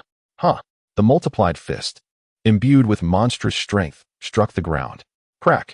The earth instantly caved in, forming a deep pit, the nascent shape of the hot spring pool. As the multiplication wore off and the chakra withdrew, Lin Yu crouched at the bottom of the pit, tapping the ground with his fist, producing a series of dull sounds. Lin Yu's gaze fell, lost in thought. Indeed, the underground rock layers were extraordinarily formidable. If he were to excavate a spring, earth release would likely prove ineffective. However, wood release was a different story. By transforming his chakra into the source of life, granting trees nearly infinite growth potential, no force could obstruct him. Boom! Lin Yu's arm plunged into the earth, the power of wood release erupting. Wood release, violent gun tree. Boom! A sturdy tree sprang forth from his arm, burrowing deep into the ground. Rumble, rumble, rumble. Crack, crack, crack. Yuzuki Yue, standing at a distance, could feel the ground trembling beneath her feet. It was the sound of wood release clashing with the underground rock layers. However, it was evident that this contest was no easy feat, as the deeper he drilled, the greater the resistance he encountered, a task that would take decades or even centuries for manual labor to accomplish. Only wood release could achieve it in a short time. But do not misunderstand, wood release is not all the same. If Yamato were to attempt it, he would likely exhaust himself within 100 meters. Soon, 10 minutes passed, and the single tree had burrowed nearly 2,000 meters underground. Beads of sweat began to appear on Lin Yu's brow, yet he did not rest, channeling even more powerful chakra to manipulate wood release, delving deeper into the earth. All of this was witnessed by Yuzuki Yue, who felt deeply moved. Crack! Half an hour passed, and the tree retracted. Lin Yu's arm emerged from the soil, standing up to reveal a bottomless spring well, yet regrettably, no hot spring water gushed forth. At that moment, Yuzuki Yue hurried over, producing a handkerchief to wipe the sweat from Lin Yu's face, gently reproaching him. Why must you be so reckless? Because I want to bathe in the hot spring with you, Lin Yu replied with a smile. A blush crept across Yuzuki Yue's cheeks as she shyly said, then we can just go outside the village to find another hot spring. With your ocular technique, it would be a mere blink of an eye to travel there and back. But enjoying it in our own village, in our own residence, appreciating this cherry blossom rain, listening to the sound of the waterfall, and soaking in the hot spring while sharing joyful moments together. Can it compare? Lin Yu said tenderly. Just the thought of it filled Yuzuki Yue's heart with boundless sweetness. Indeed, it is certainly different. That joy would be indescribable, yet unfortunately. She sighed with a hint of disappointment, for it seemed the hot spring had failed. Gurgle, gurgle, gurgle. Yuzuki Yue froze, gazing at the spring well. Gurgle, gurgle, gurgle. Accompanied by the approaching sound, white steam began to rise from the spring well. Yuzuki Yue could hardly believe it. Could it be? Lin Yu, with a silent smile curving at the corners of his mouth, remarked, has it finally arrived? My efforts of drilling 3,000 meters were not in vain. 3,000 meters is merely 1.5 times 2,000 meters, yet the difficulty of drilling is more than tenfold. Splash! The hot spring water from deep within the earth surged forth from the spring well. The water level began to rise, gradually filling the deep pit. Ugh! Yuzuki Yue gasped, covering her mouth in surprise, tears shimmering in her eyes. Lin Yu embraced her warmly, sharing a passionate kiss amidst the heavy snow and cherry blossom rain. Lin Yu lifted his gaze, his eyes burning with intensity as he looked upon Yuzuki Yue's flushed face. No, please do not look at me like that. It is quite embarrassing. The setting sun bit its lip and gently turned away. Beneath the night sky, amidst the misty vapor, the tender call of the setting sun echoed. A face sat atop the wall, propping his chin with one hand, observing the two figures in the spring water. Gurgle. The group of white absolute also poked their heads out. Is this what humans, the male and female, enjoy doing? I truly fail to comprehend what is so entertaining that it captivates them so profoundly. Speaking of which, it seems that Ban has lived his entire life as a novice, perhaps due to his connection with Hashirama. I am so tired. I wonder when those two will finish. Can I go back to sleep? An hour later, as the snow on the ground thickened, Lin Yu and the setting sun's initial encounter concluded in a tender embrace. Huff. Ha huff, ah. You. I can no longer muster the strength. Could you carry me back to the room? The setting sun leaned against a stone, panting softly. Her originally tied purple hair now cascading beautifully after their intense revelry. Wow. Lin Yu wrapped one arm around the setting sun's neck and the other around her knee, lifting her up as he rose from the hot spring. He turned to glance at a fae and the white absolutes on the wall. The white absolutes are a genderless existence. In ancient palaces, they would be akin to eunuchs. Eunuchs, naturally, have no need for modesty. Being seen does not matter. Is it beautiful? Lin Yu inquired. You two are indeed fervent as fire. A fae teased. You, stop talking, let us return. The setting sun buried her face in Lin Yu's chest, speaking softly like a whisper. Upon returning to the room, the setting sun grasped the quilt with both hands and gazed at Lin Yu. Aren't you going to sleep? There are still matters to attend to. I will sleep once they are resolved, Lin Yu replied. I will wait for you. The setting sun said obediently, stepping outside. Lin Yu released Kakuzu from the time-space. Kakuzu observed his surroundings after landing. The original Takigakure is now my Anin village. After a slight pause, Kakuzu remarked, Oh, so that means Shobei and the others in the village have already come to despise me? Lin Yu did not disclose to Kakuzu that he had spared Shomu and the majority of Takigakure's ninjas.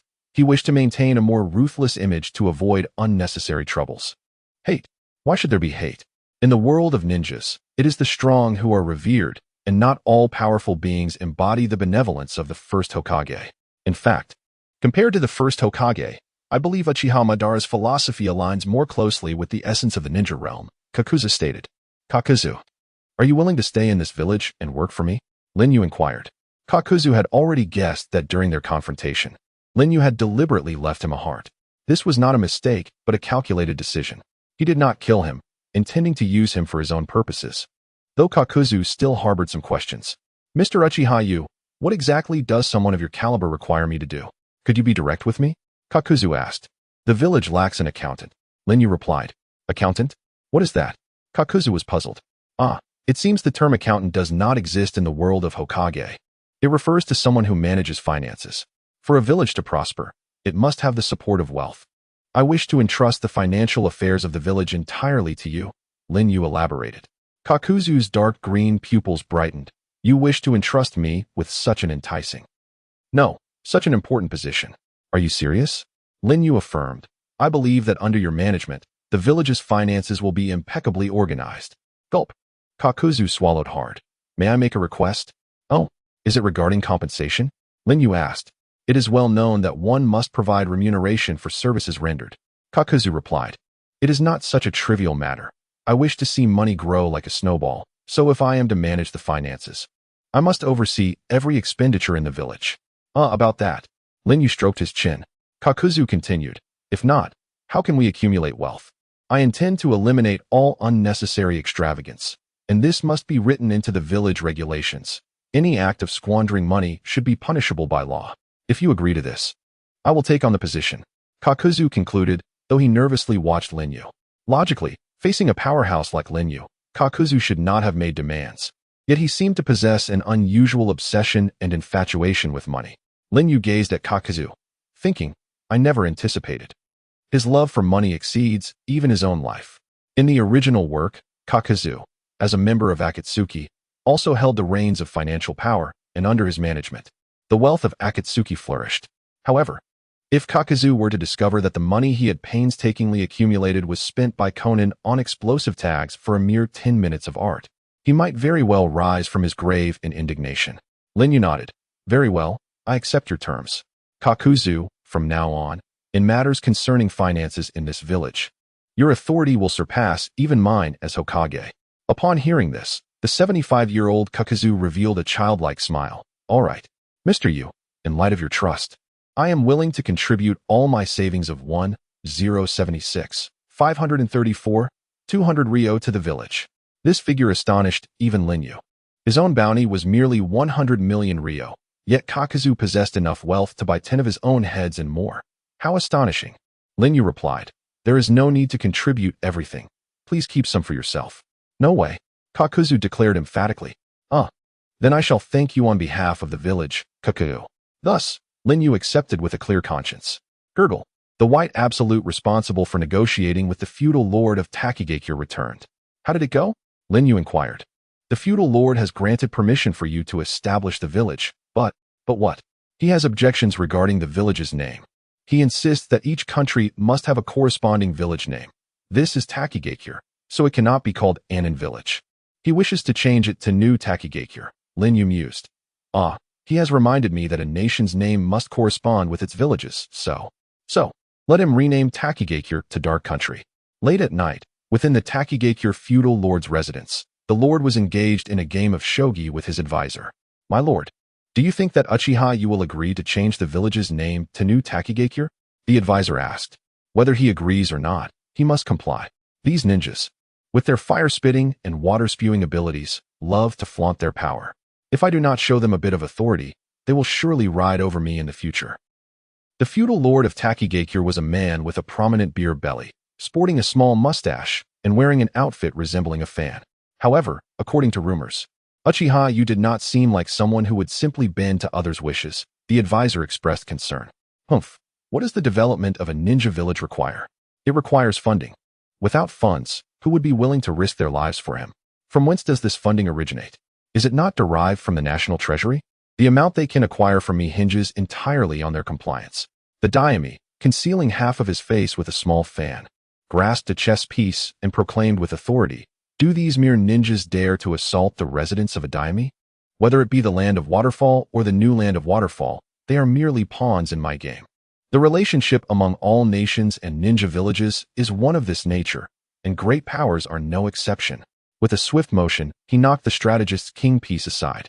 Indeed, this reflects the current state of the ninja world. The common populace numbers in the billions, yet the total count of ninjas scarcely exceeds 100,000.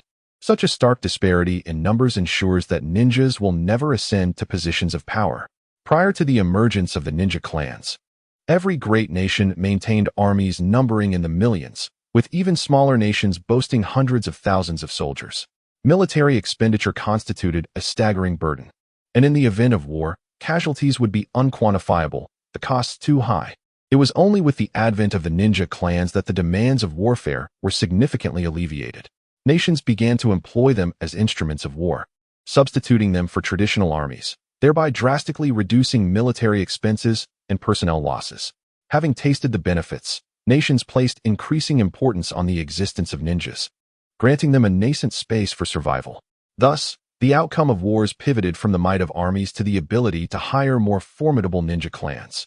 However, this employment relationship was precarious, as powerful ninja clans were sought after by every nation, leading to a delicate balance of power. Much like the Senju and Uchiha clans during the Warring States period, whichever nation hired the Senju would see its rival hire the Uchiha. Consequently, while nations exploited ninjas, they remained distrustful of them. Once wars concluded, ninjas would once again find themselves without a place, as their skills were limited to combat. They could neither farm nor produce, rendering them useless in times of peace. It was not until the arrival of a man who altered this status quo that the landscape shifted. He was Hashirama Senju, the man revered as the god of ninjas. The establishment of the one nation, one village system fostered trust and long-term collaboration between nations and specific ninja clans, integrating ninjas as members of the state rather than transient tools of war. Nations emulated this model, and from that point onward, ninjas found genuine avenues for survival. As this trust evolved, nations accordingly reduced their military sizes, assigning tasks to ninjas to ensure their survival in peacetime, allowing them to earn a living. This system has persisted to this day. Yet, one aspect has remained unchanged throughout the ages. The existence of ninjas merely provides a degree of convenience to nations. Their absence does not spell doom for a state.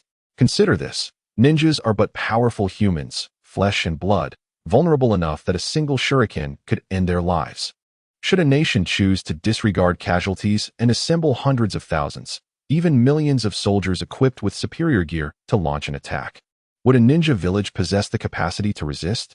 A barrage of catapults or a rain of arrows would likely leave little standing. Some nations have begun to regard ninjas with suspicion, significantly curtailing funding. The Wind Country, situated in the desert, serves as a prime example.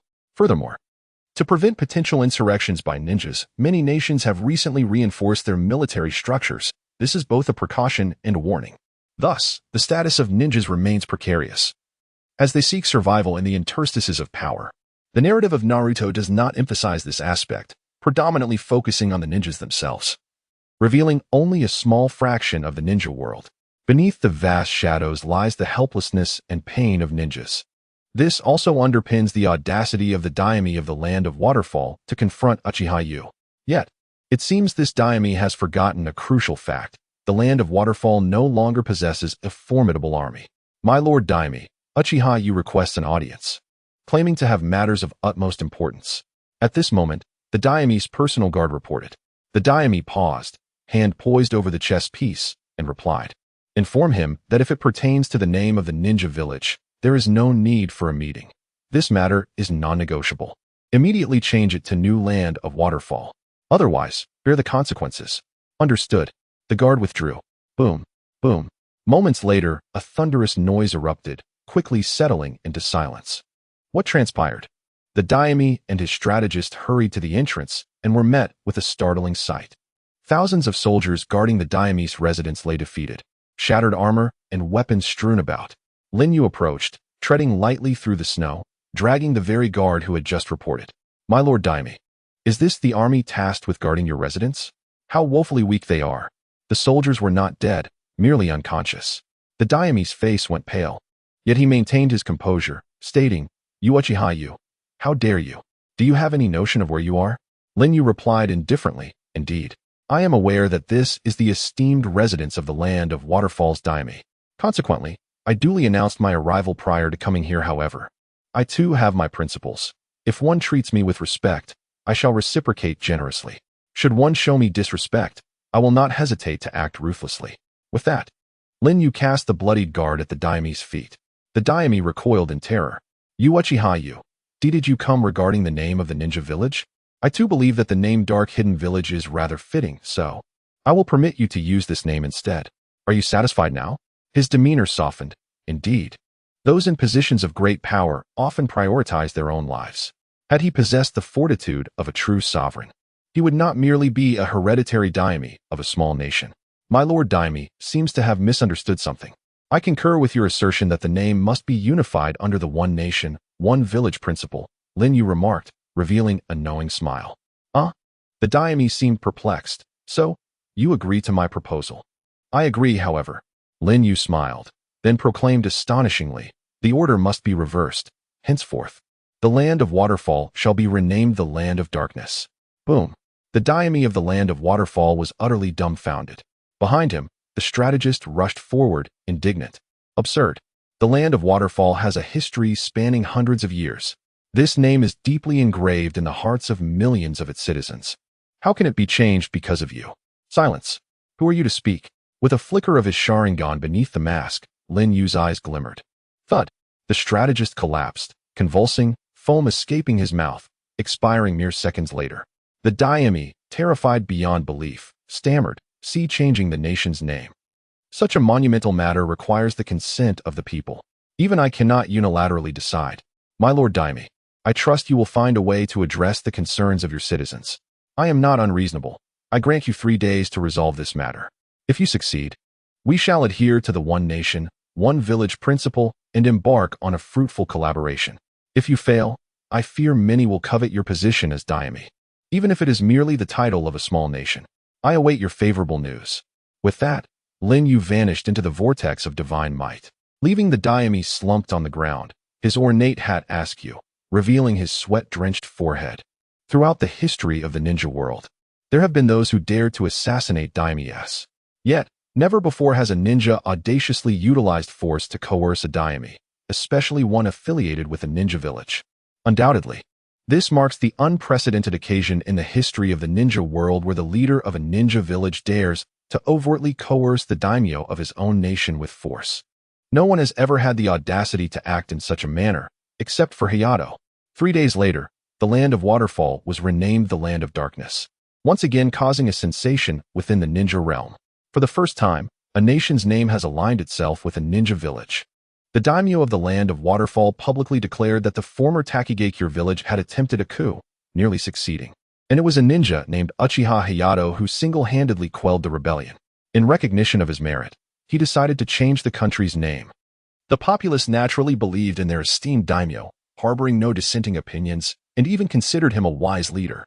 Uchiha Hayato transformed from an invader into the hero and legend of the Land of Waterfall, no, the Land of Darkness. His village, now known as the Dark Hidden Village, gained immense fame. Those ordinary civilians who once resided in Takigakure began to return to the now Dark Hidden Village. After all, Takigakure had been branded as traitorous. What kind of treatment could they expect as former residents? Furthermore, it mattered little to them whether it was Takigakure or Dark Hidden Village. What was essential was their need to rely on the village for survival. Thus, the commercial activities within Dark Hidden Village began to restore order. This outcome was beyond even Hayato's expectations. He had merely retaliated against the daimyo's show of power. He couldn't help but ponder. It is undeniable that at times, power can be swifter than sheer strength, whether the daimyo acted out of self-preservation or other motives. He ultimately submitted a satisfactory report and personally penned a letter of gratitude to the daimyo. After all, the future development of Dark Hidden Village would be inextricably linked to the support provided by the nation.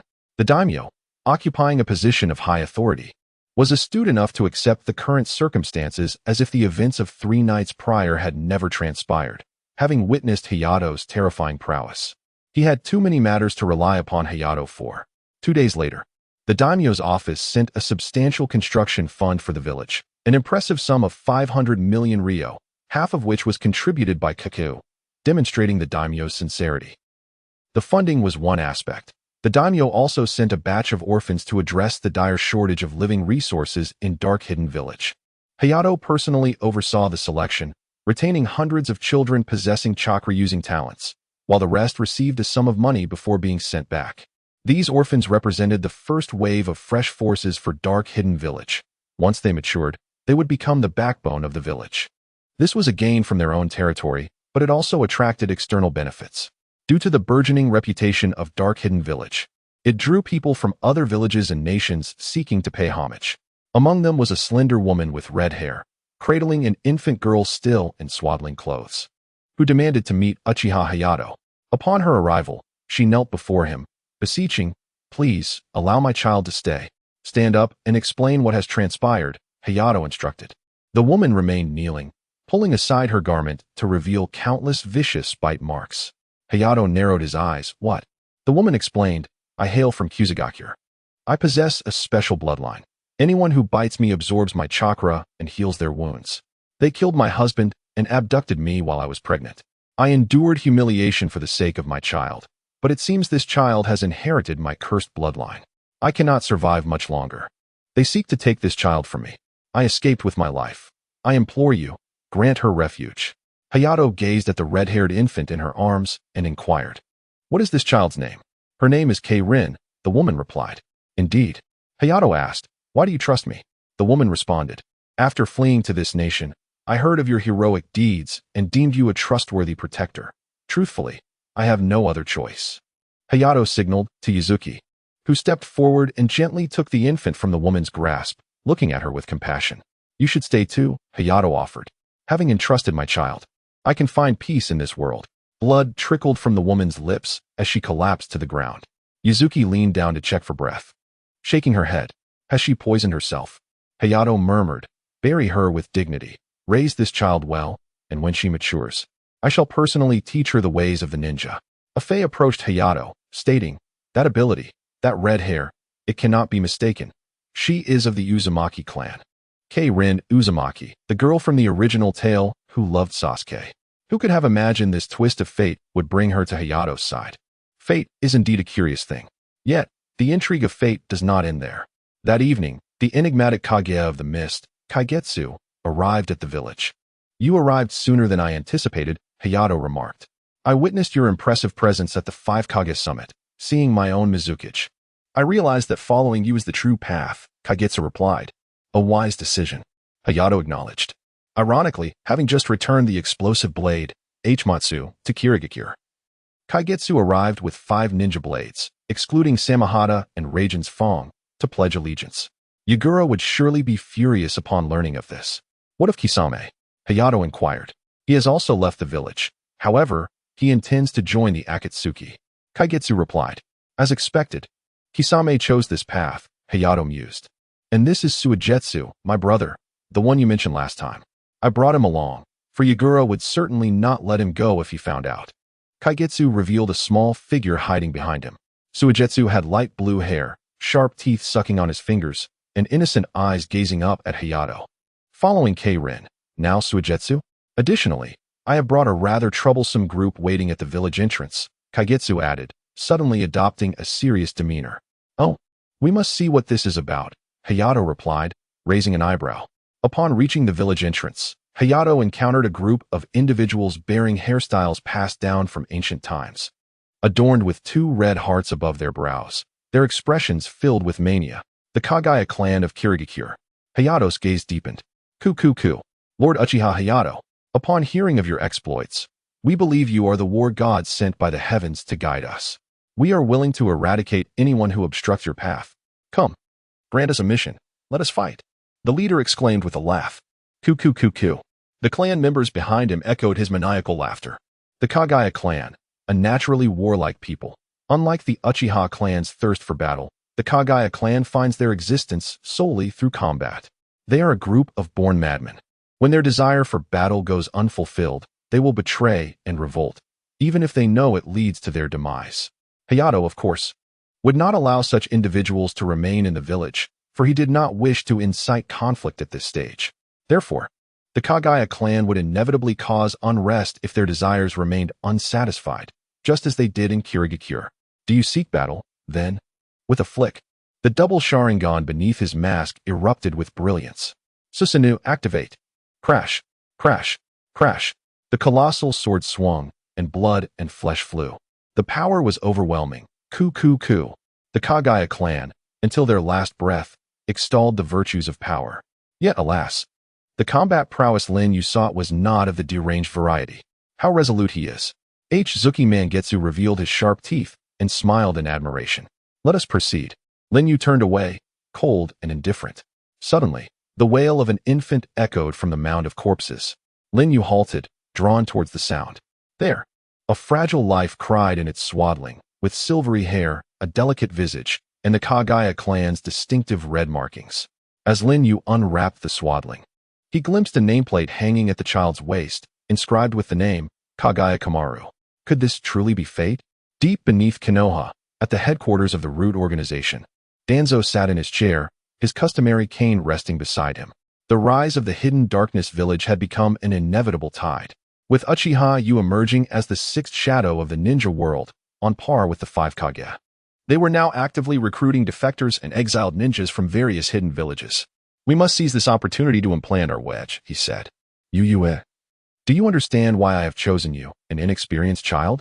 Danzo's gaze fell upon the kneeling girl, the 9-year-old purple-haired Yue, who had endured the scorn and bullying of her fellow villagers ever since her sister became a rogue ninja, bearing the shame of having killed her comrades. Life had become a struggle for her, and now, Danzo's hand had reached out to her.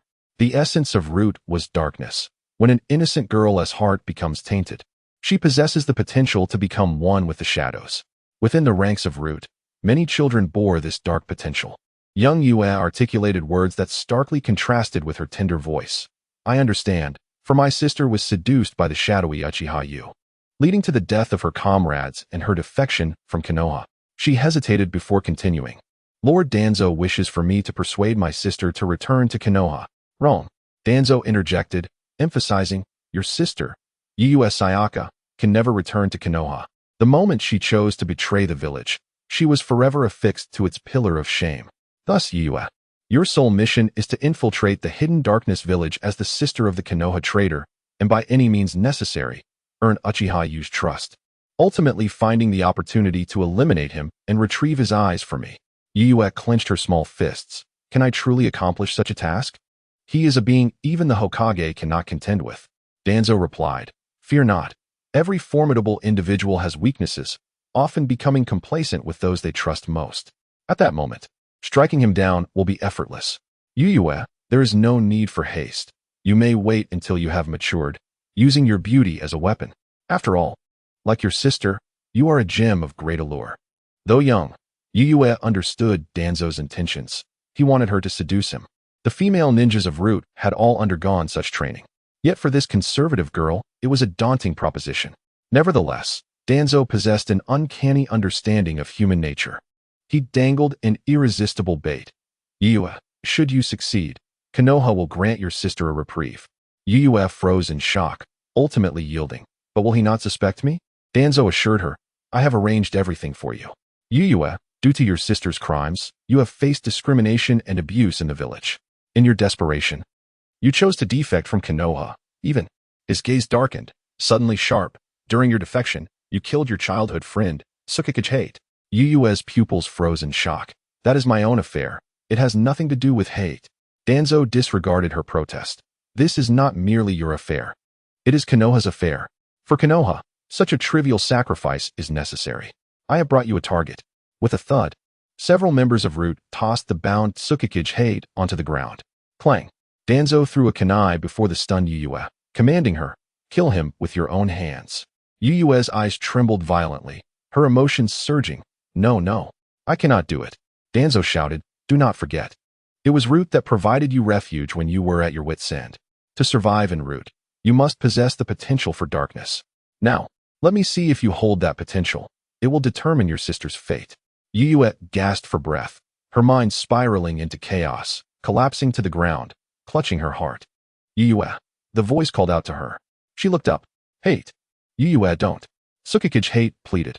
Tears welled in her eyes as she gritted her teeth, picking up the kunai, trembling as she approached Hate, raising the blade. Yue, please. Hate cried out in desperation. Tears streamed down Yue's cheeks.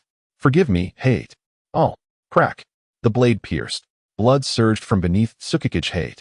Do not descend alone into the boundless darkness, he murmured, his once vibrant pupils fading into lifelessness. On a moonlit night, he departed as swiftly as the wind. Tsukikage fulfilling the destiny inscribed in his name. Thud. Yue collapsed, staring at her bloodstained hands, her entire being entranced by madness. Very well, Danzo said, rising with his cane. From this moment forth, you shall become an auxiliary member of Root. For precaution, I shall not implant the tongue swirl root severing mark on you, allowing you considerable freedom to complete this task. However, do not disappoint me. For Konoha, for the ninja world, Uchiha, you must die. He cupped Yue's chin, gazing into her tear-streaked, dulled eyes. Now, take this man's head and report to the Hidden Darkness Village. Remember to injure yourself. Konoha will send pursuers to symbolically hunt you down. Thus, under Danzo's instigation, Yue set forth, carrying Tsukikage's head, her silhouette swallowed by the encroaching darkness. After her departure, an elite member of Root, Izumi, appeared. Lord Danzo, the operation to assassinate Uchiha Mikoto's unborn child has failed. What transpired? Could you not handle a pregnant woman? No, it was Uchiha Itachi. Even at his tender age, he possessed the Sharingan. He discovered our presence and evaded us until other Uchiha arrived.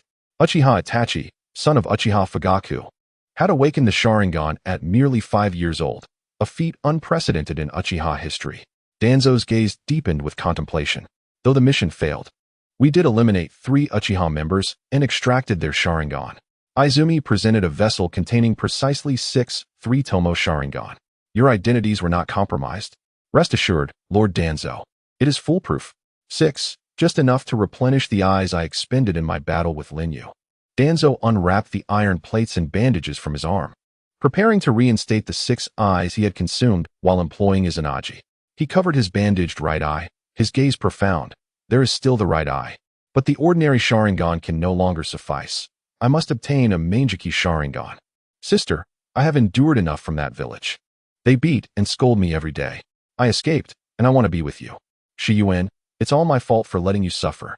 As she watched her disheveled and injured sister before her, Matsu Xiang's tears flowed freely as she embraced her sibling.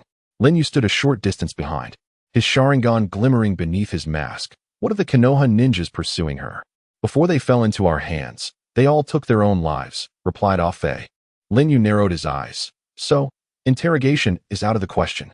Why? Do you sense something amiss? Indeed, I always feel that something is not right. Lin Yu stared at the lifeless head of Moonlight Ship on the ground. This dark and bloody manner reminded him instinctively of a certain individual, the embodiment of darkness in the ninja world. Danzo. Lin Yu stepped forward. Why, this is Shiyuan, as you know. My sister, Shiyang introduced joyfully.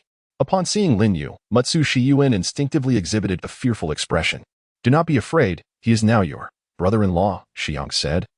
Brushing back a strand of hair, slightly embarrassed, Shiyuin gazed at Lin Yu, and after a few seconds, her expressionless face transformed, her eyes narrowing into crescents as a radiant smile blossomed. "Hello, brother-in-law." Lin Yu looked directly at her. "Make a funny face for me to see." Upon hearing this peculiar request, Matsu Shiyang wore a puzzled expression.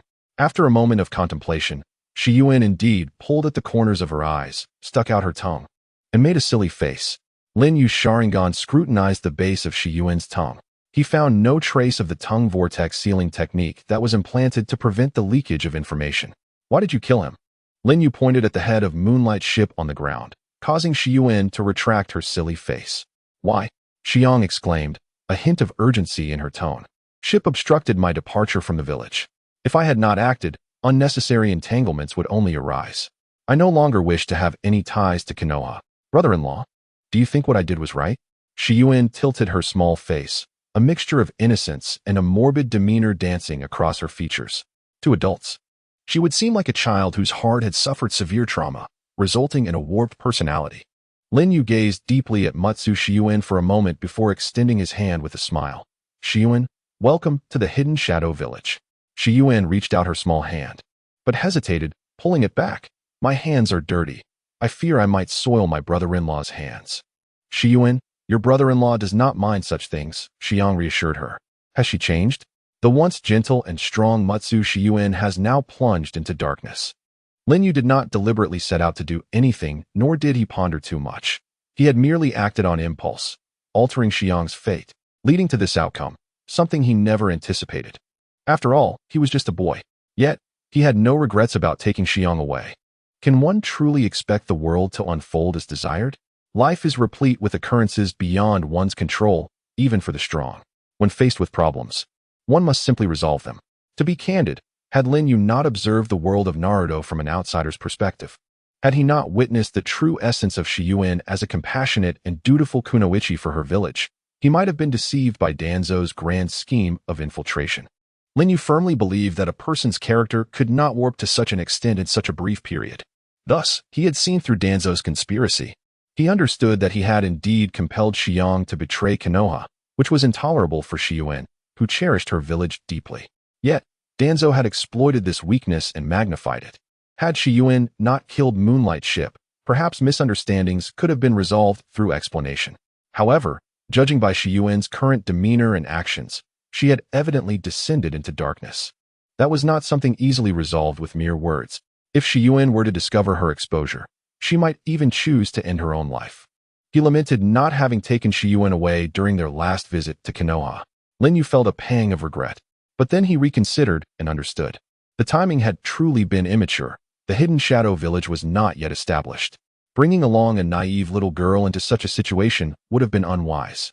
Moreover, who could have predicted Danzo would act so swiftly? Ever since that night Lin Yu had intimidated him, Danzo had remained glued to Konoha, even doubling the number of guards, fearing he might be captured outside the village, with only 4 minutes left of his Anaji, hardly enough for an escape. Thus, Lin Yu found himself slightly on the defensive. It is said that even the most just of officials cannot arbitrate domestic affairs. Danzo, I must admit, you have indeed played a clever move. Well, time is something I currently have in abundance, so I shall indulge you for a while longer. That evening, Xiang was guiding her sister through the village, helping her become familiar with the surroundings. The villagers went about their respective tasks in an orderly and thriving manner. The statue of the first shadow was also under construction on the mountainside adjacent to the Hidden Shadow Village. Although Lin Yu possessed the capability to create it instantaneously, the statue represented the faith of the villagers and the dignity of the village leader. It would be unbecoming to construct it himself. Leaning against a pillar, Lin Yu gazed up at the moon in the night sky.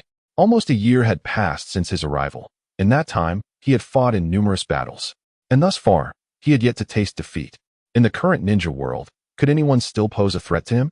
The answer was unequivocally yes. After all, during the Warring States period, even the mightiest Senju clan could only achieve absolute dominance and quell the chaos by allying with the Uchiha clan. Lin Yu was acutely aware that his strength still fell significantly short of that of Hashirama Senju and Madara Uchiha, and he lacked any backing. as the hidden shadow village was still in its developmental stages. Even if the current generation of ninjas was not as formidable as their ancestors, Lin Yu did not believe that he could run rampant in the ninja world at this moment. Not to mention the two individuals residing on the moon, Otsutsuki Kagaya and Otsutsuki Momoshiki. The Ten Tails Jinchuriki would not emerge until at least 10 years later, and Shirsue's eyes were still maturing, so there were certainly matters to attend to at this stage. Lin Kuan, as you said, when I awoke. This ninja world has indeed undergone a tremendous upheaval. At that moment, a hoarse voice emanated from the shadows behind him. Oh, you are awake. Lin Yu turned around, casting a glance. Then let us commence our next plan. With a soft thud, Orochimaru emerged from the shadows, dressed in ethereal white attire. Walking gracefully toward him, in the clandestine meeting room, Lin Yu sat opposite Orochimaru, resting one leg over the other, propping his chin with one arm, embodying the demeanor of a powerful figure, while Orochimaru maintained a proper posture. Before them, a candle flickered on the table. Why not turn on the lights? Because the village had yet to be electrified. Lin Yu stated, I have acquired the complete cells of Hashirama Senju. Thus, my next target is the pinnacle of Uchiha's ocular power. Orochimaru's eyes sparkled with interest, the eternal Mangeki Sharingan. Oh, you are aware of it, Lin Yu replied. Of course, Orochimaru smirked. The body of Senju, the eyes of Uchiha, the legendary power of the Sage of Six Paths, passed down through the ages. As one who is deeply intrigued by the truths of the world, how could I possibly refrain from exploring them? However, the kaleidoscopic Sharingan, while rare, has not been devoid of rumors throughout the illustrious history of the Uchiha clan. The legendary ocular techniques and the curse of blindness have spared no one who has awakened them. It was not until Uchiha Madara, on the brink of losing his vision, transplanted the kaleidoscopic Sharingan of his brother Izuna that he inadvertently unveiled another monumental secret of the Uchiha's ocular evolution, the eternal kaleidoscopic Sharingan. Indeed, only Madara himself has awakened this extraordinary eye. The flickering candlelight dances, reminiscent of Orochimaru's fervent gaze. Lin Yu remarked, indeed. Even though countless Uchiha descendants in later generations have resorted to fratricide and enmity to acquire this forbidden power, none have awakened this eye, for they lack Madara's innate potential. Even their attempts at imitation are but a pale reflection. Orochi imitate? What do you mean? The erudite Orochimaru expressed his bewilderment.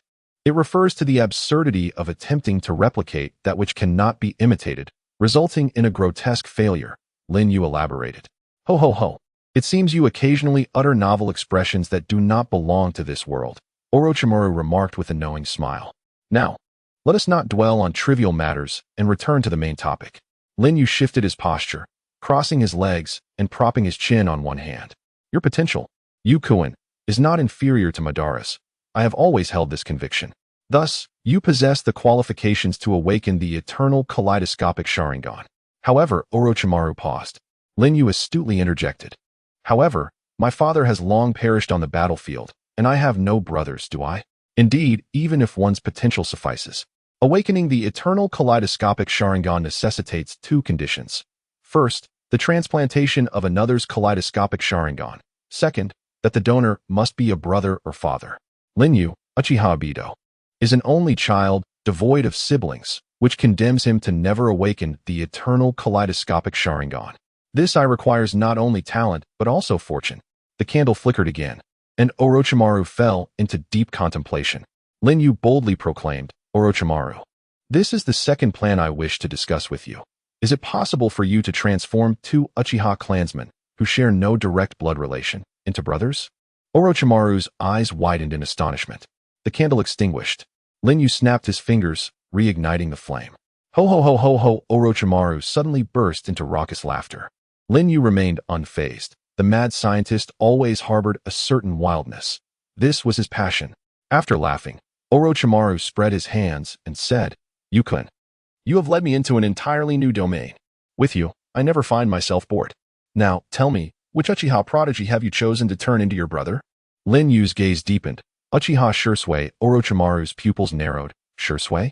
That Uchiha prodigy who awakened his Sharingan at 7 and mastered the 3 Tomo by 8? Yet he seems to have yet to awaken the kaleidoscopic Sharingan. Yukun, while I do not doubt your belief in his potential, the kaleidoscopic techniques are diverse and possess hierarchies. How can you be certain Shirsuei's future abilities will be worthy of you? Lin Yu was assured, Shirsui's ocular power is Kodoame Tsukumi, the most formidable Jinjutsu. To put it plainly, if Shirsui were to possess a double Kodoame Tsukumi kaleidoscopic Sharingan, even I would hesitate to confront him without meticulous preparation. Even with the strength of Senju Hashirama and a double Kamui kaleidoscopic Sharingan, once caught in Kodoame Tsukumi, all is lost. Shirsui's ocular power is that terrifying. If anyone could counter Kodoame Tsukumi, it would likely be someone of the Sage of Six Paths caliber. Lin Yu continued nonchalantly, Shirsui, being such an exceptional talent within the Uchiha clan, surely possesses significant ocular prowess. He is my primary candidate for the eye. Oh, and who is your second choice? Orochimaru inquired with curiosity. My second choice is Uchiha Itachi, but only under circumstances where obtaining Shirsui's eyes proves impossible. Itachi's ocular abilities are not without flaws, as even he could fall victim to superior Jinjutsu users. Thus, selecting eyes proficient in Jinjutsu would provide a counterbalance and increase the margin for error. Kodoame Tsukumi is the primary choice, with Tsukuyomi as the backup. This was a consideration Lin Yu had from the outset. When the time is right, I shall inform you, Orochimaru. Tell me, is your technique capable of achieving this? Lin Yu inquired. Orochimaru responded, theoretically, it is feasible.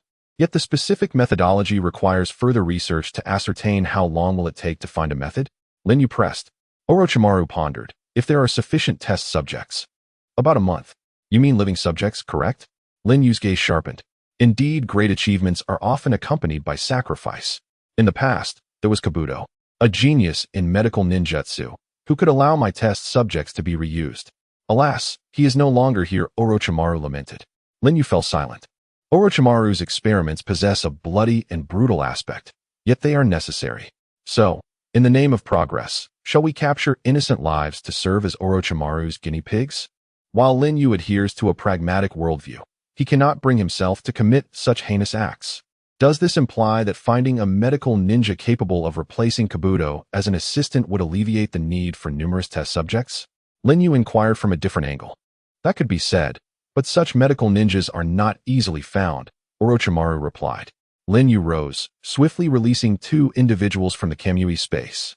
To his astonishment, they were Yamanaka and Oichi from the Konoha Root organization and Pakin from the Seven Ninja Swordsmen.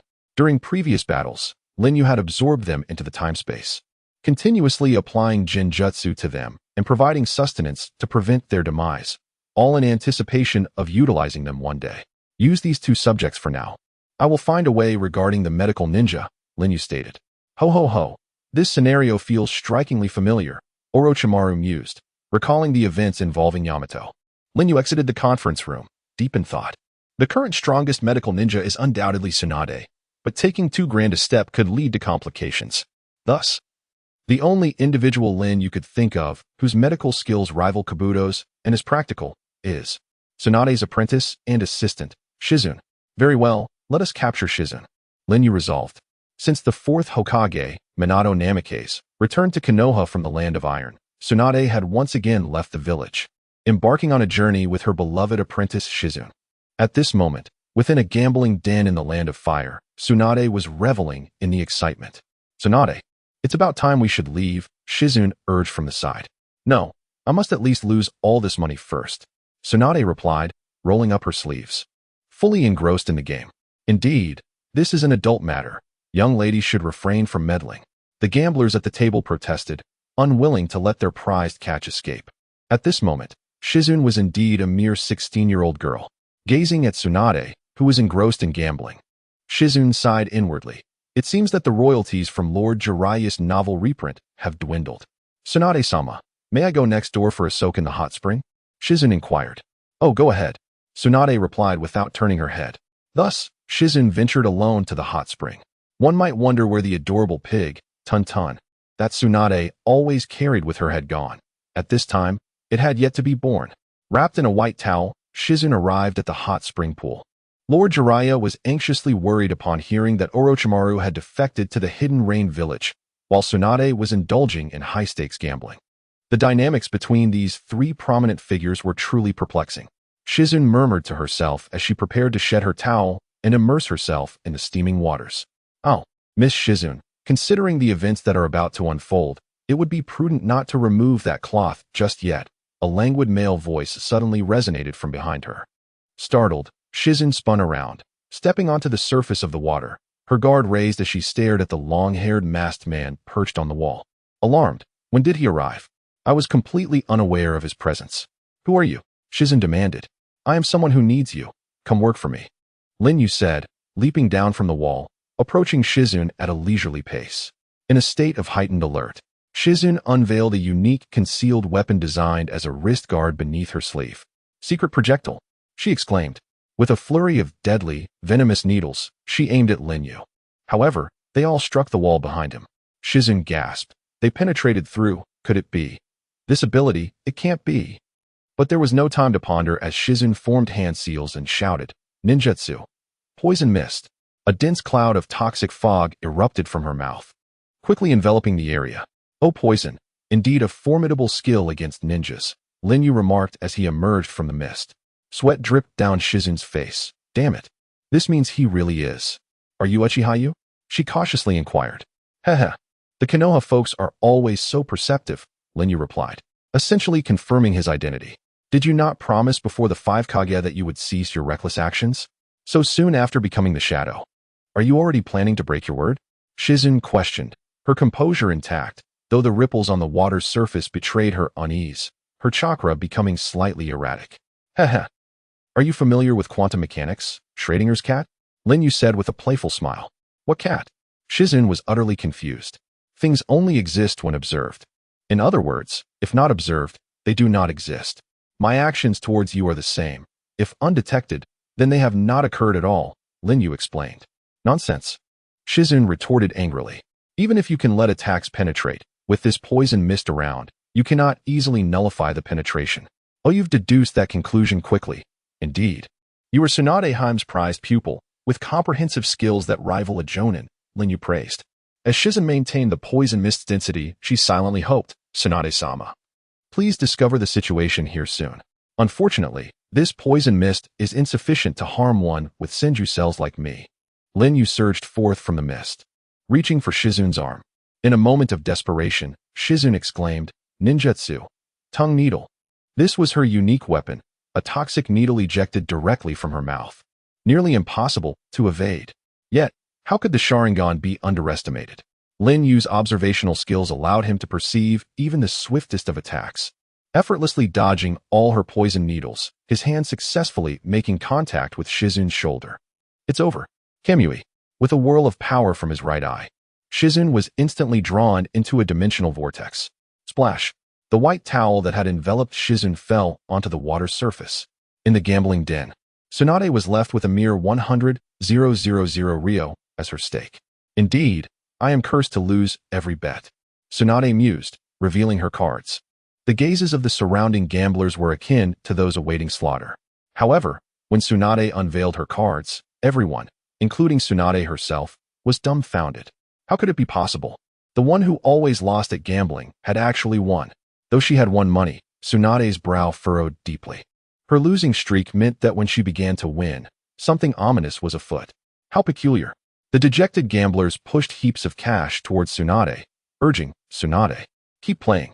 Yet Tsunade was lost in thought, suddenly standing up with a grave expression. Where are you going? What about the money? You can keep it. Consider it a repair for this wall, Tsunade declared, her robes billowing as she strode forward and delivered a powerful punch that shattered the gambling den's wall. Shizun, I hope I'm overreacting. When Tsunade arrived at the adjacent hot spring, she saw only a figure in black standing on the water's surface, holding a towel and deep in thought. The dreadful event Tsunade wished to avoid had indeed occurred. Where has Shizun gone? She shouted at the back of the black-clad figure. The figure remained silent. I demand to know where you have taken Shizun. Tsunade bellowed, leaping into the air, her formidable fist poised to strike. Humph, Lin Yu scoffed, tossing the towel behind him to obscure Tsunade's view. The forceful punch landed on the water's surface a moment later. Boom. The waters of the entire hot spring were sent flying, erupting into a spray. The cobblestone base of the hot spring shattered into pieces. Tsunadeheim. Gambling is a vice that harms both oneself and others. It would be wise to quit while you can. Lin Yu, suspended in midair, remarked coolly. What nonsense. Return Shizun to me. Tsunade's face, pale as lamb fat, was marred by prominent veins, the Byakugo seal on her forehead threatening to unleash its power. Gazing at Tsunade, whose frustration and fury were palpable, Lin Yu intoned solemnly, "Tsunadeheim, I, Uchiha Yu, have one last piece of advice for you. Whenever your silver-haired companion seeks to infiltrate the Hidden Rain village alone, ensure you stop him, or you will live a life of regret." With that, Lin Yu vanished into the air, leaving Tsunade seething in rage. Bang! In a fit of anger, she slammed her fist into the ground. Her gaze, sharp as lightning, declared, "I, Senju Tsunade, will stake my name as one of the legendary Sannin and will never let you, Uchiha Yu, go unpunished for this." After abducting Shizune, Lin Yu returned to his Tenyu Pavilion, where Yuzuki Yugugo had been waiting for a long time. "Where's Yugugo?" Lin Yu asked, removing his outer garments and hanging them on a rack. "I have placed her in the adjacent room. That child has endured much hardship in Konoha and refuses to sleep too far from me," Yugugo replied, making the bed with a hint of concern. "I see." Lin Yu pondered for a moment before donning a loose robe. "Did you enjoy yourself tonight?" "Yes. I took her to the village market, and she seemed very interested. I even bought her a doll," Yugugo said with a smile. "That's good," Lin Yu nodded. "Ah, you, that child. I believe she must be suffering from some psychological issues. When I heard she had killed her childhood friend, I was utterly horrified. How could someone who was once so kind-hearted, who couldn't bear to harm even small animals, descend to such depths?" At this point, Mitsuki Sayaka's voice trembled with emotion. "Do not grieve. Time will heal all wounds," Lin Yu said as he sat beside her, enveloping Sayaka in his embrace. Sayaka nestled closer to Lin Yu. In their tender gaze, it was only natural that they shed their inhibitions and, bathed in the moonlight upon the large bed, savored the beauty of the night together. "You. Hold me, Ha ha ha." On the other side of the wall, Mitsuki Sayaka pulled her ear away from the cold surface, her eyes devoid of life as she gazed at the decapitated doll on the floor. Grasping a knife, she began to tear the cotton stuffing from the doll, muttering, "Hey, Wani-chan, is it all right if I cut off my brother-in-law's head? That way, you would surely wake up, right?" Early the next morning, Lin Yu led Sayaka to a soundproof room. After closing the door, he said, "Sayaka, I need to work on someone's mindset. A kunoichi from Konoha. Who have you brought this time?" Sayaka asked in surprise. "Tsunade's apprentice, Shizune. Orochimaru requires her for his experiments. With her medical ninjutsu, we can reduce the number of innocent test subjects," Lin Yu explained. "Oh, you." Sayaka sighed in resignation. "By the way, find me some of your clothes." "Why? There's been a bit of a situation. She should currently be in a rather exposed state." Mitsuki Sayaka exclaimed in disbelief. "What?" With a swift motion, Lin Yu released Shizune from the space-time jutsu. Indeed, Shizune was unclothed, her eyes glazed over. Trapped in a jinjutsu that Lin Yu maintained to prevent her from taking drastic measures. As Lin Yu dispelled the jinjutsu, Shizune quickly shielded herself, glaring fiercely at him. He placed a set of clothes before her. "Put on your clothes, and then we can talk." After saying this, he turned away, allowing her some privacy. Shizune, filled with humiliation, donned the clothing. "I don't care what your intentions are, but I advise you to give up," she said, clutching her collar defiantly. Lin Yu turned back, his voice steady. "I could easily use the Sharingan to compel you to do anything I desire. But the reason I have refrained from doing so is that I genuinely wish for you to join my ranks." "Join your ranks? Don't be delusional," Shizune retorted. "No, there is a reason you must join me," Lin Yu asserted with certainty. "Then do enlighten me." Shizune scoffed. "If you do not join me, the esteemed Tsunade will perish, and the village you serve, Konoha, will fall. Is that reason not sufficient?" Lin Yu spoke solemnly. Shizune paused, taken aback. Then she shot back. "Tsunade is not some weak woman, and Konoha is far more powerful than your mere village. It cannot possibly fall to you. Stop with your alarmist rhetoric." Lin Yu's gaze deepened. "Well, I do not deny your words, but when did I say I would be the one to accomplish that?" "What do you mean?" "The one who will commit such acts is not me, but another. One day, the entire ninja world will face annihilation," Lin Yu stated gravely. Shizune's pupils constricted. "He does not sound like he is merely scaring us. What exactly do you wish to convey?" "Well, it's a long story, but let us start with the god tree, the chakra fruit. In Kagaya Otsutsuki, Lin Yu had initially intended to share the secrets of the ninja world's origins with his beloved Mitsuki Sayaka. And now he found the perfect opportunity to convince Shizune while allowing Sayaka to listen in. Thus, Lin Yu began narrating the tale, from the god tree to Kagaya. From the Sage of Six Paths to the 10 Tails, then on to the origins of the 9-tailed beasts and the curse that has persisted to this day. After listening, both Sayaka and Shizune were left speechless. Thus, one day, an enemy even Kaguya Otsutsuki will descend upon this planet. Without sufficient power, we will not stand a chance against them. Lin Yu pressed on. This is a deception, Shizune said incredulously. Lin Yu replied, you may suspect me of fabricating this tale, but consider the consequences if it were true. Following the gamble-loving Tsunade, you should be well aware of the stakes involved. And this time, the stakes are not monetary but the very safety of the ninja world. What do you say, Miss Shizune? Well, even if such an enemy exists, as long as all ninjas unite, we can surely triumph, Shizune said with conviction. Ha ha ha ha ha. Lin Yu laughed, his voice resonating. Do not be so naive. Just I alone could create chaos among the 5 great nations. Do you comprehend how powerful Kaguya Otsutsuki is? She is 100 times stronger than I am at this moment. And if even she fears this enemy, how do you intend to confront them? At this, Shizune's eyes widened, cold sweat trickling down her back. Clenching her fists, she gritted her teeth. Then how can I trust you? Once I gain power, you won't resort to the same methods as Kaguya? Lin Yu spread his hands. Because I have no interest in conquest. My initial pursuit has always been freedom, to benefit the world when I am prosperous, and to cultivate my own virtue when I am in distress. I currently lack the strength for the latter, but once I am strong enough, I will pursue freedom for the world. Miss Shizune, you are faced with a decision that could change the world. Will you lend me your strength for the future of the ninja world, or merely offer your foolish loyalty to Konoha? Answer me, and based on your response, I shall determine whether you are worthy of becoming my ally or merely a puppet under Jinjutsu. After laying everything bare, Lin Yu issued Shizune a final ultimatum. Regardless of her personal feelings, Lin Yu's stride toward his goal would not falter.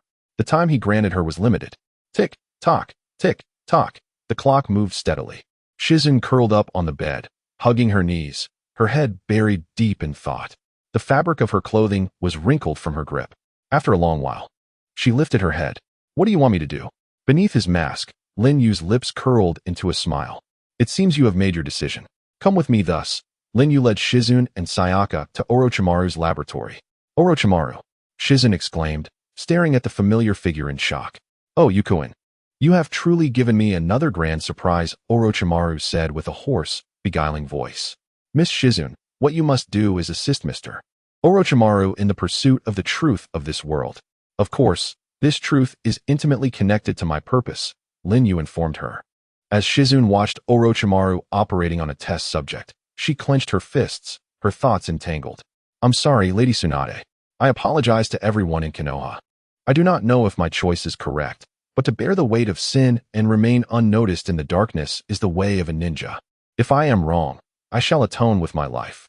I understand, Shizune declared, resolved to assist Orochimaru and Lin Yu. With Shizune, the top medical ninja, on board, Orochimaru's research progressed steadily, and in a month, he would present his findings. With the supply of water and electricity established, the construction of various facilities in the Hidden Darkness village was set in motion. As a ninja village, 3 major facilities were of utmost importance. First, the Umbu, responsible for intelligence gathering and executing covert missions, including the assassination of hostile targets. Second, the hospital, ensuring medical care for both ninjas and civilians. Thirdly, the establishment of the Ninja Academy is crucial for the cultivation of ninjas and the future of the Hidden Shadow Village. A village devoid of fresh blood has no hope. To establish these 3 major facilities, 2 essential elements are required: funding and talent. The initial capital for the Hidden Shadow Village is 1.5 billion Ryo, which is certainly a substantial sum, more than sufficient, and for this, the contributions of Kakuzu are truly invaluable. As for the second point regarding talent, it poses a significant challenge for the present Hidden Shadow Village. Aside from Lin Yu, the Shadow, and Kakuzu, who serves as the accountant, there are the elite medical ninja Shizune, the scientific expert Orochimaru, and elite shinobi like Kirigakure, Manatsu, and Yuzuki. The pool of highly skilled talent is exceedingly limited. While the Akatsuki members are adept at intelligence gathering, Lin Yu has other plans for them. Thus, he assigns this formidable task to Manatsu. Manatsu, you are the strongest ninja in this village aside from Kakuzu and myself. However, since Kakuzu is solely focused on finances, the daunting responsibility of leading the Umbu must fall upon you. Lin Yu stated. Well, I have mentally prepared myself. After all, my presence here is not merely for leisure. Manatsu replied, demonstrating reliability. At present, I cannot provide you with capable subordinates. It will take time for the new generation of the village to mature. So for the foreseeable future, you will be a lone commander. Compared to the leaders of other villages on Bu, this is indeed somewhat lacking, Lin Yu expressed apologetically. Do not say that. Every ninja village faces such situations when starting out. Take Mist Village for instance. Their Umbu only truly took shape during the reign of the second Mizukage. However, in today's ninja world, where many Umbu systems are well established, we are just beginning, which does put us at a disadvantage. But with you, the strongest shadow of the era, overseeing things, I believe everything will fall into place. The strongest shadow of the era? Lin Yu remained non-committal about that assertion. In terms of sheer strength, the only one who could pose a real threat to him was the third Uchiha, Inoki. The vitality of Hashirama's cells, while formidable, would likely yield to dust release if struck directly. However, in terms of potential, Minato Namikaze stands as the most formidable contender among the current shadows. When applied to its fullest, the Flying Thunder God technique is unparalleled, even surpassing Kamui in certain aspects. Most frightening of all is Minato's battle intellect, which is superior to that of the Nara clan, allowing him to turn the tide in dire situations. If one considers Minato's mastery of the Uzumaki clan's unparalleled sealing techniques, the threat level escalates even further. Moreover, Minato is still young. In the original narrative, he died at merely 24 years of age, an age when ninjas experience their most rapid growth in power, especially for someone of his extraordinary talent and insight. If a decade passes, who knows how powerful Minato will become? He might prove to be a formidable rival for Lin Yu. One could argue that Minato's strength is exaggerated, given his lack of a bloodline limit. However, Minato is indeed the only individual to inherit the signature red hair of the Uzumaki clan through his own genes. For now, matters concerning the Umbu are on hold. As for the hospital, since the Hidden Shadow Village has yet to officially embark on the missions assigned by the Land of Darkness, no ninjas are likely to be injured for the time being. Yet, the common folk living here, consuming grains and other staples, are still susceptible to illness and calamity, which must be addressed. Lin Yu is quite troubled by the lack of medical ninjas available. I can handle medical ninjutsu, said Yuzuki, stepping forward as she noticed Lin Yu's distress. Oh, Lin Yu raised his head from the table, surprised to see her. During the Fourth Great Ninja War, her sister, Yuzuki Yugao, served in the Allied Medical Corps, proficient in advanced medical ninjutsu.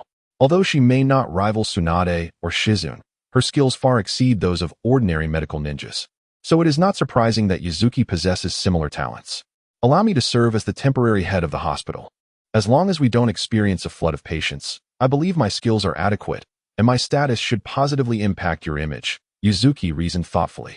Indeed, though they have yet to hold a formal wedding. The fact that Yuzuki is known as the Shadow Lady would undoubtedly enhance Lin Yu's standing in the eyes of the villagers.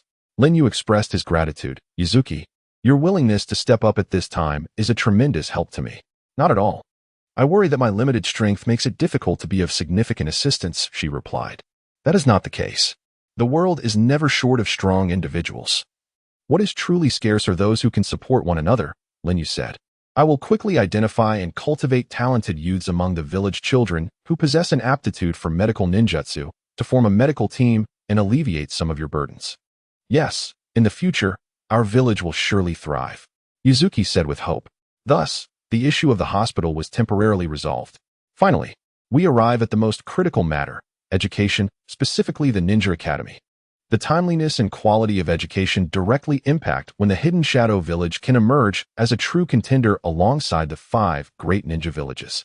It is well understood that no ninja village can survive without its leader. The Hidden Shadow Village, at this stage, could easily face annihilation without Lin Yu's presence, let alone hope to become a formidable force in his wake. Therefore, the educational issue must be addressed immediately, with the first priority being the hiring of teachers for the Ninja Academy. Unlike those responsible for leading Jinin, a teacher must possess at least Jounin-level strength. Thus, a minimum rank of Chunin suffices. Lin Yu convened all 47 members of the White Zetsu, including Obito. Lord Yu, what is the purpose of gathering us? They inquired, their usual banter bubbling forth. Why would Lord Yu summon us instead of enjoying the company of beautiful women? I thought you had forgotten us after becoming the Shadow. Seated on the eaves of the building, Lin Yu smiled. How could I ever forget you? I remember after sending off Madara. It was you who guided my training every day, teaching me to control chakra, walk on water, scale walls, master hand seals, utilize various ninjutsu, and even the nuances of chakra nature transformation. Without that 6 months of rigorous practice, I would not be who I am today. It would not be an exaggeration to call you my mentors. Oh, at least you have a conscience. So, are you calling us here to reward us? To assign us important positions? The White Zetsu members wore expressions of excitement. Lin Yu gazed at the moon above and said, Indeed, it is a highly significant position. I wish for you to take up the teaching staff at the Ninja Academy and educate the future flowers of our hidden shadow village. What? You must be joking. Let us undertake what? The White Zetsu exclaimed, their enthusiasm palpable. With a swift motion, Lin Yu leaped down from the eaves. I want you to shoulder the future of the hidden shadow village. This is a sacred and monumental mission, entrusted only to those I trust the most. Trust you? You think we are like those female ninjas you coerced? One by one, brainwashed. In our eyes, Madara is but a child. They jested, laughter filling the air, of course. I mean that in terms of age. Indeed, this was no exaggeration. These White Zetsus are the evolution of individuals who fell into Kagaya's infinite Tsukuyomi thousands of years ago. Resting within the Outer Path's demonic statue. It was only a few decades ago during the epic battle between Uchiha Madara and Senju Hashirama that Madara bit off a piece of Hashirama's flesh and transplanted it into his own body, awakening the Rinnegan in his later years and summoning the Outer Path's demonic statue. He utilized this statue as a medium to cultivate Hashirama's cells, thereby awakening a portion of the White Zetsus that shared a common origin with Hashirama's power. In truth, the vast majority of White Zetsus still slumber within the demonic statue. Their numbers amount to no less than 100,000. Each has endured millennia, claiming an ancestral lineage. As for their strength, let us not delve into that. We shall discuss lineage instead. Faced with the protests of the White Zetsus, Lin Yu surprisingly showed a look of grievance. Lowering his head and covering his face with his hand. Hey you, what's wrong with you? Lin Yu said, Zetsu, you have been my longest companion since I arrived in this world. I occasionally send you on errands. Occasionally? More like often. One of the White Zetsus retorted. But I truly regard you as friends, even family. Lin Yu said sentimentally. Even if you say that, although you all share the same code name, possess identical faces, and have personalities forged from the same mold, our individual presence is not particularly strong. Hey, that is quite rude. Another Zetsu exclaimed. There are subtle differences between us. For instance, one of us has a large backward thorn, while another has more wrinkles on his face. What do you know? This thorn can be used as a weapon. The wrinkles on my face are known as growth rings in botany. As the White Zetsus continued their banter, they became embroiled in a lively argument. Don't you wish to have unique names for yourselves? Lin Yu's sudden question silenced the crowd of White Zetsus. This is something we've never considered. Zetsu. This is the code name given to us by Madara. The only one among us with a name is Afei. One of the White Zetsus replied. Afei, dressed in a black robe, sat silently on a wall. Lin Yu spoke earnestly. I have given this matter considerable thought. I shall bestow each of you present with a unique name. From now on, your existence will be as singular as your names. Those who wish to be named, please stand in a line here. The White Zetsus exchanged glances and then, in unison, emerged from the ground to line up before Lin Yu. Lin Yu gazed at the first in line, who bore a large backward thorn and was initially fused with the Black Zetsu. With a flick of his fingers, a spark of chakra ignited, and he inscribed the character 1 on the Zetsu's shoulder. Your name shall be 1. 1? How cool. You truly are a genius at naming. 1 exclaimed, giving Lin Yu a thumbs up. Lin Yu moved to the second Zetsu, the one with a face full of wrinkles, who had previously served as an envoy to Takegakure and the feudal lord. He inscribed the character 2 on his shoulder, declaring, your name shall be 2. 2. I have a name now. Ha. I finally have my own name. 2. What a splendid name. 2 raised his long arms high and began to hop joyfully. Lin Yu traversed the line of White Zetsus from 1 to 47, bestowing each with a unique name. The White Zetsus chanted their names, embracing one another, dancing in a jubilant display. With the most emotional among them, 33, shedding tears of joy. Phew, bestowing so many names is quite taxing. Lin Yu wiped the sweat from his brow and approached Afei, saying, Afei, I have also named you. You shall be called 0, but Afei has already grown accustomed to his name. Afei thought to himself. You possess Madara's coldness as well as the naive side that Obito once had. You are a soul from another realm, both frigid and warm, and one of the few individuals who resonates with me. With a leap, Afei descended from the wall and addressed the jubilant white Zetsus.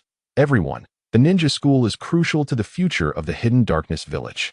Yu has entrusted us with this significant responsibility, which signifies his trust in us. Since we have nothing else to do, why not lend him a hand? All right then. Considering he has given us such lovely names, we shall reluctantly accept this task. The white Zetsus responded in unison. Lin Yu patted Afei on the shoulder, saying, Afei, I would like to entrust you with the position of headmaster of the ninja school. I have no issues with that, but aren't you afraid? Afei began, hesitating. Afraid of what? Lin Yu inquired, puzzled. Well, it's nothing. I shall accept this responsibility. Afei mused. It seems rather interesting to start from the ground up. Thus, the construction of the vital ninja school was entrusted to Afei and the white Zetsus through a mix of persuasion and coaxing. That night, the official tailor of the feudal lord of the Land of Darkness delivered samples for the headbands and ninja uniforms. Both items were personally designed by Lin Yu. The design of the headband of the Hidden Darkness Village bore an emblem identical to that of Lin Yu's Sharingan, symbolizing that no matter how high he ascends, he will never forget that these eyes were his origin. The ninja uniforms were crafted in dark hues of black and purple, representing the name Darkness, with the character Yu emblazoned on the back, signifying that every ninja clad in this attire would be protected by Lin Yu, also known as Uchiha Yu, for the foreign ninjas who dared to attack them. The consequence would be death. Excellent. Let us take measurements for all the children in the village and proceed with tailoring based on these samples, Lin Yu instructed. The tailor replied, Should we take measurements now? Isn't it too early? It takes a long time from ninja school to becoming a genin. Lin Yu, however, had his own reasoning. Each individual harbors immense potential. One can never predict when they will reach the heights we aspire for. If that day arrives prematurely and we have not prepared for them, would that not be quite disrespectful? Opportunities must be seized, and as leaders, we must fulfill our responsibility to pave the way for those children who are adept at seizing such opportunities. The tailor gazed at Lin Yu in astonishment, bowed deeply, and departed. With everything in place, Lin Yu approached the window, drawing back the curtain, when suddenly, a purple-haired girl darted past the corner. Lin Yu fell silent. That was Shi Yuan. 3 days later, the Hidden Darkness Village Ninja School was officially established. On that day, Afei and the white Zetsus donned the ninja attire of the Hidden Darkness Village and arrived at the training ground of the ninja school. 564 children sat on the ground. They were the orphans sent from the land of Waterfall, personally selected by Lin Yu, possessing chakra abilities. The number of 564 was roughly balanced in gender. Although slightly fewer compared to other ninja villages, it was believed that their numbers would multiply in the future. These children had lost their parents too soon for various reasons or had been abandoned by them, and after experiencing loneliness, they were inevitably different from normal children, often silent or exhibiting withdrawn personalities. The establishment of the first ninja school held significant historical importance for the Hidden Darkness Village. As the shadow, Lin Yu felt compelled to personally attend and say something to these children. He donned the cloak of the first shadow, with the ninja attire of the Hidden Darkness Village underneath, marked with the emblem of the Land of Darkness, and wore a conical hat bearing the character Darkness. Beneath a sky shrouded in dark clouds, he stood atop a high platform and proclaimed to the gathered crowd, I am Uchiha Yu, your village leader and shadow. From this day forth, you shall embark on a 3-year journey of fundamental ninja education at the Hidden Shadows Ninja School. There are 564 of you present, and you will be organized into 47 classes of 12 students each. Your respective teachers stand before you.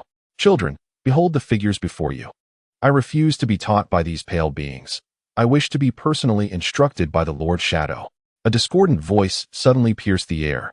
Pale beings, the figures, known as the Zetsu, furrowed their brows, turning to the boy who had spoken. His name was Yamashiro Ryufu. Ryufu, that is most disrespectful. A timid girl interjected. Yummer, you know I am not like these worthless ones. Yamashiro Ryufu retorted, rising to his feet with disdain for his peers. What did you say, you brat? Do you dare to challenge me? I'll twist your head off and kick it like a ball. A tall boy clad in dark attire, Milo Jean, stood ready to confront Ryufu. Enough, Milo Jean, do not stoop to his level. The surrounding children pulled Milo Jean back. Humph, You better remember this, you useless ones. Yamashiro Ryufu declared proudly, forming seals with his hands. Boom. Amidst a cloud of white smoke, a perfect clone of him emerged. Ninjutsu. The children, unacquainted with such techniques, gazed in astonishment. From the platform, you murmured, "Ah, he has already mastered the shadow clone technique. No wonder he feels superior. Yet, it is merely a basic technique." Yuin had already learned it before entering the ninja school, Xiangyu remarked beside him. Yamashiro Ryufu shouted, "Lord Shadow, do you see? I am different from these others. I possess the talent to become the strongest ninja. To accept me as your disciple would be your honor." Ymir, standing nearby, covered her face, feeling a wave of embarrassment. TCH. Milo Jean spat on the ground, begrudgingly sitting down. You commented, "Your talent as a ninja may indeed be remarkable." Humph, as if that needs stating, Yamashiro Ryufu boasted, pinching his nose with pride. However, your character leaves much to be desired. First, you must understand the importance of respecting your teachers. You instructed the first Zetsu. Okay, leave it to me. The first Zetsu stepped forward. What do you intend to do? Yamashiro Ryufu challenged. To teach you a lesson in humility. How dare you underestimate me? Yamashiro Ryufu clenched his fists and charged. With a swift motion, the Zetsu caught Ryufu's fist, tripped him, and delivered a chop to the back of his head, sending him sprawling to the ground. Ah, that hurts. You spiky bastard. Yamashiro Ryufu rolled on the ground, clutching his head in agony. Hey, little brat, do you want me to break your little brother? The Zetsu growled. All right, that's enough. You intervened, saving Ryufu from further humiliation. You descended from the platform and approached Yamashiro Ryufu, gazing down at him. To wish to be my disciple indicates your ambition and unwillingness to fall behind. However, you must first graduate from the ninja school. But I want revenge for my parents. The people from Awagakure killed my mom and dad, and Yumir's sister. I'm too weak. I want to grow stronger. Yamashiro Ryufu sobbed. Ymir too wiped away her tears. After a moment of silence, you extended his hand to help Yamashiro Ryufu up and asked, "How old are you?"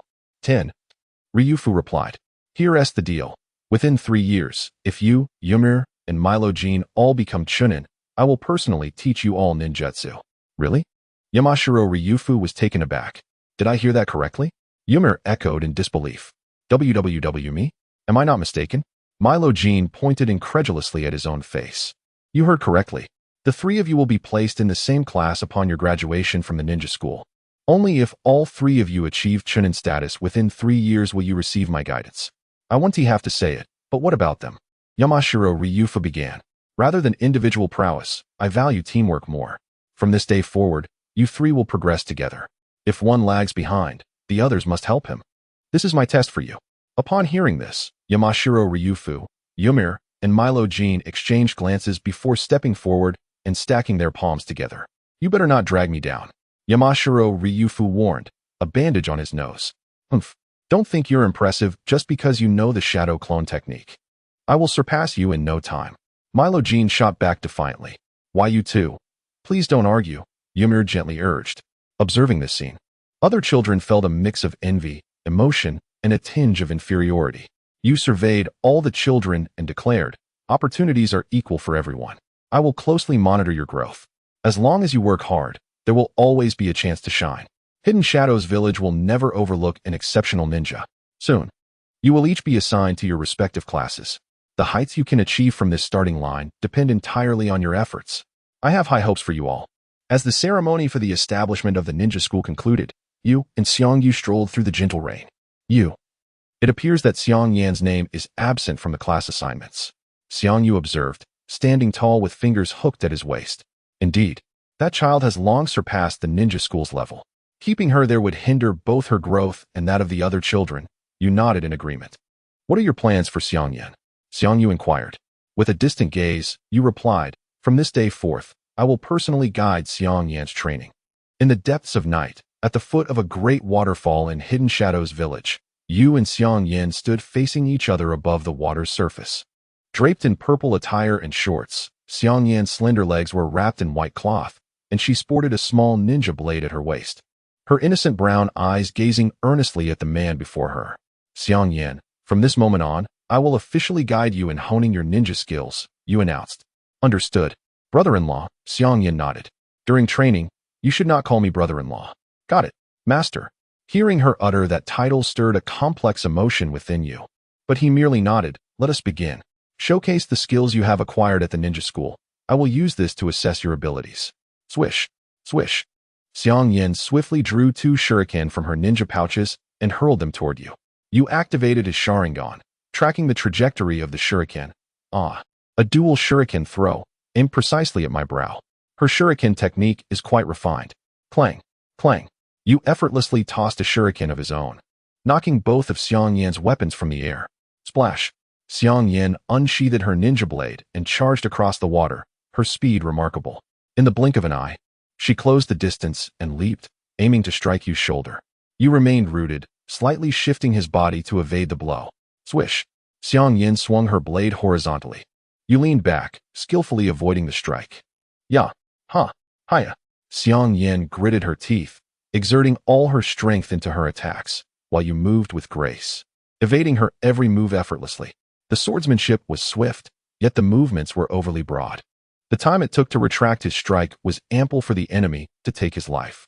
In the fleeting moment when the two crossed paths once more, Lin Yu gently tapped Xian on the shoulder.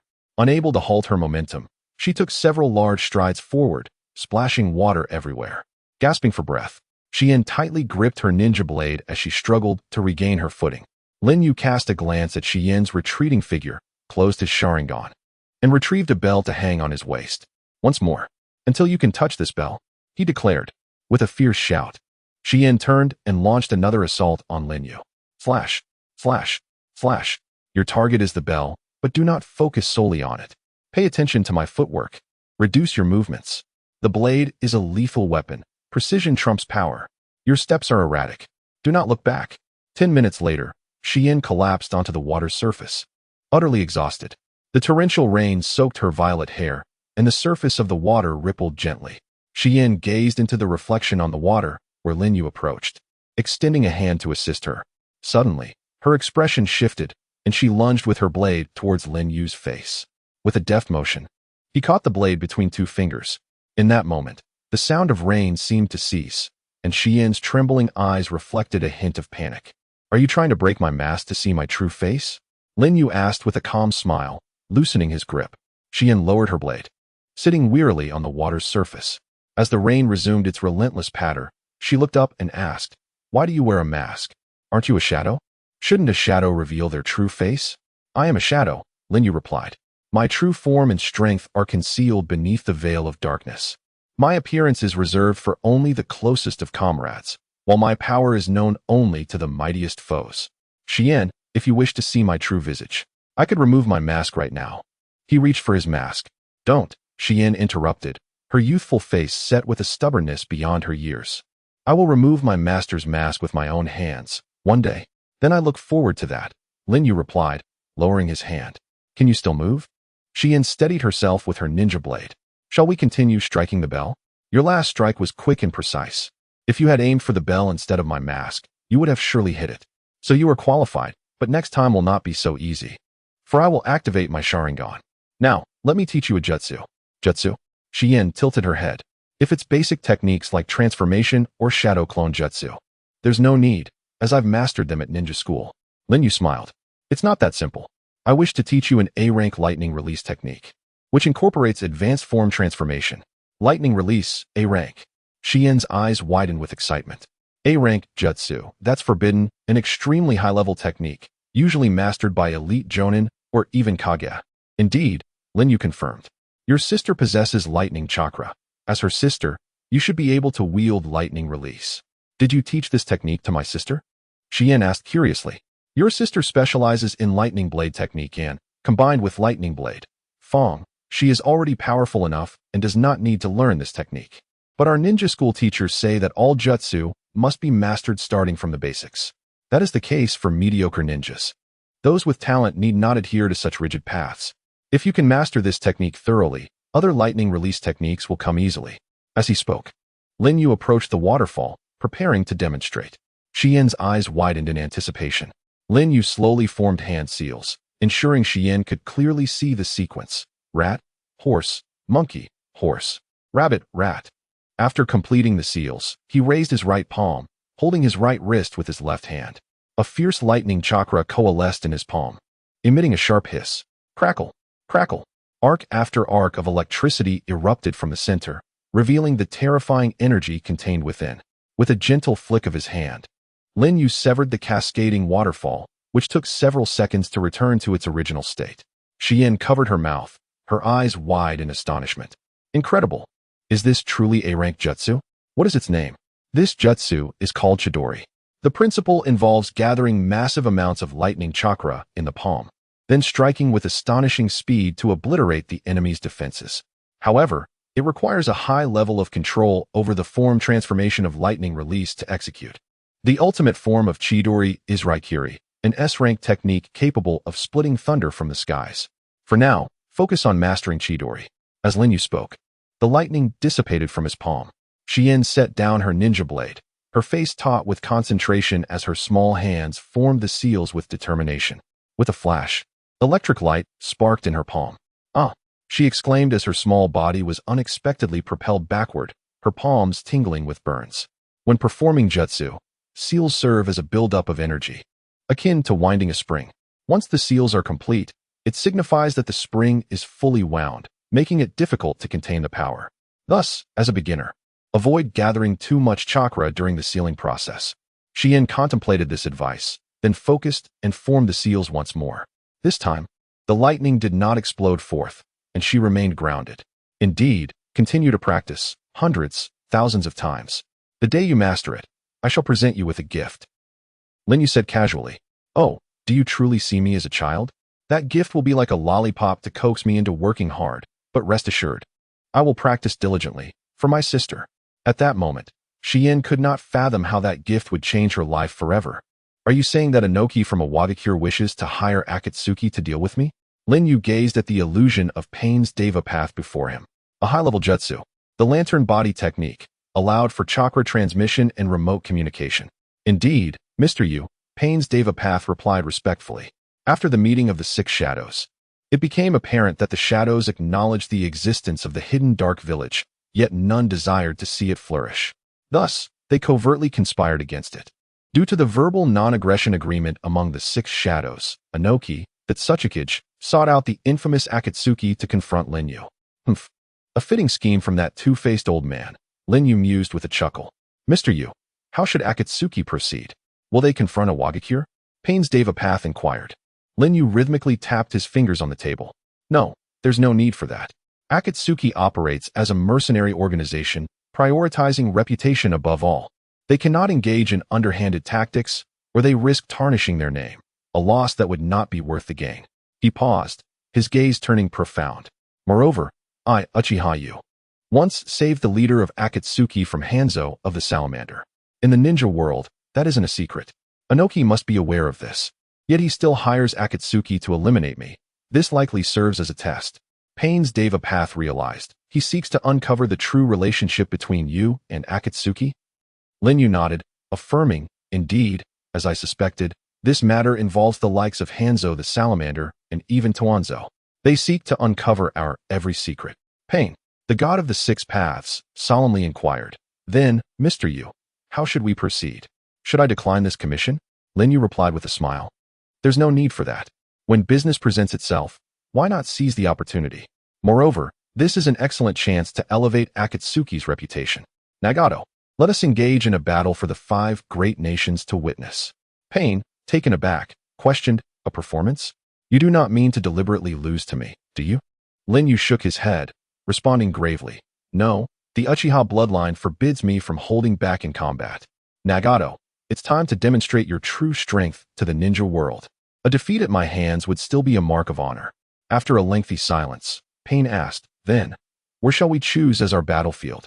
Without hesitation, Lin Yu contemplated the devastation their clash could wreak upon the earth. Hence, the location must be chosen with care. He turned to gaze at the map of the ninja world behind him and made his decision. 2 days later, amidst the dark rain and fiery earth, at the border of the 4 nations, in the land of grass. That shall be our battleground. The 5 great shinobi villages will undoubtedly focus on this confrontation. Nagato, I do not expect you to defeat me. Your sole task is to push me to my limits. Only then can the five nations be convinced that there is no connection between Akatsuki and myself. And only thus can I appease the long-dormant battle blood of Uchiha Yu. Lin Yu thought to himself, Mr. Yu, I shall consider this battle a fight to the death, and I will not let you down. With a swift motion, Pain vanished. Remember to have Inoki settle the payment. Lin Yu reminded. In truth, Lin Yu's arrangement to stage a performance for the five great nations was but part of his strategy. He harbored personal motives as well. After the establishment of the Hidden Darkness Village and the subsequent lull, the battle blood within him had long been restless, demanding a vigorous confrontation to quench its thirst. Upon reflection, he had also sealed the outer path golem within Nagato to ensure he had a worthy opponent. Uchiha Yu, the battle enthusiast. From the land of darkness to the hidden grass village, Kamui had yet to mark the route.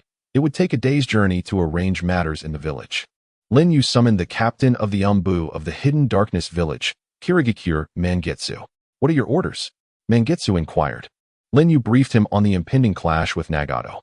This Tsuchikage is indeed cunning, though that brat Yagura is no pushover either. Mangetsu remarked. Lin Yu shrugged. It matters not. In the ninja world, absolute peace has never existed. Everyone is engaged in covert conflicts. Inoki's methods are rather conventional. However, Lin Yu's expression darkened as he continued, nevertheless, since they are making moves, we cannot act as if we are oblivious. The renowned explosive force of Awagakure, known for its explosion release techniques, must be addressed. Mangetsu, I need you to capture an explosion release ninja and bring them back to the village. Oh, are you interested in explosives?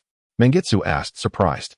Lin Yu replied, indeed, the Hidden Darkness Village must strive to collect every bloodline limit in existence to enhance our combat prowess. Mangetsu, this is your first confidential mission as the captain of the Umbu. Do not disappoint me. Understood. If I fail, I will present my head. Mangetsu vowed. In the Ninja Academy's training grounds, White Zetsu and others were practicing with the children. Alone in a clearing, Obito sat, drawing crude patterns in the freshly soaked earth with a stick. Obito, I must leave the village for a while, Lin Yu announced from behind him. Off to fight. Are you? Obito continued drawing, asking. Indeed, my hands are itching for action. While I am away, other villages might seize the opportunity. Lin Yu stated earnestly. Can I kill them? Obito paused his movements. Any who dare to invade shall be met with annihilation. Lin Yu's gaze hardened. Well, tossing them into a cesspit seems like a decent option, Obito quipped, resuming his doodling. Then I leave it to you. Lin Yu vanished into the swirling vortex of Kamui. In the Hidden Darkness Village Hospital, Yuzuki Yueying diligently employed her medical ninjutsu to treat an ailing elder. Lin Yu did not interrupt her, but quietly placed an item down. All done, sir. Yueying wiped her brow, wearing an angelic smile. Ah, thank you so much. The elder exclaimed, reaching for his wallet. In the Hidden Darkness Village, medical care is free of charge, Yueying smiled. The Shadow Lord is truly wise. The elder remarked as he departed. After washing her hands, Yueying noticed a bento box that had mysteriously appeared on the table, pressed beneath a note. I am stepping out of the village for a few days. Please eat on time and do not overexert yourself. Her cheeks flushed with warmth. Yueying thought, honestly, I'm not a child. At the summit of the Tianyu Pavilion, Lin Yu observed Yueying practicing her Chidori fervently before the great waterfall. He withdrew his gaze, closed the window, and donned armor from the Warring States period, replacing it with a sturdy, battle-ready mask, securing the Uchiha fan on his back. Beneath the mask, the Sharingan pulsed with a fervent desire for battle. Nagato, let me witness the true extent of your Rinnegan. With a swift motion, Lin Yu, no longer just Lin Yu but Uchiha Yu, vanished into the swirling vortex of Kamui. An earth-shattering clash was about to reverberate across the universe. Within the borders of the land of grass, on a vast, mountainous plain, Lin Yu sat upon a stone, having waited for quite some time. Suddenly, a figure descended, a man clad in a fiery cloud robe, with long orange hair. Upon landing, he quickly formed hand seals. Summoning jutsu. Boom, boom, boom, boom. 5 men in fiery cloud robes appeared. The 6 paths of Pain took the stage. The leader, Pain, approached, his voice cold and commanding. Uchiha Yu. I am Pain, the leader of Akatsuki. I have been entrusted to take your life. Do you have any final words? Indeed, a performance requires some commitment. Lin Yu had already sensed the chakra of the observers. Coldly, he declared, Pain, I saved your leader Nagato from Hanzo. It seems I was mistaken. Nagato is dead. The one standing here is Pain. With a flick of his sleeve, Pain summoned a black rod in his grasp. Oh, the black rod of the Six Paths technique can now be created at will? Having acquired the power of the Outer Path Golem, his growth has accelerated. This battle should be quite anticipated, no? Lin Yu rose, asking, "Who hired you to kill me? Speak, and perhaps I shall leave you with a whole corpse." Foolish question. Accept the judgment from Kami. Crack, crack. Pain's Azura Path extended its arm, summoning a barrage of mechanized cannonballs that soared with fiery trails towards Lin Yu. Boom, boom, boom. As the explosive flames dissipated, Lin Yu was nowhere to be found. Crack. An arm erupted from the ground, seizing Pain's hell path by the ankle. Earth release. Heart decapitation technique. Crack. The hell path was dragged underground, leaving only its head exposed. Lin Yu extended his hands from the sides, clutching the hell path's neck in a decisive neck snap. Crack. The hell path's head was twisted grotesquely, leaving a scene too horrific to behold. Clap. Lin Yu clasped his hands together, forming the snake seal. Wood release. Birth of the tree world. Boom, boom. On the vast plain, the trees erupted violently. Scatter. Pain commanded, and the five figures dispersed. The earth swiftly succumbed to the encroachment of the forest, with tangled tree trunks and branches entwining towards the paths of Pain. The human path became ensnared, mercilessly crushed into a pulp. Shinra Tensei. The Deva path extended its hand, unleashing a formidable repulsive force that temporarily halted the advance of the forest. The immensely powerful Azura path seized the beast path and hurled it into the sky. The beast path swiftly formed seals. Summoning technique. Boom, boom, boom. The Deva path, the Azura path, and the hungry ghost path were summoned into the sky.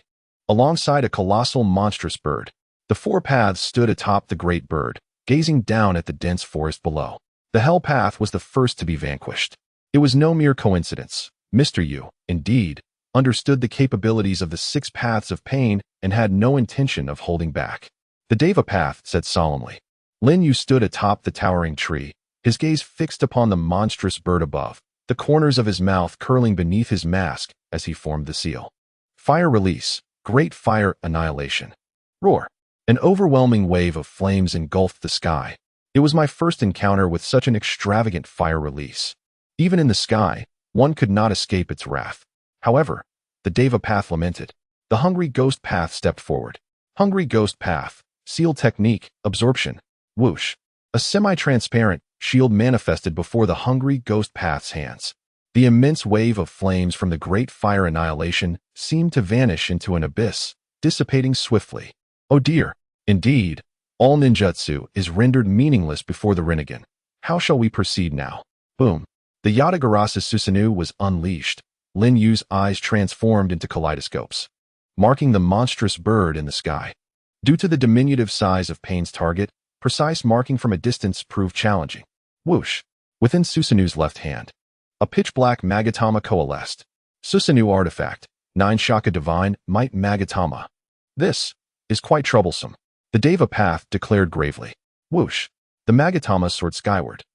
The monstrous bird darted away, with the Magatama in close pursuit. The Deva path reached out.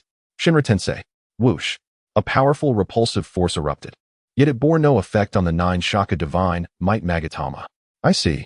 Attacks on non-targets can indeed penetrate. Scatter. The 4 paths of Pain leapt from the back of the monstrous bird. Boom. Caw. Struck by the divine Might Magatama. The monstrous bird vanished into the swirling vortex of might. The Deva path could manipulate the gravitational field to hover high above, but the other 3 paths could only plummet under the force of gravity. Lin Yu's kaleidoscope captured them. Whoosh, whoosh, whoosh. The 9 Shaka Divine Might Magatama soared again, splitting into 3, simultaneously dispatching the Beast Path, Hungry Ghost Path, and Azura Path. High in the sky, the Deva path could hardly conceal its astonishment. Incredibly, 5 of the 6 paths of Pain were eliminated in such a brief span. Yet, this Deva path of Pain is distinctly different. In what way is it different? Whoosh. The vortex of might emerged from behind the Deva path. As Lin Yu circled around. What? The Deva path spun around in shock. Divine might. Lin Yu's left eye focused on the Deva path's head. Crack. The headless corpse of the Deva path plummeted from the sky. On the northern mountain, a diminutive figure floated mid-air. It was Inoki, the Tsuchikage, murmuring, "It appears." Uchiha Yu and Akatsuki are not allies after all. Has the leader of Akatsuki, Pain, truly been eliminated? The Earth sighed. It is not that Pain is weak, but rather Uchiha Yu is exceedingly powerful. Anoki stated. In the Western Mountain, Hanzo the Salamander was also observing the battle. Uchiha Yu possesses strength far surpassing my own in our confrontation. Indeed, having acquired the complete cells of the first Hokage, he has undergone a remarkable transformation. On the Eastern Mountain, Danzo leaned on his cane. It seems to have concluded. Let's retrieve the Rinnegan. Remember not to let Uchiha Yu discover us. Yes, a root member replied respectfully, delving into the earth and stealthily approaching the buried corpse of Pain's hell path. On the southern mountain, within a tree disguised with paper, Konan and Kisame stood side by side. Before them, Nagato sat upright, connected to the black rods used for chakra transmission, his expression revealing no fatigue. Only a genuine smile of admiration. As expected of Mr. Yu, he has eliminated the 6 paths of pain, but this time, I shall proceed with caution. Snap. Nagato formed hand seals. Beast path. Boom, boom, boom, boom, boom. The corpses of the 6 paths of pain were summoned back. Nani, the root member, about to extract the Rinnegan from the hell path, suddenly vanished. Then, a tree branch plunged down from above. Ah! A scream echoed. No worries, just another casualty. Within the tree cover, Nagato altered his sealing technique. Hell path. Boom. A purple-flamed llama rose, consuming the corpses of the 6 paths of pain. Crunch, crunch. After a moment of chewing, the 6 paths resurrected as before. Boom. The beast path re-emerged onto the battlefield. Summoning technique. Boom, boom, boom, boom, boom, boom.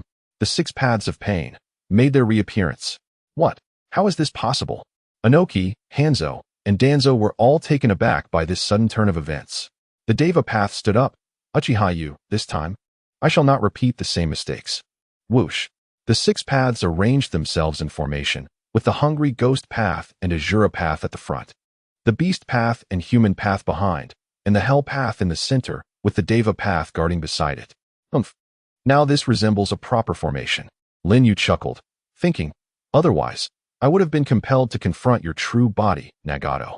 What just transpired was merely a warm-up. The true battle begins now.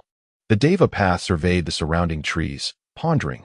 This forest is quite obstructive. It requires some clearing. Snap, snap.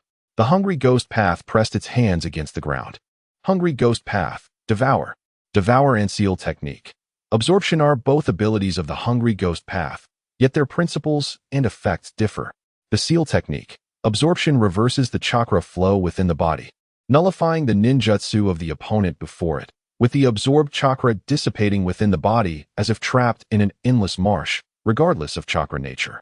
Being a sealing technique, the chakra absorbed through this method does not adversely affect the body. Conversely, Devour reverses the chakra flow, drawing the opponent's chakra into one's own body, allowing the absorbed chakra to be utilized, for instance. This method was used by the Edo Tensei Nagato to absorb the tailed beast chakra of the 2 tails, restoring his body to normal levels. Unlike the seal technique, absorption, the chakra acquired through devour can have beneficial or detrimental effects on the user, for instance. The Hungry Ghost path transformed into a stone frog due to the nature of Senjutsu chakra. Boom. An immense quantity of chakra surged into the Hungry Ghost path's body through the earth. Simultaneously, the forest created by the wood release, birth of the tree world began to wither, and the terrain reverted to a plain. This scene was truly astonishing. Even Lin Yu was taken aback. Has all the wood release chakra from the birth of the tree world been absorbed? This is no trivial matter. Whoosh. The beast path swiftly formed hand seals. Summoning technique. Boom. Boom. 2 gigantic rhinoceroses were summoned, charging towards Lin Yu with earth-shaking steps. Snap. Lin Yu formed seals, and 2 colossal trees erupted from the ground, binding the rhinoceroses tightly before abruptly constricting. Roar. Boom. The 2 summoned rhinoceroses vanished amidst their anguished cries. Simultaneously, Lin Yu retracted the trees. Knowing the Hungry Ghost path had the ability to absorb wood release chakra, it was only prudent to reclaim them post-activation of the technique, lest I waste chakra needlessly. Summoning technique. Summoning technique. Summoning technique. The realm of beasts connected to summoning. And in an instant, creatures flying in the sky, running on the ground, and even swimming in the sea emerged. A colossal crab spewed forth a corrosive sea of foam, swiftly washing over Lin Yu's knees, forcing him into a state of penetration.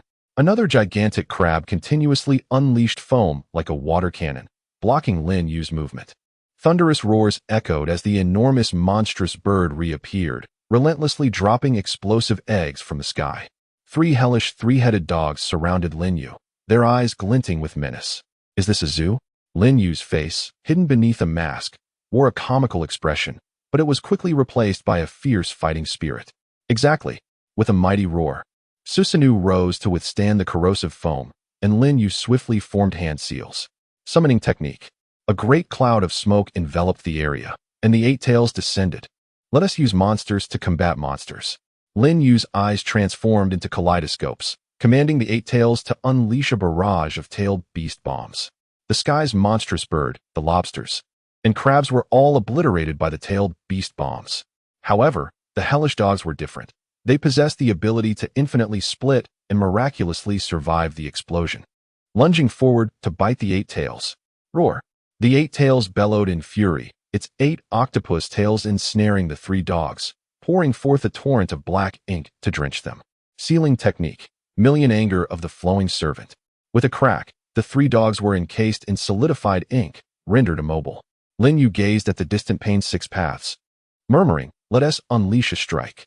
With a swift motion, the eight tails opened its massive maw, the terrifying chakra coalescing into a colossal tailed beast bomb aimed at the distant pane's 6 paths. Boom! The tailed beast bomb soared through the air, leaving a terrifying trail of devastation upon the ground below. The Deva Path of Pain, witnessing the impending tailed beast bomb, couldn't help but exclaim, "Is this the power of a tailed beast? Such might. Evasion seems futile, but the hungry ghost path can still absorb it." In a flash, the hungry ghost path surged forward, opening a shield of absorption. Yet, the earth-shattering tailed beast bomb not only failed to explode upon impact, but also rapidly diminished in size before vanishing entirely. The onlookers atop the surrounding mountains were left dumbfounded by the spectacle of their clash. "Monsters, both are monsters," exclaimed Ohayaki, his voice trembling. Inoki clenched his fists tightly, realizing, if these two were to join forces, even the 5 Kage combined might not withstand them. Hanzo, with narrowed eyes, pondered, is this the true power of the Rinnegan? But why does Nagato's Rinnegan manifest in 6 individuals, and why does Yahiko, who should be dead, stand there unscathed? Where has Nagato gone? Danzo gripped his staff, muttering, "Akatsuki. An uncontrollable variable has emerged. Had I known, I would have eradicated Akatsuki at all costs." Boom. The 8 tails vanished into a cloud of white smoke. Lin Yu looked at Pain's 6 paths, a smile curling at the corner of his mouth beneath the mask. "You've grown formidable, so I shall show my true power as well." Swish. Swish. Lin Yu formed hand seals. Would release. Flower Tree World. Boom. The violent tree world erupted again, expanding even larger than the previous manifestation. The hungry ghost path attempted to absorb the chakra from the earth once more, but to its dismay, no. This chakra is too vast. The trees grew at a speed surpassing its absorption capability. Deva Path remarked, "Yet the hungry ghost path's absorption will surely affect the growth of these trees, granting us ample time to respond." Just then, as if on cue, flowers began to bloom on the trees, releasing a wave of toxic pollen. "This is... Oh no, I was absorbing the chakra of these trees, but can't manage to absorb the pollen in time." The hungry ghost path cried out in alarm. Thud. Thud. The hungry ghost path, beast path, human path, and Azura path all collapsed after inhaling the pollen. Only the Deva path and Hell path remained. The Deva path extended its hands. Shinra Tensei. With a powerful repulsive force, the pollen was briefly kept at bay. Then, the Deva path activated the protective shield of the Rinnegan to guard itself. Boom. The Hell path manifested a figure of Yama, consuming the 4 paths that had succumbed to the deadly pollen. Revived, the beast path was hoisted by the resurrected Azura path. The Azura path's arms morphed, resembling a spacecraft. And with a roar, it launched the beast path like a rocket, escaping the area contaminated by pollen. They swiftly formed hand seals. Summoning technique. Boom, boom, boom. The remaining 5 paths materialized in an open space. The protective shield dissipated, and the Deva path looked mournfully at the fallen Hell path, lamenting. Was it too late? The Deva path was the strongest among the 6, Yet the hell path was the most crucial. Boom, boom. At the edge of sight, a colossal wooden man entwined with a shoulder-length wooden dragon emerged from the pollen. Atop the wooden figure, Lin Yu, clad in Agarasu Susanoo, crossed his arms over his chest and declared, "Pain. Unleash your utmost might to impress me." Would release, wooden man. This technique rivaled the complete form of Susanoo, a super would-release ninjutsu. Hashirama had repeatedly used the wooden man to contend with Uchiha Madara's complete Susanoo, never losing ground. The wooden man raised its colossal fist and swung down. Boom. The mighty blow struck the ground, causing the earth to fracture and the air to ripple. The five pains swiftly retreated, abandoning even the corpse of the hell path. The Deva path unleashed Shinra Tensei to counter the oncoming force. Even from several miles away, the tremors could be distinctly felt. This was indeed the genuine wooden man technique of the first Hokage. Inoki's face finally glistened with sweat, as he was a witness and participant of that era. This overwhelming power evoked memories of the fear he felt as a child facing a formidable foe. Hanzo's expression turned solemn. Is this the awe-inspiring technique of the legendary ninja god? Truly fearsome. Danzo murmured, "Flower Tree World, wooden man. It seems he has mastered every wood-release technique beneath sage art. Just like the youthful Hashirama." With those thoughts, Danzo tightened his grip on the staff. It is indeed fortunate that Yuzuki's plan succeeded, but I must also prepare for the next move. The Deva Path of Pain, witnessing the overwhelming approach of the wooden man, resolved one thing in its heart. In the face of such power, all was futile. Only overwhelming might could counter overwhelming might. Thud, thud, thud, thud. The Hell Path, Beast Path, Human Path, and Hungry Ghost Path all collapsed to the ground. Nagato concentrated all his power into the Deva Path. Oh, has it finally arrived? Lin Yu's eyes gleamed with madness. Come. With a swish of his robes, the Deva Path levitated. Nagato, must you use that technique? Wasn't it merely a performance for them? Why go to such lengths? Conan gazed at Nagato, who was closing his eyes to gather chakra. The act may be false, but the battle is real. Without this, I cannot let the name of Akatsuki rise in the shinobi world. Nagato abruptly opened his Rinnegan. The Deva Path of Pain thrust both palms forward. Super Shinra Tensei. The blinding white light enveloped everything. Boom. Then, a force akin to a furious ocean surged forth, sweeping across the realms. The wooden warrior's forward march abruptly halted, and the vast ocean of flowering trees behind it was instantly flattened. Rumbling, the plains swiftly sank, transforming into a basin. Trees, soil, and debris were all sent crashing against the mountain walls by the overwhelming repulsive force. Yet, the momentum did not cease upon striking the mountainside. Rolling stones were hurled into the air. To the north, Lord Tsuchikage. With a clap, the great wooden figure struck the ground. Earth release, great earthquake. Boom. A massive expanse of land rose, forming a colossal trench to block the debris. To the west, Lord Hans. The salamander Hans ignited chakra flames at his fingertips and bowed to the earth. 4 red remnants, 1 red sun barrier. Boom. A crimson barrier rose, halting the flood of stones. To the east, Lord Danzo. With a snap, Danzo bit his finger. Summoning technique. Dream Taper. Bang. The Dream Taper appeared, opening its great maw to unleash a powerful wind release, drawing the oncoming stones into its mouth. To the south, Conan sensed the tremors of the earth and said, "It seems we cannot avoid being affected here. Leave it to me." Kisame, with his sword slung over his shoulder, stepped outside. Water release. Great exploding water wave. Boom. A vast torrent of water surged forth, enveloping the area like a hemisphere, swirling under Kisame's command, shattering the stones upon contact. The outer waves alone required the strength of a shadow to resist. Boom. And at the heart of the battlefield, the power of the Super Shinra Tensei continued unabated. Above the wooden warrior, Lin Yu's Yada Mirror Susanoo was riddled with cracks, and the wooden warrior beneath him was retreating step by step, each stride further devastating the scarred earth. Clapping his hands, Lin Yu formed a seal. Wood release. Great wooden pillar technique. Boom, boom, boom. Towering wooden pillars erupted from behind the wooden warrior, propping it up and slightly easing its retreat.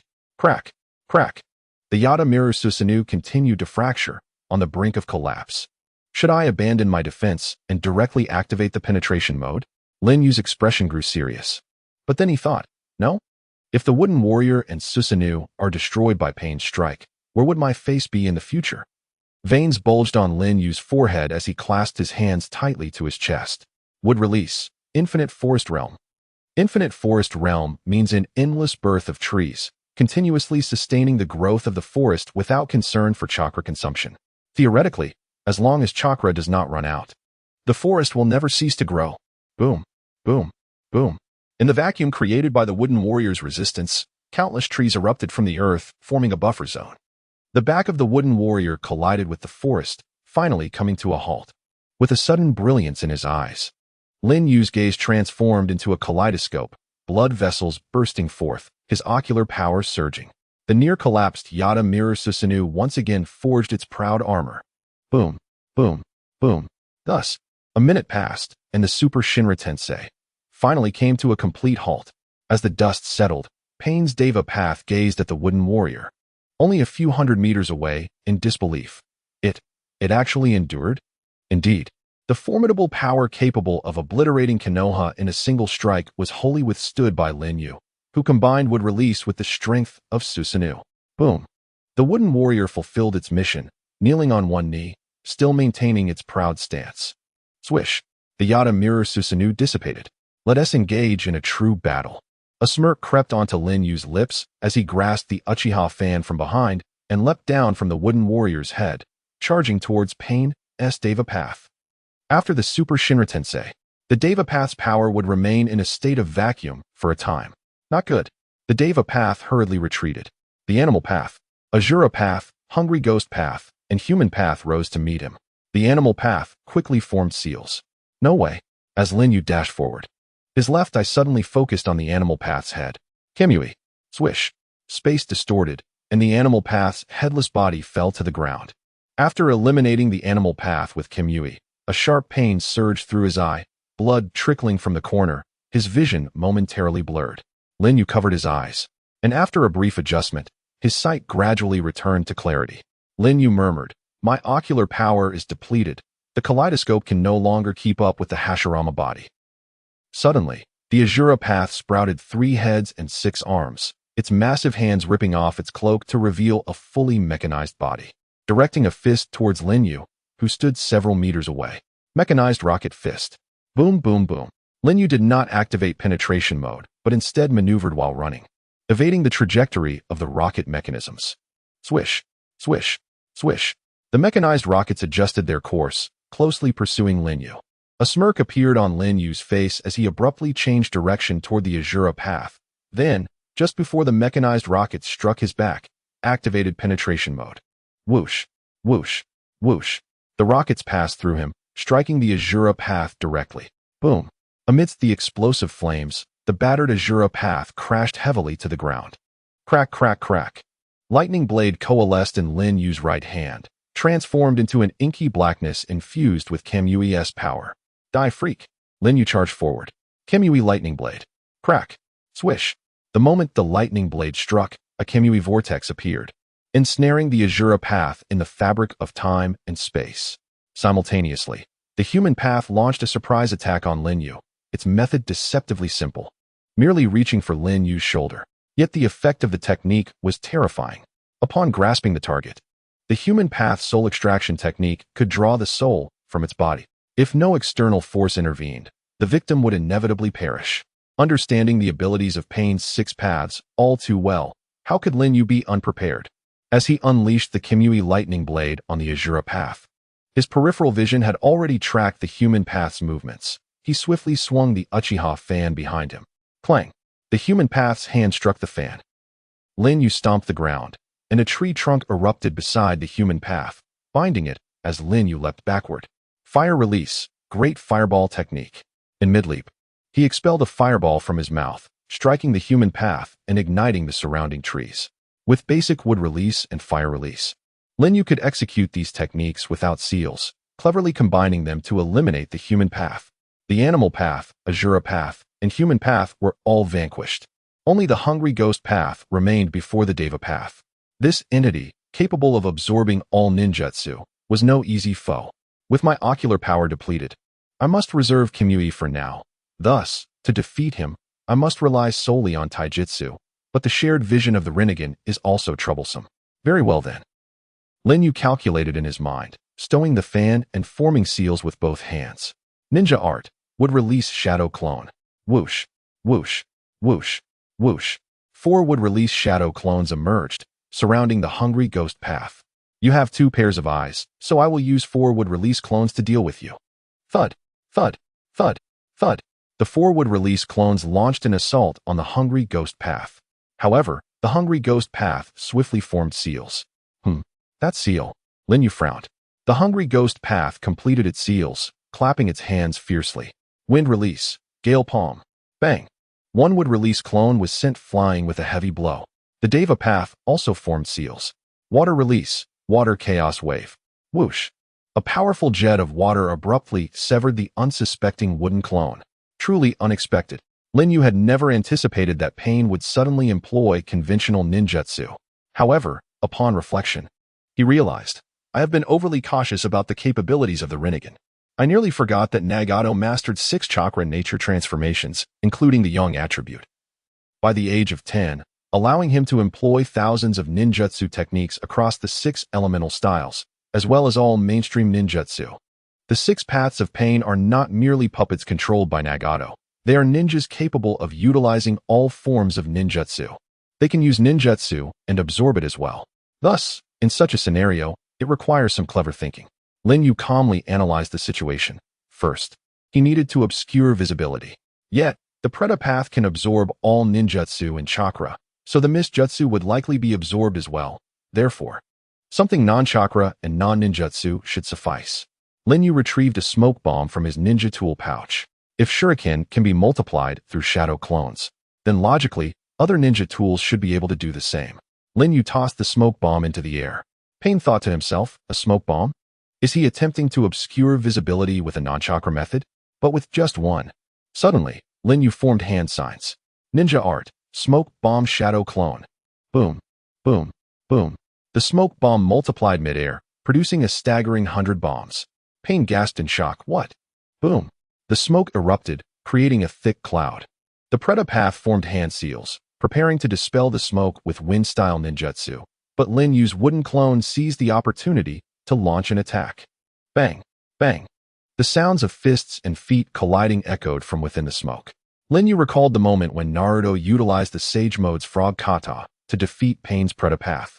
The principle of the Frog Kata relies on harnessing invisible natural energy to execute physical attacks.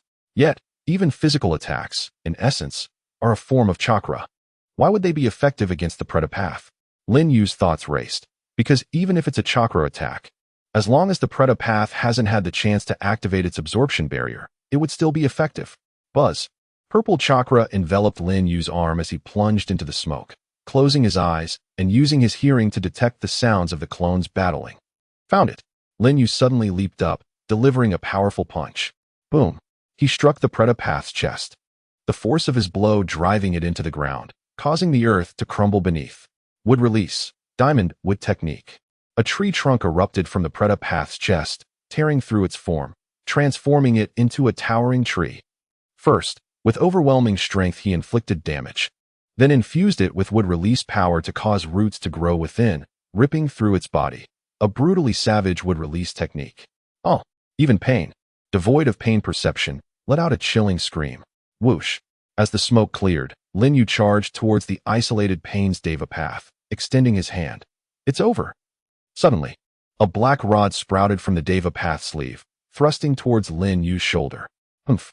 The corner of Lin Yu's mouth curled into a smirk. He did not evade, allowing the black rod to pierce his shoulder. Thud. Nagato's chakra surged from the rod into Lin Yu, causing his body to stiffen. But that was all. Your chakra is strong, but to disturb me? You underestimate me. Lin Yu resolutely withstood the interference from the black rod, continuing to extend his hand toward the Deva path. Whoosh. Just then, the Deva path's eyes widened, unleashing a powerful repulsive force. Shinra Tensei. Huh. Lin Yu was sent flying. The power has finally returned. The Deva path sighed. Bang. After several rolls, Lin Yu sat up, murmuring, the Deva path's power has restored faster than I anticipated. It makes sense. After all, possessing the strength of the outer path golem is not comparable. However, bang. Lin Yu extracted the black rod from his shoulder and cast it aside, hissing as the wound began to heal automatically. Crack! Crack! Standing up, Lin Yu stretched his neck, gazing meaningfully at the contemplative Deva path of pain, and remarked, "If you do not unleash a more formidable technique, nothing will change." The Deva path of pain glanced at Lin Yu, seemingly resolute, then turned and sprinted southward. The corner of Lin Yu's mouth curved into a profound smile beneath his mask, and he gave chase. In the cavern of the mountainous trees. Nagato, cease your actions. That technique you have only recently grasped, and have yet to execute in practice, poses too great a risk. Konan urged anxiously, as Nagato closed his eyes, gathering chakra and ocular power. Konan, even when faced with a formidable opponent like Uchiha Yu, I still refuse to concede. I yearn to truly defeat him. Nagato declared fervently, his hands suddenly coming together, palms slightly apart. Konan clenched her fists tightly, her palms drenched in anxious sweat. Ultimately, she acquiesced, no longer urging him. Kisame, as a witness, observed everything, reflecting, the influence of you is indeed omnipresent. The Akatsuki, more intriguing than I had anticipated. Zzz. A dim light radiated from the empty space in Nagato's palms. The tightly shut Rinnegan opened, beads of sweat adorning his face. Yet his lips curled into a spirited battle intent. Let me conclude my battle with you. With this planetary devastation, a dark gravity sphere, no larger than a thumb, ascended from the southern mountains, halting several hundred meters above the ground. Suddenly, the light dimmed. Under the weight of the black gravity, not even light could escape. Pain, controlling the force field, soared into the sky, and with a swift motion, clasped his hands together. Earth explosion star. The earth trembled violently, fracturing as it sought the source of gravity in the heavens. Lin Yu could not escape this fate either. He stood upon a rising boulder, his Sharingan behind the mask revealing no emotion. Nagato, the earth explosion star is indeed unparalleled, but for one endowed with the power of the divine might. Unraveling it is a matter of ease. With a roar, he unleashed Susanoo, entering its half-formed second stage. From its skeletal palm, a jet-black shuriken materialized. Harnessing the immense gravity, he needed no precise aim. Merely avoiding the stones in its flight path sufficed. After a rough calculation, Susanoo hurled the divine might shuriken into the sky. Under the influence of the dark gravity, it struck the core of the black sphere. And in a swirl of divine might, the Earth explosion star's core was displaced into the realm of time and space, causing the suspended stones to plummet back to Earth with a resounding crash. In the hollow of the mountain, Nagato gasped in disbelief. The Earth explosion star had been so effortlessly nullified. Nagato, that's enough. You've expended too much chakra. Konan cautioned. In that case, I shall create an even larger Earth explosion star, launching it from a greater height, beyond the reach of even the divine might. With a clap of his hands, Nagato ignored Konan's warning, his Rinnegan trembling as he strained to unleash his ocular power. A gravitational sphere, the size of a fist, emerged. 3 times the scale of the previous one. It ascended to several thousand meters, unleashing an unfathomable gravity field. This time, not just the ground, but even the mountains could not withstand it. Those who had sensed the impending doom had long since retreated. Countless rocks were drawn upwards, adhering to the black sphere, which soon expanded into a celestial body several kilometers in diameter. As Lin Yu floated upwards, he muttered, at this point, not even the divine might shuriken, nor the Nine-Tails divine might Tomo, would suffice. However, there is no need for such complications. With his kaleidoscopic Sharingan, he prepared to envelop himself in the divine might whirlpool, seeking refuge in the realm of time and space until the Earth explosion star completed its formation. But pain, with a swift motion of his hand, sent nearby stones hurtling through Lin Yu's form, disrupting his spatial transition. Humph. It appears you are slower to transfer yourself than external objects. Very well, with my spatial transfer thwarted, what shall I do next? Lin Yu mused with a smile. Activating the Yatagarasu Susanoo. The Yatagarasu Susanoo collided forcefully with the Earth explosion star, quickly becoming encased by the subsequent rocks. The immense pressure bore down upon it, bringing it to the brink of collapse in an instant. Pain let out a ferocious roar, clasping his hands tightly to his chest. Countless stones surged forth, crashing against the Earth explosion star's exterior. In mere seconds, its size doubled. This iteration of the Earth explosion star was far larger than when Nagato had captured the tailed beast Naruto. While it may not fully contain the 9 tails, it was more than sufficient to ensnare half of its power. It could be said that virtually no entity could escape from this Earth explosion star. In the distance, Onoki floated in midair, brimming with confidence. I never anticipated that the Akatsuki I hastily employed would truly eliminate that Uchiha Yu. Thus, a threat to our interests is vanquished, and there shall be no second Madara. Let us return to conclude matters. Hidden Stone Village. It is troublesome. Hanzo of the Salamander clenched his fists, foreseeing the troubled future. Has the Akatsuki become this formidable? Danzo, with his cane in hand, spoke with cunning wisdom. This is the power of the Rinnegan, truly remarkable. If one could harness such strength, unifying the ninja world would be but a dream realized. Perhaps the Akatsuki could be utilized as well. With a thud, Pain landed on the ground, now several hundred meters sunken, gazing up at the suspended Earth explosion star, murmuring, "Mr. Yu, I know you must be in your phasing mode, temporarily unharmed. Fear not, I shall unravel the Earth explosion star before your phasing limit of 5 minutes is reached. Though this result may be disappointing to you, I regret to inform you that I have triumphed." A crack echoed through the sky, and Pain's eyes narrowed. The onlookers, preparing to depart, paused to gaze back in astonishment. No way.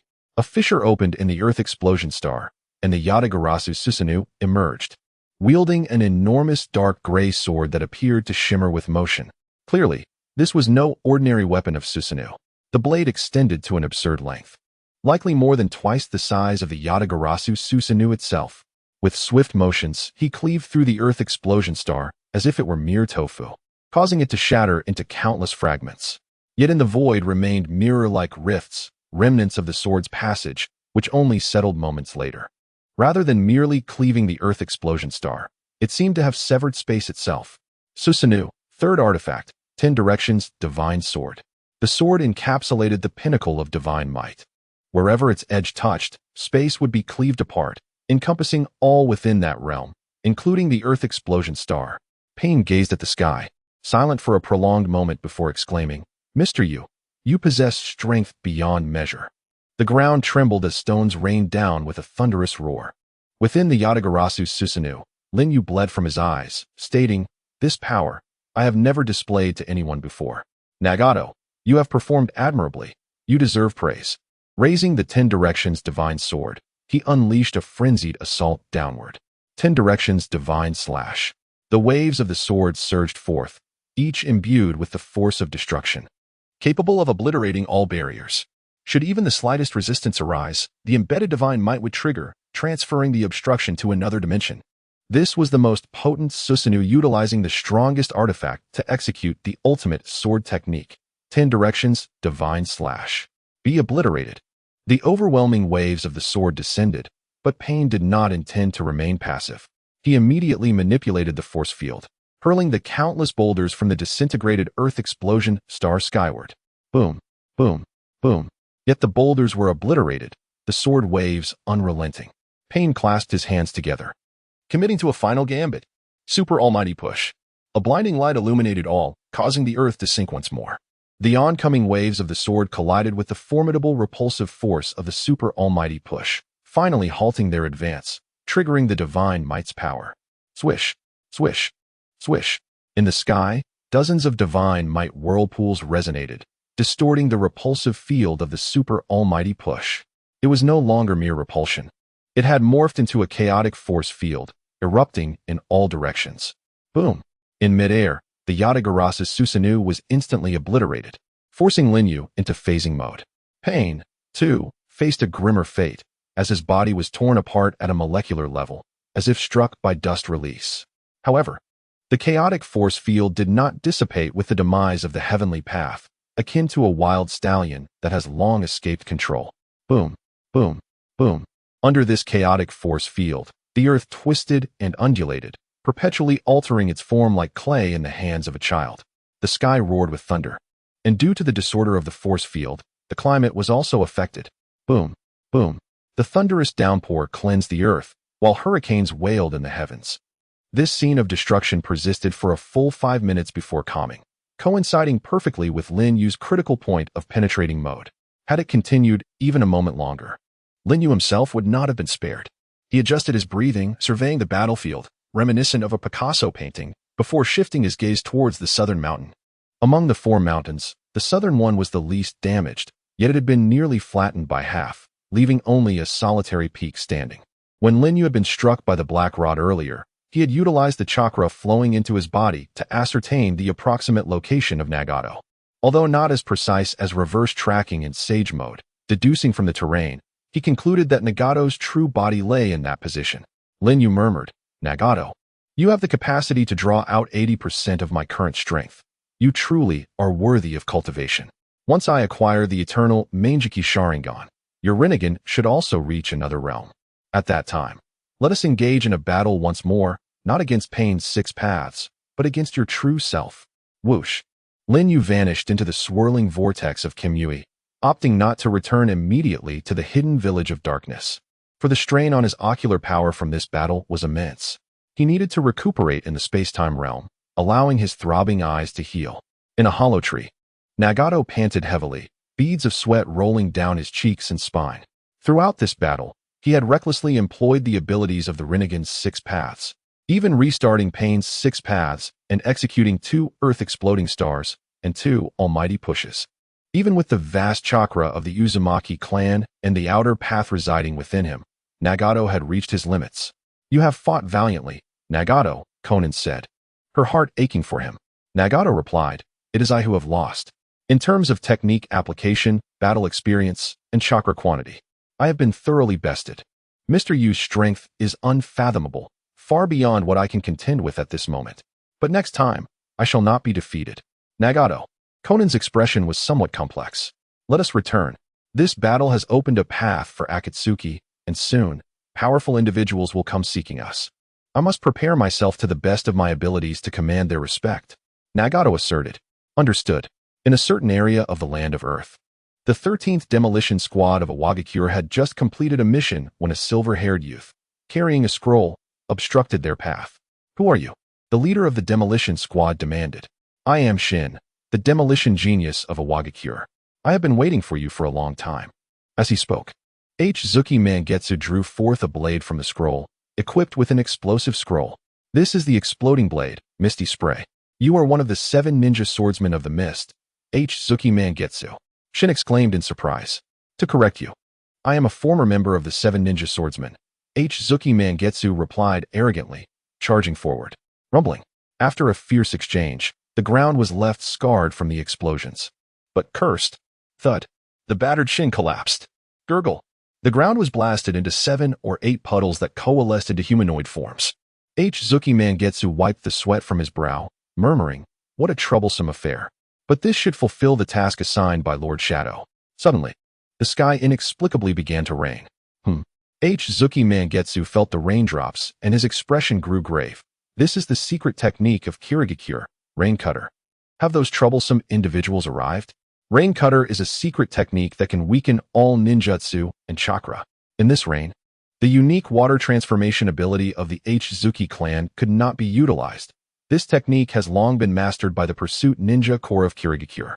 Sure enough, it wasn't long before figures clad in the dark attire of Kirigakure's Zanbu, wearing masks and wielding ninja swords, surrounded Otsutsuki Mangetsu. "Otsutsuki Mangetsu, we come at the behest of Lord Yagura to reclaim your ninja sword. Why not seek out Kisame and retrieve the Samahata first? Why come to me? It is only a matter of time. Betrayal of the blood mist leads to only one outcome. In the land of darkness, before the hidden village of darkness, a large group of masked ninjas had gathered. It turned out that the news of Uchiha Yu's battle with Pain, the leader of Akatsuki, in the land of grass had spread. Some ill-intentioned individuals sought to take advantage of this opportunity to launch a surprise attack on the hidden village of darkness, aiming to obliterate it. Who were these ill-intentioned individuals? They could belong to no ninja village or any village at all, it mattered not.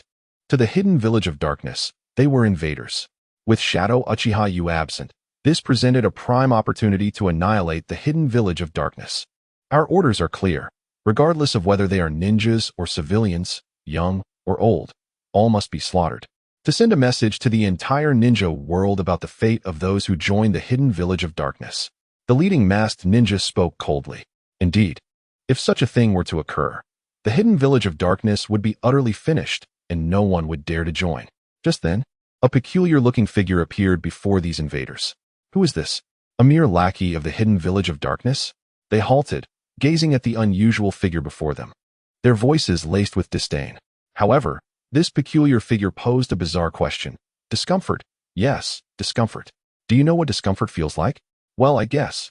It should be somewhat akin to the thrill of murder, right? Do not spout nonsense, you insignificant lackey. Eliminate him. The masked ninjas shouted, hurling shuriken. Well, if you throw excrement at me, I might just be a tad happier. Clang, clang, clang. All the shuriken halted before a fei. But this was not a repulsion technique like Shinra Tensei. Gulp, gulp. The shuriken melted into molten iron before a fei. How did he do that? What technique was that? He did nothing. The masked ninjas gasped in astonishment. A fei murmured, it's simple. I released my chakra to stop the shuriken and then used the heat of the chakra to melt them. Isn't that a simple principle you can all comprehend? How is that possible? Even shadows cannot achieve such a feat. He charged forward. Boom. A fei's fist pierced through a masked ninja's chest, causing a tree to expand within him, and then, boom. The man exploded into a shower of blood that rained down. A fei stepped through the blood toward another individual. Don't come any closer. That person pleaded, scrambling backward on hands and knees. A fei approached him, grasping his head, murmuring, I often hear people say, your head is full of shit. I am quite curious, is a person's head truly made of excrement? As he spoke, barbed spikes emerged from the tips of a fei's fingers, drilling into the skull, suddenly growing. Boom. The scene was reminiscent of a watermelon bursting, blood splattering across a fei's face. A monster. This guy is a monster. Those masked ninjas who had boasted of annihilating the hidden village of darkness were now terrified. Turning to flee, a fei formed hand seals. Would release. Mechanized bird. The wondrous mechanized bird crafted from wood release took flight, and a fei leapt onto its back. Standing tall, arms crossed over his chest, leisurely pursuing the fleeing ninjas. Discomfort.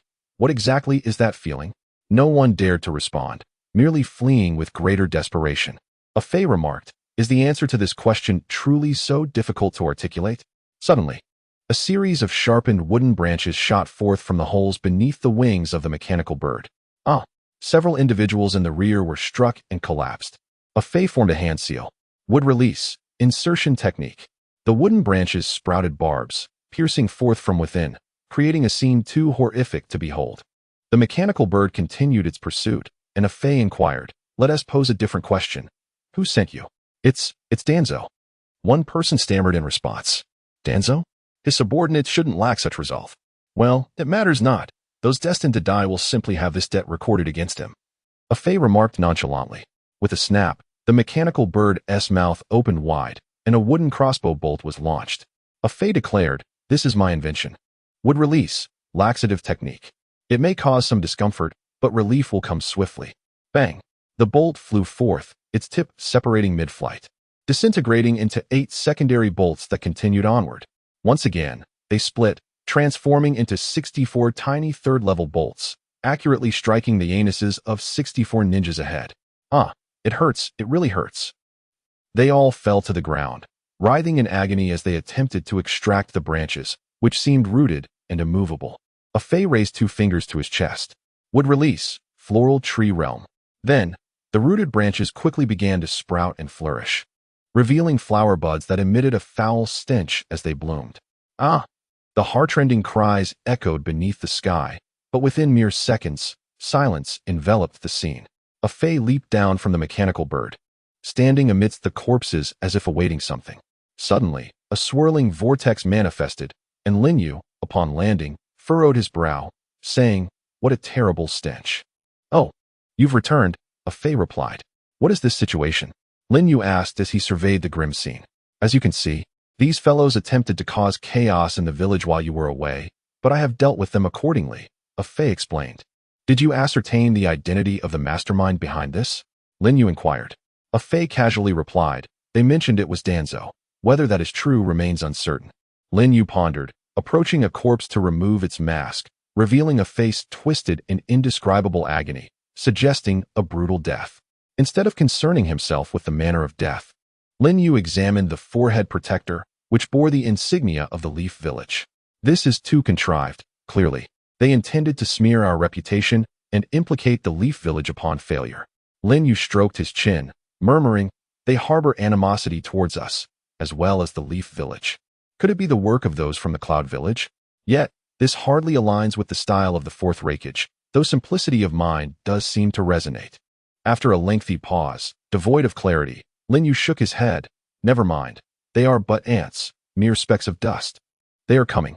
A face suddenly announced. "Who is coming?" Lin Yu asked, perplexed. Just then, the flower buds fully bloomed, revealing monstrous blooms. Within the opening of the blooms, a mysterious power began to coalesce. A Fae exclaimed in excitement. "It's this overwhelming sensation." "No, it cannot be." Lin Yu gasped in alarm. Bang! A deafening sound erupted as noxious gas dispersed. "We did it! Hooray, hooray!" A Fae's triumphant cheers resounded from within the chaos. "A Fae, you wretched scoundrel! You've covered me in filth." Lin Yu cursed in exasperation. After cleansing himself with a deodorant, Lin Yu donned a fresh outfit. He attempted to establish contact with Ghost Lantern Man Yu, but was unable to connect. Seated in a chair, Lin Yu's gaze carried a depth that was hard to decipher. Late at night, a blood-soaked man lay outside the hidden dark village, dragging a half-dead captive in his grasp. After a hasty healing from the setting sun, the man finally regained consciousness. "Man Yu, you're awake. What transpired?" Lin Yu inquired as he stood at the bedside. Man Yu replied, "I just captured the Rock Village's explosive release hunt. The pursuing ninjas from the Mist Village arrived, and I barely managed to break free and return to the village. By the way, that explosive release ninja. Rest assured, he is still alive. You've accomplished your task. Now, take a good rest. Leave the rest to me." Lin Yu rose, stepped out of the room, and stood by the corridor window, gazing into the luminous moonlight with a profound expression. "The arrow store, huh? Very well, having more puppets isn't necessarily a bad thing." With a whoosh, Lin Yu vanished into the vortex of divine might. With a swift motion, Lin Yu, utilizing the power of Shunwei, transcended from the hidden mist village to the land of water in an instant. Wherever he had traversed before, he marked it with his gaze, allowing for a return that was merely a blink away. His current mission was straightforward, to transform the puppet known as Yagura into his own marionette, akin to what Obito had once done. However, the motivations diverged slightly. Obito harbored a deep-seated hatred for the hidden Mist Village, which he believed was responsible for Rin's demise, despite the fact that the Mist's Umbu were mere puppets under Madara's control. Consequently, Obito manipulated Yagura with his Sharingan, transforming the already brutal Blood Mist into a true hell on earth. In contrast, Lin Yu's motivation was simple. Yagura had become an obstacle to him. Given the hidden Mist's ethos, as long as a rogue ninja lived, the pursuit by the Hunter Nin would not cease. Lin Yu, fiercely protective of his subordinates, would not allow any harm to come to them, unless he had initially intended to use them, much like Nagato, but that did not apply to the likes of Hozuki Mangetsu. If his younger brother faced injustice, Lin Yu, as the elder brother, would undoubtedly intervene, and that was the essence of his arrival. Surrounding the hidden mist village was a dense fog, rumored to be imbued with the unique ability of dissolution. Any outsiders who dared to intrude would be dissolved into blood by this technique.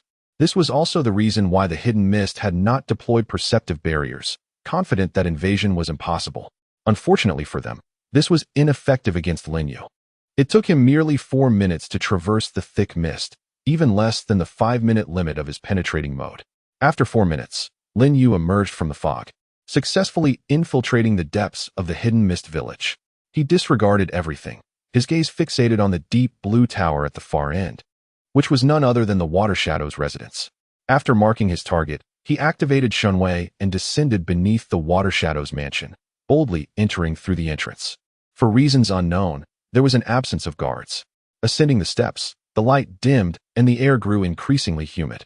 He arrived at a long, dark corridor, culminating in a tightly shut stone door, the domain of Yagura. Approaching the stone door, Lin Yu extended his hand.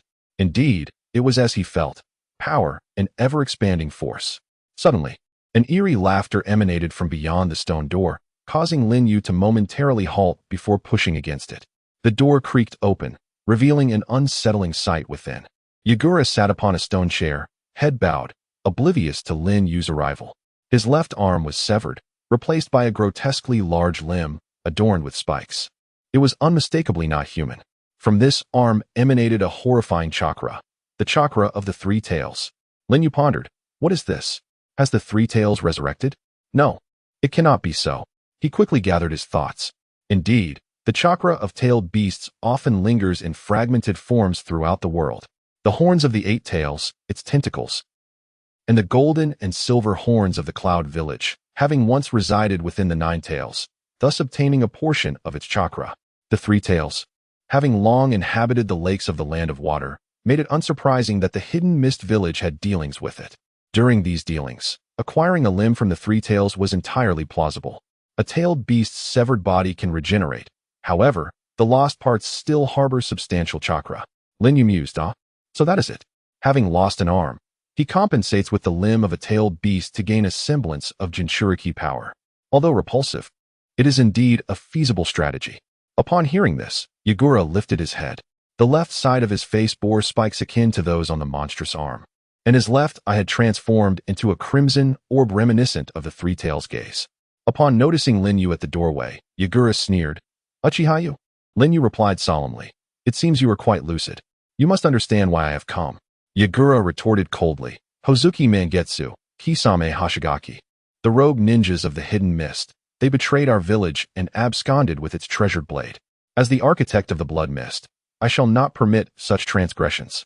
Traitors must face the most brutal retribution. Indeed, had I been in your position, I would have been even more ruthless. Yet, regrettably for you, they are now mine. You shall not lay a finger on them, Lin Yu declared, unabashedly obstinate.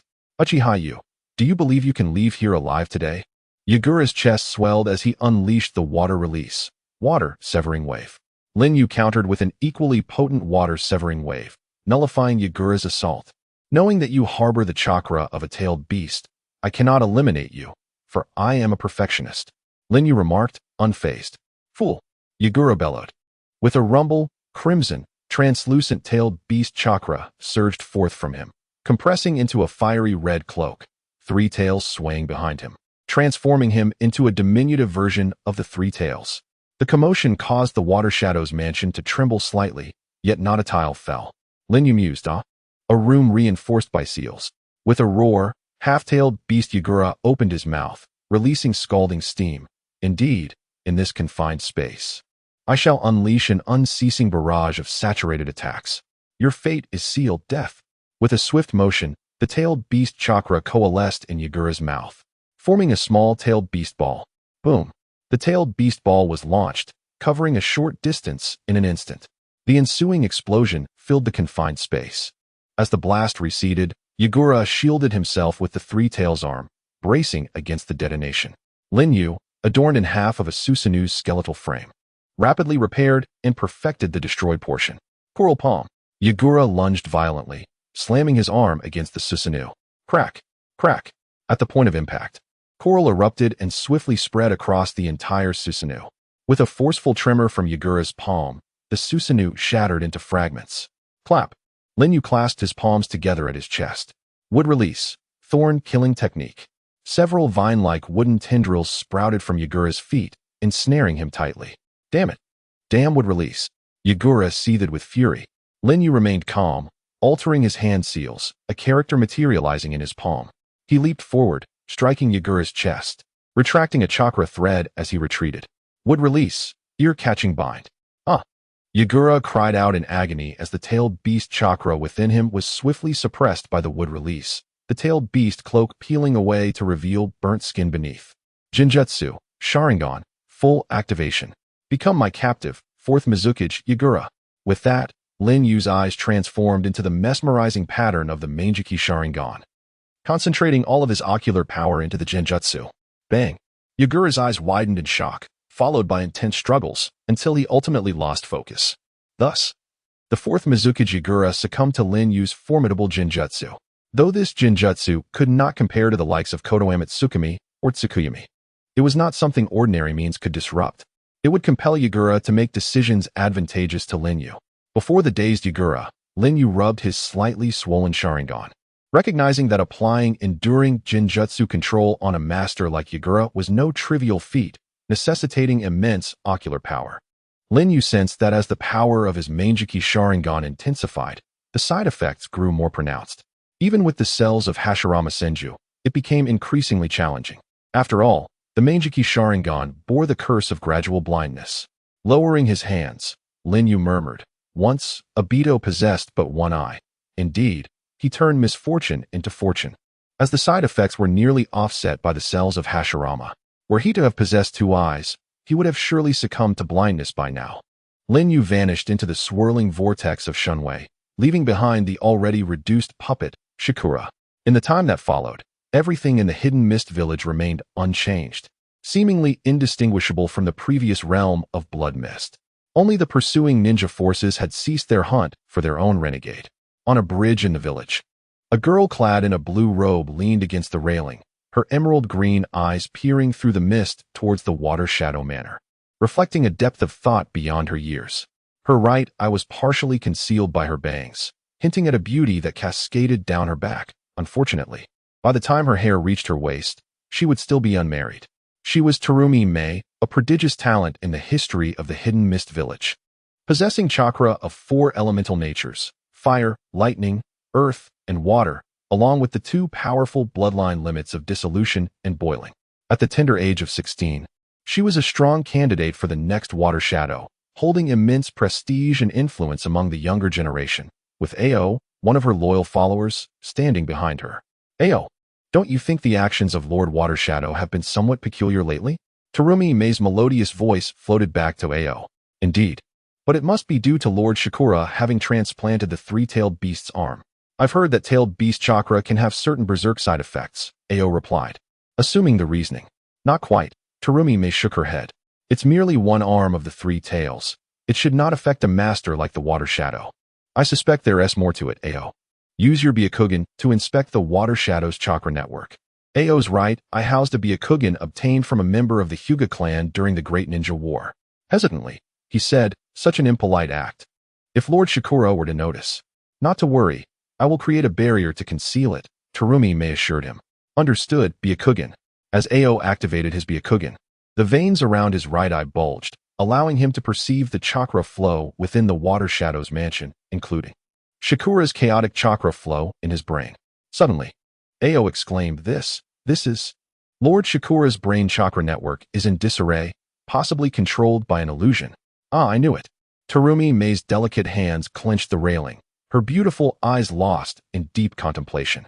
"In any case, let us dispel the Water Shadow's illusion." "Ao, this relies on your Byakugan." "I understand."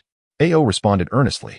Indeed, in the original narrative, Shikura was manipulated by Obito's illusion, which Terumi Mei detected, and it was Ao who used the Byakugan to dispel it. "But, what a formidable illusion this is. I cannot break it," Ao said, drenched in sweat, feeling powerless against the illusion. After all, Lin Yu's ocular prowess had long surpassed that of Obito. "Is there no way to forcibly dispel it?" Terumi Mei frowned slightly. "If we did, Lord Shikura's brain network would be destroyed in an instant, leading to his demise," Ao said sternly. Terumi Mei silently clenched her fist. "As far as I know, there is no one in the Hidden Mist Village with such illusionary prowess. It must be someone from an outer village who managed to pass through the surrounding mist undetected, invading the Hidden Mist Village, and defeating the Water Shadow who had controlled part of the tailed beast's power, using such a powerful illusion. In today's ninja world, could it be him?" Terumi Mei instinctively thought of a name, someone she had heard of but never met. "What should we do now?" Ao inquired. "First, we must report this matter to the elders." Terumi Mei released her grip and walked outward, her graceful figure exuding charisma and confidence.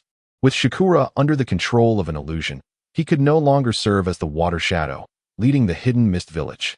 In that case, in terms of strength, who could inherit the title of the 5th Water Shadow? Ao gazed at Terumi Mei's back, his thoughts unspoken.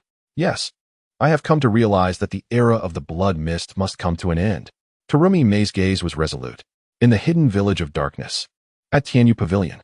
Oh, have I been discovered so soon? The people of the Hidden Mist Village are surprisingly capable." Lin Yu sat up from his bed.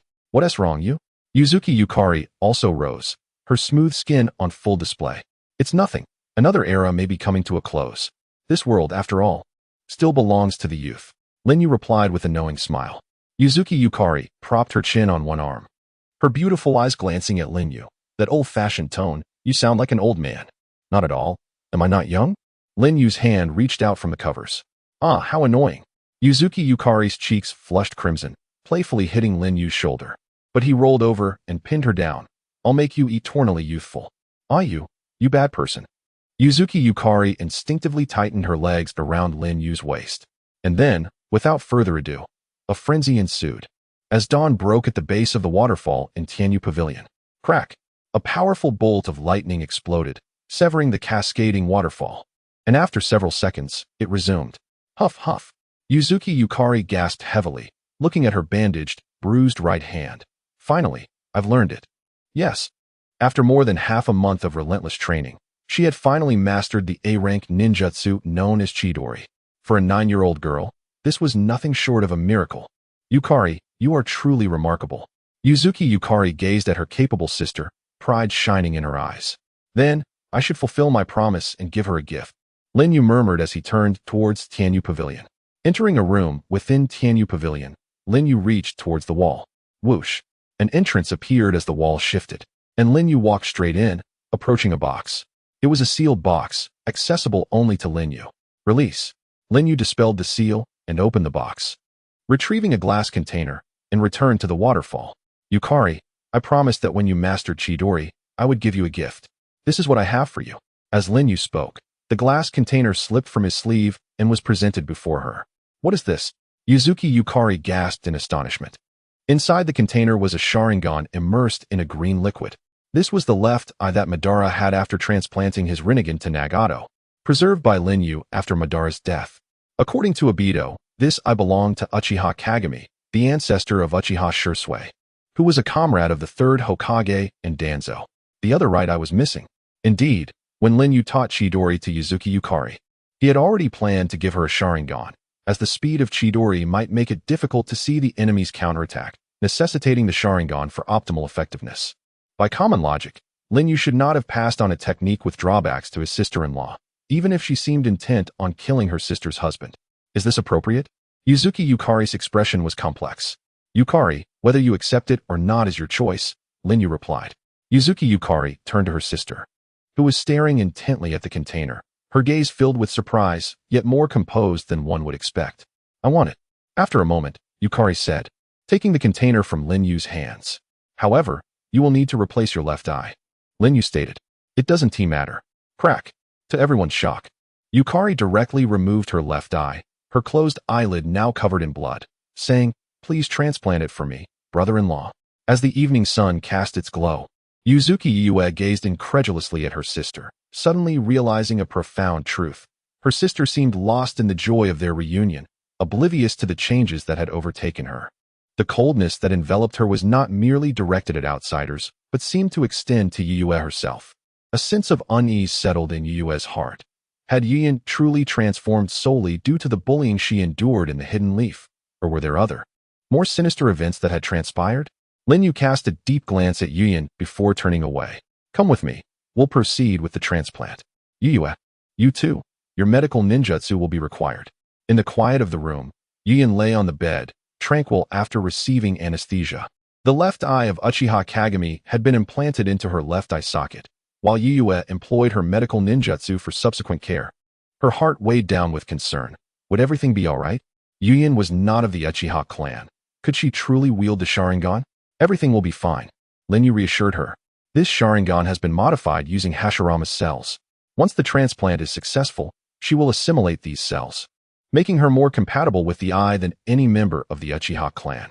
Upon hearing his words, Yue felt a slight relief but voiced another worry. Sometimes Yuan exhibits unsettling behaviors that are far from the mindset of a 9-year-old child. I fear that if this continues, she may stray from the right path. Lin Yu considered the matter thoughtfully. Each individual has their own path of growth. Experiencing certain things early on may not necessarily be detrimental. Rest assured, I will guide her back onto the right track. That is a comfort, Yue replied. In the depths of night, Yuan awakened, sitting up and covering her bandaged left eye. How do you feel? Lin Yu inquired from his seat at the foot of the bed. It's hard to describe, but it feels like a unique chakra is drilling into my mind, Yuan responded. Indeed, the process of awakening the Sharingan involves a surge of distinctive chakra that stimulates the optic nerve. Conversely, when the Sharingan is transplanted, the brain must adapt to the eye. That extraordinary chakra is the spiritual energy inherited by the Uchiha clan. When the bandages are removed, The world you see will be forever altered. Rest well, Yuyan. Lin Yu rose and exited the room. Oh, how I wish to witness your demise, brother-in-law, Yuyan murmured, clutching her bandaged eye. Thunder rumbled ominously as dark clouds loomed over the land of darkness, unleashing torrents of rain. Lin Yu stood before a door to a dim chamber, awaiting the outcome of Orochimaru's experiment, which had commenced a month prior. The door swung open, revealing Shizune, her eyes heavy with fatigue. As she passed Lin Yu, she averted her gaze yet instinctively quickened her pace. Take an umbrella. The rain is heavy, Lin Yu offered. Shizune hesitated momentarily before accepting the umbrella and hastily making her way into the downpour. Despite her deep-seated aversion to my experiments, she dedicated herself wholeheartedly. Once she committed to a task, she immersed herself in it. Such was her earnest nature. Orochimaru, clad in ethereal white, emerged from the shadows, watching Shizune's retreating figure. This embodies the spirit of a true ninja. Having promised her, I shall honor my word. But tell me, have we achieved results? Humph. Orochimaru replied with a beguiling smile. Everything is perfect. He produced a data report from his robes. This details the genetic comparison results of the two subjects post-experiment. As Lin Yu perused the report, he may not have grasped every technical term, but he understood the crux of the findings, from a genetic standpoint. The unrelated oil girl and Pipa Shirzong had become akin to brothers. If such a transformation could occur between those without blood ties, one could only imagine the implications for himself and Shursui, who shared the blood of the Uchiha clan. Excellent. Let us swiftly turn this achievement into reality. What do you require from me? Lin Yu inquired. Quite simple. A single drop of blood will suffice, Orochimaru replied. Is it truly that easy? Lin Yu asked, astonished. Indeed. The forbidden technique I developed allows for the target's genes to be mirrored in this blood, but it must be conducted under conditions of complete vulnerability. This presents a challenge. Orochimaru elucidated with a grin. Then let us not delay, draw the blood immediately, and take an additional sample, Lin Yu declared. Why is that? Orochimaru queried, intrigued. If the conditions are so straightforward, we might as well modify my second candidate as well. Uchiha Shursui and Uchiha Itachi are both deserving of this opportunity. Oh dear. You truly know how to present me with challenges, Orochimaru chuckled. After completing the blood collection, Orochimaru, with 2 vials of Lin Yu's blood in hand, prepared to depart. Are you certain you don't want me to use my Kamui to send you to the Hidden Leaf? It would expedite your journey, Lin Yu suggested. Not at all. I prefer to pursue the truth on my own 2 feet, Orochimaru replied, his raspy voice imbued with intellectual allure. Lin Yu chose to respect his decision. Very well. Should anything arise, I shall be there to assist you. Then I shall take my leave, Yukun, Orochimaru said, turning to depart in a swift, ninja-like manner through the rain-soaked night. 2 nights later, in the depths of the jungle outside the Hidden Leaf, Orochimaru peeled the skin from a slain leaf ninja and donned it as a disguise, forming hand seals. Ninjutsu, disguise technique. With a swift motion, his appearance transformed entirely to that of the fallen ninja. The Hidden Leaf enforced a curfew, and during the witching hour, unless on a mission, no ninja could enter or exit the village. Orochimaru hastened his steps, successfully infiltrating the Hidden Leaf just before the gates closed at midnight. While nostalgia swept over him, he remained focused on his true purpose. After thorough reconnaissance, he discovered that the Uchiha district was heavily patrolled by Umbu Black Ops. Following Kakashi's sighting of Lin Yu, the surveillance on the Uchiha clan had intensified, with Umbu operatives keeping watch day and night, forbidding any unauthorized approach. How tense the atmosphere is. How much longer can this clan endure? Orochimaru mused as he stood atop a high structure, gazing down at the bustling crowd below, forming hand seals. Group Jinjutsu, confounding malice. A ripple of energy emanated from the center of his forehead, sweeping across the street. This Jinjutsu could disrupt the mental state of those nearby, fostering suspicion and hostility among them. Its expansive range rendered it ineffective against higher-ranked ninjas, yet for ordinary citizens, its effects were extraordinary. You scoundrel! You've been staring at me this whole time. You must be plotting to harm me. I'll kill you.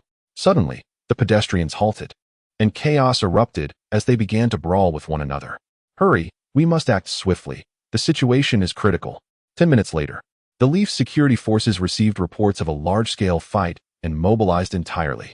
Meanwhile, the Umbu tasked with monitoring the Uchiha clan responded to the unfolding disturbance, leaving only a handful to patrol outside the Uchiha residence. After all, the Uchiha were formidable. Orochimaru needed to draw the elite of the security forces away to seize his opportunity. Seizing the moment when the majority of the Umbu and security forces were occupied, Orochimaru leaped from his vantage point and advanced toward the Uchiha district. Yet, a few patrols remained vigilant. One Umbu operative spotted the suspicious figure approaching and inquired, "Who goes there? I've had a heartbreak and just needed some fresh air," the disguised Orochimaru lamented, his demeanor convincingly downtrodden. The Umbu scrutinized him closely, noting his despondent expression, which indeed bore the hallmarks of a heartbroken individual. "Leave this place. It is not meant for you," the Umbu member commanded. "Wagari Mashida," the suspicious man replied, understanding. However, as the two brushed past each other, the Umbu member suddenly halted, questioning, "You carry the scent of leaves and earth, and blood. Where have you been, and what have you done?" The suspicious man paused, slowly turning around, his mouth agape, a long tongue hanging down, and within the serpentine pupils, a chilling malice erupted. The Umbu's pupils constricted as he reached for his blade. Shadow Snake Hand. Whoosh. The snake hand from Orochimaru's sleeve ensnared the Umbu's face, suffocating him until he collapsed. Humph, being sharp-witted is not always a boon. Orochimaru nonchalantly removed his human skin mask, erasing his disguise, and swaggered into the Uchiha clan's residential area. Under the moonlight, he stood atop a tall utility pole, his long hair dancing in the wind. When he spotted a young boy approaching from the end of the street, having just finished his training, a smirk crept upon his lips as he vanished from sight. As the wind rustled leaves, Uchiha Shursui paused, sensing an unusual change in the air. He instinctively grasped the small knife at his back, activating his Sharingan, fully alert. "Come out. I know you are nearby." Such keen insight at such a young age, possessing the perceptiveness of an elite jonin. And those eyes brimming with potential. "I understand why Yukuin chose you, Shirlin." A raspy voice drifted from behind. Whoosh. As Shursui turned, he suddenly retreated, knife in hand, only to see the person before him. His pupils narrowed. That presence and those vertical pupils. "Could it be, you are the legendary Sannin, Orochimaru?" Shursui queried sternly. Orochimaru's expression brightened with admiration. "Since you comprehend, do not resist in vain. I am afraid I cannot comply with your wishes." Whoosh. In an instant, Shursui's figure split into dozens, surrounding Orochimaru from the street, walls, and rooftops alike. It was both an illusion and reality. Nothing surpassed this body flicker technique. How remarkable! Orochimaru marveled. 32 slashes of the body flicker technique. Flash, flash, flash. 32 corporeal illusions launched a simultaneous assault, 32 blades piercing Orochimaru's body. Ugh! Orochimaru transformed into a figure of blood, yet with a shake of his shoulder. He opened his mouth and expelled a gooey, intact version of himself. What? Shursui's 32 illusions converged, revealing that the young boy could not continuously wield such a potent body flicker technique. Whoosh! Suddenly, Orochimaru's neck elongated in an eerie manner, slithering towards Shursui. Fire style, fireball jutsu. Shursui swiftly formed hand signs, releasing a searing fireball while retreating with the force of the flames. However, Orochimaru's head pressed against the fireball, relentlessly advancing towards Shursui. With a flash of his Sharingan, as Orochimaru neared within 2 meters, Shursui hurled his sword like lightning, piercing through Orochimaru's throat with a crack. Simultaneously, Shursui formed more hand signs. Crackle! Lightning chakra erupted from the blade, paralyzing Orochimaru's body, his head and neck collapsing to the ground. Yet, from his agape mouth, a small white snake suddenly shot out, lunging at Shursui. Shursui discerned the imminent danger. At this distance, I can manage. Caw! Caw! 2 pitch-black crows materialized from midair, seizing the small snake just a meter away. In the distance, Orochimaru formed hand signs. Kusanagi sword, blade of the void. Crack! The small snake opened its mouth, and the Kusanagi sword was launched. Oh no! Caught off guard, by the time Shursui realized the peril, it was too late. The sword pierced his shoulder, pinning him against the wall. As the crows dissipated and the small snake fell, Orochimaru's neck retracted, pulling the sword from his throat, and approached Shursui. Shursuikun, had it not been for Yukuin's interest in you, I would have relished the chance to make you my possession. Alas, that man possesses greater foresight than I. Orochimaru produced a syringe filled with Hiate's blood, injecting it into Shursui's veins. With a clang, he discarded the syringe. forming a series of hand signs. His long hair billowed without wind, his raspy voice echoing. Thank me, Shursui. With this drop of blood, you shall acquire a fragment of Lord Hashirama's power. Forbidden technique, blood transference. Thud. Shursui's eyes widened, his heartbeat momentarily suspended. Then an overwhelming heat surged through his body. He could not suppress a scream of agony. Orochimaru stepped forward, withdrawing the Kusanagi sword from Shursui's shoulder. Thud. Shursui fell to his knees, drenched in sweat, gasping, What have you done to me? Orochimaru tilted his head back, opening his mouth to place the Kusanagi sword within the snake's maw, which retracted. And he wiped the residue from his mouth, turning to leave. Stop. Shursui struggled to crawl forward, but ultimately succumbed to unconsciousness due to his condition. Hiss. Not long after Shursui fell unconscious, the wound from the Kusanagi sword began to heal amidst rising heat. Time was running short. I must swiftly find the next one. It should be easier than the first, Orochimaru mused to himself. In a house on the southern side of the Uchiha residential area, Uchiha Mikoto reclined on a lounge chair, gently caressing her visibly pregnant belly, her gaze weary yet gentle. Itachi, I am feeling a bit tired. I want to rest for a while. Please, you should get some rest as well. Nearby, the 5-year-old Itachi sat upright on a tatami mat, understandingly replying, All right, I will sleep soon. Before long, Mikoto's steady breathing filled the air. Itachi rose, fetching a blanket to drape over his mother, smiling at her belly. Be good, Sasuke. Yet, Itachi did not go to sleep. Instead, he took a kunai, sitting beside his mother, activating his still immature two-tomo Sharingan, standing guard like a small guardian. Not long prior, a group of mysterious individuals had attacked Mikoto while she was out for a stroll, targeting the child within her womb. Itachi had bravely defended his mother, holding off the assailants until clan members arrived, only to collapse from exhaustion. During that battle, his single tomo Sharingan had evolved into a double tomo. Upon waking, he learned of the deaths of 3 clansmen, which left him heartbroken. However, he was relieved that his mother was unharmed.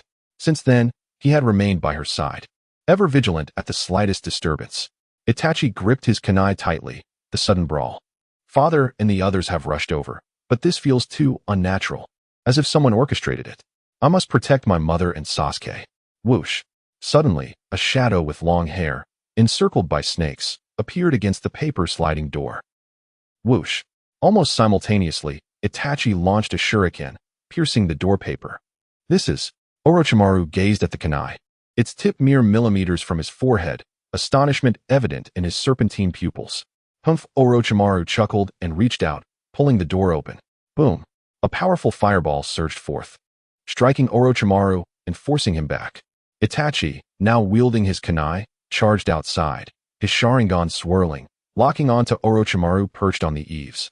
His thoughts racing.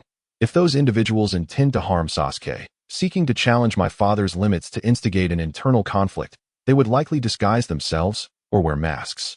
Yet this man does not. Could his intentions be? Are you here for my father? Itachi cautiously inquired. You are mistaken. My true objective is you. Itachi Orochimaru replied candidly. Itachi was taken aback for a moment, then heaved a sigh of relief within. Given his strength, there was no need for him to lie to a mere child. Thankfully, he was not here for my mother or Sasuke. I understand now. Can we perhaps change locations? There are individuals in this room who must not be disturbed, Itachi said half as a request. Orochimaru's eyes gleamed as he gazed at Itachi. Certainly, he leapt from a distance. Itachi cast a long look at Orochimaru's retreating figure, forming hand seals. Ninja technique, shadow clone jutsu. Bang! He left a shadow clone in place and pursued his own body. In an open area, Orochimaru halted and addressed the approaching Itachi. At such a tender age, you have mastered the shadow clone technique. It is truly remarkable. Did you leave the clone behind out of fear that I might go back on my word? Itachi replied. No, I cannot rule out the possibility of having only you as an enemy, nor can I be certain my instincts are correct. It is merely a precaution. Orochimaru praised. What an exceptional child you are. Indeed, none chosen by Lord Yu are mediocre. Lord Yu. Itachi narrowed his eyes slightly. However, no matter what you do, you cannot resist what is to come. Orochimaru licked his lips. Itachi countered. Perhaps, but I can at least ascertain one thing. Your target is indeed me. Swish. Itachi turned the kunai in his hand, pressing it against his own neck. If I were to take my own life, it would surely trouble you, or perhaps it is your master Lord Yu that would be troubled. As the wind blew, the air fell silent in an instant, and Orochimaru stared in shock at the small figure before him. Is this truly the mindset one would expect from a 5-year-old boy? Seeing your reaction, I must have guessed correctly. Uchiha Itachi remarked. I cannot afford to be careless. Speak, what conditions do you desire? Orochimaru understood that a boy with such intellect as Itachi surely comprehended the consequences of self-termination, potentially endangering his family. Therefore, he sought to gain some leverage in the face of a formidable foe. Itachi declared, my unborn brother is currently being targeted. With my present strength, it is difficult to ensure his safe delivery. Thus, I require you and your associates to safeguard his safety. Humph, that may prove challenging. For those who wish for your brother's demise are the very embodiment of darkness within the ninja world, Orochimaru said with a knowing smile. Know if it is Lord Uchiha Yu. He possesses the capability to protect him. Itachi's eyes were clear, and his subsequent words once again stunned Orochimaru. It seems I have guessed correctly. The legendary Sannin, Orochimaru, you betrayed Konoha and joined the Hidden Darkness village, serving none other than the shadowy Uchiha Yu. Moreover, you have yet to forcibly kill me because you and your associates need me to remain alive. As he spoke, Uchiha Itachi set down the kunai and closed his eyes, saying, remember to relay my message to Uchiha Yu. If Sasuke encounters misfortune before his birth, I will take my own life immediately. If you understand my conditions, feel free to act as you wish. Uchiha Itachi, I must concede, aside from you, you are the most astonishing Uchiha I have encountered in my life. Very well, I accept your conditions. After solemnly agreeing, Orochimaru produced a second syringe and approached Uchiha Itachi. Itachi's expression remained calm, offering no signs of struggle or resistance, for his eyes could not only perceive the world but also discern the hearts of men. Orochimaru plunged the syringe into Itachi's vein, injecting the blood of Hayabusa. Discarding the syringe, Orochimaru formed hand seals once more, activating the forbidden technique, blood succession. Bang! Itachi's shadow clone vanished. Ugh! Itachi himself collapsed to the ground in agony. And just before losing consciousness, his Sharingan fixed intently on Orochimaru, humming. The third tomo began to spin, manifesting in his eyes. Under the trembling gaze of Orochimaru's vertical pupils, Itachi did not forget to admonish. Remember my words. Humming. The tomo disappeared, the Sharingan closed, and Itachi fell into a deep slumber. After a long while, tick-tock. Sweat. Am I truly sweating because of a mere 5-year-old Uchiha child? Orochimaru stared blankly at the perspiration in his palm. With the task completed, it was time for Orochimaru to consider his escape, as Konoha's most notorious rogue ninja. Being discovered in this village teeming with skilled ninjas would mean certain death. Therefore, immediate withdrawal was imperative. Whoosh! He transformed into a shadow, leaping between the buildings. But when he casually glanced below, he suddenly halted. A girl was walking down the street, her short hair with sharp angles casually tied behind her, savoring a dango. Orochimaru leapt down from the eaves, landing before the girl. The girl gazed at the figure before her, her reaction innocent and surprised. And Master Orochimaru? Red Bean. Orochimaru regarded the girl, his only disciple, Mitarashi Anko, with a rare complexity in his gaze. Whoosh! Suddenly, Orochimaru's neck elongated, fangs protruding, and he bit down fiercely on Anko's tender neck. Thud! The dango slipped from her hands as Anko knelt, clutching her bleeding neck, in pain. Master Orochimaru. What have you done? Red Bean, time is of the essence. I cannot give you more. It is up to your fate now. After casting one last glance at Anko, Orochimaru vanished. A curse mark manifested on the back of Anko's neck. With immense pain, Anko was drenched in sweat, screaming as she lost consciousness. This commotion alarmed passers-by and ninjas alike. News of Orochimaru's appearance in Konoha and his attack on his former disciple spread rapidly. In a warmly lit house, Hokage Minato Namikaze returned home after finishing work, preparing a meal in the kitchen for his pregnant wife, Kushina Uzumaki. Suddenly, fourth Hokage, we have a crisis. Orochimaru has been spotted in the village, attacking his former disciple, Mitarashi Anko. The message came through the secret technique from the intelligence divisions Yamenka and Noichi. Is this true? I'll head there immediately. Minato gripped the spatula, his expression conflicted as he contemplated how to apologize to Kushina. At that moment, a red-haired woman with a slightly rounded belly appeared at the kitchen door, gently saying, Minato, Please go take care of your matters. I'm fine here. Minato apologetically replied. Kushina, I'm sorry. I came home early but couldn't attend to you. Kushina, understanding and compassionate, reassured him. It's all right. After all, we bear the responsibility of being the parents of the entire village. I'm heading out. Minato donned his Hokage cloak, preparing to use the Flying Thunder God technique to leave. However, a deep voice interrupted. Minato, leave it to me. The door opened, revealing a tall man with a forehead protector inscribed with the word oil, white hair cascading to his neck, and a red mark beneath his eyes, striding in. Jiraiya-sensei, you're back. Minato exclaimed in surprise. I returned to handle the situation regarding Orochimaru. Please leave it to me, Jiraiya stated. Realizing his teacher's determination and the bonds he had sought for years, Minato solemnly replied. I understand, Jiraiya-sensei, please be careful. Stay home and accompany Kushina. Also, please take care of this. Jiraiya placed a telescope on the table, turning to leave. Kushina picked up the telescope. Puzzled, what does Jiraiya-sensei need this for at this hour? Well, perhaps he has recently developed an interest in astronomy. Minato scratched his head, a forced smile on his lips, thinking, I can't very well say that he is likely up to some peeping Tom activities at the women's bathhouse. In the women's bathhouse of Konoha. Bang! The door swung open, and Tsunade emerged, draped in slightly damp clothing, her demeanor fierce. Tsunade, why the need for this?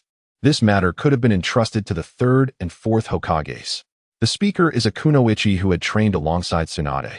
How tedious. I was just about to confront that scoundrel Orochimaru and demand answers regarding his esteemed master, Uchiha Yu, and the whereabouts of Shizen. Tsunade's gaze was filled with fierce intensity. At this moment, Orochimaru was nearing the gates of Konoha, his mind clouded with doubt.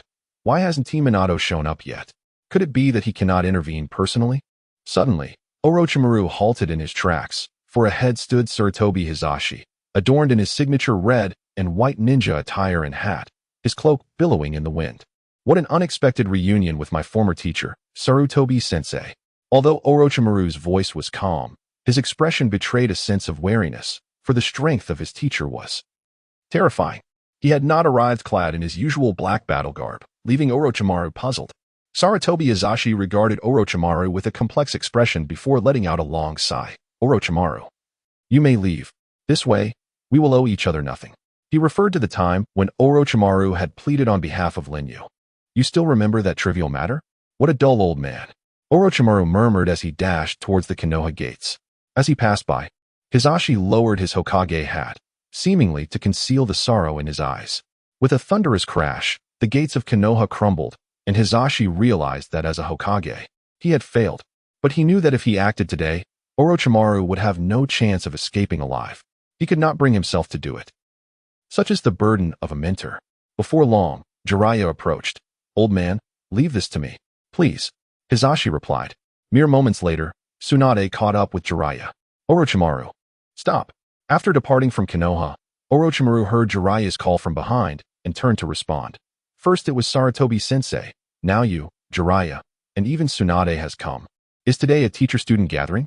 Yet, he showed no intention of halting. I said stop. Did you hear me? Fire release. Fire dragon flame bullet. Jiraiya formed hand seals, unleashing a fire dragon. Feeling the approaching heat wave, Orochimaru hastily formed hand seals and turned around. Water release. Water barrier. Boom. Water and fire collided, creating a mist. Tsunade burst through the fog, her fist imbued with tremendous strength, crashing into the ground before Orochimaru. Boom. The earth fractured, and Orochimaru retreated rapidly, aware that he could no longer shake off the two of them. Jiraiya and Tsunade flanked him, blocking his escape. Orochimaru's heart grew heavy, given my current chakra, facing both of them at once. After all, he had been awake for 32 days straight and had recently used forbidden techniques twice in quick succession. Orochimaru, tell me clearly why you are following such a dangerous individual, Jiraiya demanded. Orochimaru, what has happened to Shizen? Tsunade pressed. Who knows? Orochimaru shrugged his shoulders, clearly not intending to answer. It seems you do not plan on answering honestly. Then do not blame me for being merciless. Tsunade's fists cracked ominously. As a former close friend, even if I have to break your limbs, I will stop you from going astray. Jiraiya too readied himself for battle. There was no turning back. Just as Orochimaru prepared to form hand seals to counterattack, A familiar vortex stirred the very fabric of space-time. A commanding voice resonating as if from the depths of the underworld. Apologies for interrupting your reunion, but Orochimaru, he is an important subordinate of mine, Uchiha Yu. With those authoritative words, Lin Yu emerged from the Kamui vortex, accompanied by Yuzuki Yueying. Yukuin, I did not expect you to have to step in. I apologize for being overwhelmed by emotions upon seeing my former student. It seems my composure is lacking. Orochimaru chuckled. It is nothing, quite human indeed. Lin Yu replied nonchalantly. Uchiha Yu, where is Shizune? Tsunade's eyes flared with anger. Shizune. Tsunade-heim, why not shake and ring a bell? Lin Yu tilted his head, casting a playful glance at Tsunade. Huh, you scoundrel, what nonsensical joke are you making? Tsunade rolled up her sleeves, ready to confront him. Swish. Jiraiya quickly moved behind her, placing a firm hand on her shoulder, cautioning. Tsunade, don't act rashly. Even the old man has fallen to this guy. We must formulate a battle plan based on the information at hand if we are to have any hope of victory. Humph. Tsunade shrugged off Jiraiya's arm, asserting, I understand this matter without your prompting. Lin Yu stated calmly. May I interpret this as you two wishing to engage in battle with me? Indeed. But if you escape using your proficient space-time ninjutsu, that will be another matter entirely, Jiraiya responded enigmatically. Humph. While it is a rather clumsy provocation, so be it. Since I have nothing better to do, I shall entertain you for a while. Lin Yu's voice resonated with a deep laughter from beneath his mask. Then he turned to Yuzuki Yueying. Yueying, go stand beside Orochimaru. Yes, be careful. I have grown up hearing stories about both of them. Yueying said as she retreated to Orochimaru's side. Orochimaru crossed his arms over his chest, asking, Oju-chan, am I being intentionally overlooked here?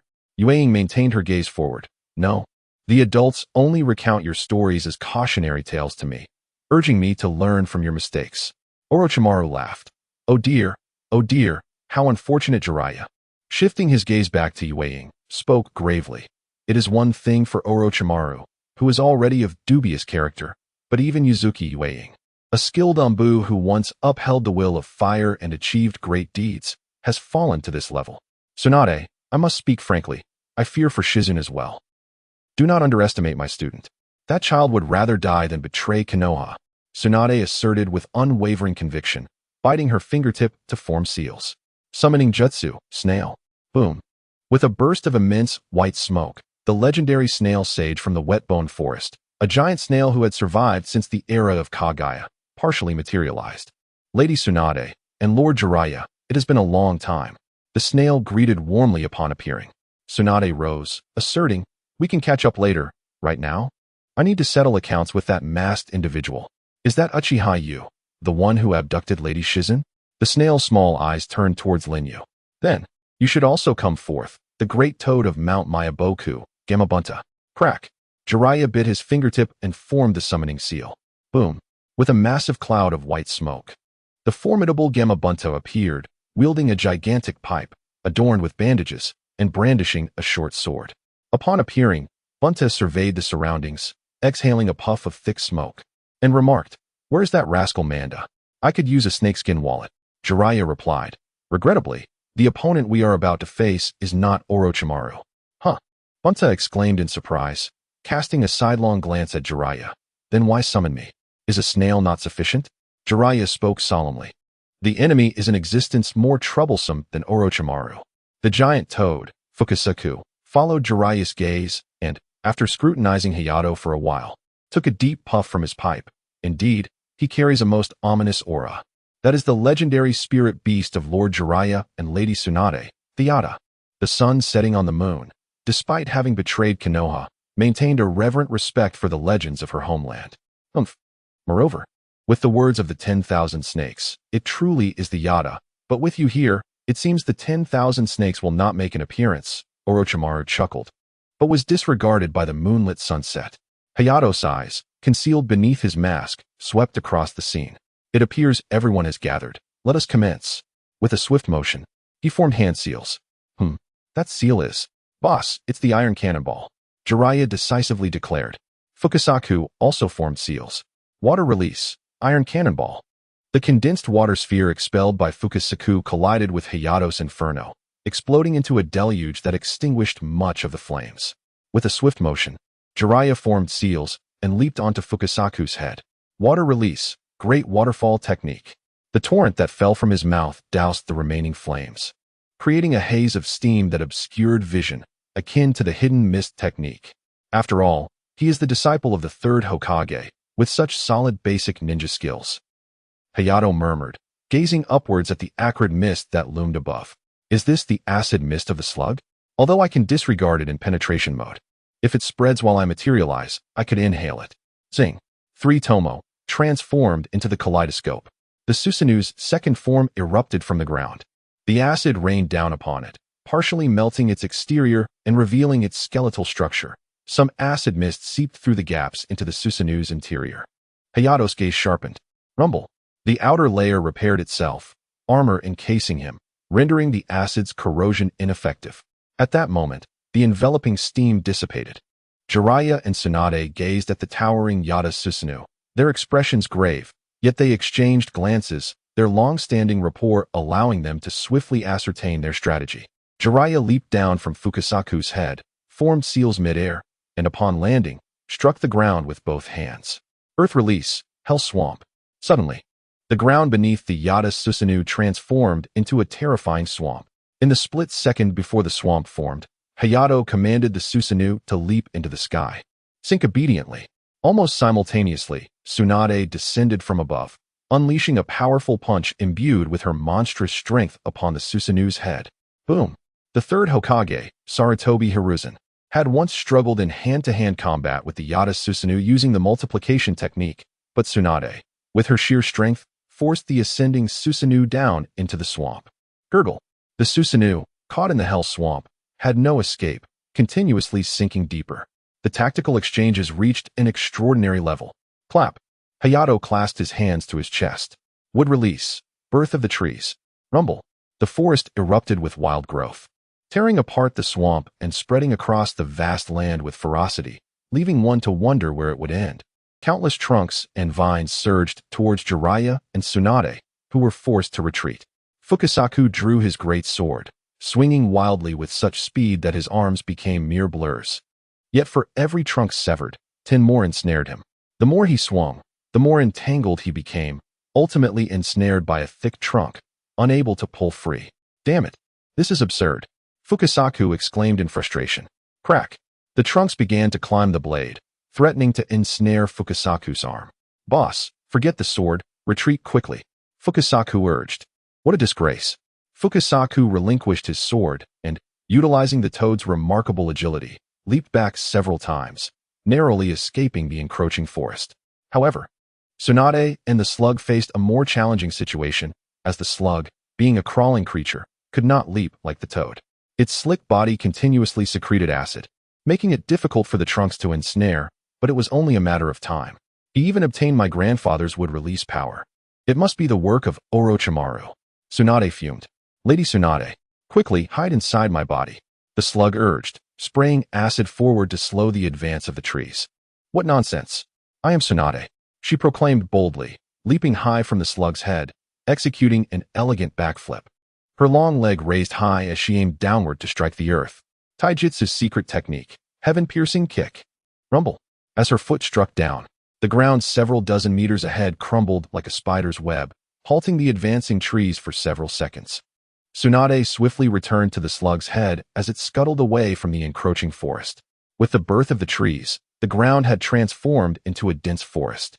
Incredibly, amidst the vast expanse of trees, a precise clearing had been made. Hayato, your mastery of wood release is becoming quite proficient, Orochimaru remarked, arms crossed, admiringly.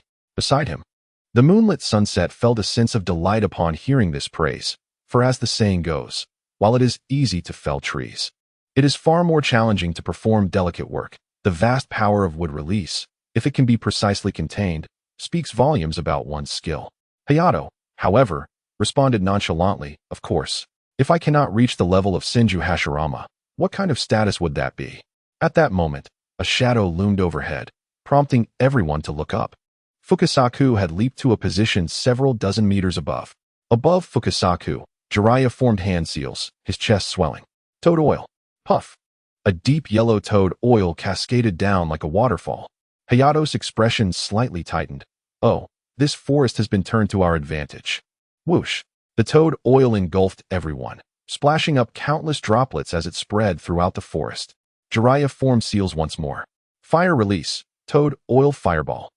Roaring flames surged forth, and upon contacting the toad oil, it immediately transformed into a raging inferno rivaling the great fire extinguishing technique, coupled with the trees fueling the flames. The forest born of the birth of the trees was consumed, billowing smoke as even the moisture in the soil was evaporated. It was no exaggeration to say this was the most powerful fire release to date. Bang! Fukusaku landed beside the slug. Gazing at the raging inferno, Tsunade inquired, "Can we extinguish it? To burn all these trees would take at least 5 minutes, exceeding the time he can penetrate. Theoretically, there remains a chance." Jiraiya posited, "Merely theoretical." Tsunade's eyes flickered with flames as she clenched her fists. Whoosh! Suddenly, a colossal vortex of space-time appeared amidst the fire, swirling as the roaring flames cascaded in. When it dissipated, the Yada Susanoo stood tall, shielding both Orochimaru and the moonlit sunset within. As the mirror in the right hand of the Yada absorbed the flames. Susanoo artifact, Kusanagi mirror. Jiraiya's gaze darkened. If he just used that, the hell swamp would be of no consequence. Hayato chuckled. "That won't do. Jiraiya, how could a square piece of Q compare to my spade A?" Jiraiya clenched his fist. "Is it merely the ace of spades?" Whoosh! A pitch-black Magatama materialized in the left hand of the Susanoo, wielded by Yatengu. Lin Yu's kaleidoscopic eyes suddenly locked onto the figures of Fukusaku and the slug standing behind Jiraiya and Tsunade. Susanoo's divine artifact, Kajaku. Boom! The Magatama was hurled forth. "This is troublesome." Jiraiya's eyes widened in alarm. "Lady Tsunade, retreat quickly," the slug urged. Whoosh! Tsunade gritted her teeth and began to pull back. Whoosh! The Magatama split in two, targeting both Fukusaku and the slug. "Is it aimed at the boss?" "There's no other choice." Jiraiya decisively released the summoning technique. Bang! With the summoning dispelled, Fukusaku vanished, returning to Mount Mayaboku. The Kajaku, having lost its target, paused in midair before returning to the Susanoo's hand. "Indeed, relying on space-time ninjutsu can counter this move," Lin Yu murmured, shifting his gaze to the slug struck by the Magatama. Whoosh! The swirling vortex began to displace the slug's massive form. Bang! Suddenly, the slug's body exploded, transforming into thousands of smaller slugs, with hundreds surviving the spatial distortion to land and reassemble, albeit in a much smaller form. In this critical moment, the slug had used a splitting technique to preserve a fraction of its body. "Lady Tsunade, I fear I may be of little use in this battle." The slug apologized. "No worries, you've worked hard, slug. Return." Tsunade replied. "Please be careful, Lady Tsunade, Lord Jiraiya." Bang! The slug disappeared in a cloud of white smoke. Jiraiya and Tsunade exchanged solemn glances, both aware of the formidable power Lin Yu wielded. "It seems that capturing Orochimaru today is fundamentally impossible. Tsunade, I must be frank, retreat might be the wisest choice," Jiraiya remarked. "Missing this opportunity may mean never getting so close to this man again. For the sake of Konoha and for Tsunade, we absolutely cannot retreat," Tsunade declared resolutely. Jiraiya closed his eyes, a smile gracing his lips, thinking, "Well, Tsunade, perhaps this is what I admire about you." Crack! Opening his eyes, he bit his thumb and began tracing intricate patterns across his face, completing the process before pressing his palms together and intoning, "I implore you, Tsunade, buy me some time as I enter sage mode." Upon hearing Jiraiya's words, even Tsunade couldn't help but show astonishment. "Sage mode? Have you not struggled to master that for years? Have you finally made progress?" Jiraiya chuckled. "I just grasped it not long ago, though it's not perfect. I can barely enter it with the aid of the two great sages. I thought it would be of little use, but I never expected it would come into play so quickly. If it's sage mode, then good. I shall fight with all my might to buy you time," Tsunade proclaimed with unwavering determination, forming hand signs, her two braids dancing as her gaze sharpened. "Een sealing release. Ninjutsu, 100 heel technique." ZZ. The 100 heel seal on Tsunade's forehead glowed, two black markings spreading down her beautiful cheeks to her neck, disappearing into her collar, finally extending to her slender arms. Jiraiya stared in astonishment at Tsunade. "This chakra, Tsunade you." Tsunade turned her striking profile towards Jiraiya, a smile gracing her lips. "You're not the only one making progress, Jiraiya," Jiraiya replied. "Well done, Tsunade. But remember, do not act recklessly. Rest assured, even if I act recklessly now, the Grim Reaper wouldn't dare to claim me. Boom. With that, Tsunade charged towards the Susanoo. Lin Yu's eyes attempted to lock onto the sprinting Tsunade. Huh. Tsunade slammed her fist into the ground, lifting massive boulders as cover, obstructing Lin Yu's line of sight, preventing him from locking on accurately. Quite a tactic, Lin Yu smirked. Whoosh. Tsunade dashed around the boulders, her mind racing. The mirror at the front of the Susanoo absorbed Jiraiya's fire release. It likely could absorb mine too. I cannot approach recklessly. Then, I shall target the Susanoo's back. She swiftly identified a breakthrough point and circled behind Yatengu's Susanoo, clenching her fist. A foolish thought. Lin Yu clenched his palm. Zzz.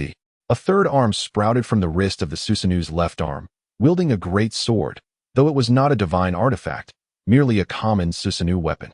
Whoosh. The great sword swung horizontally, aiming to cleave Tsunade from behind. Crack. The blade penetrated Tsunade's abdomen, blood gushing forth as she grasped the great sword tightly. Her eyes fierce as she suddenly pulled away. Crack. The great sword shattered. Sizzle. The gash in her abdomen began to heal rapidly. Ha. Tsunade raised the broken sword high, forcefully striking the back of Yatengu's Susanoo. Boom. Boom. Boom. Boom. With that overwhelming strength, cracks began to form in the armor of the Susanoo's back. Crack. Ultimately, that broken sword was reduced to fragments. Unfazed, Tsunade leaped forth, her fist imbued with 100 heal power, crashing into the cracked armor of the Susanoo. Crack. The armor shattered, revealing the second form of the Susanoo beneath. Roar. Tsunade lunged forward, her hands thrusting into the outer layer, tearing it apart. Crack. The Susanoo's outer layer was indeed ripped apart by her bare hands, exposing the inner skeletal structure, which was nearly rendered insubstantial, shattered by Tsunade's punch. She had, with her flesh and blood, forcefully penetrated the Susanoo's interior, braving the immense resistance of the chakra flow as she charged towards Lin Yu. One must admit, Lin Yu was genuinely astonished. Although the 100 heal power is formidable, it should not be capable of such strength, could it be? Suddenly, a thought struck him. Indeed, Tsunade is still young. She need not waste chakra maintaining her appearance, allowing her 100 heal power to peak. Tsunade approached, her left fist clenched, her gaze flickering as she suddenly targeted Imaki. Lin Yu sensed the impending peril, his left eye erupting with divine might. Crack. Tsunade's left arm was twisted off by the divine power. Lin Yu refrained from targeting Tsunade's head not out of compassion, but because if the head were severed, her body would continue forward due to inertia, and that punch would still strike Uzumaki Yuyu. Yet at the moment her left arm was twisted off, Tsunade almost seamlessly swung her right fist, aimed at Lin Yu's abdomen. Lin Yu realized, so that's it. She intentionally attacked Yuyu to compel me to act, hoping to seize the moment of my materialization. Boom. Tsunade's right fist landed squarely on Lin Yu's abdomen. Ugh. Lin Yu's abdomen caved in, blood spewing forth uncontrollably. Crack. Crack. The front of the Susanoo was riddled with cracks, ultimately collapsing. Roar. Tsunade's fist pressed against Lin Yu's abdomen, breaking through the fragments of Susanoo that scattered. And with residual strength, Lin Yu was propelled away like a cannonball, crashing and bouncing upon landing. After several rolls, he came to a stop hundreds of meters away, lying in a pool of blood. Uzumaki Yu snapped back to reality from his shock, exclaiming as he was about to rush over. It's all right. Yukuin has Hashirama-sama's cells. Orochimaru restrained Yuyu's shoulder. Ugh. Hundreds of meters away. Lin Yu managed to rise, blood seeping from his mouth and abdomen. He looked down at the gaping wound in his abdomen, the shattered insides clearly visible. This was undoubtedly the gravest injury he had sustained thus far. Ha ha ha. Without Hashirama's cells, I surely would have met the Grim Reaper with that punch. Well done, Tsunade Heim. Lin Yu sincerely marveled at the astonishing healing power of the interstitial cells, as what was once a grievous wound healed within mere seconds. Huff, huff. Tsunade gasped, her expression grave. Is this truly the power of the cells my grandfather created? Without the need for hand signs, the injuries can mend themselves, surpassing even the strength of the 100 healings. Huff, huff. It's superior. In a matter of seconds, her severed left arm regrew. Yet it was evident that Tsunade's vitality had significantly diminished. Upon seeing Lin Yu unharmed, Yuzuki Yusaka let out a long sigh of relief, though guilt still lingered in her heart. It's my fault. If it weren't for me, you wouldn't have been injured. Orochimaru interjected, "Do not dwell on it. Even if you weren't here, Tsunade would still have chosen me as a target. Yukuin would have acted regardless. The outcome would remain unchanged." At that moment, Lin Yu's peripheral vision caught a glimpse of Jiraiya, who was deeply focused on entering Sage mode. Tsunade's pupils constricted with alarm. "This is bad. Jiraiya still needs time. I cannot allow him to be disturbed." Gritting her teeth, she prepared to charge forward. Suddenly, with a crack, the blade of Susanoo erupted from the ground, piercing through Tsunade's abdomen and lifting her into the air. This scene felt hauntingly familiar. Boom. Almost instantly, the skeletal form of Susanoo rose from the earth. Suspended in midair, Tsunade gazed at Lin Yu in the distance, then at the Lin Yu before her encased in Susanoo, her expression one of disbelief. "How is this possible?" "Tsunade-heim, this is a wood-release shadow clone. I buried it beneath your feet from the very beginning," the Lin Yu within Susanoo explained. "Wood-release. Shadow clone. No wonder, even Susanoo." Tsunade's voice grew faint, the intricate patterns of the 100 healings on her face beginning to fade. With a swish, Susanoo's greatsword swung, sending Tsunade flying far away. The remnants of her 100 healings power assisted in mending her fatal wound, yet the mark on her forehead had vanished. "I never expected the 100 healings technique to reach its limit in such a short time." Tsunade collapsed to the ground, immobilized, an overwhelming weakness washing over her. Her heavy eyelids gradually closed, and amidst her fading vision, she saw a towering figure approaching, flanked by 2 other silhouettes. Tsunade smiled, knowing her mission was accomplished. With her eyes shut, she succumbed to unconsciousness. "Now, it is entrusted to you, my comrade, Sage Jiraiya." "Little Jiraiya, did you not say that this form is unappealing to girls, hence your reluctance to assume it?" The sage on Jiraiya's shoulder inquired. "Now is not the time to concern ourselves with such trivialities, for the enemy is known as the living Madara, that Uchiha Yu." Jiraiya replied solemnly. "Oh, is he the one who caused such an uproar in the ninja world, even intruding upon the 5 Kage summit, establishing himself in the shadows?" The sage on Jiraiya's left shoulder commented. "Not merely establishing. Now the entire ninja world must acknowledge his position." With a thud, Jiraiya halted, looking down at the unconscious Tsunade before him. "Tsunade, thank you for your efforts." He knelt, biting his thumb, and without forming hand seals, pressed his palm directly against the ground. Boom. A white mist dispersed, revealing a medium-sized toad. Jiraiya cradled Tsunade and placed her upon the toad's back, instructing, "Great Toad, please take Tsunade back to the village." Ribbit. The great toad puffed its cheeks in response before leaping away. Lin Yu did not intervene.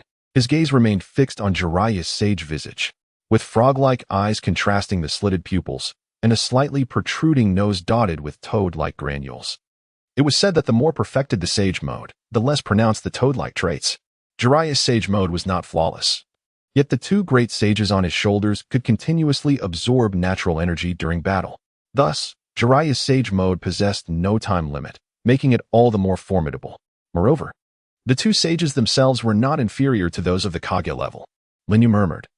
If only Jiraiya had not suffered from a lack of intelligence in his battle against pain, the outcome would have surely been different. "Yukuin, be cautious. This sage mode is no trivial matter," Orochimaru warned gravely from behind Lin Yu. "Ah, I am aware," Lin Yu replied, "for I am not merely facing 1 sage, but 3. Jiraiya surveyed his surroundings, fixing his gaze upon Lin Yu's would-release shadow clone encased in Susanoo. "Next, let us deal with the clone first. Leave the ground to me." The sage on Jiraiya's right shoulder formed hand seals, unleashing a water technique more powerful than the water shadow's water bullet. The high-pressure water blade sliced through. With a crack, the skeletal form of Susanoo, along with the protected would-release clone, was cleaved in 2. Lin Yu's would-release clone could indeed wield the abilities of the original, but only in a singular form.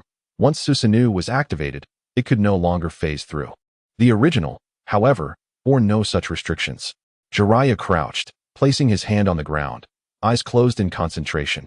Beneath the surface, there are still 1, 2, 3, a total of 5. In Sage mode, would-release clones were utterly exposed. Jiraiya initiated hand seals. Sage Art, Earth Release, Grave Digger, Buzz.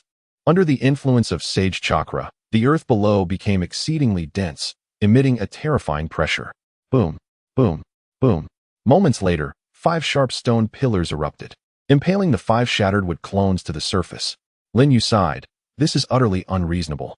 Jiraiya stood, gazing at Lin Yu's original form, 100 meters away. Addressing the two sages on his shoulders, "Gentlemen, our enemy possesses would release techniques comparable to the first Hokage and the power of the Manjiki Sharingan, capable of unleashing unpreventable space-time ocular jutsu at any range. However, the long-range techniques should have distance limitations." Distance limitations? How far? The sage on the left shoulder inquired. Based on my previous observations, the limit of his left eye's ocular technique is approximately 50 meters. Jiraiya explained. Then we must avoid approaching within 50 meters of him. The sage cautioned. However, when he activates Susanoo, the danger increases. It is best to keep at least 100 meters away. Jiraiya added. Such a troublesome foe. Indeed, it is not just that. He can make all physical attacks and ninjutsu pass through his body, maintaining that state for up to 5 minutes. Only upon his active attack does he materialize. In other words, unless we can force him to dispel it through saturated attacks, we can only seize the fleeting moment of mutual attack. Jiraiya articulated. The sage on Jiraiya's right shoulder advised cautiously. Then we must create opportunities and strike carefully. At that moment, the sage on Jiraiya's left shoulder grew impatient. Enough with the indecisiveness. I still have to return home to prepare dinner for the kids. I have no time for this mind game. Saturated attacks? Let us use that technique. With that, the sage began forming hand seals. Wait, that technique will cause environmental destruction. The sage on the right protested. Who cares about that? Once the sage finished his seals, he unleashed a green light that shot into the sky. Then, a dark cloud enveloped the area, with scattered raindrops beginning to fall. Lin Yu narrowed his eyes and reached out to catch a drop. Hiss, hiss, hiss. Within the dense smoke, the flesh of his palm melted, revealing the bones beneath. His pupils constricted. This is acid rain, generated with sage chakra, intensely acidic rain. The downpour of acid rain cascaded relentlessly. Without a moment's hesitation, Lin Yu activated his Yatagarasu Susanoo, shielding Orochimaru and Yuzuki Yuyasaka within. Hiss, hiss, hiss. As the wound in his palm healed, Lin Yu spoke solemnly. It seems that the Susanoo cannot be dispelled before the battle concludes. This acid rain is, in the truest sense, a saturated assault. The acid rain blanketed vast stretches of land, yet the raindrops would actively evade as they approached the three of Jiraiya. Truly, the leader has demonstrated her prowess by merging sage chakra with the atmosphere to create a widespread natural acid rain. In this rain, apart from us who wield sage chakra, no one can escape its effects. We have now seized the advantage. Pausing momentarily, Jiraiya extended his fingers, forming his signature hand gesture. Well then, it is my turn to take the stage. I shall now employ sage techniques in place of ninjutsu. Let us raise our heads to the heavens, for Jiraiya shall rise. Bang, bang. Stop shouting in our ears. From his shoulders, Shinsaku and Shima each delivered a friendly punch, causing Jiraiya's cheeks to swell. This performance was ruthlessly interrupted. Jiraiya sighed inwardly. Let us end this quickly. I need to get home to prepare dinner. Shima, the sage, declared. Mother of the child, instead of worrying about dinner, we should prioritize our opponent. He possesses the wood-release powers of the first Hokage and the ocular techniques of the Uchiha. That technique known as Susanoo seems rather troublesome. Shinsaku, the sage, added. I don't care. Don't underestimate the daily struggles of a housewife worrying about meals. You old fool. How dare you speak to me like that? What are you saying? Hey, who is making all that noise? Listening to the incessant bickering, Jiraiya interjected. All right. Let us put an end to the couple's quarrel and swiftly deal with that guy. Shima, the sage, replied coldly. Humph. If not, let us make fried dishes tonight. You prepare the oil, and the child's father will use wind release. Got it. At that moment, the three sages simultaneously formed seals. Here it comes. Lin Yu's Sharingan, concealed beneath his mask, fixated on the opponent, bracing for the impending confrontation. As the three sages completed their seals, their chests swelled in unison. Wind release, toad oil, and fire release combined. Sage art, 5 right guards. Sage art, 5 right guards. This is the only truly S-class fire release technique in the world of Naruto. Meanwhile, fire release, great fire annihilation, is merely a B-class technique. Its impressive reputation is solely due to the practitioners, Uchiha Madara and Uchiha Yu, whose mastery imbued it with S-class power. But now, we witness a genuine S-class fire release technique, executed by 3 sages in concert. The roaring tide of oil, the howling winds, and the blazing flames, all fused into the vast natural sage energy, transcending into the ultimate fire release sage art. Roaring. In the face of that towering sea of flames, humans appeared as insignificant as ants. Is this really fire release? Is it not even larger than Yu's? Within the Susanoo, Uchiha seemed momentarily dazed. Humph. After all, it is sage fire release. Yukuin, for safety's sake, you should use water release. Orochimaru smirked at Lin Yu, who had already formed the Uziel, prompting the former to remain silent. What does it matter if it's sage fire release? I shall contend with it using ordinary fire release. Swish.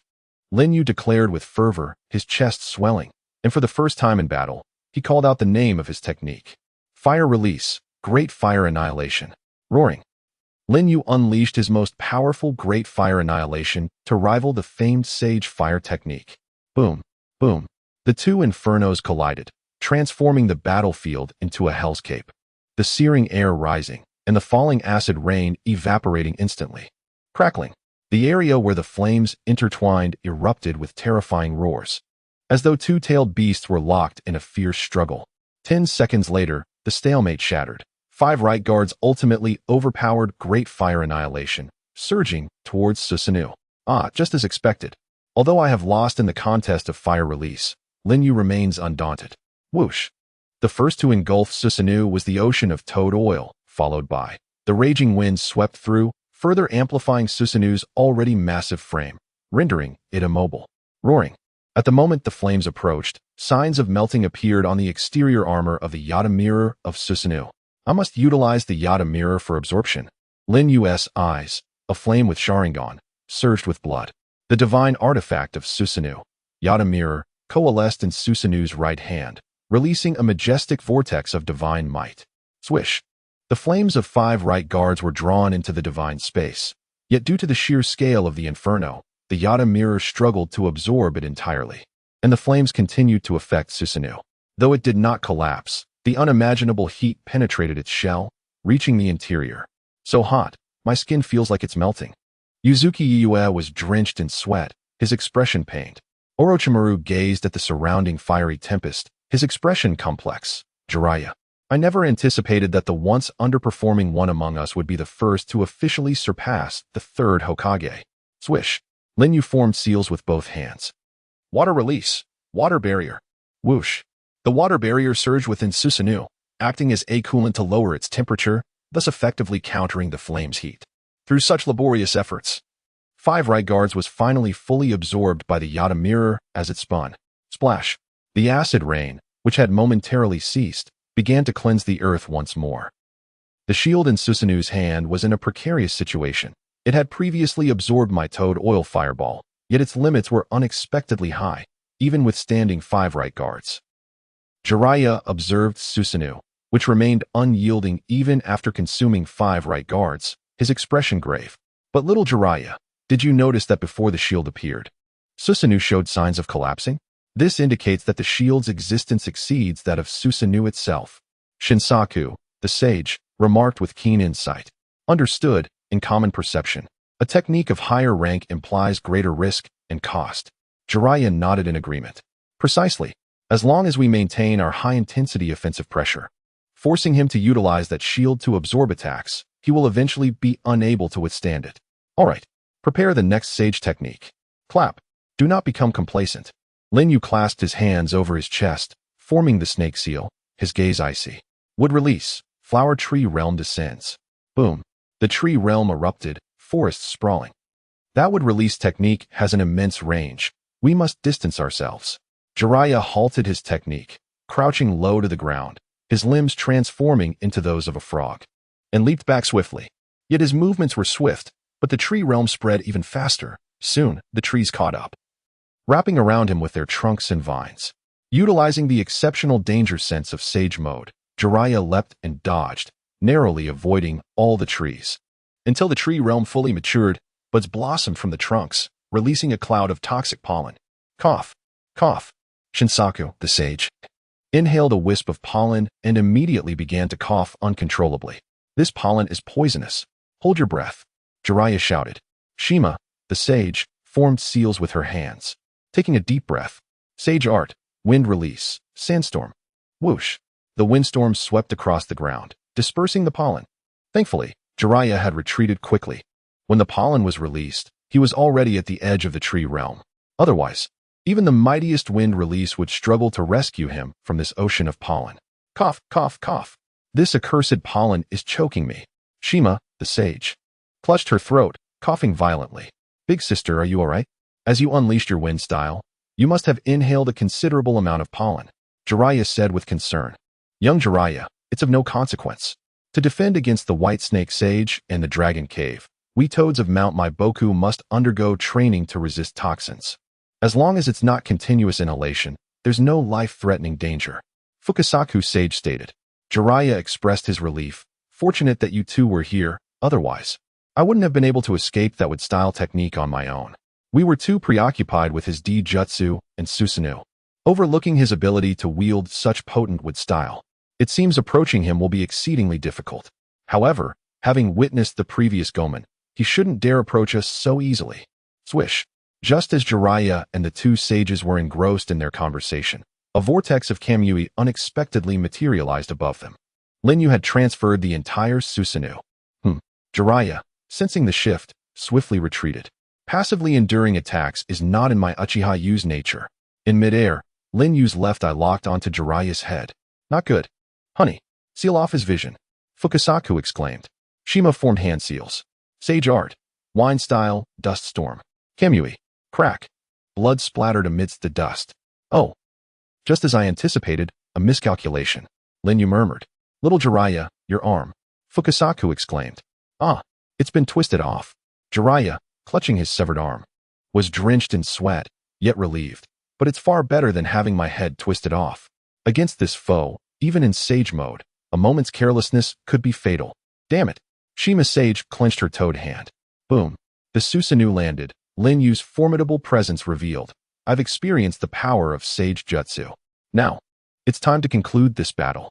Wood style, wood human technique. Rumble. The wood human rose, its sheer height allowing the Tengu Susanoo to stand atop it. Boom. An enormous palm descended, leaving no room for evasion. This is dire, Jiraiya exclaimed in astonishment. Fukasaku Sage formed hand seals. Sage art, water style, water severing wave. Swish, swish, swish. 3 ultra-high-pressure water blades struck the wood human's hand, failing to sever it completely, but creating a powerful resistance as they splashed in all directions. The wood human's massive palm continued its descent, pressing against the water pressure. Honey. Shima Sage's toad hand struck through the air. Sage art. Wine style. Vacuum serial waves. Boom. Boom. Boom. Each palm strike, imbued with natural energy, formed an air cannon, colliding with the wood human's giant palm.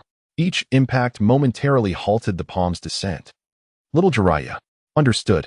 Jiraiya launched himself forward, his solitary arm propelling him, releasing, rotating, and compressing a massive amount of chakra. Sage art. Ultra big ball Rinnegan. Rumble. A violent explosion erupted in midair, unleashing a tempest.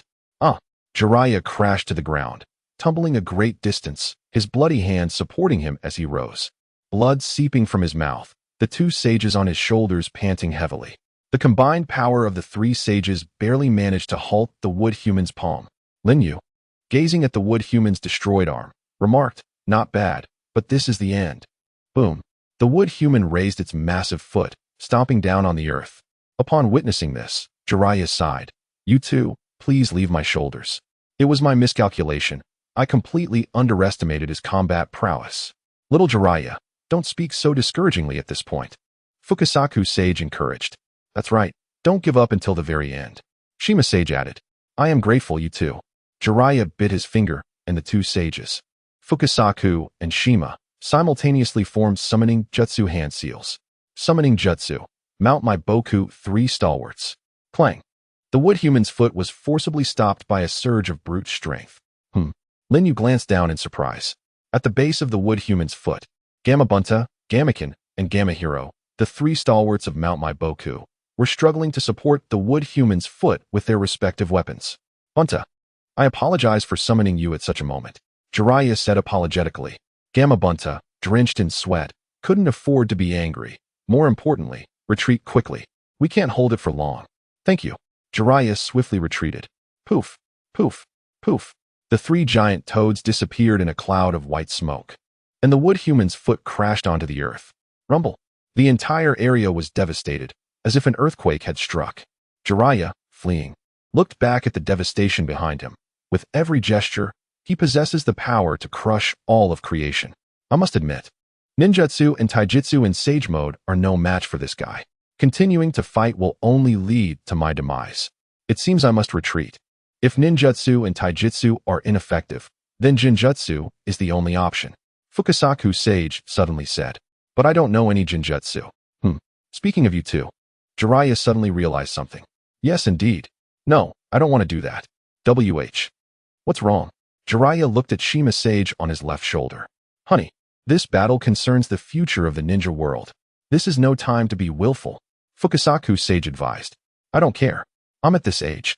And I'm supposed to sing with this old man? How could I possibly do that? I'm too embarrassed. Shima Sage blushed. Singing? That's right. Our strongest jinjutsu involves using song to disrupt the enemy's hearing and ensnare them. Hearing, I see. This jinjutsu is powerful, but it requires a period of chanting before it can be cast. The notes must be combined, meaning the melody must be heard to fall under the jinjutsu. And it takes some time for the effect to manifest. Little Jiraiya, do not allow him to capture you before we finish chanting. If that happens, it's over. But if we succeed in trapping him in the jinjutsu, we'll win. Fukasaku Sage instructed. I understand. That wood human is undeniably strong. But I refuse to believe he can use space-time ninjutsu with such a behemoth. You too, please begin chanting. Jiraiya said. Very well. Shima Sage muttered, clasped her hands together, and puffed out her cheeks, beginning to chant with Fukasaku Sage. Yukuin, it seems they're trying to escape. Should we abandon the pursuit? Orochimaru asked Lin Yu, observing Jiraiya's retreating figure. Lin Yu, looking down from above, narrowed his eyes at the two sages on Jiraiya's shoulders, their movements synchronized. That stance. There's no mistaking it. The auditory jinjutsu that once outwitted pain, sage art, Toad Song, is one of the few techniques that I consider a threat to me. Lin Yu said coldly. If they were truly trying to escape, that would be one thing, but it seems they're planning a counterattack. Crack. Lin Yu bit his finger, summoning jutsu, Seven Tails. Roar. In a cloud of massive smoke, the flying giant insect Seven Tails descended.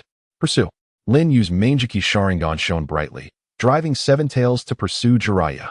Jiraiya, hearing the commotion behind him, looked up and saw the behemoth in the sky. His pupils constricted.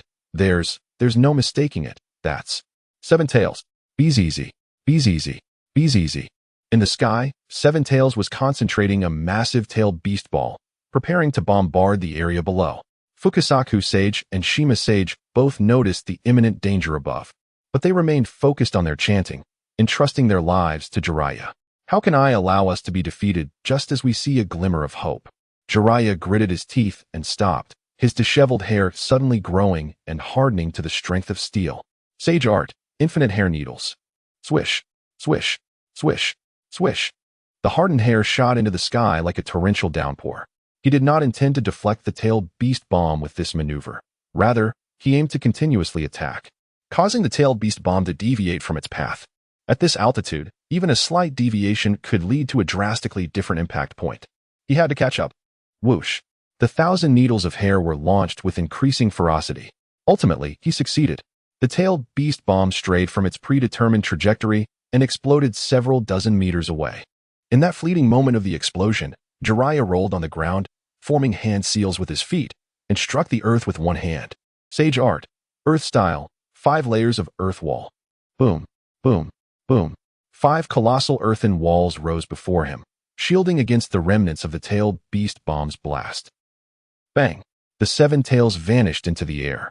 Lin Yu covered his bleeding eyes, gritting his teeth. My ocular technique's control has dissipated so quickly. My eyes are increasingly veering towards closure. As he lowered his hand from his eyes, Lin Yu's blurred vision caught sight of a figure returning below. Undoubtedly, it was Jiraiya. You. Perhaps we should retreat for now. Beside him, Yuzuki Yuyua expressed her concern. On Jiraiya's shoulder, the 2 great sages were already prepared. Sage art, summoning of the toad. Ribbit, ribbit, ribbit. A strange sound wave surged forth. He needed to at least ensure the escape of Orochimaru and Yuyua. Whoosh.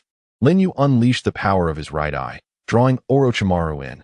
But just as he was about to absorb Yue, bang! Suddenly, an unprecedented sense of illusion flooded Lin Yu's consciousness. Damn it! Lin Yu clamped his hands over his ears. Yet he could not block out that cursed sound drilling into his ears. He realized a catastrophic truth. He was about to fall victim to the most potent auditory illusion.